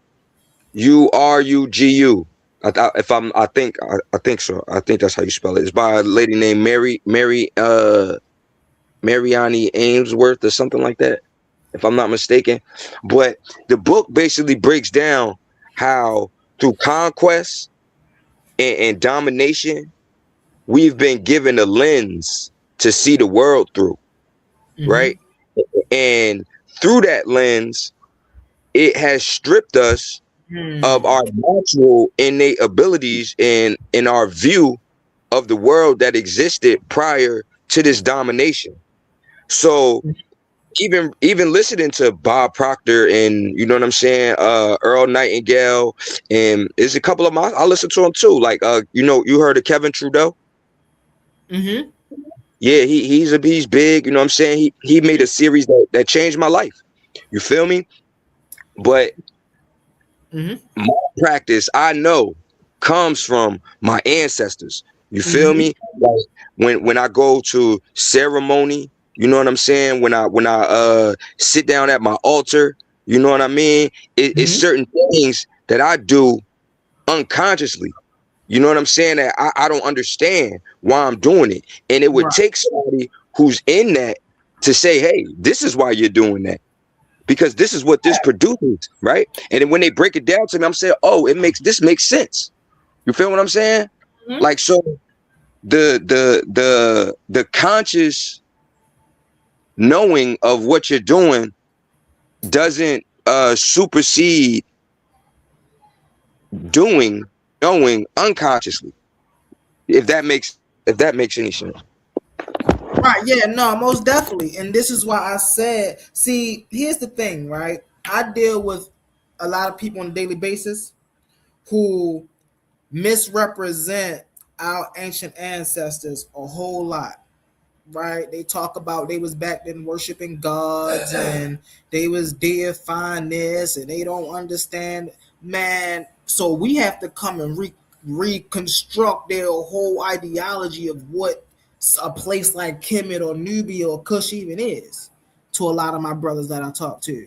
But now with me saying that, when you do put what our ancients was doing in the proper context, you realize that they were doing exactly what you were saying. They were doing exactly what these people were talking about. But now the brothers that I'm talking about now can get a better understanding of what it means by the Neteru spoke something into existence, what that concept means, right? And they get it through these people by explaining to you that words are vibrations, that we live in the ocean of motion, right? That emotion is energy in motion. Right? These are explanations, like you were saying earlier. These are explanations of why we're able to do what we're able to do. Now, what do us as practitioners or later coming practitioners do with that information? Well, we apply it and we see what sticks and what don't stick. Right? You know how many focus practices I've been through before I realized, damn, only 2 of them work out of all the ones I did. Because a lot of this stuff that these people push don't work on a practical level. It sounds good philosophically, but it don't work on a practical level.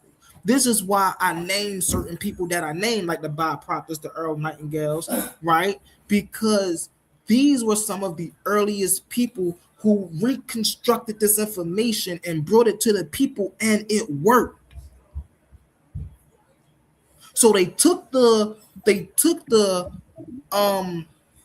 mysticism out of it. They took the vagueness out of it. Let me say that. And they made it more practical, so even the average person could say, oh, wow, I could do this, and they still don't do it. Why? Because we're stuck in the cage of repetition of indoctrination. Anything that go against that doctrine, we got to fight to get away from. You know what I'm saying? And so we just got to pay those things some mind. We really do, you know? No, I agree. I agree. Like, but I think a lot of times we get caught up in their understanding and their interpretations, and we shun our own experiences and others' experiences for validation in their sciences. I would agree. You know what I mean? Yeah. And this is why experience is so important, because you know a lot of people shun experience, right? Like we talk to I'm gonna be like, man, your experience ain't scientific. You see what I'm saying? And we like, man, that's something, that's our own subjective knowing of a thing.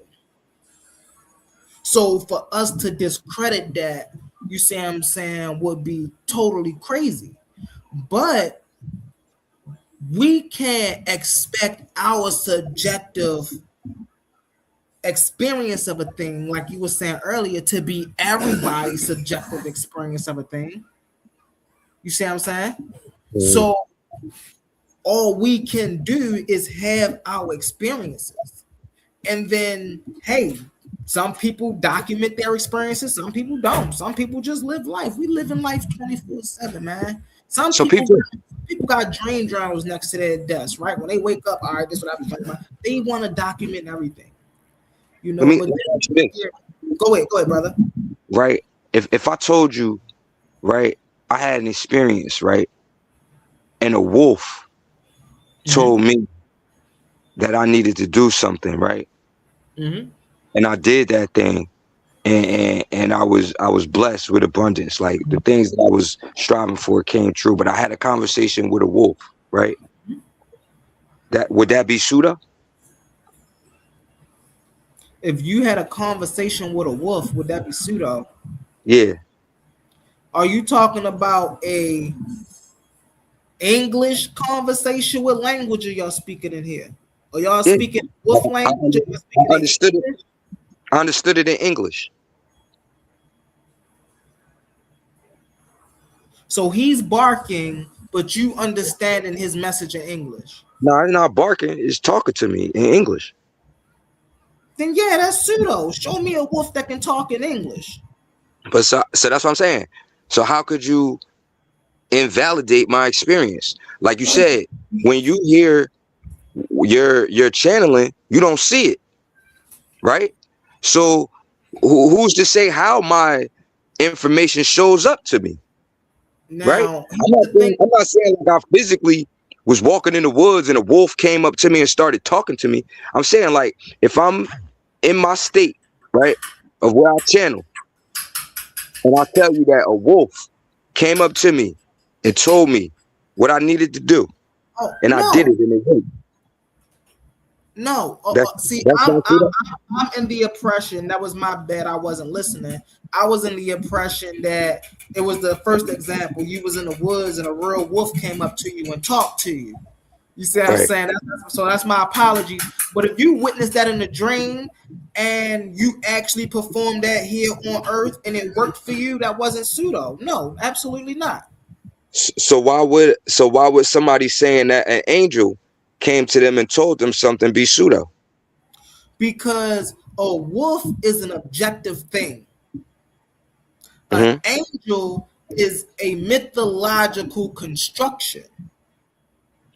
We don't know what an angel looked like. So when you tell me that an angel came to you, I now have to ask you what this angel looked like. And now you have to tell me, well, I can't describe what the angel looked like. Well, now how am I supposed to know you talk to an angel if you, same question you asked me. If you can't describe the thing that you're talking to, how do you know it was an angel? But that's what I'm saying. So, but what if, like, when me explaining what happened to me in my experience, right? I'd be like, yeah, a wolf came in and spoke to me. But what if it was a coyote? And I just only know a wolf, and I seen it and I was like, oh, it was a wolf. And then, you know what I'm saying? Yeah, no. Now, see, these are dream tactics, right? So these, I understand these, right? If we are in real life, right? Just like I ain't going to do that. I don't even want to do that. But if we are in the dream realm, I understand plethora of things. We can have plethora of scenarios, right? Now, if I'm religious, or say if I'm not religious, right?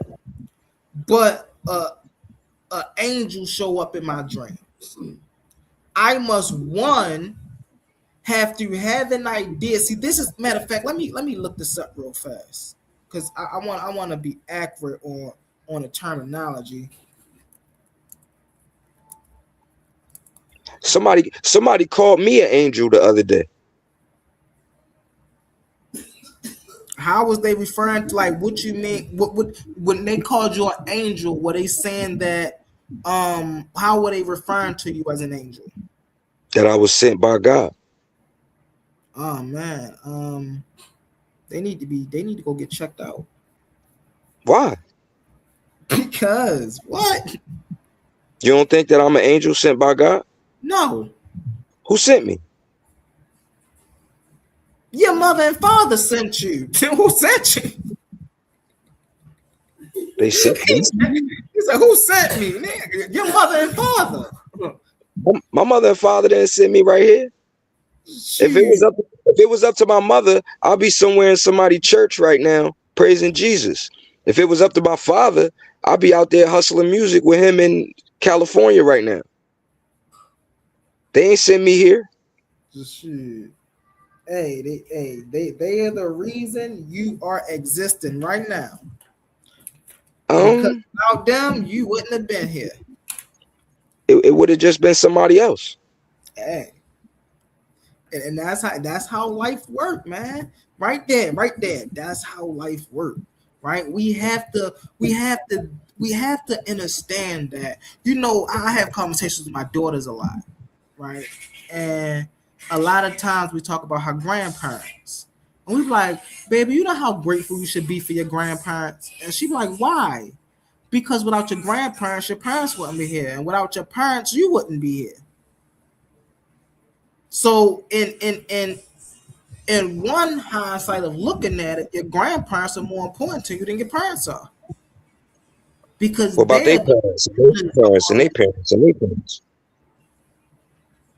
Your great grandparents. What about them? Mm-hmm. Where's it in? What is it in? And then, like, the further you go back to get great, the more of them there are. Mm-hmm. Mm-hmm. You know what I'm saying? So, like, it keeps what, doubling and quadrupling, you know what I'm saying, as it goes back to greater and greater. You feel me? So there's more people involved. So I'm saying that it's an architect that is over all of this. And I would attribute that to a universal mind. Like when I was saying before to I forget the brother name. Psychic? No, before him, like 8 hours ago. Quantum? Last night. Quantum, yeah. My interpretation of the all or God or whatever we're experiencing is a mind. Mm-hmm. You know what I'm saying? And it creates the same way we create with our minds, mm-hmm. or our brains. You feel me? And we're all tapped into this universal mind, right? And are you familiar with Kabbalion? Kabbalion? Yeah. Yeah. About the 3 initiates. Indeed. So I most definitely know where you're coming. From. Right. Okay. So we on the same page. You feel me? So, and I would say that, like, how. So if I'm having a conversation, right, and I say that I'm tapping in to the all, right, who's to know how that shows up to me? You know what I'm saying? It could be something that shows up and it's just like a ball of light, right? And from my understanding and my interpretation, that's an angel, right? And then you say, all right, well, describe this angel to me. And I'm like, I can't, it was too bright. Does that take away from my experience? Well, then, if it was too bright, hold on one second. I'm sorry. It's 8:32, and we having a date with Mary Jane. But if you said it was too bright, then I would have to question, like, what do you know it looked like? Like, here's the thing that we get confused. Again, let's bring this back to logic. Here's the thing we get confused when we go into subjective things, right? We use over exaggerative language, right? So a person to be like, I seen God. And when I was seeing God, it was a real big white light, so white I couldn't even see. And it was just a throne right there, right? And at the bottom, I seen some yellow feet. You know what I'm saying? And it's like, bro, what you're describing doesn't even make logical sense. But then that's the, oh, well, this is my subjective. How you going to tell me? But you want me to believe this. If you want me to believe this, this has to make some type of logical sense. But why? Are you saying that the creator, the all, or whatever you want to call it, is bound by logic? Yes. Well, it will be familiar with the Kabbalion. It'll tell you that you'll never fully understand what the all is. There's no explanation, right? Mm-hmm.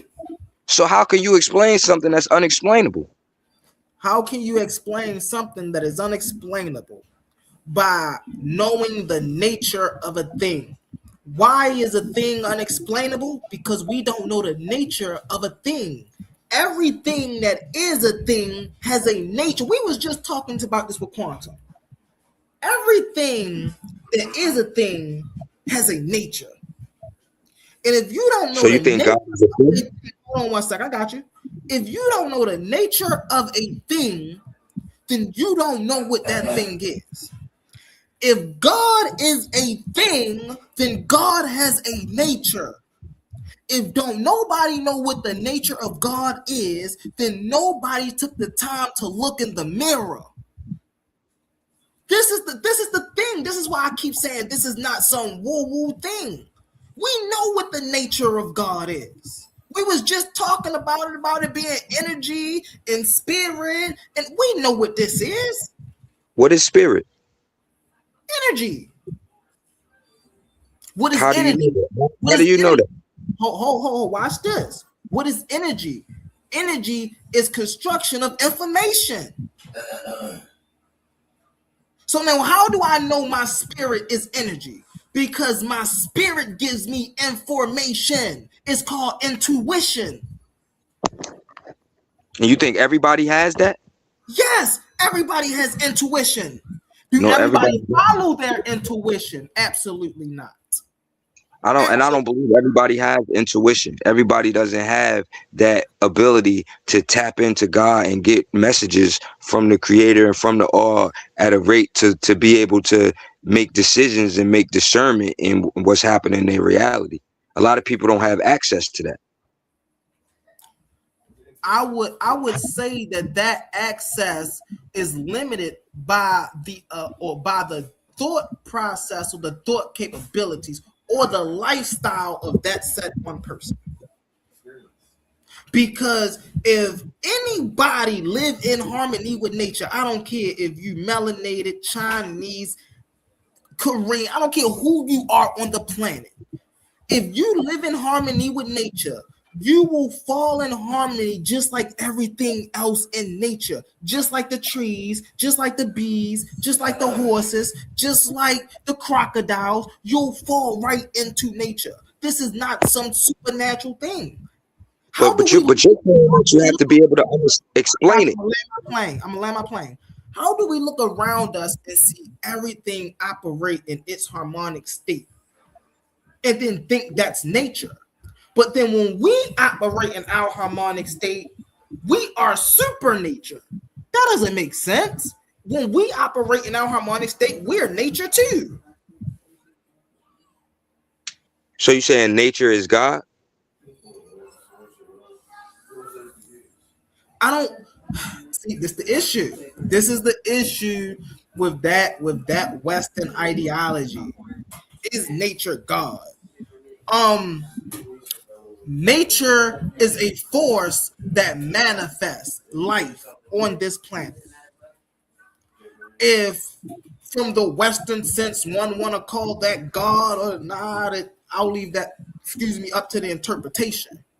But my best description of nature is a force that produces life on this planet. So how would you define God?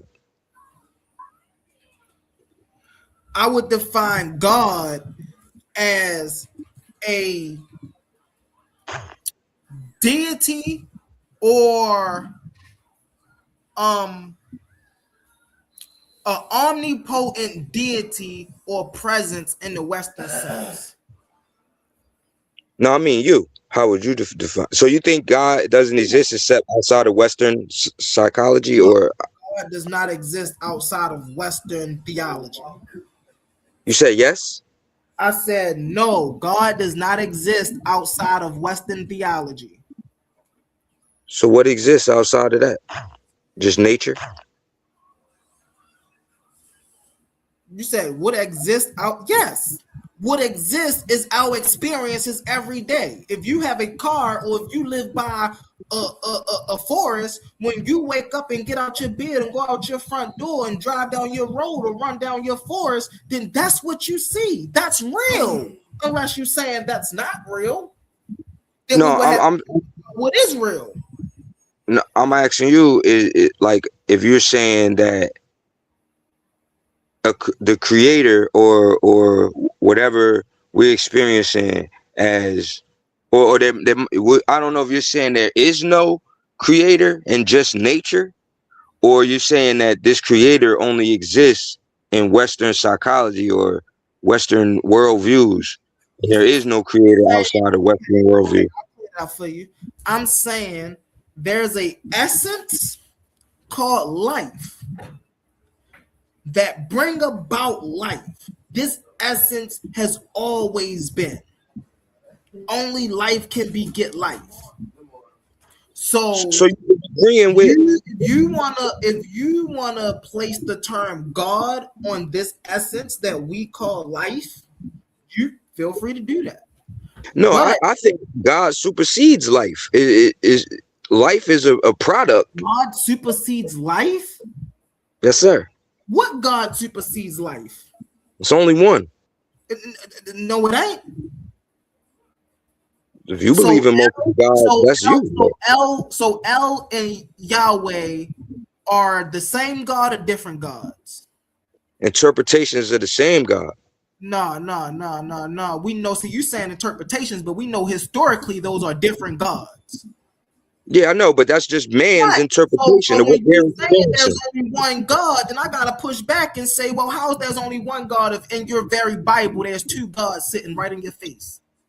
Well, that's not my Bible, but the fact that man has an interpretation of what he's experiencing is the same thing what you're doing when you go to people like Bob Proctor and Earl Nightingale to get their interpretation of what's going on. So people in the Bible did the same thing that Earl Nightingale and Bob Proctor are doing, but they did it for a control aspect, to control how these energies work. Mm-hmm. So here's the thing that scholars do, and I'm not sure if you're familiar, but scholars cross-reference, bro. This is how we gather information. Mm-hmm. So, and it's so funny because what Bob Proctor and Earl Nightingale do is not even directly tied to what our ancestors did back in the day, right? What I mean by that is they don't talk about Kemet and da-da-da-da. No, they just do their thing. It's their actions that they do that tie back to what we do. I don't even know if they studied Kemet to know that what they're doing is some Kemet practice. I don't know if they know that or not. But what I can do is I can say, yo, these brothers are making some great points. And I know that their points fall right in line with what Imhotep is teaching about morality and proper thinking and living in my eye. So, right? So I would say that those same things exist in the Bible. What? Those same teachings exist in the Bible? The same teachings that Bob Proctor and Earl Nightingale are teaching are in the Bible.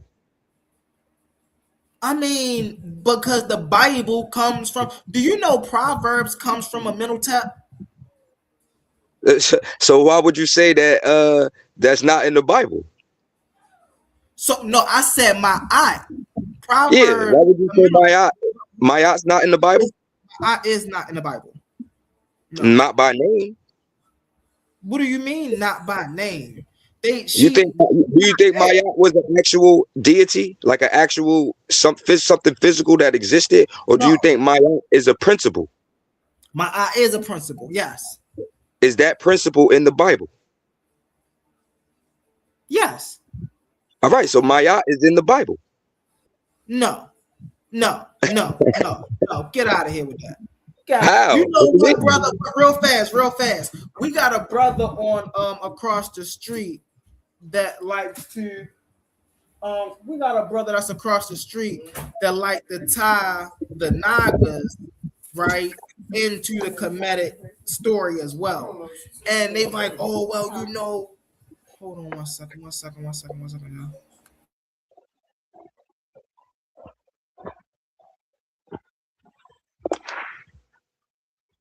What happened?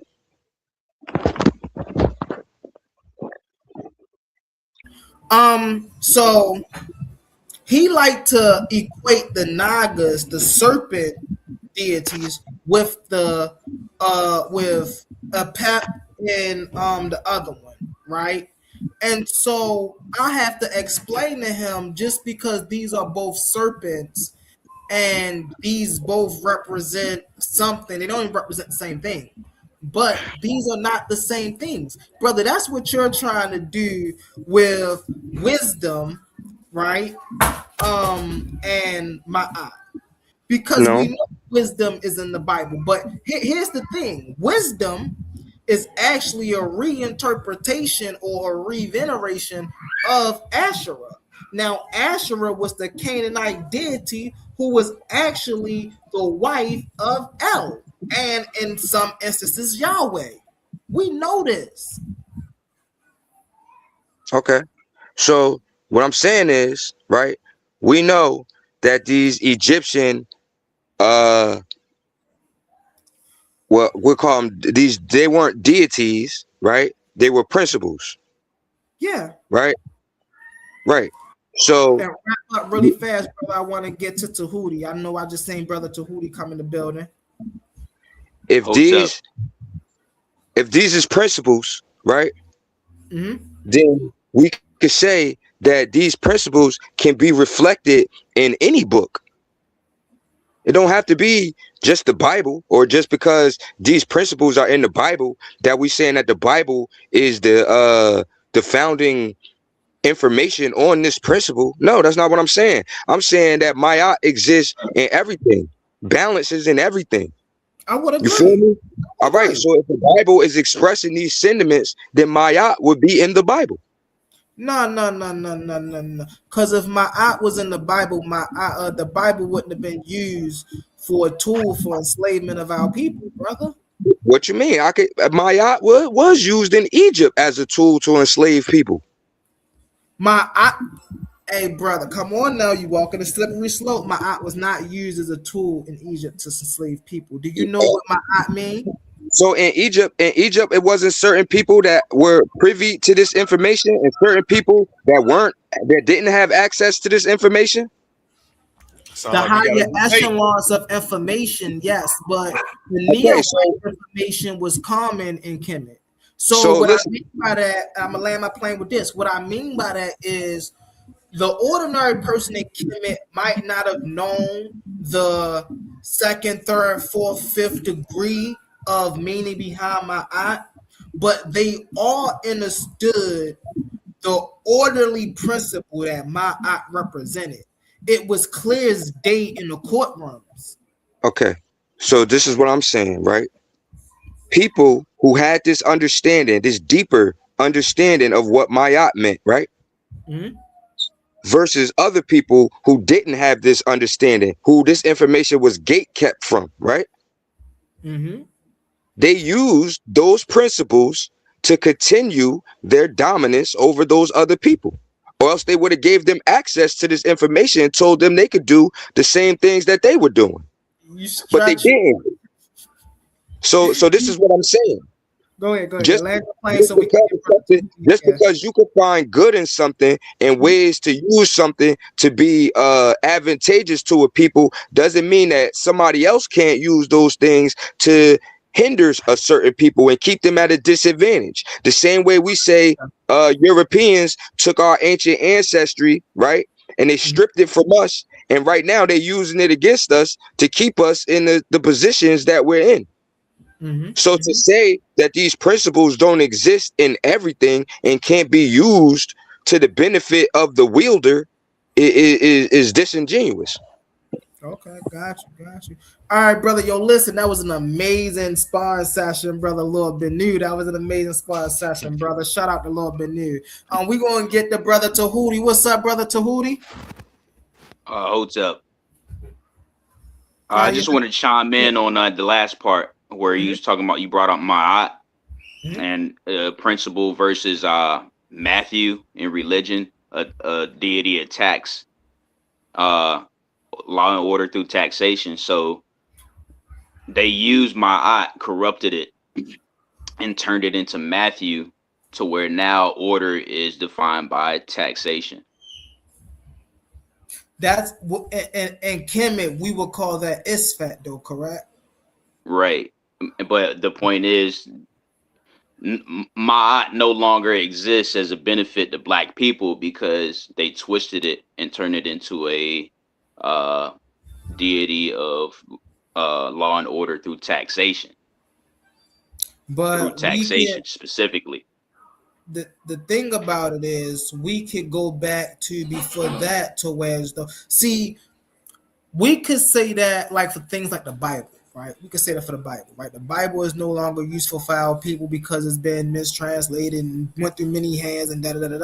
And the only reason we could say that about the Bible is because we don't have the original. Nothing about the Bible is original. We can't say and that. That's why I say. That's why I tell people. I got you, brother. Real fast. We can't say that about Ma'at because we know that Ma'at, just the basic meaning, span back to before Kemet itself over there in the Nile Valley.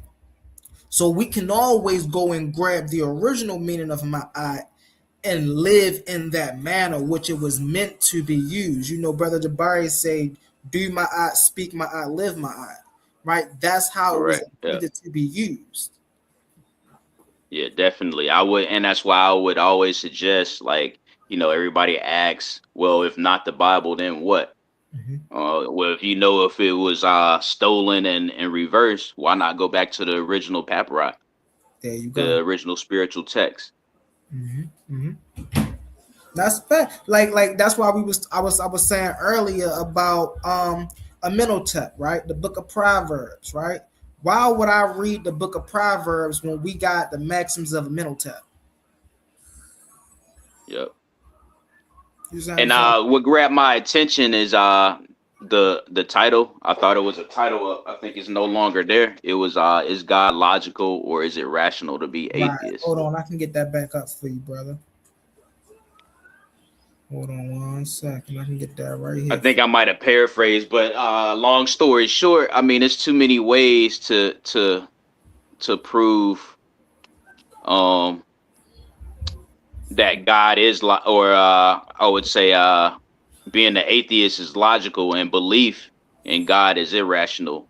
Because first of all, you have to believe in a superstition, and God can only be defined by superstition because the people who made God and created the concept were the Greco-Romans. Right. So, I mean, if you cut it from a chronological standpoint to a linguistic standpoint, the fact still remains that belief in God is illogical and atheism is rational. I might be paraphrasing and I probably butchered the title up, but we get the point. Yeah. I'm trying to get it for you. I can't even find. Like, I don't know how he get to these. Yeah, there it is right there. I don't know how he get to these slides so fast. I'm like, hold up, I'm looking for it. I gotta find that one over here so I can what's we call him? Which one would it be? It's like our ancestors put out too much information for us to believe in Greco-Roman concepts and question people who don't believe in Greco-Roman concepts. Right. Hey, brother A1, I don't know if you here, but I don't know where that's at in the picture background. What you looking for? This right here, what you got, the Titans Debate League, is belief, God, rational, or atheism, logical? It's all the way to the left next to my picture. Don't look. It's like it ain't in the assets. It's over there. Like I'm sharing my screen with that. I was like, hold on, I can't find that. What's up? We got King J in the building. What up, King J? Peace, humble. Peace to the Titans. Peace to the panel. What's going on? Now, we in here chilling. We've been in here for 10 hours already, having some great conversations. 10 hours, man. That's what we do. Damn. Yeah, that's what we do, brother. I do see it's a 10-hour stream for sure. So, yeah. So, how long y'all gonna be on? Y'all still got some energy, or y'all? What's the word? I'm here, brother. I'm here. That's what I do. Okay, good stuff. So, what's up? You got, you want to add some? Hold on. If I can, brother. If brother A1, if I can change the background really fast. I'm looking for Spark session. Yeah. Go up more. It's more toward the top. All right, more towards the top. It looked crazy because. Oh, you know what I didn't even notice is some of these have the names on the bottom. Oh, hold on. Let me take that picture out the way too. All right. That's my dad's background right there. Yeah. There's the Bible debate. What up, A1? Chilling. How you feeling? I got it though. I'll switch it for you. All right, go ahead. You say your dad got a show now? There we go. Yeah, he a master's degree medical licensed therapist. We bringing mental health to the Black community. For sure. That'll definitely be a good topic, good show. Mm-hmm. Mm-hmm.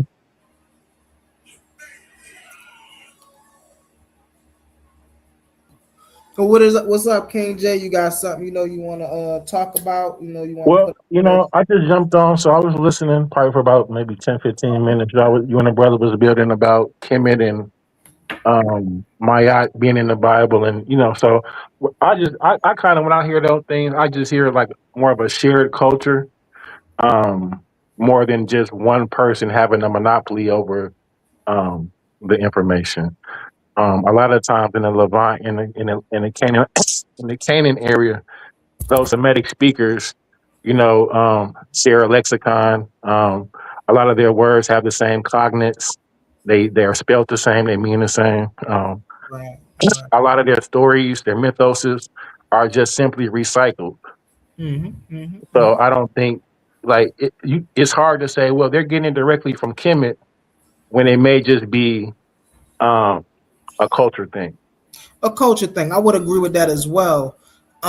Because we see that even the people that was in northern and southern Israel at that time, they had certain customs, right? They had laws and creeds and things of that nature.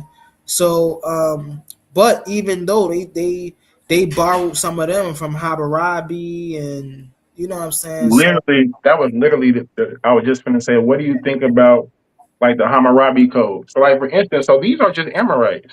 So when we talk about like the Amorite kingdom, we talk about what is the kingdom of Mari, and then you have Yamhad, right? And then underneath there, you have tucked in on there, you have Ugarit, right? So all of these are Amorite. So, and when you talk about Hammurabi, you got to talk about his daddy.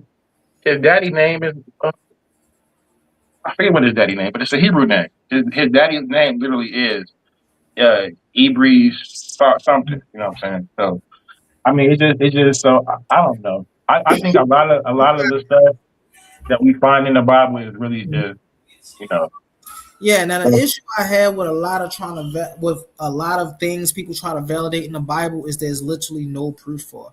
And no is not argument of silence. There's literally no proof for this. People have looked, right? So even when we have a history of the Hebrew people or the Israelite people or whoever y'all want to call these people, we got a history of them, right? But the issue is the history that we have don't match the history in the Bible. Right. And so that's what push the biblical believers buttons, because here they run out and be like, oh, Abraham was a real person, Moses was a real person, the Exodus really exists. And it's like, well, we don't have that history. The history we have of these people is these people are emergent people as distinctions from Canaanites, and they formed their own stuff. But before they got there, one worshiped a deity named El, the other worshiped a deity named Yahweh. They came together, merged El and Yahweh together. Both El and Yahweh had a wife named Asherah, but the early church fathers didn't like the fact that Asherah was a deity too, so they had to kill her off the scene and just make Yahweh to make it monotheism. Later on in New Testament, they brought Asherah back as wisdom, but reformed under the monotheism system that they had, so she wouldn't be as powerful as God. Man, they did a whole lot with that. It's crazy. I think with the wisdom thing, Asherah, I think that's more like, if you read the Gnostic text, you'll find it her reference as Sophia. Yeah, Sophia. So they're just really just female culture. Yeah. Yesterday I was up there, I was exposing the doublets, right? How Abraham and Isaac, right? Their stories are doublets of one another. They both deal with a king by the name of Abimelech, and that is his name. That is not a title. I was dealing with my brother today, talking about Abimelech is a title, it's not a name. No, in the Bible, that is a name. Abraham and Isaac dealt with a king named Abimelech, and they both dealt with a king by the name of Abimelech with the same commander who had the same name as well. What does Abimelech mean? My son is king, or my father king. Can we identify? So, like in the etymology, so like every time I hear Melech, I always know that the M and the L and the K is the reference to the king part. So. The Abba is the father, king, part. Right. So this is what I told my brother Pitbull, right? I told him, well, if that's the manner, Abraham, what do Abram mean? We know, or matter of fact, let's go ahead, Eber. Right? We know that was the name of a man, but we know it also means to cross over. So when they talking about Eber in the Bible, are they calling him the label to cross over, or are they calling that's his name? You see what I'm saying? So we know what Abimelech mean, but that's also his name. I think a little bit of both. Like I think there was a person. I think there was a person named Ivri or Eber that actually crossed over, and his descendants were known as his name or house of. Like even if we look at the house of, so the only pushback with I do believe in eponymous ancestors, but I would say that Bronze Age, possibly we have more mythos, but I would say late Iron Age, we have actual historical biblical characters that we can actually say are historical, and we can pull up on primary sources and Stella. Can you name some? Yeah, don't you think that's odd too? You're not talking about biblical characters like Pontius Pilate, are you? No, we can start. We'll just start at the house of Omri. We'll start at Bit Omri, and we can go from Bit Omri, and we can trace Ahaz, and we can trace Hezekiah, and we can trace and we can reference the Assyrian prisms. Right, a lot of the Babylonian texts refer to Jehoiakim. He's a historical character that we can find primary sources on. So under the narrative of Israelite, no, but in history we'll find them listed as, when they'll say Bit Omri, right? That means house of Omri. And so most of his descendants were known under Omri, Omrites, right? So those are historical people who are in the Bible. Well, let me ask this. Don't you think the burden of proof for history, like proving historical existence of the Hebrews, would be inscriptions, actual inscriptions that go along with the person that you name, an actual shrine, synagogues that actually go back to Black civilizations and not Greco-Roman civilizations, because the world's oldest synagogue goes back to Greco-Roman like culture and Mm-hmm. chronology. When you say synagogue, are you weaponizing that word? Are you just referring to a temple? Well, nah, I just mentioned as an example, but what I'm saying is So why if you don't say what is the synagogue, burden of proof?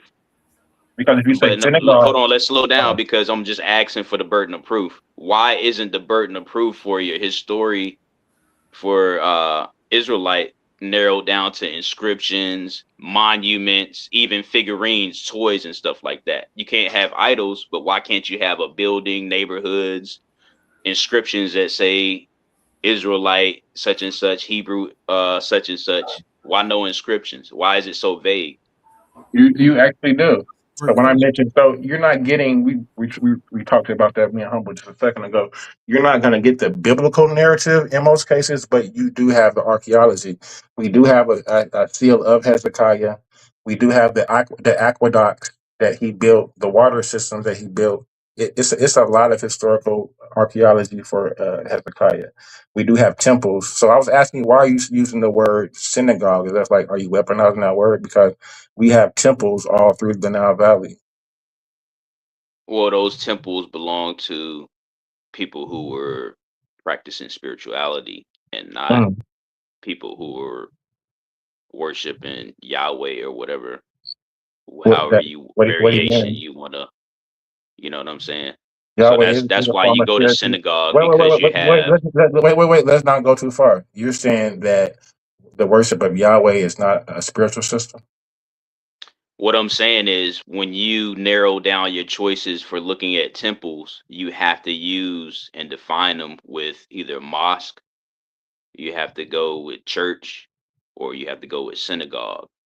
So when you say that the Wait. So, first, so, so, so, like when we start with the Nile Valley because it's 42 sappats. Each sappat or known had their own temple or local deity. They had their own cult fetish or and standard that they worship. They didn't have to necessarily worship the national deity or whatever administrative. but that's what my question was. Like, why is it so vague? Shouldn't the burden of proof for history be a little bit more detailed than what you're putting together? I think if you're looking at 8th century BC, 9th century BC forward, you do find that like the Moabite stone, where we find they're mentioning the wars between Moab and Israel and how they actually defeated Israel. Well, they're mentioning the house of Omri. They're mentioning we actually can look at the Assyrian prism and see these people, Yehu, bowing in front of, and offering tribute. So I think they actually existed, but I just don't think the biblical narrative that we're getting is actually the narrative a lot of times. But so like so can we find the tribe of Judah, the Yehudi? Yes. Now I would say there's more historical evidence for Judah than the northern. Like when we look for the northern Israelite tribes, we'll look for Samaria. Right, we find Sumerians, you know what I'm saying? We find, that terminology, not, Israelites. I'm not too keen on the Myrna Patas sellers referencing Israel. I don't agree with that. So I don't see too many sources in history that say Israel. We find Yahweh worship. We could go to like the Solib inscriptions and we find Yahweh. We even find, now this is interesting to me, even in the 18th dynasty. And when we look at the pharaohs, Amos and those pharaohs, those names are spelled I-A, but that's really Yah. That's pronounced as Yah. Egyptians worship a deity named Yah, Y-A-H. No, they didn't. Yeah, they did. We can Chill. look that. Can we look that up? Yes. If you just type it in, that's an Google search. I-A. If you want to spell it I-A. A lot of times it's the spelling that throw people off. Right, the I's and the A's. So the I is really a Y. If we look Are you talking about the moon deity? Yeah, I am. Oh, get out of here, bro! Thank you. Yeah, I am. That's what it's Yah, right? It's similar. So let me ask you a question. Is it different? Is it a distinct difference between the Yah that the Jews in Elephantine worship than Yahweh? or is Yahweh the same as Yah as the same deity? Are you following? No, what you Well, talking let me answer that. Let me answer that because the problem is these Greco-Romans taking out of Kemet and corrupting it, and then people who want to hold on religion to religion and the Bible, they want to hold on it too. So they do it in reverse by saying it's the same thing, but no, it's a plagiarized corruption to build a concept for Abrahamic Yeah, doctrine I and agree dogma. because I would say because I'll argue that the tetragram is created, right? We But have the the Yah, purpose but of that that was to overthrow spirituality. It wasn't to continue it or say, all right, we like what y'all got going on. Let's be one. No, they weaponized that. They wanted total control of the Nile and the Red Sea. so for That's monotheism. why they invented religion. So they can take over that resource and start from there. And now we're here. Yeah, that makes sense. Yeah. And that's why I say get back to the papyri. Go ahead, man. I don't want I to was cut you gonna off. ask. I apologize. King J, I never asked. Do you believe in the Bible? I don't believe I'm more agnostic. I don't and believe I really don't believe in deities or I believe in the historicity, the historical events, and I do think that I could, eat the meat and spit the bones, only because I'm familiar with, like, I've studied all type of different traditions, and to me, they all say the same thing. You know what I'm saying? They're all sharing the same, like, treat your neighbors, love one another. You're gonna get that from every religion. Okay. So What about Afrocentrism? What you think about that, King J? right, great question. It's damn near racism because me and the brother, I say, just had a conversation yesterday about weaponizing the word African and talking about African science, right? And saying that African science is different than just science. So when you say an African science, you're suggesting that even in that there's some superiority, maybe, in your African science. And so, so to me, science is science. There's no such thing as European gravity, right?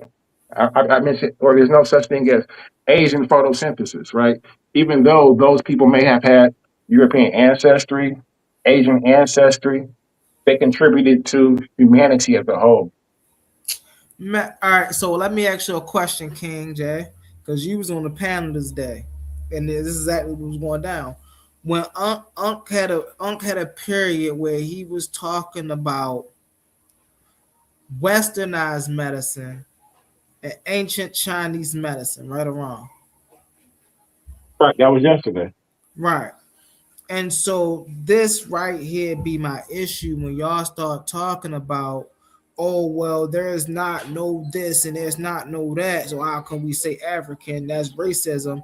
No, man, if Chinese people got their own medicine, if we could say Chinese people got their own military, then what's the issue with saying Africans had a science? It's an ulterior motive. That's what it boils down to, and that's why I wanted to get that out of them. So also, I would have contention just with this, right? Just in the definition of the word science, right? It is an anachronistic fallacy, right? Because if we're saying science, to me, science is so. To Well, me, hold on. Can you answer his question though? Can you answer why it's okay to say Chinese traditional medicine, but then when we say African traditional medicine or even science? I didn't agree with Unc's point when he said that. He may have spoken too fast when he said that, or because he did clear it up afterwards. But I didn't agree with when him saying that at all. But let me ask you this question: do you believe you Central West African only, or do you believe you're African, or do you just believe you're something totally different because it's too racist to identify as African? I believe that the modern social construct, the way that we're using black and white, is a racist in a racist way. I don't think they use that term applied back in terms of antiquity.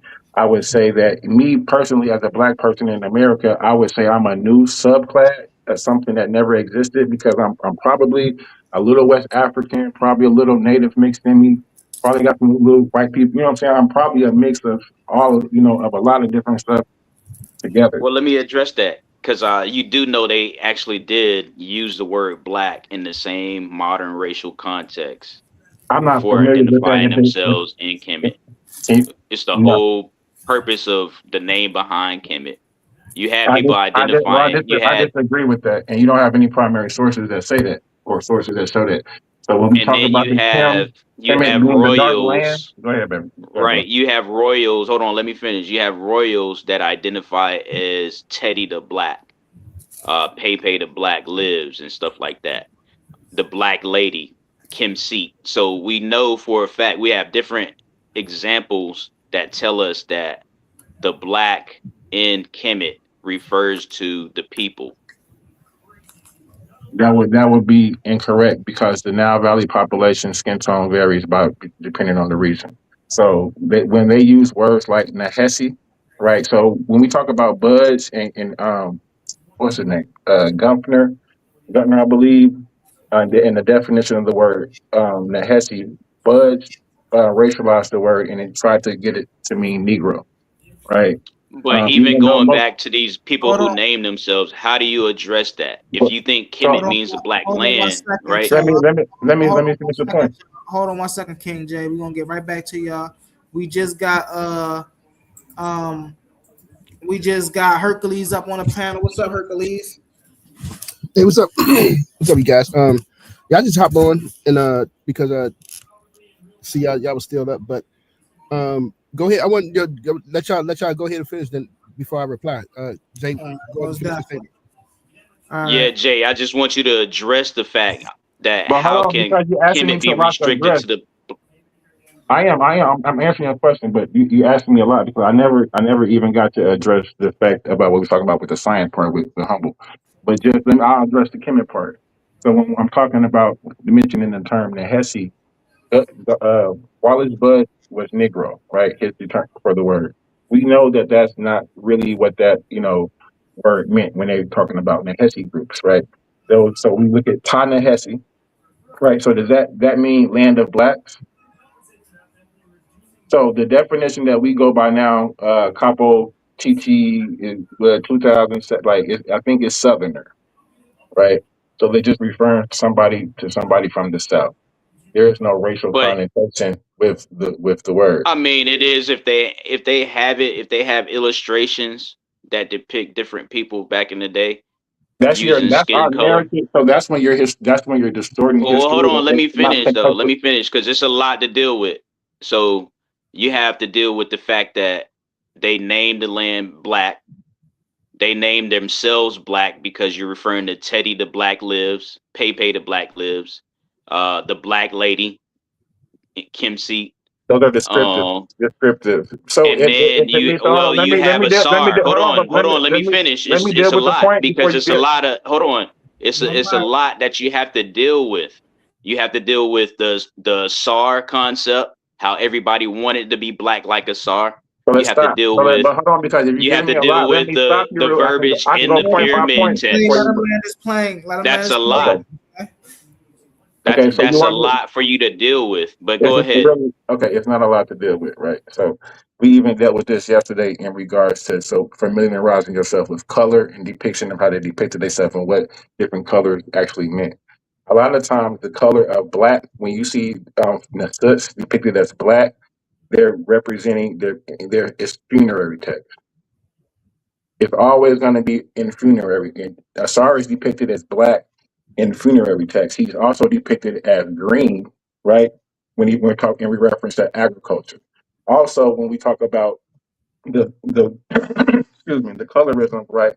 Even in the Greek, when we watch in the murals and frescoes, we see the women depicted as a lighter, either white or yellow, and the men depicted as reddish skin tone. We find the same in Egypt. That's not necessarily saying they were this color, right? If we see a lot of women in the hieroglyphs depicted as white or yellow, that's not necessarily meaning that's their color. Most times it's a symbolism of purity. I mean, And that's fine and everything, but like we have to so compare this it's to kind of Afrocentric what is the what you're trying to scholars do. are Hold on, but saying. let me stop because the scholars aren't saying what you just said. That's what Afrocentrism is. Afrocentrism is where you try to take history and you make everything black. So if you're So hold on, saying let if me you hold stop you on, there so we can no, don't redefine stop me. it. Let me We can address your define point. it correctly. Hold We on, got to brother. Hold define on, brother. correctly though. Hold on. Wait. Let me address the point. You said a lot. Let me respond in a lot. So when you gave the descriptive colors, if they said Pepe the Black, that would make me believe that outside people are described or somebody of a different skin tone. If everybody's black, why is the need to say Pepe is black? Because you have people who announce it, so we know It that sounds people like are an exonym. black, It sounds like but an exonym. You know what an exonym is? it's a nickname. So It you're sounds like an announcing exonym. that. It sounds like a who? An exonym. Okay, how A could it be description an given by exonym? a description given And by that's what I'm outside. saying. Right. It's a lot for you to deal with so much that you have to go with the fact that you think, you believe versus Africana studies. That's why we have to redefine correctly what Afrocentrism is so you don't misrepresent it. If a scholar, if an messing it up Afrocentric scholar exists, his background is from Africana studies, which actually have scholarly credentials and accreditants to give him the right to say certain things about historical documentation and linguistics. If you have a master linguistics who says that, hey, this is all this documentation and this evidence is verification that black was used in the same modern racial concept as it is today in ancient times, then we have to go along with that versus somebody coming on a panel and saying that Afrocentrism is racist, and we have to go with that. So there's nothing that we can really go from on your side versus all the documentation, all these concepts. Well, you just made that up. So, KJ, can I go after you? Well, hold on, real quick. I just want to respond real quick now, as we get back, because he just made it up.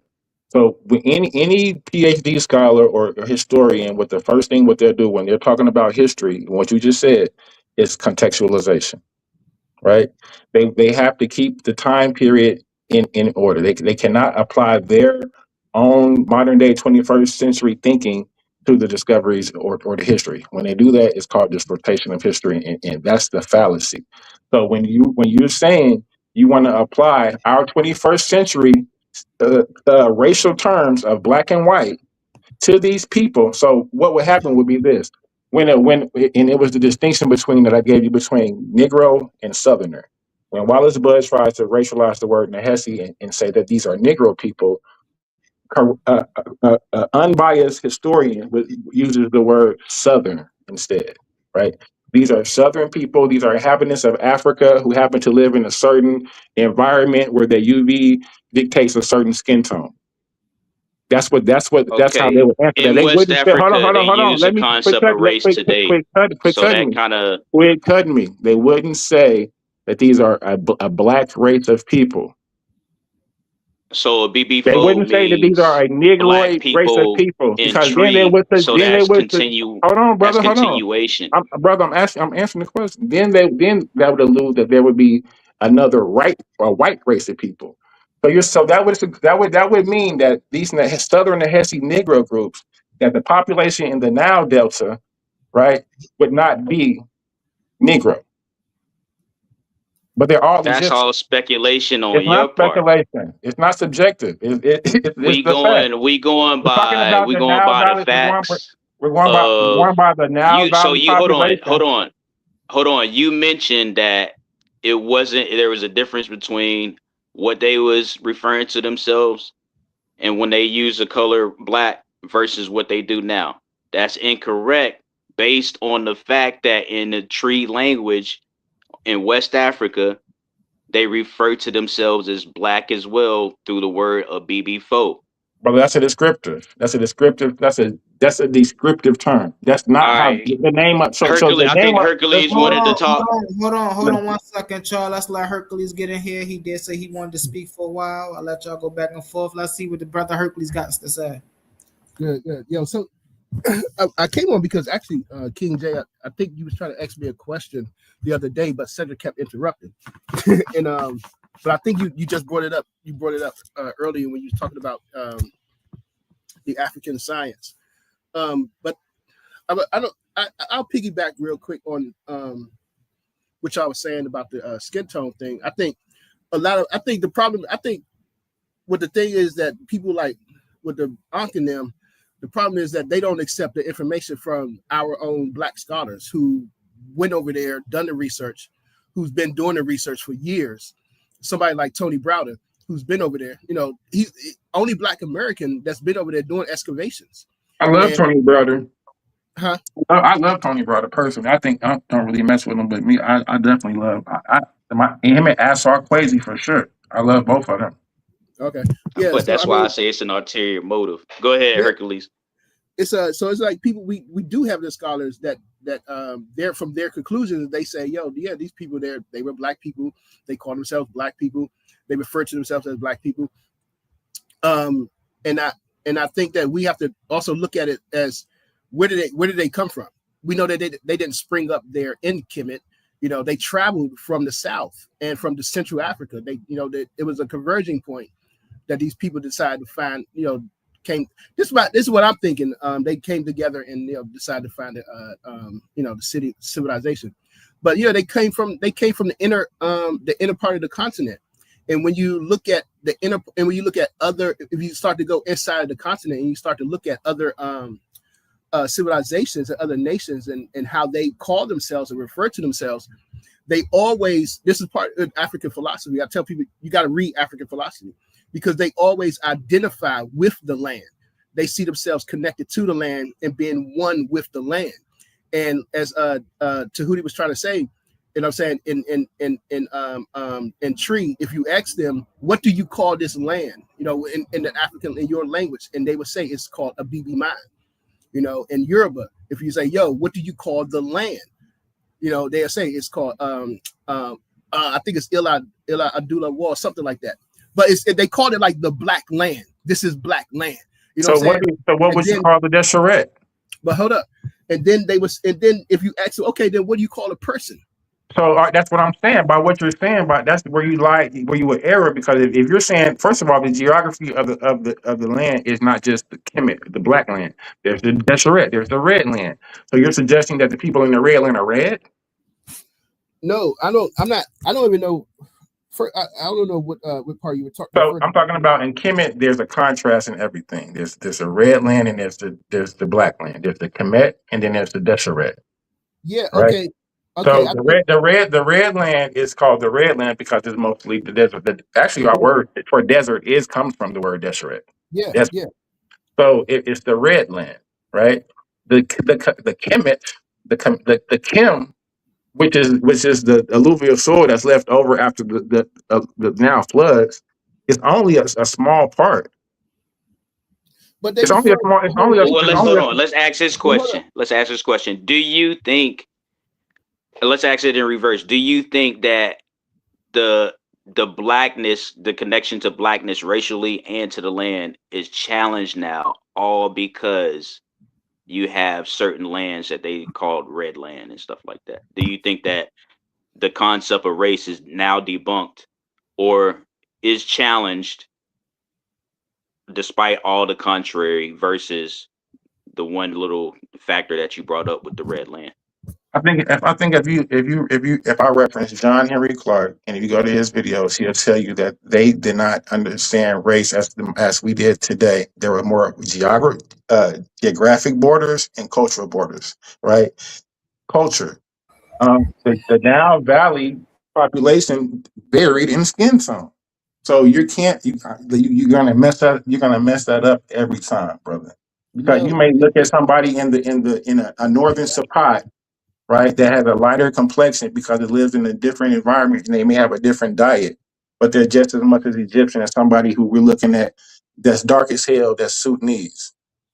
Well, a let me verse. respond to your Hold on. your John Heinrich Clark reference. Wait, hold on. Let me reply to that. Let me reply to that one, Tootie. All right, Hold yeah, on. go ahead. You can have it. We all know black people come in different skin tones, period. But the thing about John Wait, stop, because humans come in different skin tones. All right, man. Okay, but I'm not dealing with Humans come in different skins, because when you start off saying black people come in skin Hold on, tones. let him get it out because we let you get it out. Let him get it out. I don't want to go around all around the world, man. I just want to deal with our But humans starting coming different skin Okay, tones. all right, humans. Are you happy now? Humans. Goddamn.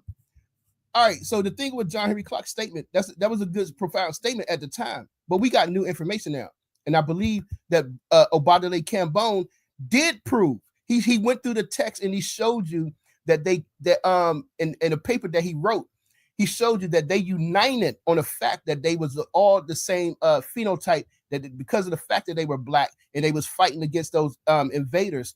And one of his papers, I'm looking for the name of it now, but I mean the thing is I think that they did. I just think that they did see themselves as being black people, and they refer to themselves as black people, and they do. And let me add on to that. They do it today. Out of the 10 things that Dr. John Henry Clark says when it comes to race, that one time that when he was addressing that with a white person, you have to expect him to be like that when he's explaining that to the white person, to a white audience, in a time to where he's trying to get you to understand that racism is the problem.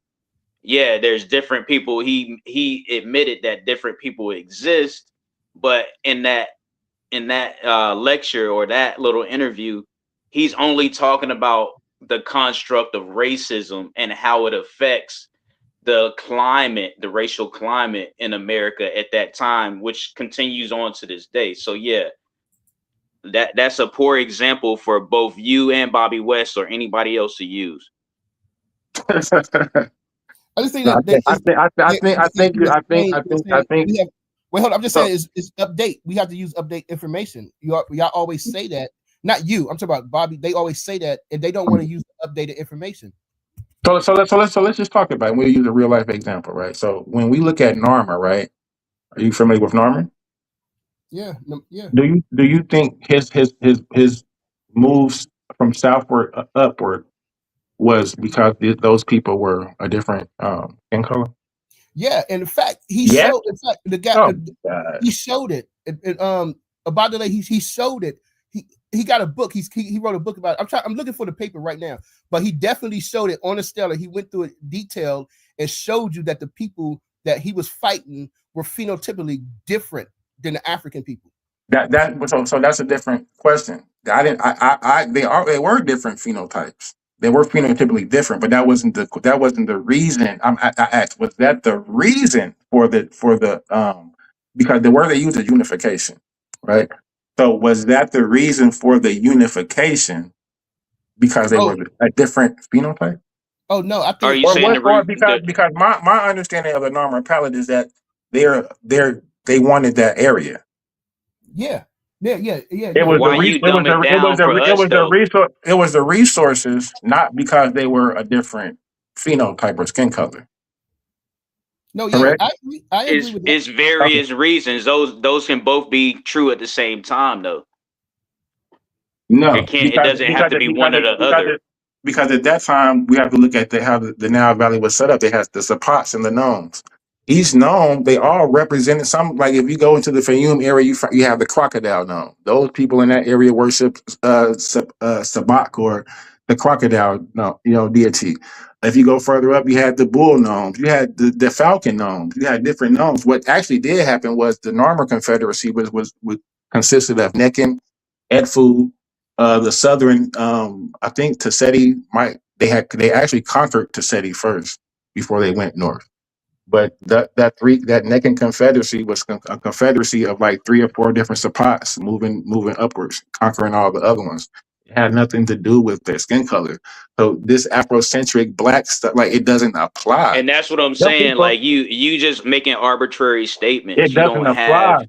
We telling you it applies based on scholarship and not on scholarship. elders who come out of Africana studies and you just going back arbitrarily saying that it don't make sense. Well, can you This give didn't me happen. can you give me a reference? Because you know, I don't know any African scholar that says what If you you said. said you are familiar with the Narmer Stele, the problem is you make it known that your familiarity is only based on possibility clause and a dichotomy between resources and skin color. I'm telling you that it's logical. Not skin color. Not only is it, so what is it now? Phenotype? No, resources. Is that what you want to do? No, resource. Okay, so resources and skin and what skin color? And Is that what you taxation. saying? So tomorrow, Okay, so but to at me, the same, so at the they- same they- time, anytime that there's a unification in Kemet, it is based on keeping invading foreigners out. Who was the invading force in the Nile Delta that Narmer came all the way from the south to keep out? You have Neanderthals and you have other races coming Come on, in brother. Now trying you're to making up invade shit, brother. through. Neanderthals in the time, brother. Neanderthals were not. I said existing. Neanderthal races. You got to listen to what I'm saying. Don't just have a confirmation bias when you listening. Brother, When you just listen, brother. We can, it's hold on. things We don't have to being be. You don't have said. to use ad hom. We've been keeping this college. That's not ad hominem. I'm just telling you, don't do certain things. Well, let's use the. Don't show certain biases. Well, let's use So the we correct term. explaining So you because when you say asking Neanderthal, us a hold on. question. I'm just correcting you. I'm just sharpening you up a little bit, like Bobby would say. Listen. You're not Listen. sharpening anything up because Listen, you don't because- like go ahead, brother. Afrocentrism. How are you sharpening any? How are you using a European tool to sharpen, or you know what I'm saying, a European instrument to sharpen an African tool? Brother, you can't hold do on. that. So, what's You a don't European- even like so what's your- Afrocentrism. Go ahead. And real quick, let's go to a word from our sponsors. If it pops up on the screen, where is it at? There. Oh, it's going down. Oh, it's going down. This Valentine's Day, don't forget roses and chocolates. We're bringing you raw, unfiltered debate action inside the Coliseum of Arguments. In one corner, smooth, fearless, and ready to shake the table. Suave boss stepping in with the affirmative, daring to defend the claim that white people come from albinos. And across the arena, not just a competitor, but the owner of the league, a battle-tested veteran, the man who built the proving ground itself. Team Titans A1. He's not sending a recruit, he's stepping in personally to show his warriors how it's done. Pride is on the line, reputation is on the line, and on February 14th, love takes a backseat to intellectual combat. No scripts, gloves off, just pressure, facts, and fire. Be there when minds clash and legends speak. The Coliseum of Arguments, Valentine's Day. This is debate warfare. Welcome to Titans Debate League, presented by Coliseum of Arguments, where ideas don't just clash, they collide. In one corner, sharp as a blade and twice as deadly on the mic, the verbal assassin, Leandre Slim Reaper McBride, a master of logic, a hunter of weak arguments, and he's coming to carve this case wide open. And in the opposing corner, crowned in confidence, swinging with conviction, the fearless fire starter himself, King Naga. He doesn't back down, he doesn't fall, and he's ready to defend his stance at all costs. The question shaking the arena was the killing of Alex Pretty justified? Morality versus law, emotion versus evidence, justice or just revenge. No scripts, no safety nets, just unfiltered debate warfare. This isn't a conversation, it's a showdown. Coliseum of Arguments, where only the strongest arguments survive. Are you not entertained?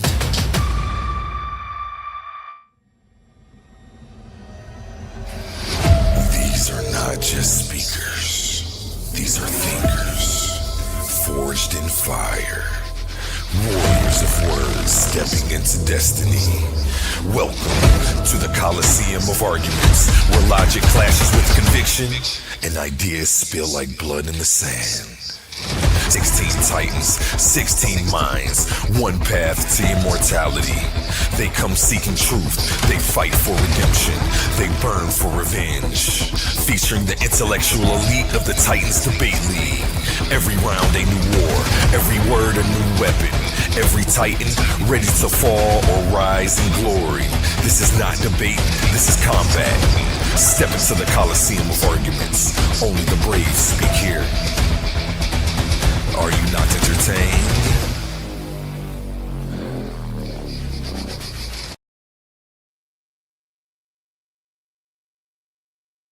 Yes. And if you aren't subscribed to Titans Debate League, make sure you head on over right now to the YouTube and give us a subscribe.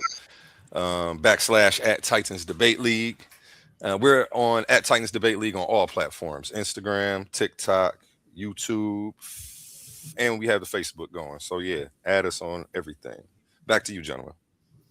Hey, real quick, hey King J, I put in the chat link to the about the lake talking about the issue that we was talking about, and I think it's like 30 minutes in where he gets into it, like 28 minutes gets into it. But I'm still looking for the paper. I thought I'm trying to find that joint. Y'all go ahead. Okay.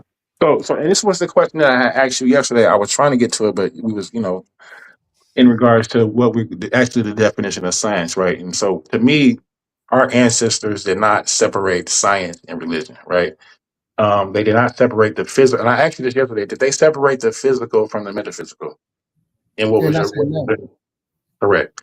So that's not science, because modern day science, what we're calling science today, there is no spookism in it. It's like, so we can't say that because our bones were healed, it was due to the grace of God, right? That's not why our bones was healed. So they had the right idea but wrong mechanism, right? So that's the fallacy. And that's like, if we just deal with that, we won't even get further than that, because we won't be able to have that argument, because what they were doing was not science. If their religion and science were the one and the same, and modern day science isn't that, then what are we talking about? Okay. So, well, first, you're correct. Hold on 1 second, Hercules. I'm about to hop off, y'all. This has been an amazing build. I really enjoyed myself. Brother A1, shouts out to you. Shouts out to Miss Law, King J, Hercules, Tahuti, and Quantum Onlyism. I really appreciate y'all. Appreciate everybody in the comments. And hey, support Titans Debate League. If you haven't already, go subscribe. And listen, we got more content coming for you. I'm out, y'all. Humble from the Bomb Squad. I appreciate it. Thank you, Humble. Thank you very much.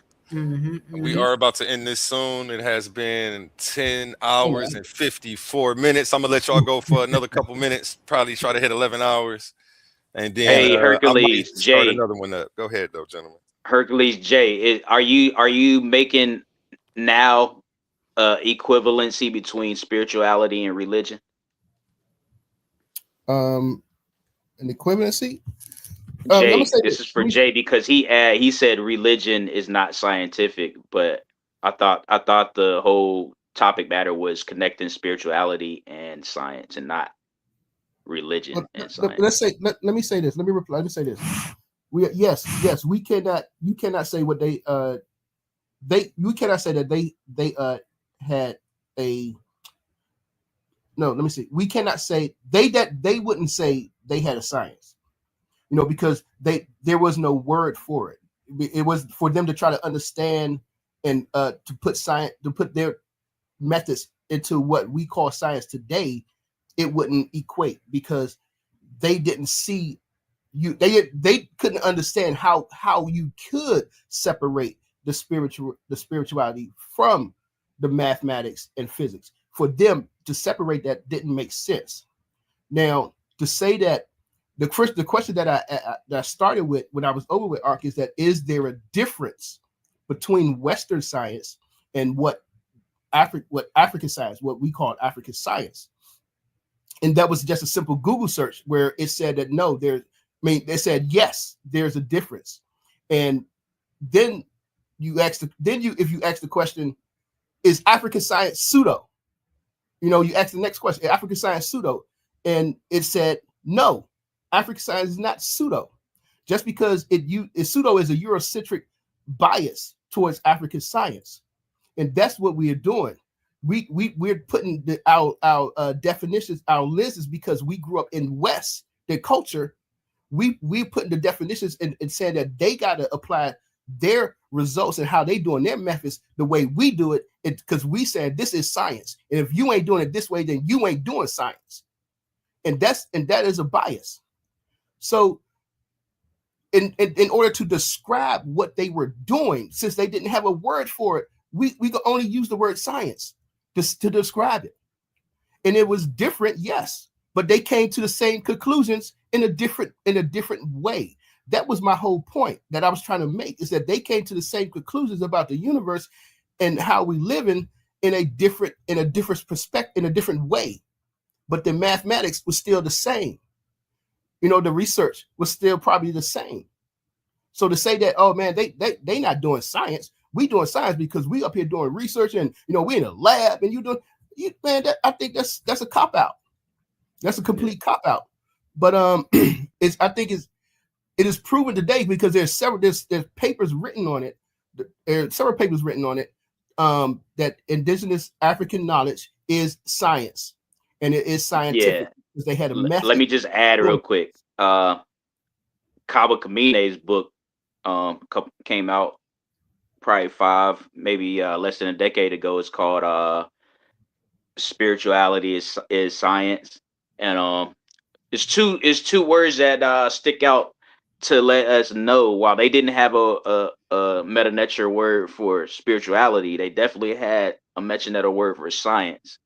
So even with that said, like, they're connecting science and their spirituality, undoubtedly. Is that word Rick? But go ahead and finish up.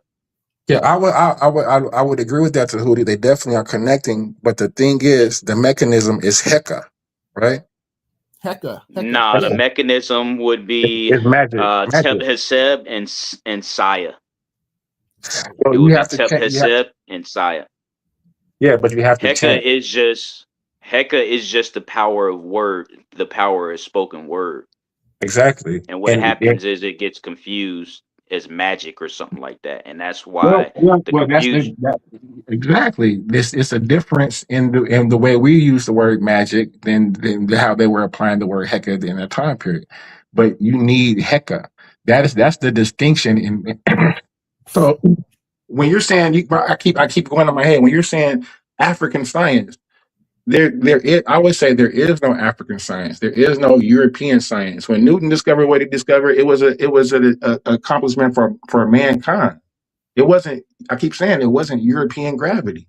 Yeah, but you do realize that you going against what what Hercules just brought up through his research with Google AI. If Google AI admits that there's a difference between African science and European science, why are you narrowing down science to just something that exists in the physical realm, or just a universal reality?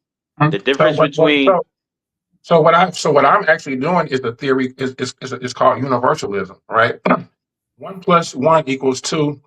No matter the amount of melanin you have in your skin, brother. Well, that's not the argument between African science and European science. Listen, hold on, brother. Because if that concept was discovered or formulated on the continent of Africa, right? And there's no monopoly on. You cannot say that that's an African science. So 1 + 1 is going to be 2 in every continent, every geographical location you go to is universal. It does not matter your skin. It does not matter the amount of melanin you have, or where you are at geographically in the world. It's called Okay, that's fine and everything, but when the difference, hold on, we one point at a time, because we got to address one point at a time. Brother, you cutting me off. You got to address one point at a time, because we gotta distinguish African science and European science. So an example between African science and European science would not be 1 + 1 = 2. It would be herbal medicines and natural medicines versus pharmaceuticals. That would be an example of the difference between African and European science. And the example would be that you give the credence to a deity or a god.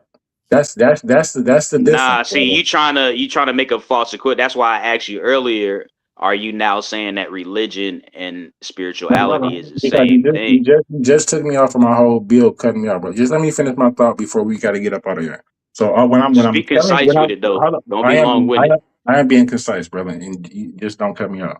So when I'm giving the example, I'm showing you that universally 1 + 1 is 2, no matter your skin color, no matter where you at. And that's what I'm saying. We just clarified that. Why are you going back to 1 + 1 = 2? We just acknowledged that there's no difference between that. The contrast comes with herbal medicines versus pharmaceuticals. That would be a difference between. That would be an example of African science versus European science. Not 1 + 1 = 2 determines how much melanin. The point is, brother, that it's a universal principle. It's not monopolized by a person of a race or geographical location. So there is no African science. There is no European science. It's just science. Okay. So this is the thing. When you said that, who said the laws of physics, brother, have no. So what about Chinese traditional medicine? Brother, quit doing that, brother. But there's no such thing as Chinese traditional medicine now, since you think there's. Brother, if I just said there's no such thing as only thing that exists is science, and you keep racializing it, brother, then that's something that you're doing. Okay. To say that. So no, don't try to. This is cultural. This is cultural. So this is cultural. That's called ethnoscience. No. Okay, so you have a problem. You standing firm to say that everything is about race and Afrocentrism is about racism. We get that. Hercules, go ahead and make your point, bro. So when you said that Galileo, discovered the gravity thing and helped it out, brought science out. I think that's I don't know the right word right now, but I think you're missing the point, or you're missing the whole concept. When they built those pyramids, that they didn't have an understanding of what gravity was to lift those blocks. So let's stay right there, because what you're doing right there is you want him to stay before you go far, because you keep cutting me off. So just hold on. I just want to stay with the point. What you're doing is called mixing up science and technology and engineering. Engineering and technology is different than science. Now go ahead. Okay, all right. Engineering is applied science, man. That's what engineering is.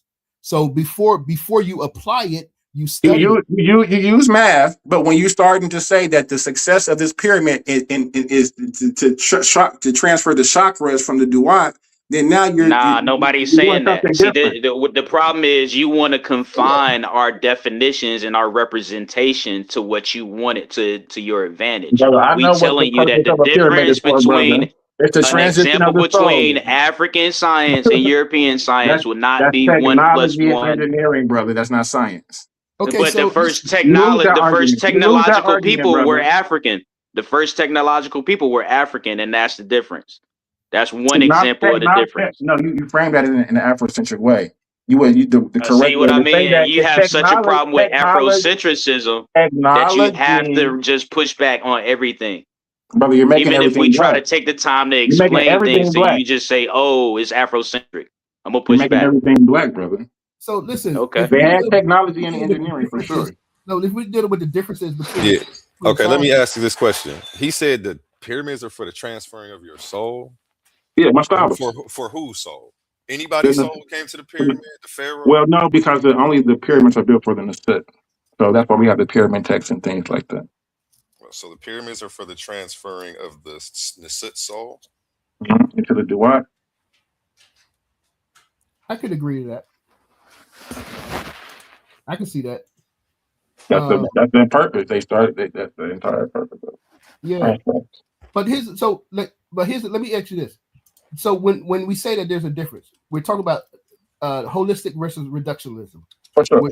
So that's a complete different attitude and a different approach. Now, when the ancestors, their approach was to maintain Mayat, to keep that balance in the universe. Whereas in Western culture, there is no limit. You know what I'm saying? So if you're the time for them, time is linear, but for the ancestors, time is circular. You know what I'm saying? It's a periodic thing. So if you don't have a limit and you're going out to infinity, you're going towards Isfet. You're creating disorder. You're going to Different concepts completely. For sure. no, it's entropy and chaos. You're going towards this chaos and entropy. So but for Yeah, Kemet, but ISFET doesn't exist in science. See how you did that? Like, no, there hold is up, no. hold up, wait, hold up, stop. Is chaos and entropy they both did the same thing, right? So when they were talking about ISFET and No, chaos, no, no, they're no, not. no, no, no, no, They no. are you saying that Hold up, they know they're doing science? hold up. When we talk about chaos and entropy. You know I'm familiar with. Go ahead. All right. And how did they describe Isfet? Traditionally, anything outside of that is non-bows. You will be an enemy, or it's chaos, or it's defined by Set sometimes. Right. It's created disorder. Chaos. Mhm. So that is chaos. I don't Anything understand. outside of the administrative district could be considered. No. Well, they have studies that determine how chaotic people are and how crazy people are. So you can equate that I'm to just saying science. he's trying to say you can't use Isfet scientifically when they did, and I'm just saying it's the same concept, but you just looking at it from a different. Now when we're applying it, looking back, we can say that but that's not what they were doing. See, that's how you're mixing the argument. That's what Afrocentrics do. Wait, what do you say that they wasn't doing what? Science. They were not doing science. What you just described was But a combination hold on. of the metaphysical and the physical. You just agreed that they had terms to identify scientific concepts, but now all of a sudden you made that statement. They had And this is scientific what I'm saying. This is another scientific example. concepts that they gave credence to deity. So if you take out the spookism, I'm fine with it. And that's the They're problem. You think you want attributing to equate to a deity. you want to equate outside source. spirituality to spookism, just like They the have Westerners want the you wrong to. mechanism. They have the No, wrong mechanism. You can't. Well, first of all, hold up. Let me read this. And I would say you can't say they had the wrong mechanism when they had a civilization that lasted for 4,000 years, and they have buildings that lasted for 4,000 years. Yet you can't. Wait. Society. You cannot build a building today to last 100 years without refurbishing it. Okay. Technology was better back then for sure. Yeah. Okay. So listen, I typed it in AI. Did the people of ancient Egypt, I put in parentheses, Kemet, practice or had a understanding of science? It said the people of ancient Egypt were among the most advanced practitioners of science and technology in the ancient world. Their achievements were not just proto-science, but a representation of a sophisticated, systematic understanding of the natural world. So that's astrology. Hold on, because it didn't. Wait, I'm just saying. Wait. It breaks it down to the medicine and surgery, the mathematics and geometry, engineering and architecture, astronomy and timekeeping. But it doesn't say that it wasn't astronomy at all. So now you see. Hey, let me say something real quick. Hold on, because you messing it up. It says astronomy and and after this, we're going to do closing remarks, and I'm about to end the show. I might start a new one, but go ahead. King Hercules, let me just add to the AI. If you would have typed in, did the Hebrews have science and understanding of science in the AI Google, and it would have came right out and told you the same answer, you would have no problem with it. But now, since it's Kemet, you have to have a problem with it.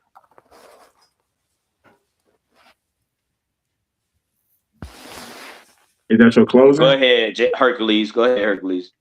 Did you you just wanted to reply? Or you wanted to reply to that? What I said? I just wanted to add on to the fact that it's a bias, it's a confirmation bias when it comes to his research. You can see it's standing out like a sore thumb. That whole definition that AI gave you is in of itself admitting that there is a connection between spirituality and science. So actually, it didn't. So the brother. That's what I'm saying. A European mindset would not allow you to see that. So you wait until I talk to respond. Okay, go ahead. All right, all right. I'm gonna end out. I'm about to close out because he said he's about to go. But it's I don't know. I find it funny, man. That AI what AI does now. All it does is analyze everything it could get off the internet. So man, so when it says proto science, that's not science, correct? No, it said that. Well, it said it says their achievements were not just proto science, but a representation of sophisticated, systematic understanding of the natural world. So it wasn't. So by definition, hold on. By definition of that, that's astrology, correct? When you're the study of the celestial movements, the planets, the sun, the moon, and attributing it to, they came up with horoscope. So what's his name? Degrassi. He just destroy. He would destroy everything that what you just said. See what I'm saying? And that's why he picks He would just Degrassi destroy over everything. all our Afrocentric He would scholars. just destroy. He's black. Degrassi's black. But he's Degrassi is Eurocentric though. He's no. Eurocentric. So what you're doing is you're weaponizing. There is no black science. There is no white science. Just science, brother. So when you're saying European science, when you're saying African science, you're distinguishing between the two. All of them are just contributions to the science as a whole, brother, for humanity. There is no distinction. All right, can I close out? He said we got to close out. Yeah, y'all kept jumping on it when he was trying to close. Go ahead. So the next question I put in is: did the people of ancient Egypt practice or had a understanding of what we call science? And it said, to answer directly, yes. While they didn't use modern word science, the people of Kemet practice what we now recognize as empirical science. And so I just want to say this: we gotta brother, I'm just saying we gotta stop always looking through the lenses of the European way, a Eurocentric worldview. You know what I'm saying? We grew up here in the West, so we see things through a European-centric worldview, and we have to change that. We have to look from an African worldview. And Afrocentrism, or being African-centered, is not a bad thing. It's only a bad thing to the Westerners because it challenges what they say. It challenges what they do. And I showed it in my presentation. I see, unlike Cedric, I show you the math behind it. I showed it in my presentation where they had an understanding of what we call advanced science and advanced physics. It was literally encoded in the pyramid. And I'm gonna end with this. When you look at the Great Pyramid, you have 12 mathematical constants that are encoded in the pyramid. And that is not something that you could just find anywhere around the world. So for somebody to put 12 of them in there, it means that it's intentionally done. And they were showing you their advancements and understanding of science and of physics and math.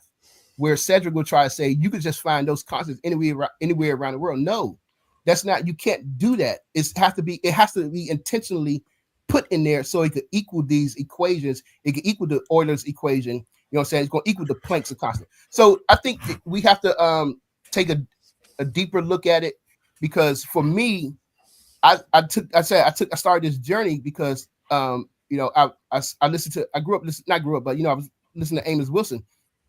And he always said, when you in your classes, you should be thinking about how does this help Black people, or how can you analyze this for Black? And in all my math classes, it just hit me, how does this work for Black people? Like, oh, wait a minute, could this apply to this or that?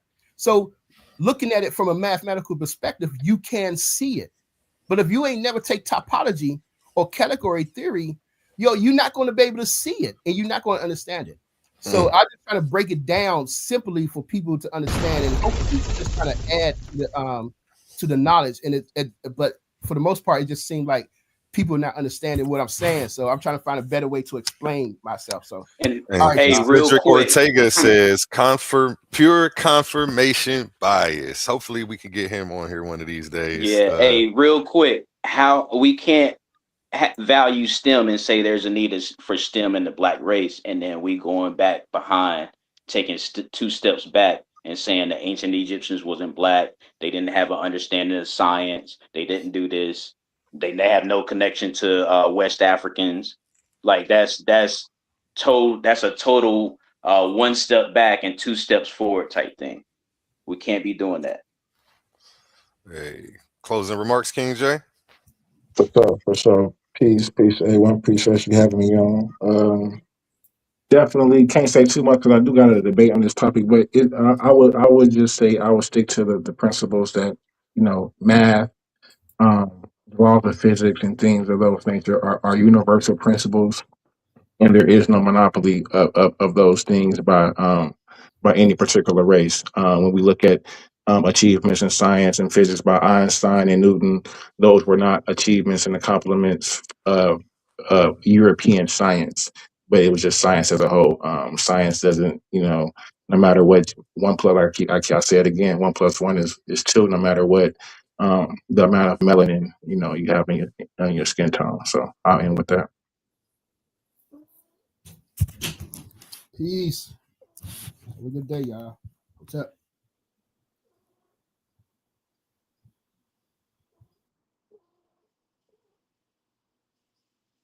That's it. We over week. Oh, I'm muted. Sorry about that. I see we got about 15 people watching over on JJ's channel. Let me show you why you should get your butts over here to Titans Debate League and subscribe. You don't want to miss any of these fire debates coming up. Oh, it's going down. This Valentine's Day, don't forget roses and chocolates. We're bringing you raw, unfiltered debate action inside the Coliseum of Arguments. In one corner, smooth, fearless, and ready to shake the table. Suave boss stepping in with the affirmative, daring to defend the claim that white people come from albinos. And across the arena, not just a competitor, but the owner of the league, a battle-tested veteran, the man who built the proving ground itself. Team Titans A1. He's not sending a recruit, he's stepping in personally to show his warriors how it's done. Pride is on the line, reputation is on the line, and on February 14th, love takes a backseat to intellectual combat. No scripts, gloves off, just pressure, facts, and fire. Be there when minds clash and legends speak. The Coliseum of Arguments, Valentine's Day. This is debate warfare. Welcome to Titans Debate League, presented by Coliseum of Arguments, where ideas don't just clash, they collide. In one corner, sharp as a blade and twice as deadly on the mic, the verbal assassin, Leandre Slim Reaper McBride, a master of logic, a hunter of weak arguments, and he's coming to carve this case wide open. And in the opposing corner, crowned in confidence, swinging with conviction, the fearless fire starter himself, King Naga. He doesn't back down, he doesn't fold, and he's ready to defend his stance at all costs. The question shaking the arena, was the killing of Alex Brady justified? Morality versus law, emotion versus evidence, justice or just revenge? No scripts, no safety nets, just unfiltered debate warfare. This isn't a conversation, it's a showdown. Coliseum of Arguments, where only the strongest arguments survive. Are you not entertained?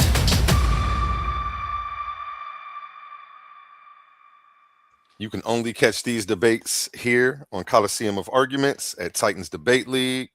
The link is on the screen right now. Make sure you get on over here and subscribe so you don't miss any of this fire action. I'm about to start a new stream up in about 15 minutes. So if anybody wants to come on and catch some more of this action, again, subscribe to Titans Debate League on YouTube. Who do we still have back here? We got it's just me and QT, Quantum only. How you feeling? Shoot, man, I'm feeling good. I love the 11 and a half hours y'all had me on, and it wasn't just me. I heard a whole lot of new ideas, some old that I done heard with new twists and spins. And so again, I'd like to say quantum onlyism and the quantum truth of the only divinity. Would like to thank you first personally, A1, for having us on.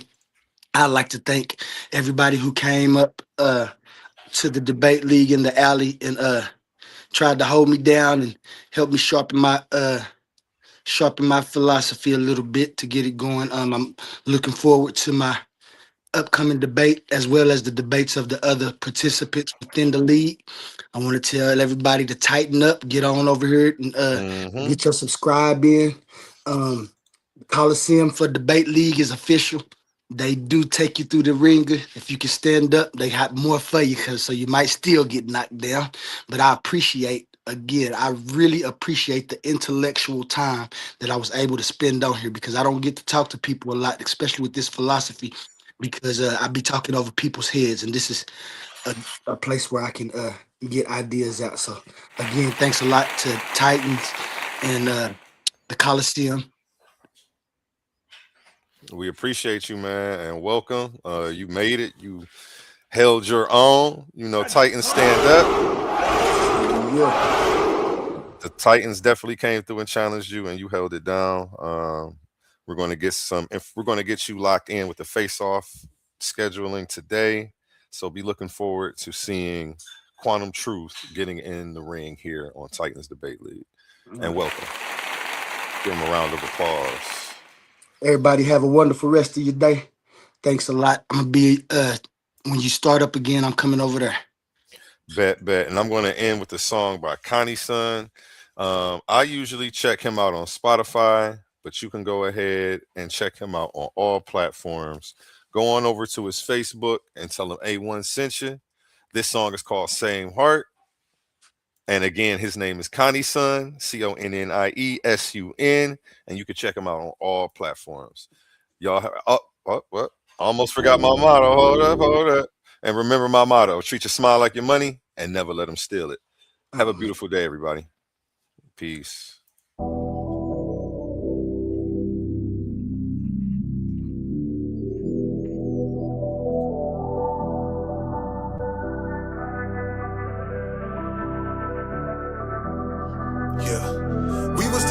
Down for whatever, how the hell did we just fall apart?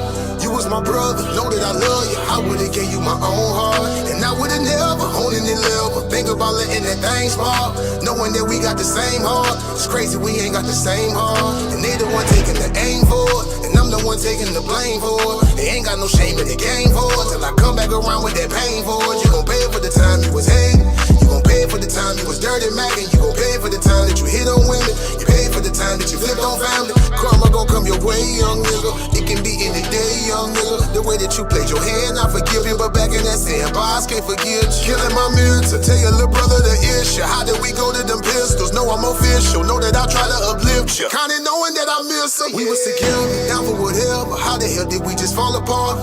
You was my brother, know that I love you. I would've gave you my own heart, and I would've never owned any level. Think about letting that thing spark, knowing that we got the same heart. It's crazy we ain't got the same heart, and I'm the one taking the blame for it, and they the one taking the aim for it. They ain't got no shame in the game for it, till I come back around with that pain for it. You gon' pay for the time you was hate, you gon' pay for the time you was dirty macking, you gon' pay for the time that you hit on women, you pay for the time that you flipped on family. One more hate, it really ain't gon' matter. More pale lips, just me, more chatter. Can't hold hands going up no ladder. I fall from up here, then my shit gon' shatter.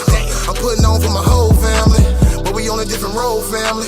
You told folk that I told family, but I never did fold when the folks had me 100. I never been fake in frontin'. I told younger nigga make him something, you told younger nigga take him something, and he the one that took that from his cousin, and that there got the whole family fussing. Got big sis beefing with her brother, even through it all still know I love you, but every second I think I trust you. I'm dead, I'm smart in the game, you made it hard in the game. I'm loving, I started the lane, I'm hard as they came. Melody target they brain and they draw like a martyr with flame. How far I done came, you was not part of the blame, you was just part of the strain. You was so grimy that niggas ain't wanna come fuck with me, but that's just part of it. And I'm the one taking the blame for it, they the one taking the aim for it. They ain't got no shame in the game for it, till I come back around with that pain for it. You gon' pay for the time you was hate, you gon' pay for the time you was dirty macking, you gon' pay for the time that you hit on women, you pay for the time that you flipped on family. We was together, down for whatever. How the hell did we just fall apart?